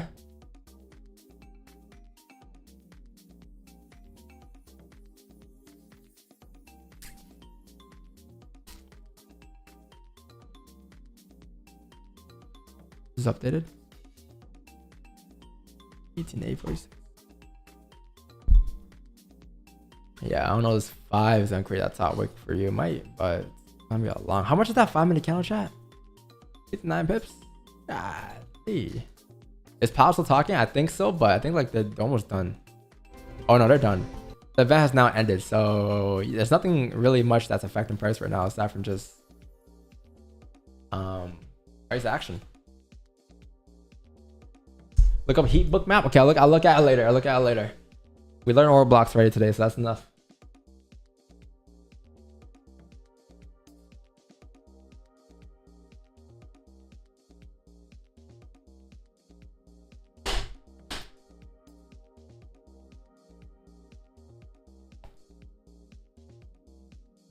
Bro, that daily analysis is key, chat. Crazy key. Like, you see what I mean? Like, yeah, it was bullish today and we're on that side as well to take buys up. But understanding that to actually fill the range up towards like these areas, like the rest of the range up, you need to grab liquidity. Like, this isn't, like, if you really zoom out, it's not really a bullish move, right? It's just like a hot wick being created.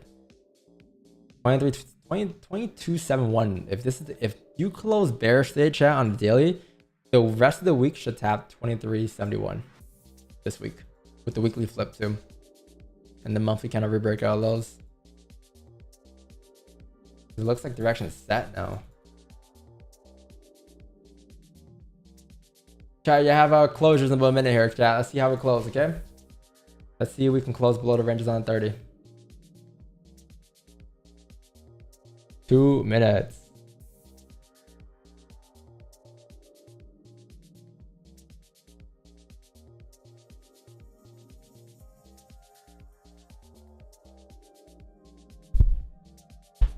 Long time no see. Can you convince me to buy my signals? No. I don't need to convince you. That's up to you. I don't convince people about my signals. It's just what it is, you know? It's just what it is.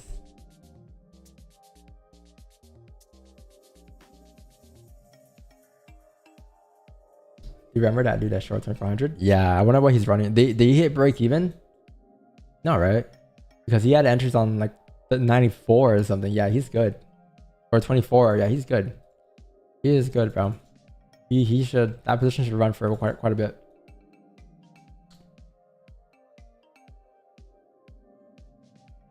What's break-even zones here for us, chat? You have a 30-minute closure here, which we could use a 30-minute candle stops here, 85 pips. It looks like break-even is going to be roughly down here, 23.14.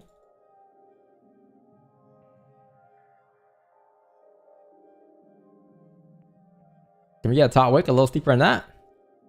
You definitely close below the range here. I just want to see a little steeper, like 23.17-ish, I'll say.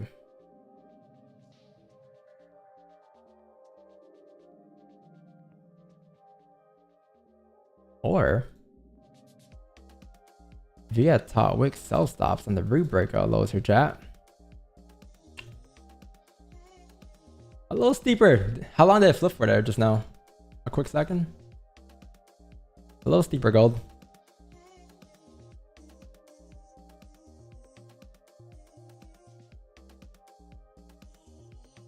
I'll say like 23.17 minimum. Will be a 30-minute bullish flip too, so that's good.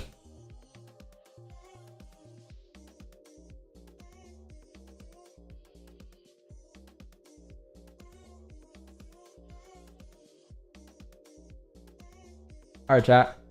I have a sell stop here on the root breakout lows, chat.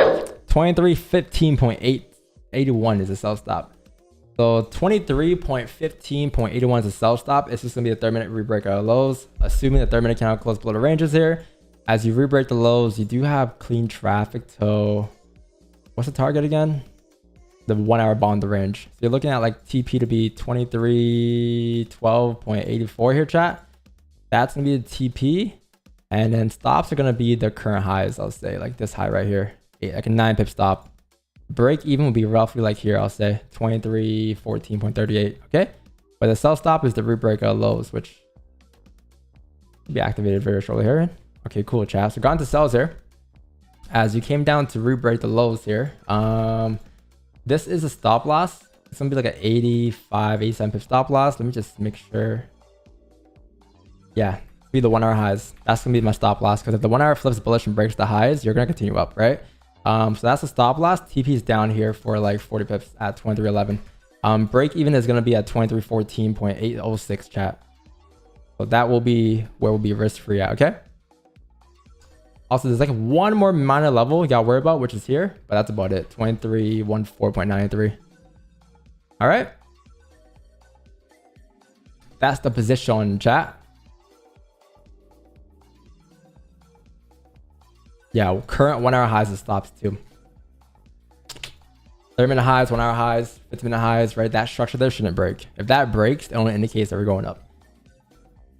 Why stack 2 positions here? Stops are pretty decent. I may. But right now I don't have one.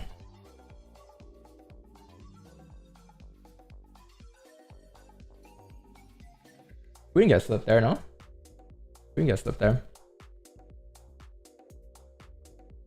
That was the exact sell stop.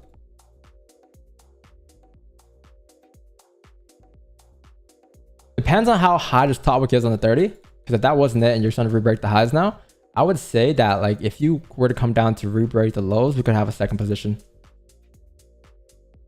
But I will say like if you can get a top wick tap on like 2318 chat and then reflip bearish and re-break the lows, I'll have a sell stop on the re-break our lows at 21.5. That'll be the sell stop.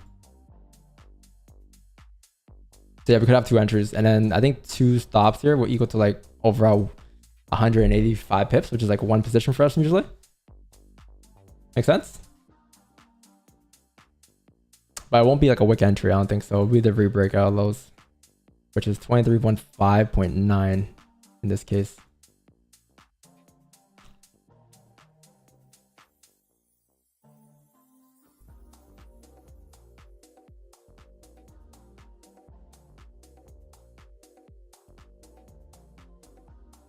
Yeah, it'll be the same exact position. 95-ish pips for the 2 stops. But right now I have none, chat. Just 1 position right now, okay?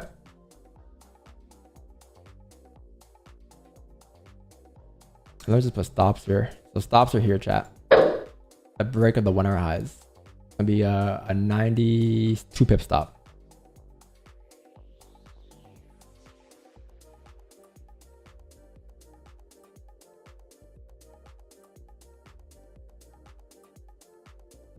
Can you reflip and break the lows? Can we have a stack position here like Friday?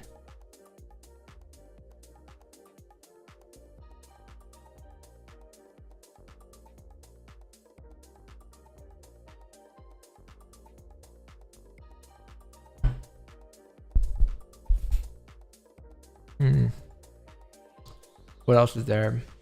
23, what is that? Nah, it's same shit as 1 hour highs.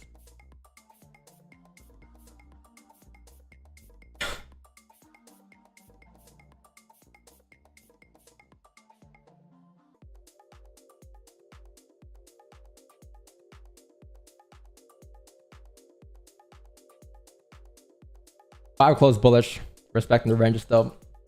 I won't be managing risk until the 1 hour closes. And I think like for the 1 hour candle, as long as it closes bearish, our stop is the bearish candle, right? So if you were to close bullish, we'll manage risk. But until you actually close bullish in this 1 hour candle, as long as it closes bearish, still open to the trade. Good chat.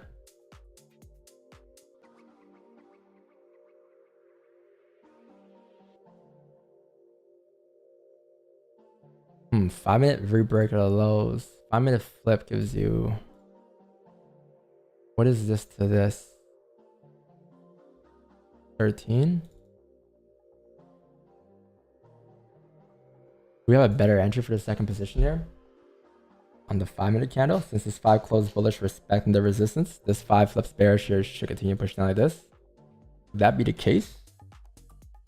I think the difference is like 13 pips. So by the time this one comes back down towards break even, you're net on both. You're closing full on both.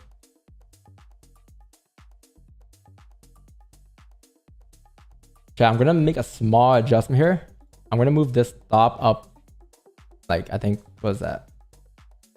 10 pips to this high. This 3 minute high right, this 15 minute high right there. That's about it. So it's like a small adjustment. I think stops right now are 92. It's gonna be like an extra 8 pips, I'll say.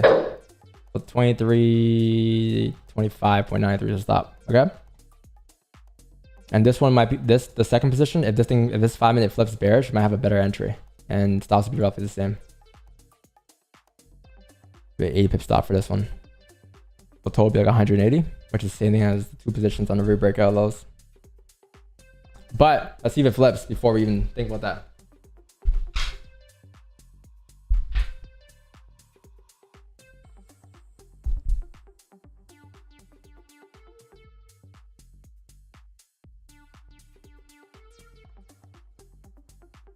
Two minutes for a candle closure.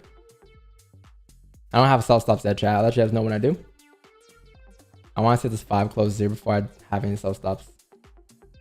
Or if it looks like it's going to close below, we're going to have it before the 5 minute closure. But right now it's well above, right?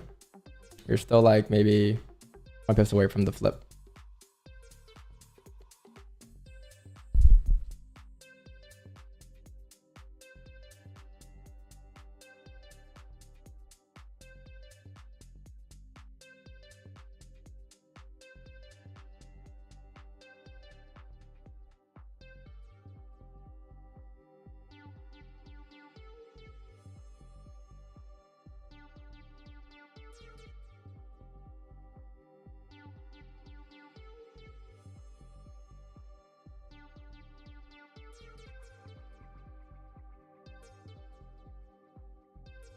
And then you have a 15 minute closure in 6.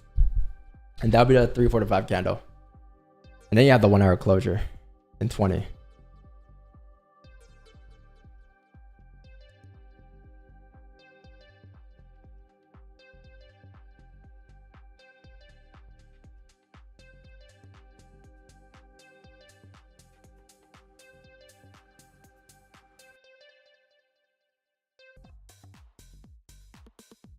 Much is this wick entry? 36 pips for a wick entry. 25 seconds here, chat. So it looks like the 5 isn't gonna close below that range or flipping bear. So that entry that we were looking to have as a second entry in the rebreak lows won't be valid here. But you do have a 15 closure in 5. So let's see how that closes off here. This 5 is closing above the most recent.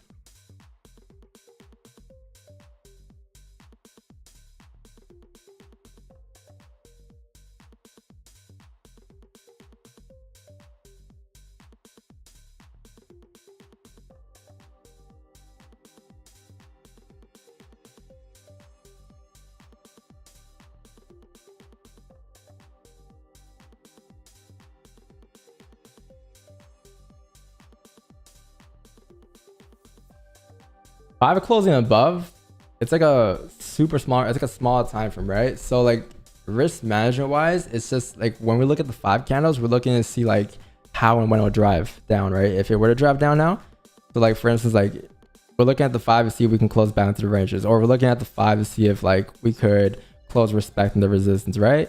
So as those things form in our direction in our favor, it'll start to indicate that, okay, cool, we're headed to drive down now with the higher time frame, right? Which is the 1 hour time frame. But that's all we're using the 5 for. In terms of managing, we're using the time frame that we're entering off of to manage a position.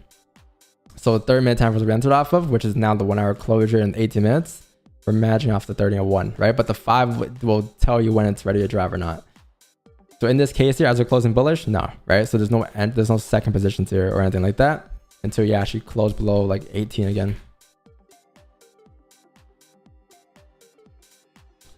This 15 is next though. Let's see if this 15 closes respecting chat that resistance 2318, then we could get positions next, but you would want to see this 15 close respecting this resistance, and then you want to see the 15 go up, right? You want to see the 15 go up because it has to fill that wick now.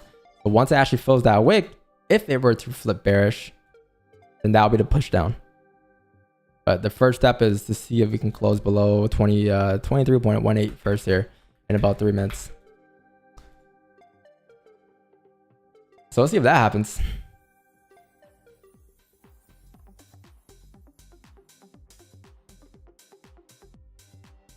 I have 18.018 or 080. I think there's a levels up here as well, but I think I based it off of most recent structure, which is there on the 15. Got it?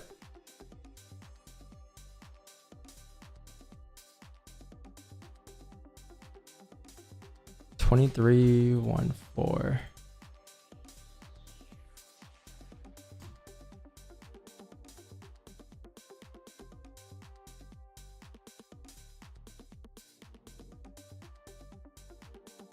If the 15 flips completely in 3 minutes, I mean, even better, right? But it's up to price.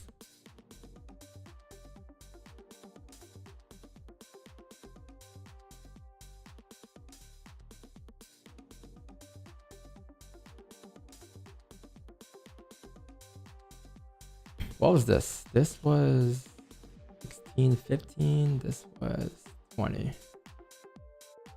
From here to here is 36. B would have been 17.51.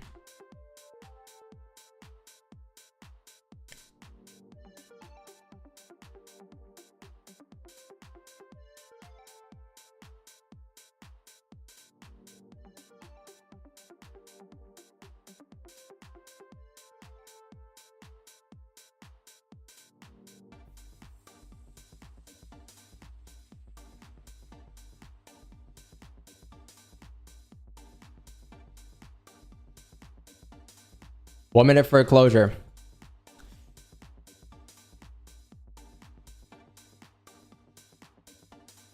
I'll be back in like 10 seconds, chat. I'm gonna refill my water.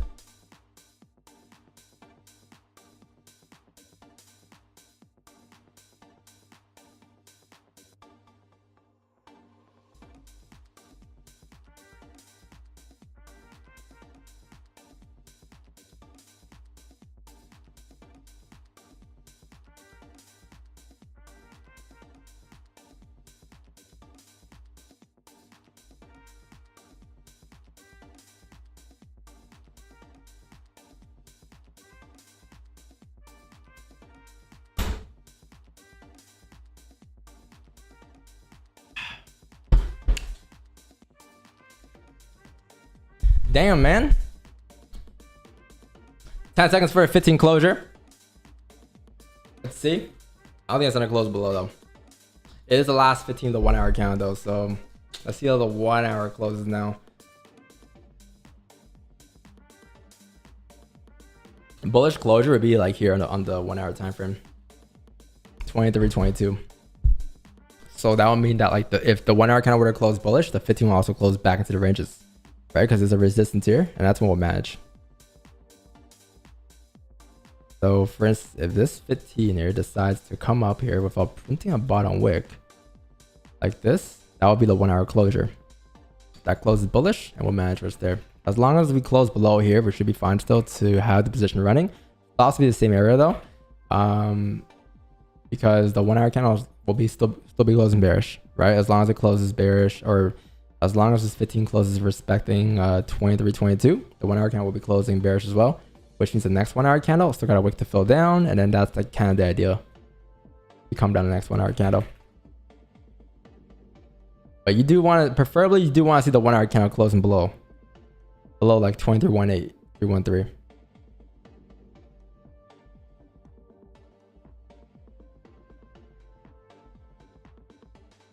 However you gotta do switch the time from chat. 5 close bullish above, okay. 15 close bullish above, okay. 30-minute candle, still open. 30 minutes left for a closure. Could still flip.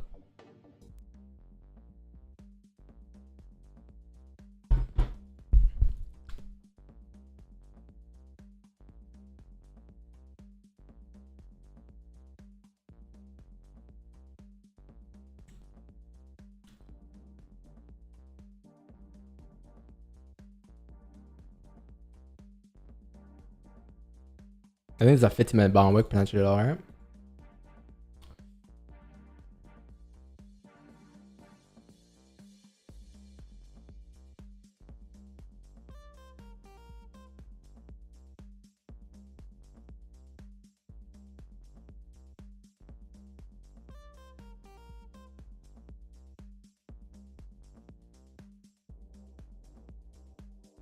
$23.18. No, I won't be.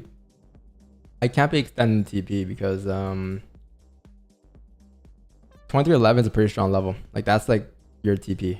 Like if price were to reverse anywhere now, it'll be 23.11, and that's only a, I'll say minimum here, right? 23.11 is right here. The bottom of the range here. In those areas, that's the bottom of the current range. That's the level where price will reject that, right? After 23.11, you do have more levels, but to get those levels, I need to see closures below to tell me that we're continuing down, right?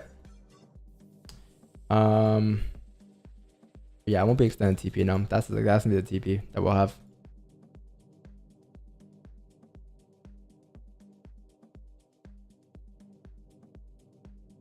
Everything looks good.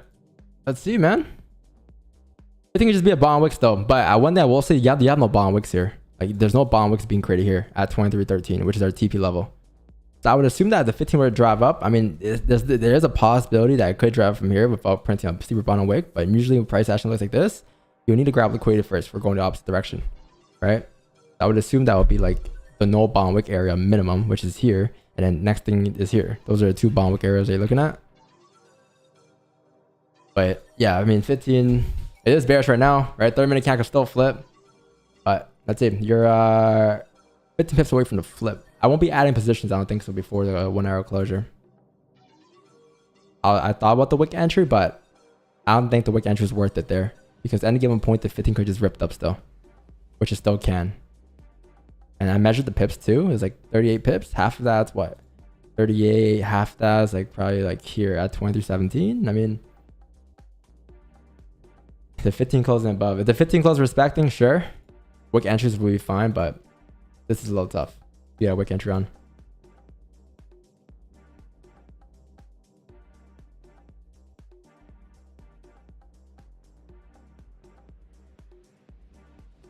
This is similar to chat. Do you guys remember Friday's trade? The one that we stacked 2 positions on? This is similar to that. We had a position like somewhere over here into the range, and then we had another position on the rebreak of lows. We had a sell here, and then we had another sell stop on the rebreak of lows on Friday. Similar position though, like fake out back into the range to fill the range. It was around here. I don't know if you guys remember this, but it was around here. Was this Friday? What day was Friday, chat? The 7th? The 7th, right? Yeah, I think it was somewhere around here. Yeah, it was here. We had sells as it was breaking back into this range here. So we're looking for the range fill. Same thing we're looking for now, really. It's the same exact thing, I'll say. It's the range fill down. And then we had a sell stop on the break of this wick here. We had an overall position like somewhere here. we had a sell stop there. Position here is back to the range. It's the same exact area too.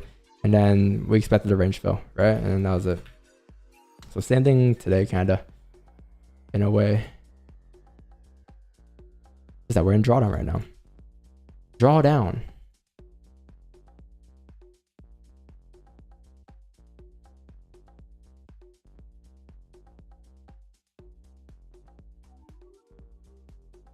This music is common as fuck though.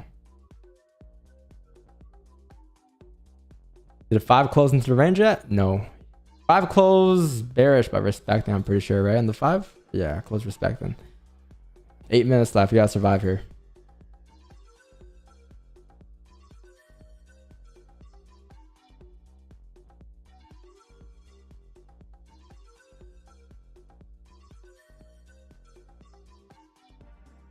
$21. This position 16.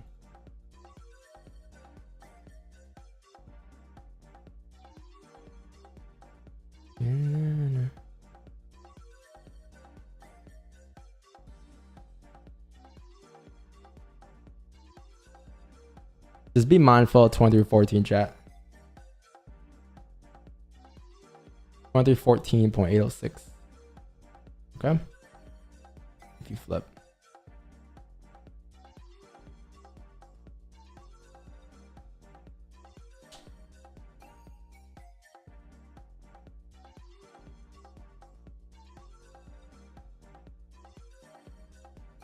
You want to see this 5 close below though. And that's in 2 minutes. And you have no top wake. The chance of that, a long wait. Open new order?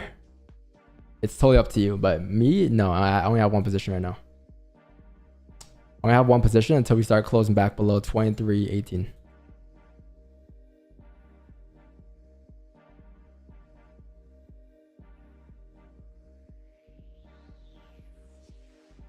How much was that push, chat?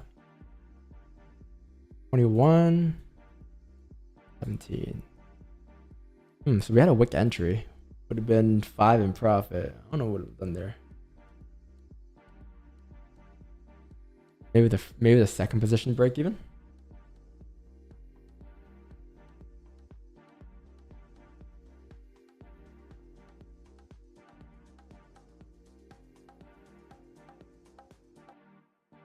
Six minutes, chat. Is the 1 hour candle going to close above the range or will it close below?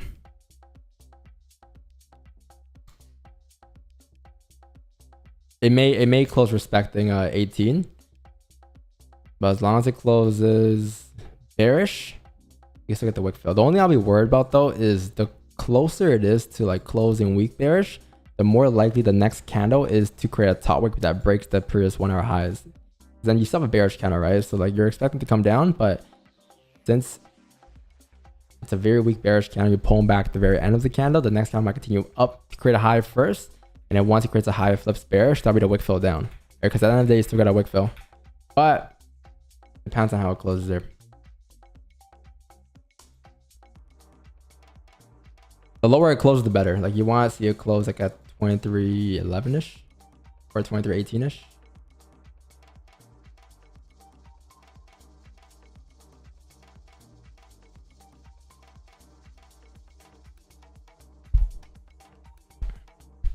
What's drawdown right now? 37 pips.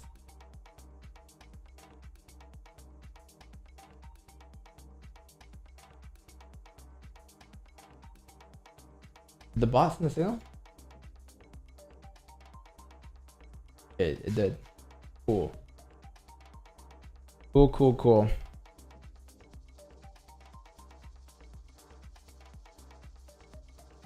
What did we adjust stops by? 10 pips, right? 10 pip difference. Yeah, it was like around 9 pip difference.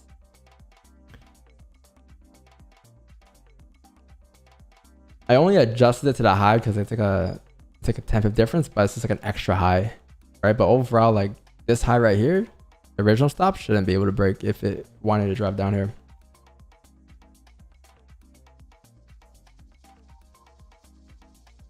Five flip bullish, bottom wick.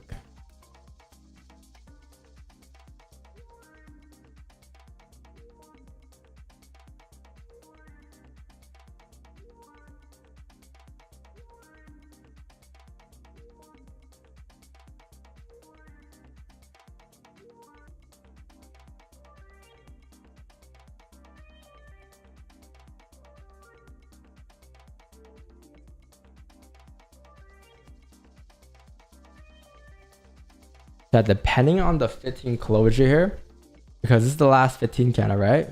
Before the 1 hour closure. As long as you don't close above 23.23, the 15, if it closes no top wick here, you can take potential wick, opening of the candle next. There's potential for that because if it closes no top wick, it's a leg candle on the 15, right? And the 30-minute candle as well will be no top wick on those two candles. So then the next candle, you can just take positions off bat and have the same stops as the original stops, which is in this case, right now, this is where the high is, 50 pips. But depends where it closes here.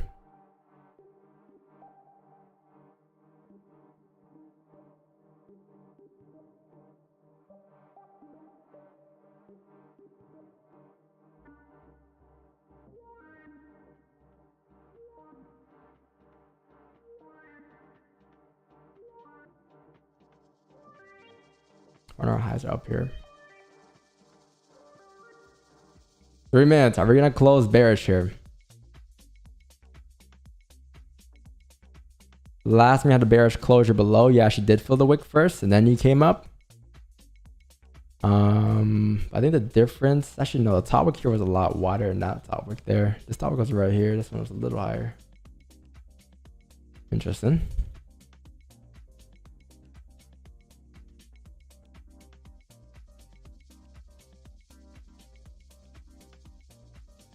Two and a half minutes.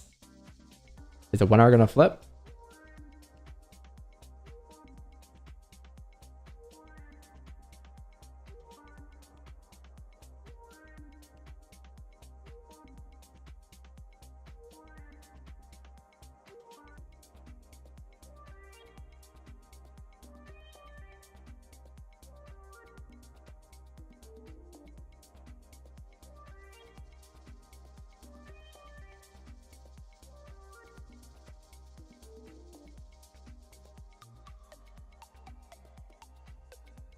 Gold, my friend, please.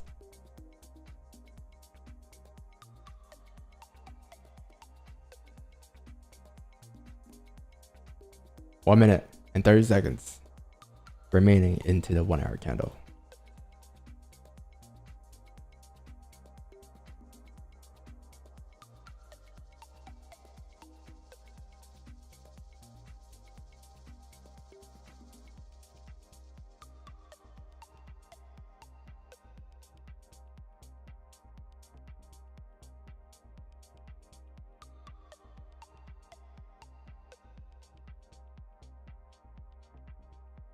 Are you gonna close below the range here?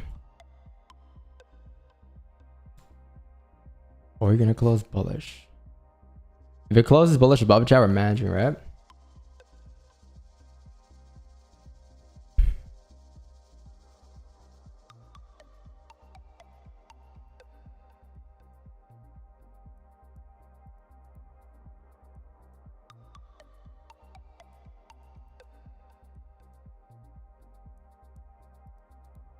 Three, 32, 31, 30, 29, 28, 27, 26, 25, 24, 22, 21.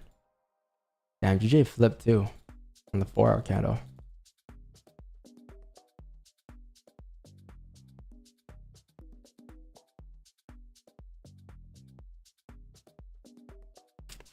Yeah, no top wick here. We might have an entry and have a stop for the second position, like around 45 pips. Perfect, chat. So here's what we're gonna do. I'm gonna have a sell stop on the reflip here. Okay, sell stops at 23.21. So instead of market executing here, I'm gonna have a sell stop because no bottom wick here. If this candle flips bearish, you're looking to see if you can come down and retest lows at 23.16. All right, so on sells there for a second position, chat. The 30 has no top wick, 50 has no top wick. 1 hour candle closed bearish, respecting that 1 hour low. So you're still anticipating the wick fill, but we may end up closing both positions at 23.15.78 ish. Okay, I think the difference between here and here is like 50 pips. So I think break even, like when we will see break even or in profit, will be like roughly 23.17.99. All right, that's the position, chat. That is the pineapple position we have here. And stops for this position, chat, will be the same stops.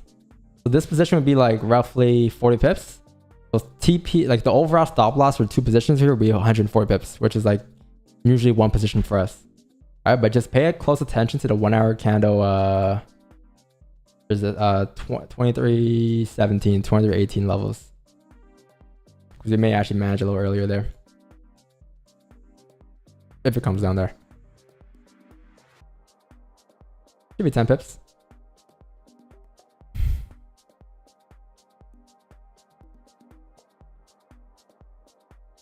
Did I put stops this position? Yeah, this one will be 46 pip stops. Stops there placed, TP's placed, they're all placed there.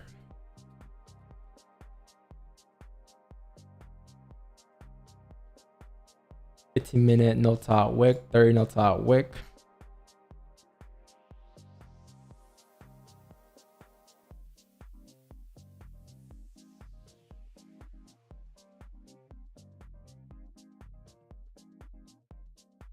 And you continue to push here.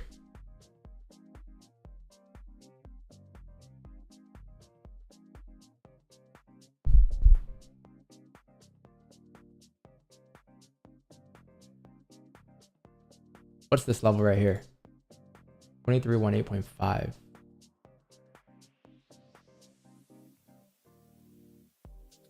Damn, that's like right at break even.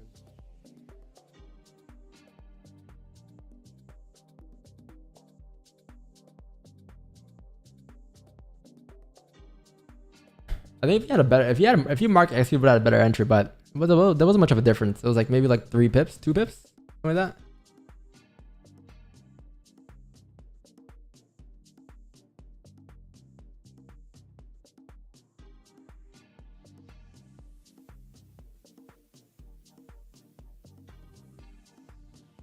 Four o'clock, chat.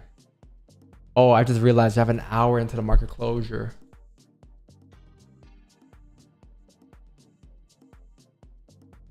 That's a rare situation. On stream, at least.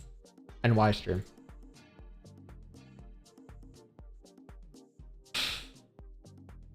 Going for our stream, chat?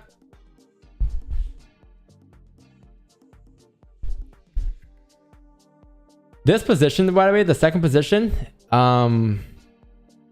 stops to like break even would probably be, I'll say, like once you tap like 2319.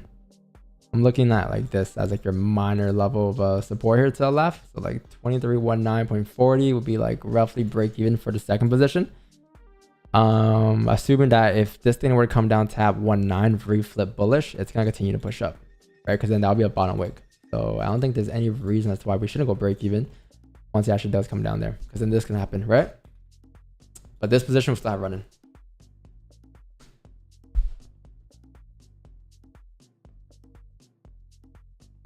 Please, Jerome. I don't want to stay here past 6. Please. Please, Jerome.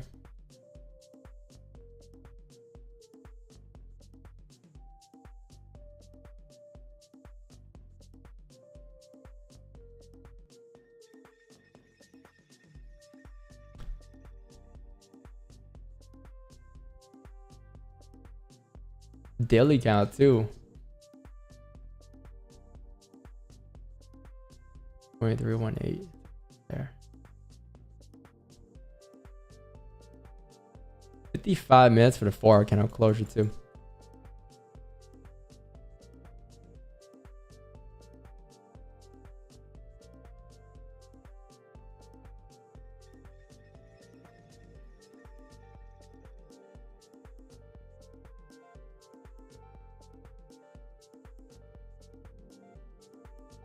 Breaking lows.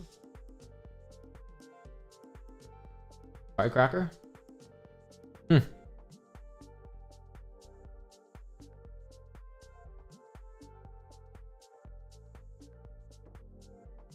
was funny, but I think we broke down this position today on stream. Like, we didn't break down the position, we broke down like how to stack pineapples in these situations here. In this case here, I think we mentioned something this morning about whenever you take price to re-break the lows, or whenever it does, like in this instance, there's no bottom wick, you gotta come down for a bottom wick. I think that was during the morning stream when we broke that down during the NY stream. And we're in the same position.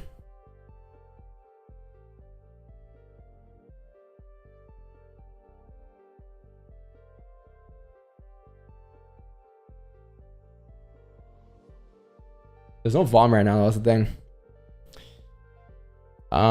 It's like 4. So I don't know. It might be unless it taps like 23.17 before, there is a slight possibility chat it could roll over into the next session. But the good thing about sells is that if you do hold past the market rollover time today, have positive swaps. That's the bright side. But that's it. I wouldn't worry about holding past 5 until like 9:30. 9:30, cutting it low close, because then you have candles that will close by 9:30, right? You have like bearish, but you have like at least a couple of more 5-minute candles. At least 5 more 5-minute candles, right? So you tell by the structure if it's gonna drive or not.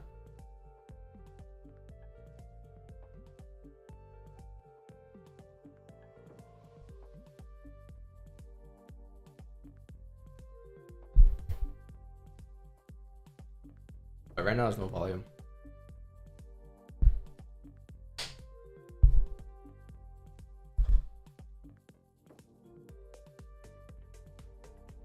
Tomorrow's gonna be bearish? You think so? I think based off the daily, yeah, like as long as the daily candle closes below this range here, it should be bearish tomorrow. But if it closes bearish, like bullish like this, you should fill the wick first tomorrow. Like it should look something like this tomorrow, where you fill the wick first if you're Asian and London could possibly buzz up. And then after the top wick, that'll be your sells. Because you're respecting this level, right? But yeah. If it closes below here. If it closes above, then tomorrow could continue to drop as well. If it closes above 25 today. I mean, I doubt it with this time of day and this much volume left. I don't think that will happen, but I guess we'll find out.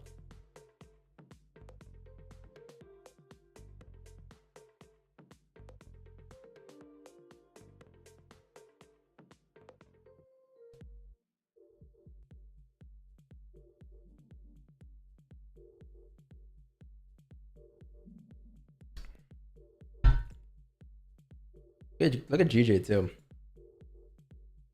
No top wick was there. Came all the way back up. Broke the highs for a top wick. The other candles and close bullish above the range as well. They should take off tomorrow. Look at that daily. Closing above his range here too, chat. Above like, or let's see how it closes. But if it closes above 200,959, tomorrow's daily is gonna fly. All the way until 23 or 202, 276 chat.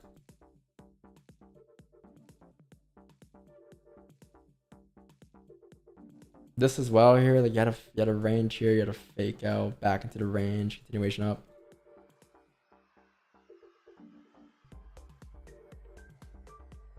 Yo, gold's frozen, man.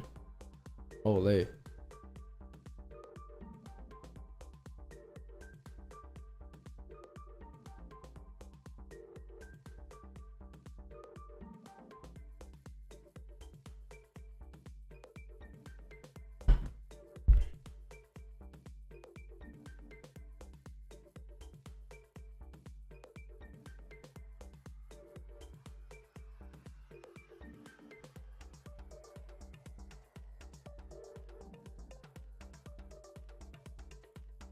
Minute flip.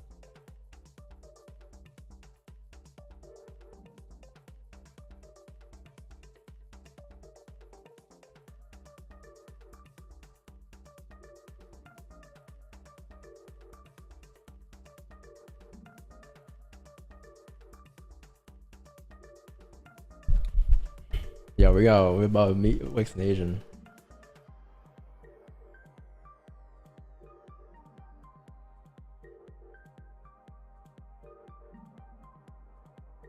Whoever called a 12-hour stream today, you janked it, man.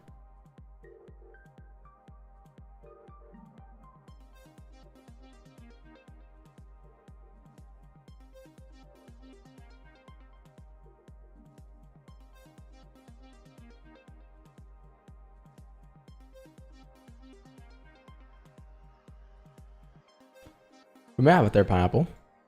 Maybe. On the root break of the 30-minute lows if that breaks.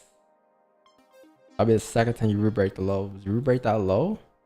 Be the 1 hour root break of the lows too, right? The rest of the wick should be filled. My only issue is time.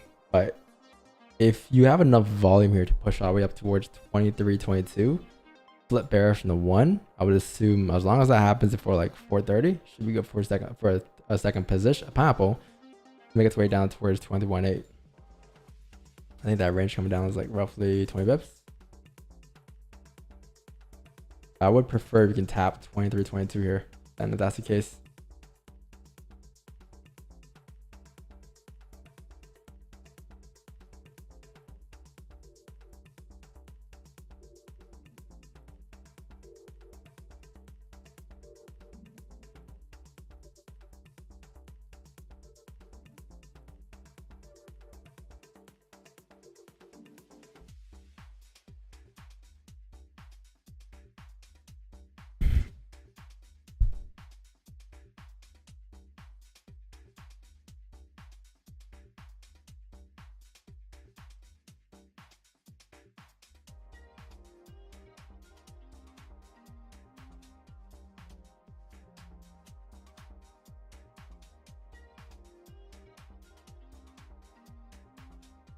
What should we react to?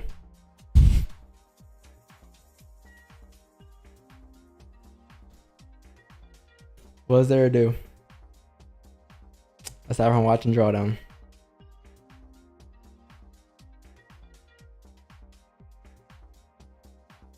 Yo, for the 4.99. Now, can you trade for me, please? This trading shit is making me go insane. Hey, I'm doing that. I'm trading for you right now. Thanks for the 4.99, bro. Yeah, I am trading for you. You're just part of it.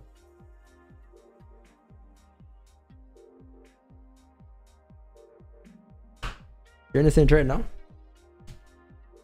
You detach the emotions, and you're not part of the trade. That won't be. I'll be the one trading for you if you just detach the emotions. Because then if it hits stop loss, you just blame me.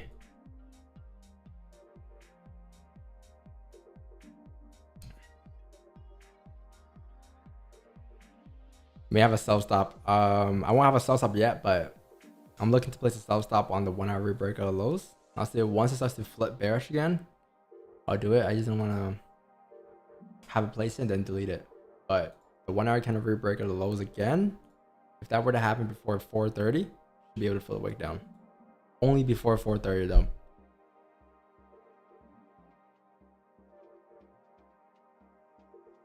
If you don't flip, then obviously you continue to push up. Right.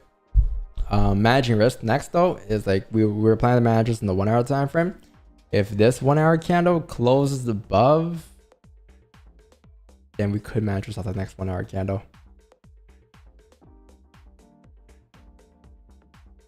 But that stops right there. 104 pips combined.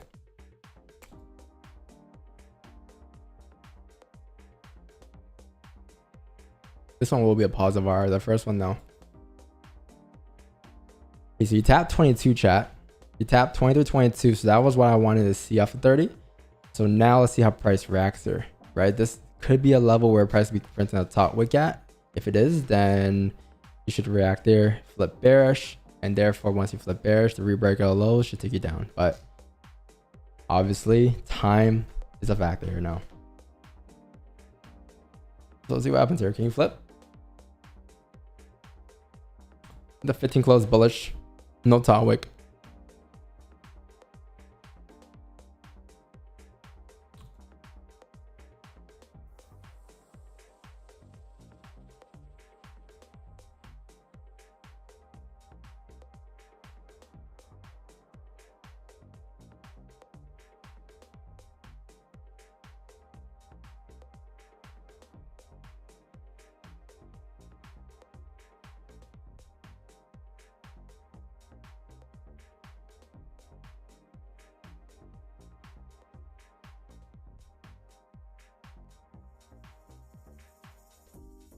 15 opened up. Bottom wick has been printed. Or barely bottom wick, really. But I'll say this 15 close respecting that resistance level here. So it's still below, which means doesn't mean it can't drive up, right? For sure it can, because it's still a 15-minute bullish candle. But the question is like, will it stay up, right? So I think as long as this 15-minute flips bearish, it should take you down towards the 1 hour flips though. But the question is it gonna flip here, right? This is stop though. I'm not moving stops, definitely not. But we broke the 1 hour highs. So that was the original stop. We move our stops like up an extra 9 pips towards the 15-minute highs here. So let's see how that works out here. But this high shouldn't have been broken, to be honest. Like this high right here shouldn't have been broken if you wanted to rip down from our entry point. So let's see. You're like currently sitting 16 pips away from stops. Are you gonna flip bearish here, or is this 15 going to continue to push up?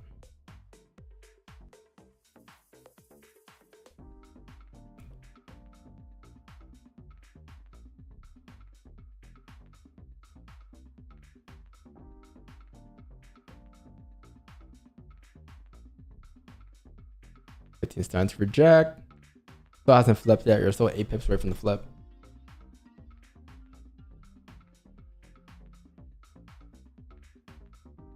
Jerome, if you're watching, just print a bearish candle, please. Not that hard, Jerome, right? One bearish candle looking like this. That's it. That's what you gotta do, Jerome.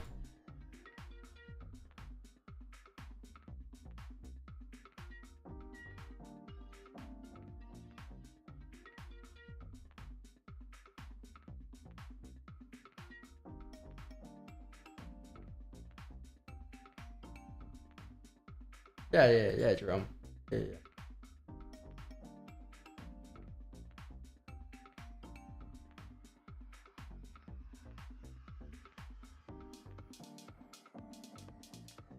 So this music is... I need to change it, bro. Holy.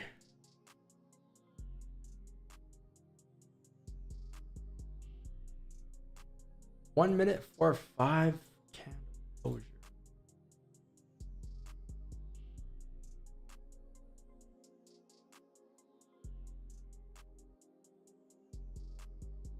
I would assume, chat, that if this high were to re-break, you're going up towards stops.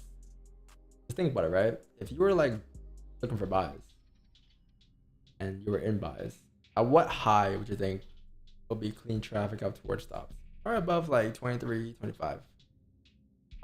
So I think this is like the last high that could possibly print if you were to reverse. Like I don't see price re-breaking these highs, tapping these levels just to flip bearish again. If it were to flip bearish, it'd be like right here on this candle. So you can't need this 15 to flip bearish for us to lead to the 30-minute flip, which leads to the 1 hour flip, which leads to the 1 hour wick fill.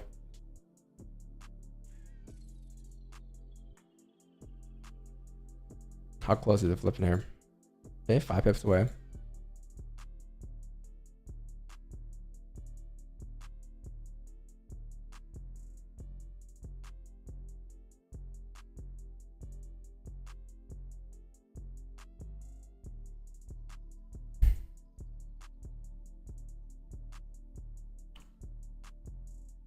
What's your risk to reward? Every professional trader says you must follow one. Seems like you don't have one, G. I'm not professional, bro. Unfortunately, if I don't have a positive risk to reward. I mean, my risk to reward is based off of more than just the trade. It's based off of win rate, price action, adaptation, not just the candle itself, not just or the trade itself, right? So the risk to reward in the trade could be a -5 to like a 10, but everything else that's included is what makes up the risk to reward. So the probability of the trade playing out, the candle closures, the way it printed no top wicks, the way it printed no bottom wicks, all of that comes into one. It's not just risk to reward, or like risk to reward isn't gonna determine my way of entering, my way of exiting, right? Risk to reward is just, I guess, like what you're risking for what you're making, but you're not just taking one trade. Got it? Like this candle doesn't have one trade. This candle has plenty of trades, right? And all the trades, for the most part, have been negative risk to reward. But risk to reward isn't something that I just wake up and say, today I'm gonna catch a 1 of 10. Today I'm gonna catch a 1 of 5, right? It's off of price action. So for instance, our initial entry was like here, right? Our stops are here. Why are stops there? Because if you're entering here, the most recent structure is up here. So in this area here, that's where price would be invalid, right? And then as for our second position, okay, we entered here, price is in drawdown, right? So now what are the chances that you re-break the lows to drive down before the end of the day? Likely not gonna happen, right? So we gotta adapt to that, right? So we have a second position here based off the fact that you had no top wick, you close respecting the range, assuming that if this 15 were to flip bearish, if it will lead to the 30-minute candle flip, which leads back to that second entry point, which then leads to the 1 hour candle wick fill, which is what the higher time frame was showing us, right? The 1 hour wick fill. Therefore, by the time we come down to fill the wick, then we're looking at close full. So that risk to reward was entered based off of this one, off of like what, 0.5 to 1. Now it goes from like 0%, right? Because it's back, we're close at the entry, pretty sure, on the first position, as long as this position fills a wick, if it fills a wick. But this second position though, I guess that is what you can call professional entry, because it is a positive risk to reward, right? Like this right here, this one right here, a stop is like what, 45 pips? TP is like 50 pips. It's a little over a 1-to-1. So like there's your professional, you know, risk to reward if you want to have a professional risk to reward, but there's different ways to go about it, bro.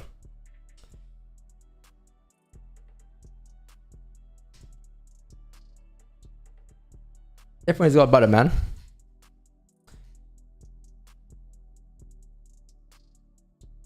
But yeah, you might be like unfamiliar with that when you first come to the streams for sure. Like, man, what the fuck is this guy doing, bro? How is he doing what he's doing? I get it. I was there too when I first started trading, but trust me, it's a process, a work in process. It's been 4 years in the making, right? To how we got to this point.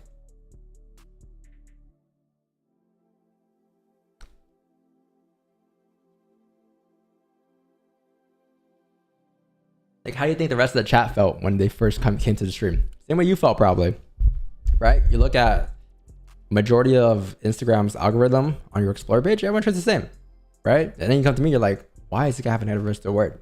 Like, this guy's not profitable, right? It's how the rest of the chat was before too. At one point, even me, when I first started, never would have thought, but that's what's been working, man.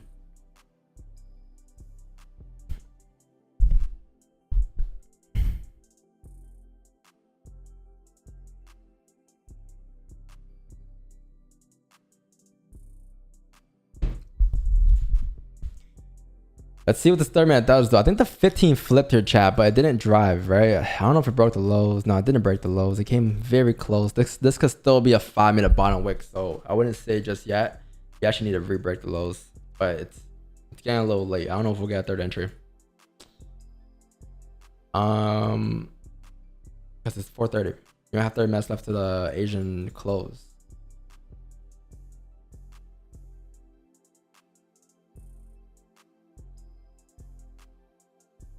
And the 1 hour count might close bullish here too.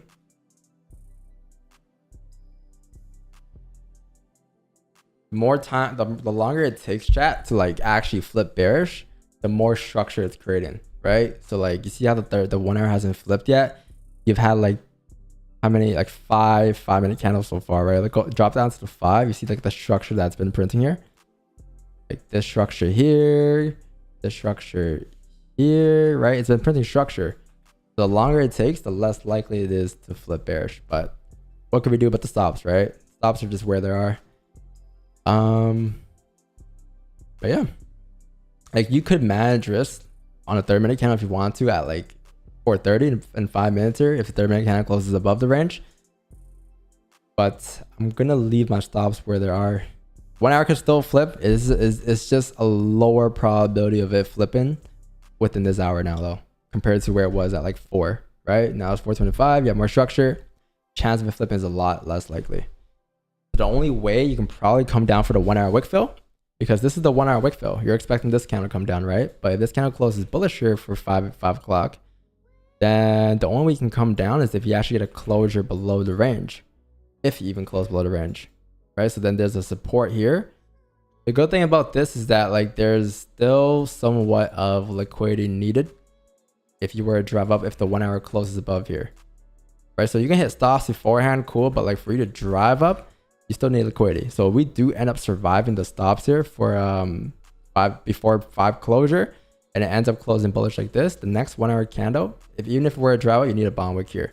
That's the only thing you may look to see, and you start planning your positions next. But the question is, are you gonna survive this, right? Because you're very close to stops right now.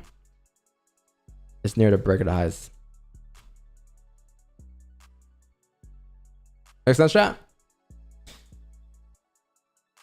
But just because you're in a sell, you can't just, you know, pray and wish that's gonna come down. Like if this is what price is printing, you gotta accept the fact that that's what price is printing, right?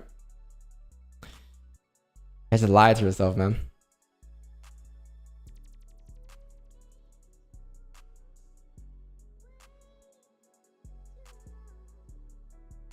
Tim, 2 minutes left. This is no volume.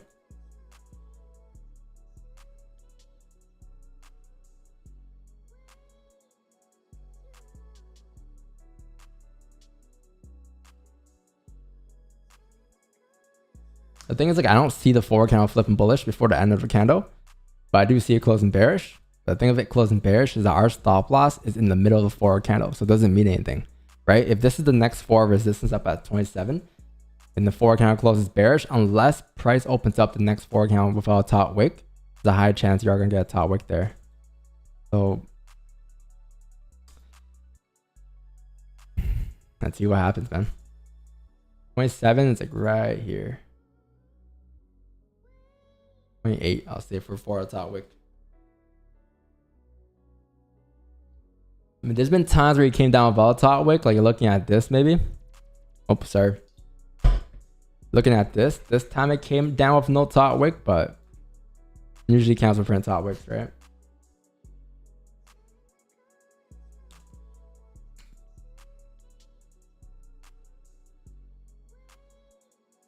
Did the 15-minute reflip again, chat?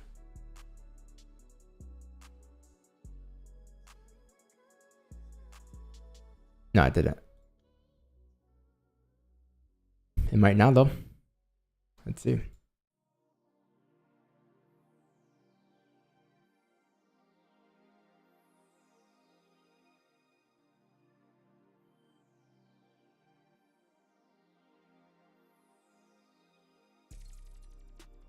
You gotta clear 22.56. Like you gotta break that lows to have clean traffic to like 21.33.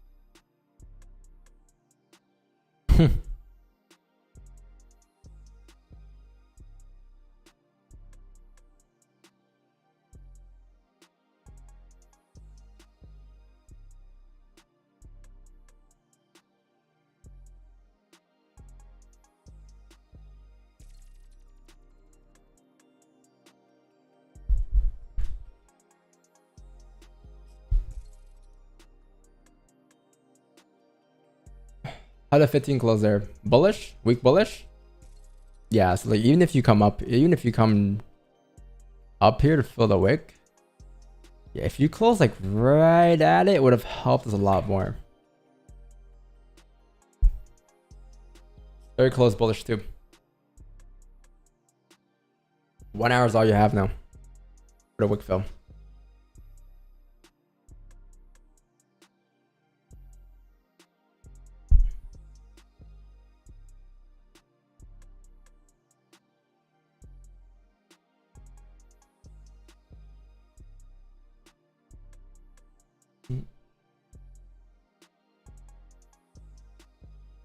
All of us can come together and pray.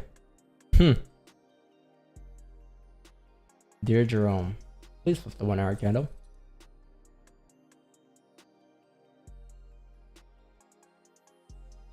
Definitely a wick at 315. 315? Huh? Oh, bottom wick. Yeah. I was gonna say.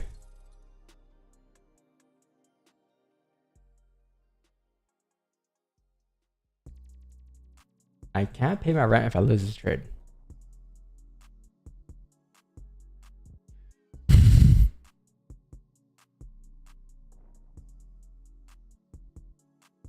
Question is, why if you get into a trade where you have to pay your rent? That's the real question. I mean, rent or trade? I don't need a home. Trade. God damn, bro.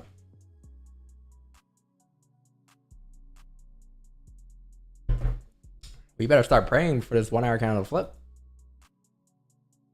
Need 12 more pips. Flip in the 1 hour time from here.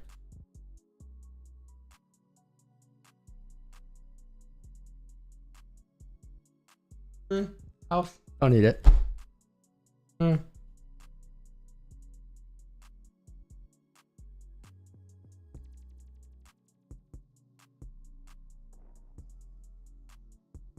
50, it's coming down here, chat, for the 1 but 30, but like the 50 and the 30 shows you that like it's still flip bullish and you have no top wick, so chance you flipping bullish very, very high. It'll help us though. And I know one way you can look at the wick fill is if the 1 hour candle closes respecting this resistance at 23.22, 7 or 675, or you close doji in the 1 hour time frame. That would help. But that would be a 5, which means that this trader here is likely gonna be here until 6, chat.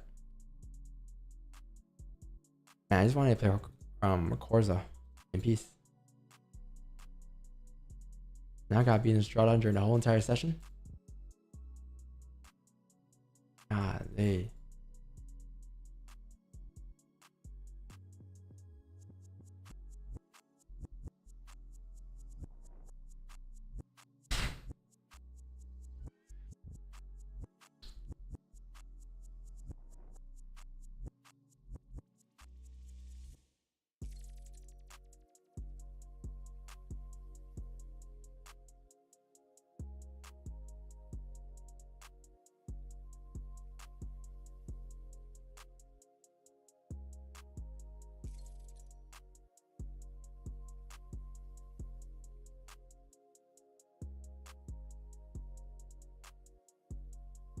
That 50 does not look good.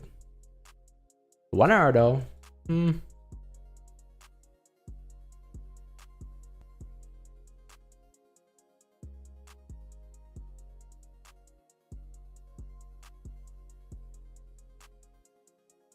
It'll help us though if the 4 candle closes below here, chat.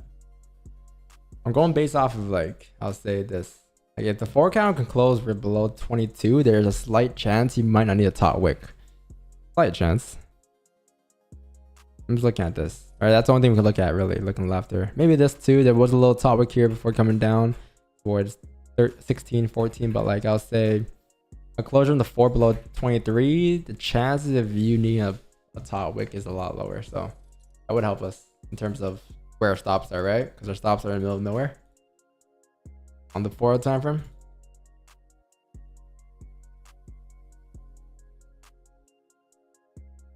I'm taking a nap, chat. Holy.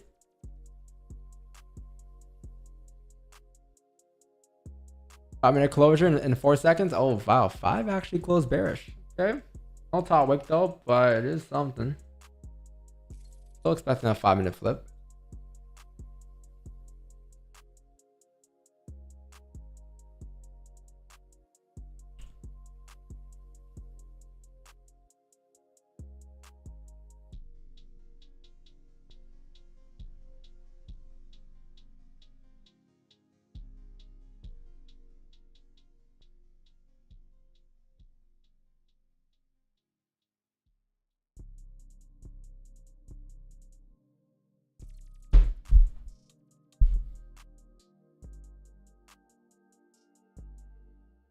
The 5, no top wick here.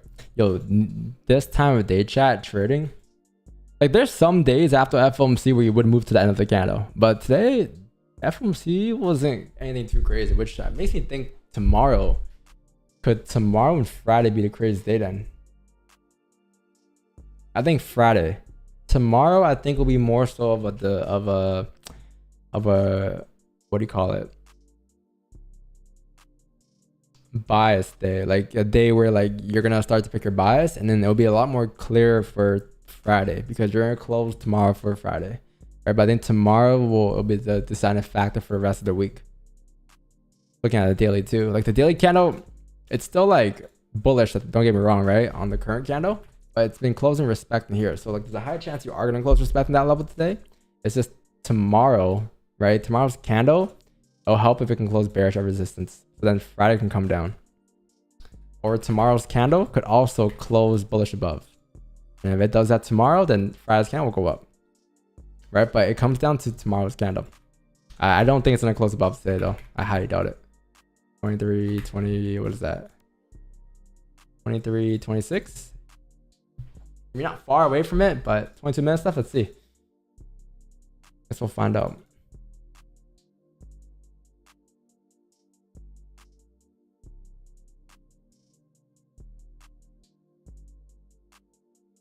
I going up bullish? Yeah. If the day closes bullish, for sure. Which means that we could have stops off the bat off of Asian, but at least we'll be in swaps.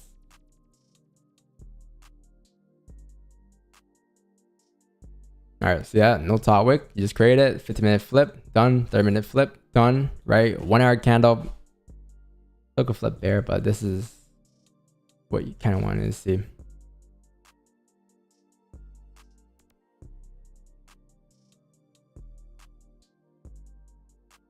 I don't know if you move right away, chat, during the Asian though. I think Asian, if anything, 7-8. It might trickle.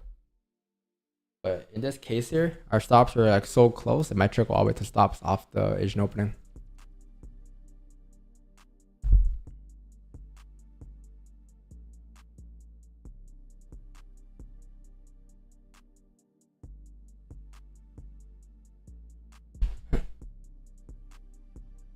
If there's 5 flips though, interesting. It gets very interesting to 5 flips. Right, because there's no top wicks being printed here, so you need top wicks. So this 5 ends up flipping, could lead to the reflip, and then the drive towards like 23, 21. I'll say. Then that'll be a 30-minute flip. We don't have a minute left. Let's see.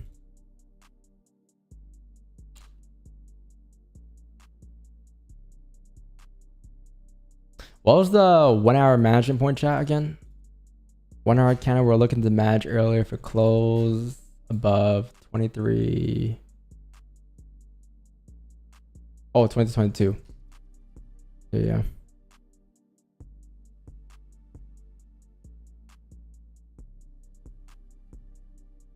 You're sweating? No way, bro. At this point drawdown, like the first wave of drawdown earlier, yeah, but now like when you're like been drawn for an hour, like the second wave when you come back up, not really. You should be a bit more calm. I'll tell you how it is, right? When you first enter in drawdown, okay, yeah, feel free to go crazy mentally. But like the second wave, when you're still drawing after a couple of hours and things have settled down, just chilling now.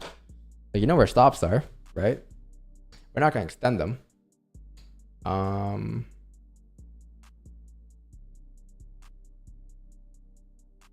Just gonna wait for price to print.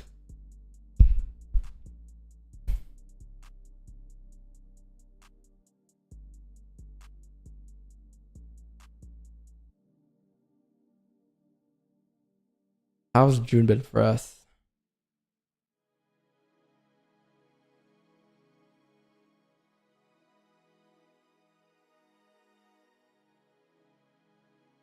What are we gonna lose in this trade job? Hit stops in both 45. Yeah, 30 plus 15 plus 13, like roughly 45, 43K. So what percent will be up for the month? I don't know, but we will still be up 20K-ish on the account.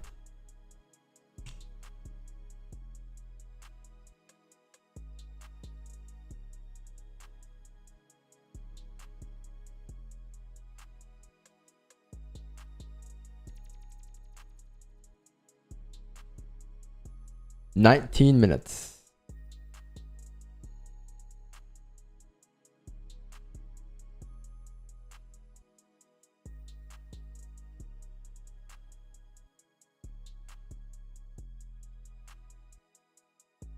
If I close above, right? Yeah, close above, no bottom wick though.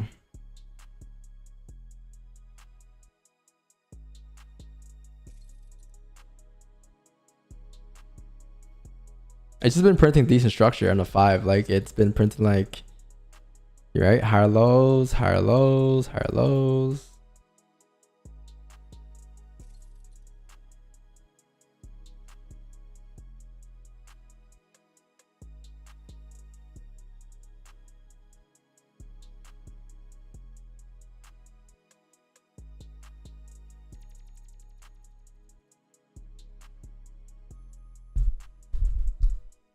We're gonna hit stops before chat. Let's see.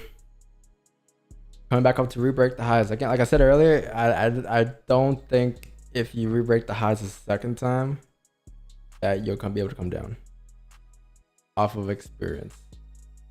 The first time, sure. If price wanted to reject, I would have assumed that would have done so by now. But if you re-break these highs again, especially these ones, is this clean traffic up? 25 levels? You could adjust your stops if you wanted to. I think you're saving like maybe 20 bips total. 8 and 8, 16 pips. I have stops for the I'll let you guys know exactly what I do though. But right now I just have those stops there. 15 closure. No top wick maybe. 3 minutes.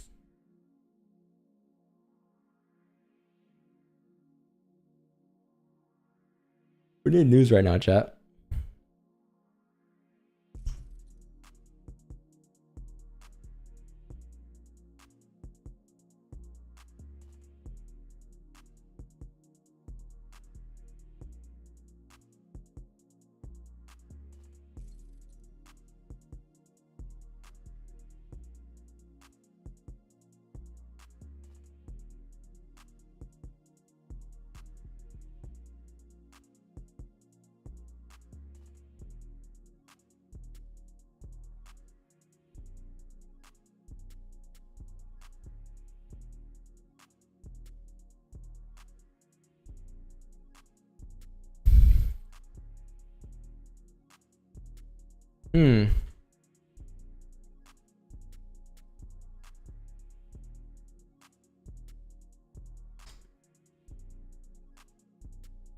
Yeah, we had a crazy entry chat. Sniper drawdown, huh?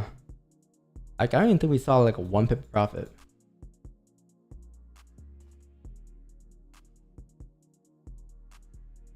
That's crazy. That's how it be sometimes though. Sometimes you get sniper at drawdown, sometimes you get sniper entries, sometimes we get sniper non-drawdown flip entries. In this case today, we got a sniper drawdown entry. I think this second position saw like maybe 9-10 pips. About it though.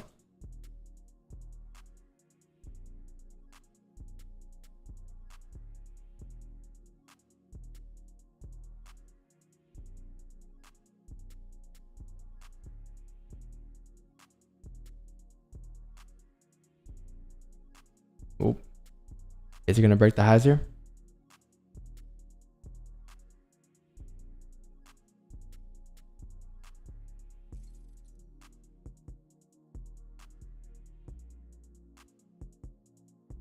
Oh, 15 closed too. Then he left top wick. Yeah. 15 closed there above like this ranger. Left the top wick too. So if it had no top wick, still a chance to go flip. But usually in this case here, this next 15 should continue right up. Pretty sure. I could be wrong. I mean, I hope I'm wrong, but pretty sure here. But we're very close to stops. I'm just gonna have stops where there are. Yeah, 15 minutes for the 1 hour closure. So still could close doji still small chance. But it gets slimmer and slimmer again, chat. Like as you have more candles that close within the 1 hour time frame.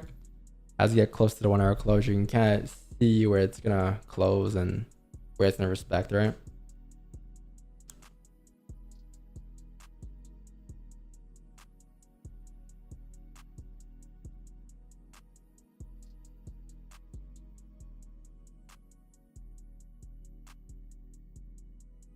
No, there's nowhere else to move them. We can't move stops. Can't. Because the next stop we're going to have is up here. No. That's 75 pips total for or 1. We have 2 positions, right? Like this is the next logical stop. It's either here or you have it up here. There's no point of having it between. It doesn't mean anything in between. Right, this is high because of the 1 hour highs, or I think it was the 30-minute highs. And even that, to be honest, isn't that great compared to the 1 hour highs, right? So like, I don't know. Anything above here, definitely not. That's the best stop you can have here. This one right here. If you break these highs here, assuming you have clean traffic up towards 23.32.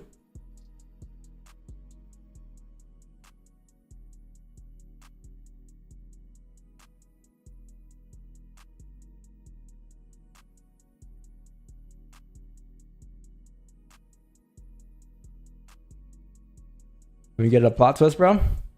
It's been a while since we had a plot twist.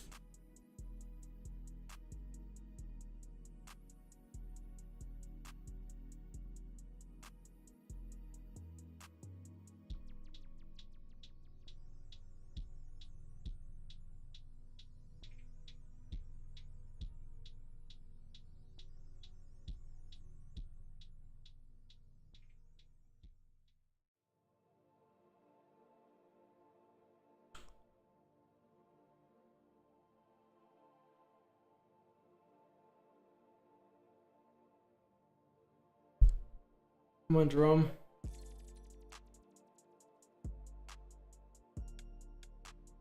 Jerome, please. Please, man. I don't want to stack during Asian session, man. I don't. Don't want to stack during London either. Don't want to stack during NY. Do you guys think I like stacking positions, man?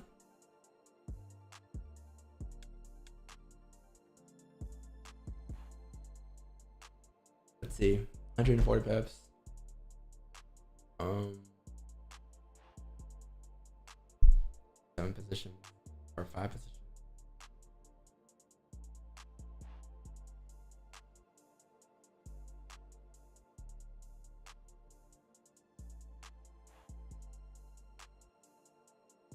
$30 pips.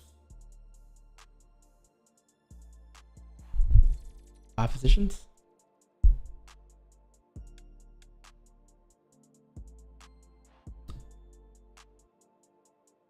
I still haven't even posted the video we had on the last Thursday, chat. Last Thursday we had a stack day after the stream. I recorded the whole entire session. It's like 7-hour, 12-hour recording, I think, of us making the losses back. I still haven't been able to post that. I don't want to have another one today.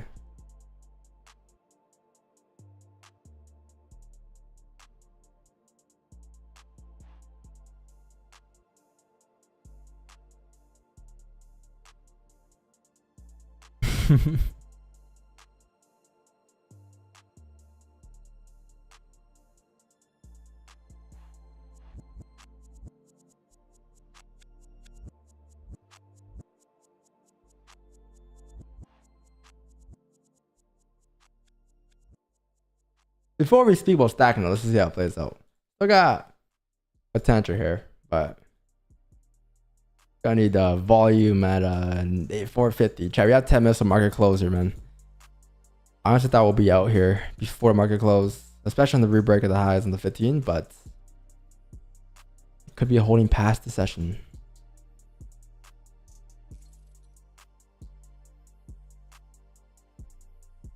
You need to drop down what here? 25 pips.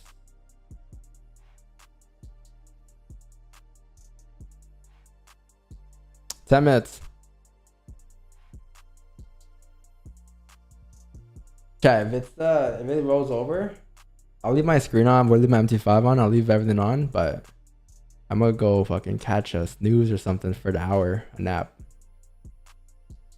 or get some food. But the stream will be on. I'll leave the stream running. So you see all the positions. So anything that I do, if I move stop, not move stops, if I move TP, if I add positions, like, you'll see it. The standard channel will get the notification, but you guys will be able to see everything that I do. That's in 10 minutes. Let's see. 1 hour could close doji. You need to move. How many pips there? 26 pips? That's not, actually, that's not a lot at all. 26 pips only? 26 pips in 10 minutes. Is that doable? Your own pal, if you're listening, now's the time to show us you're listening.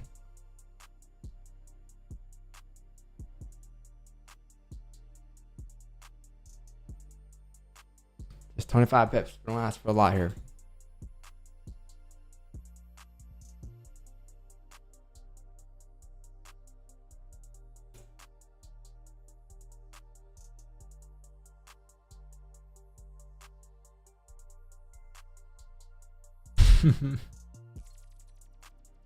He's not listening, bro.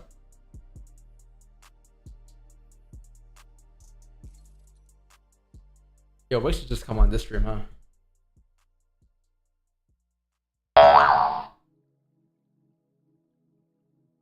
I think my Wi-Fi disconnected. Hold on, chat.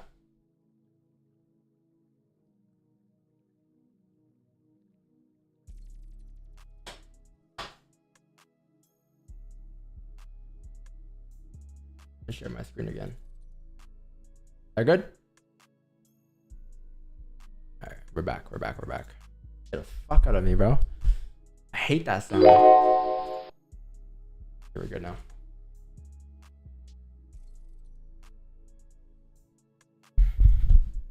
Imagine I added the losses. Come back and it's gone.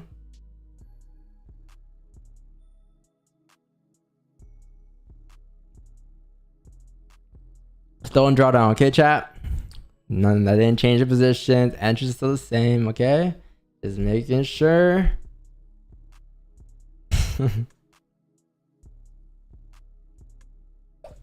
Join stream tonight, bro. I've been on stream all day long today. I would rather catch a little break during the rollover session, the rollover time for an hour. Uh-oh. You're starting to re-break the hazard, chat.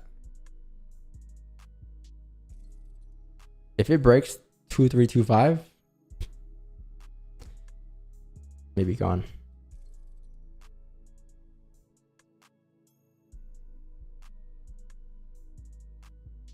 You know what will be a miracle? A miracle will be if the 1 hour candle closes no top wick and the new daily candle opens up no bottom wick or no top wick. It comes down right away. That'll be a miracle.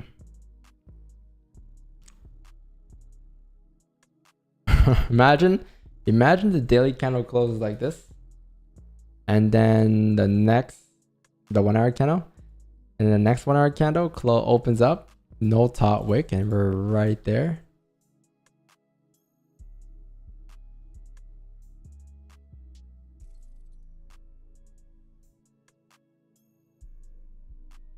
Spreads. Yeah, spreads. Oh yeah, spreads raise. Spreads get higher too during a rollover opening time, right? Like after like 6. Yeah, for the first hour, it can be kind of wide.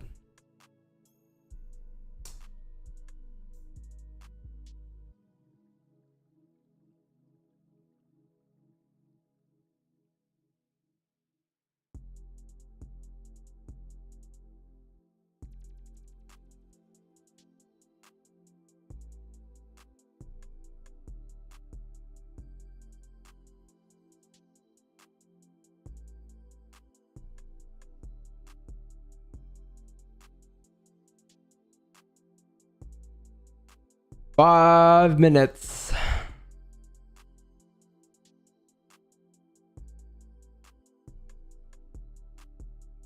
Yeah, I'm just gonna make one adjustment. I'm moving this stop loss right here. I'm moving to the original stop. I don't know why it's gonna pip off. Okay, so I'm just moving it to where the stops are supposed to be. I don't know why it was a little off, but that's where price is. So both stops are the same now. 2225.93. Okay. But no difference. It's like a less than a pip, I think.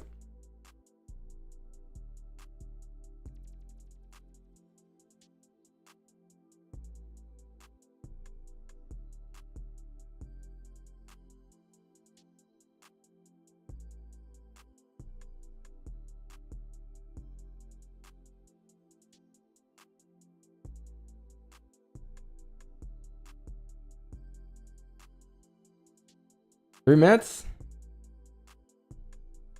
Uh-oh. 1 hour no top wick.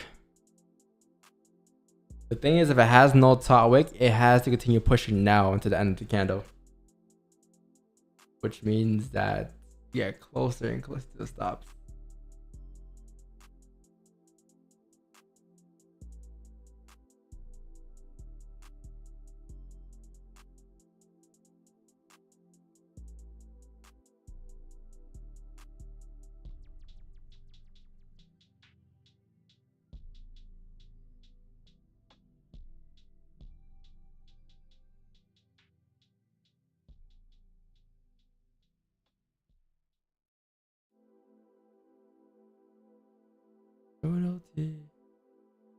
An OG.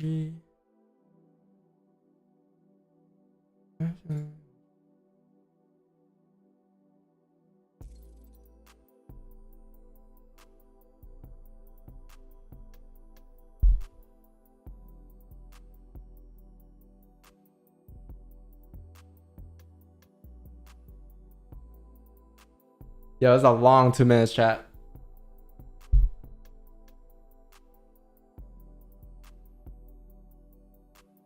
I'll take a 2-minute nap.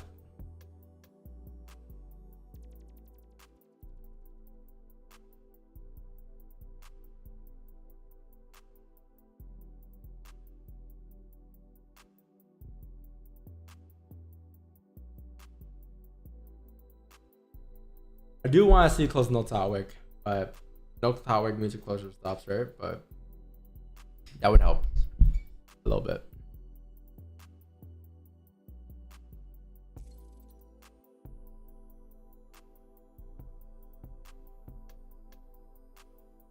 We're breaking the highs last minute. Oh no, isn't it stops before the closure?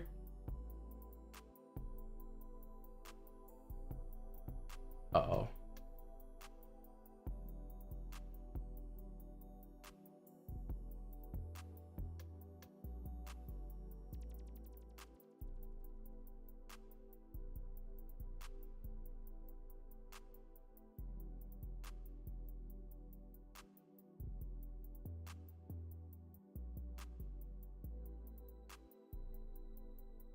A minute.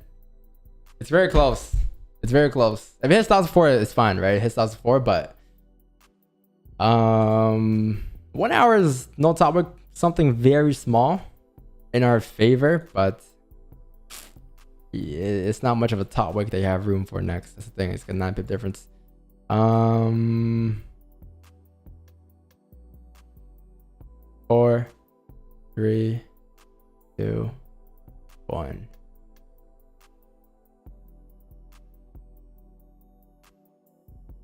All right, cash in here. Oh no. 19 seconds. I think it closed already, right?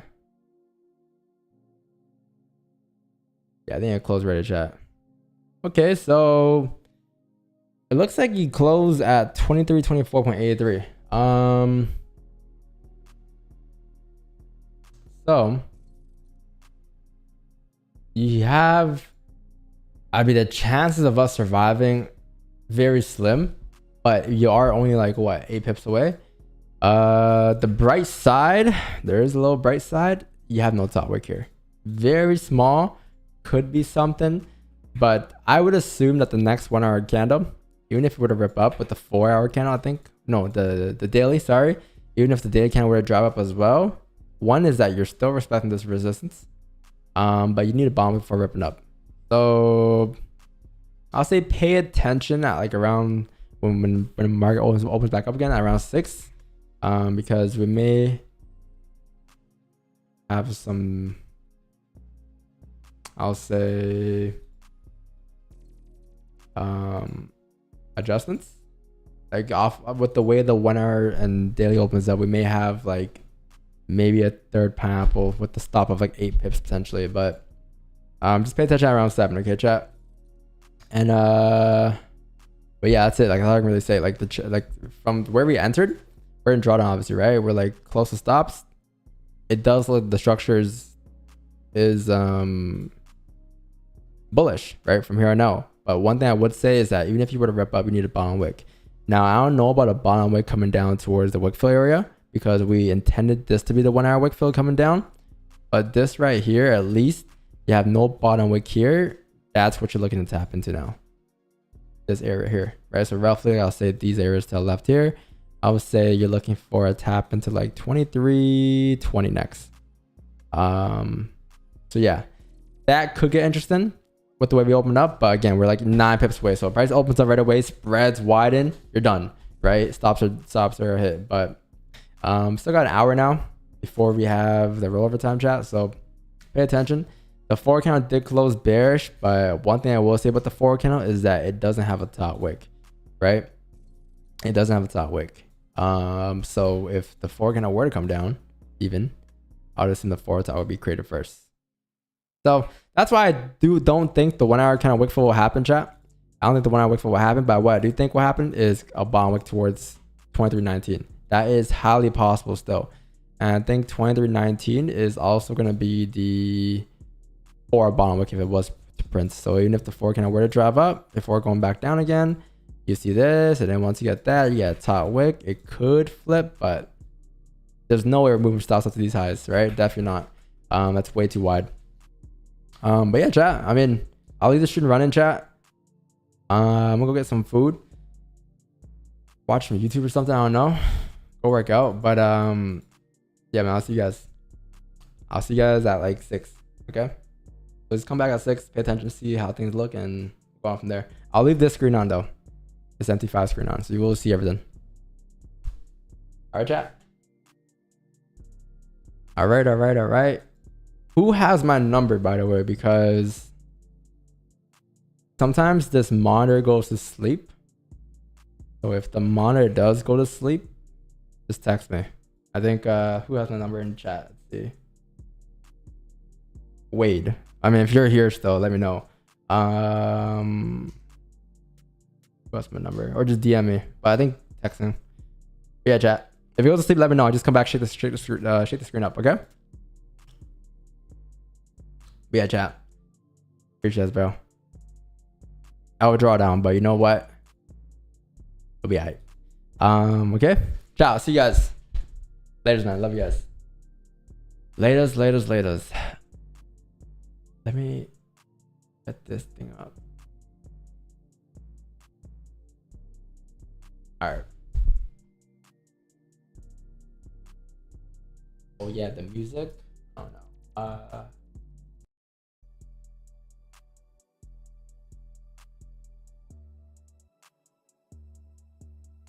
By the way, we did I think make profit on swaps, right, chat? Yeah. We made 10 pips total on swaps. 10 pips total. Not bad. I didn't hit a stops at 4 stream or closure.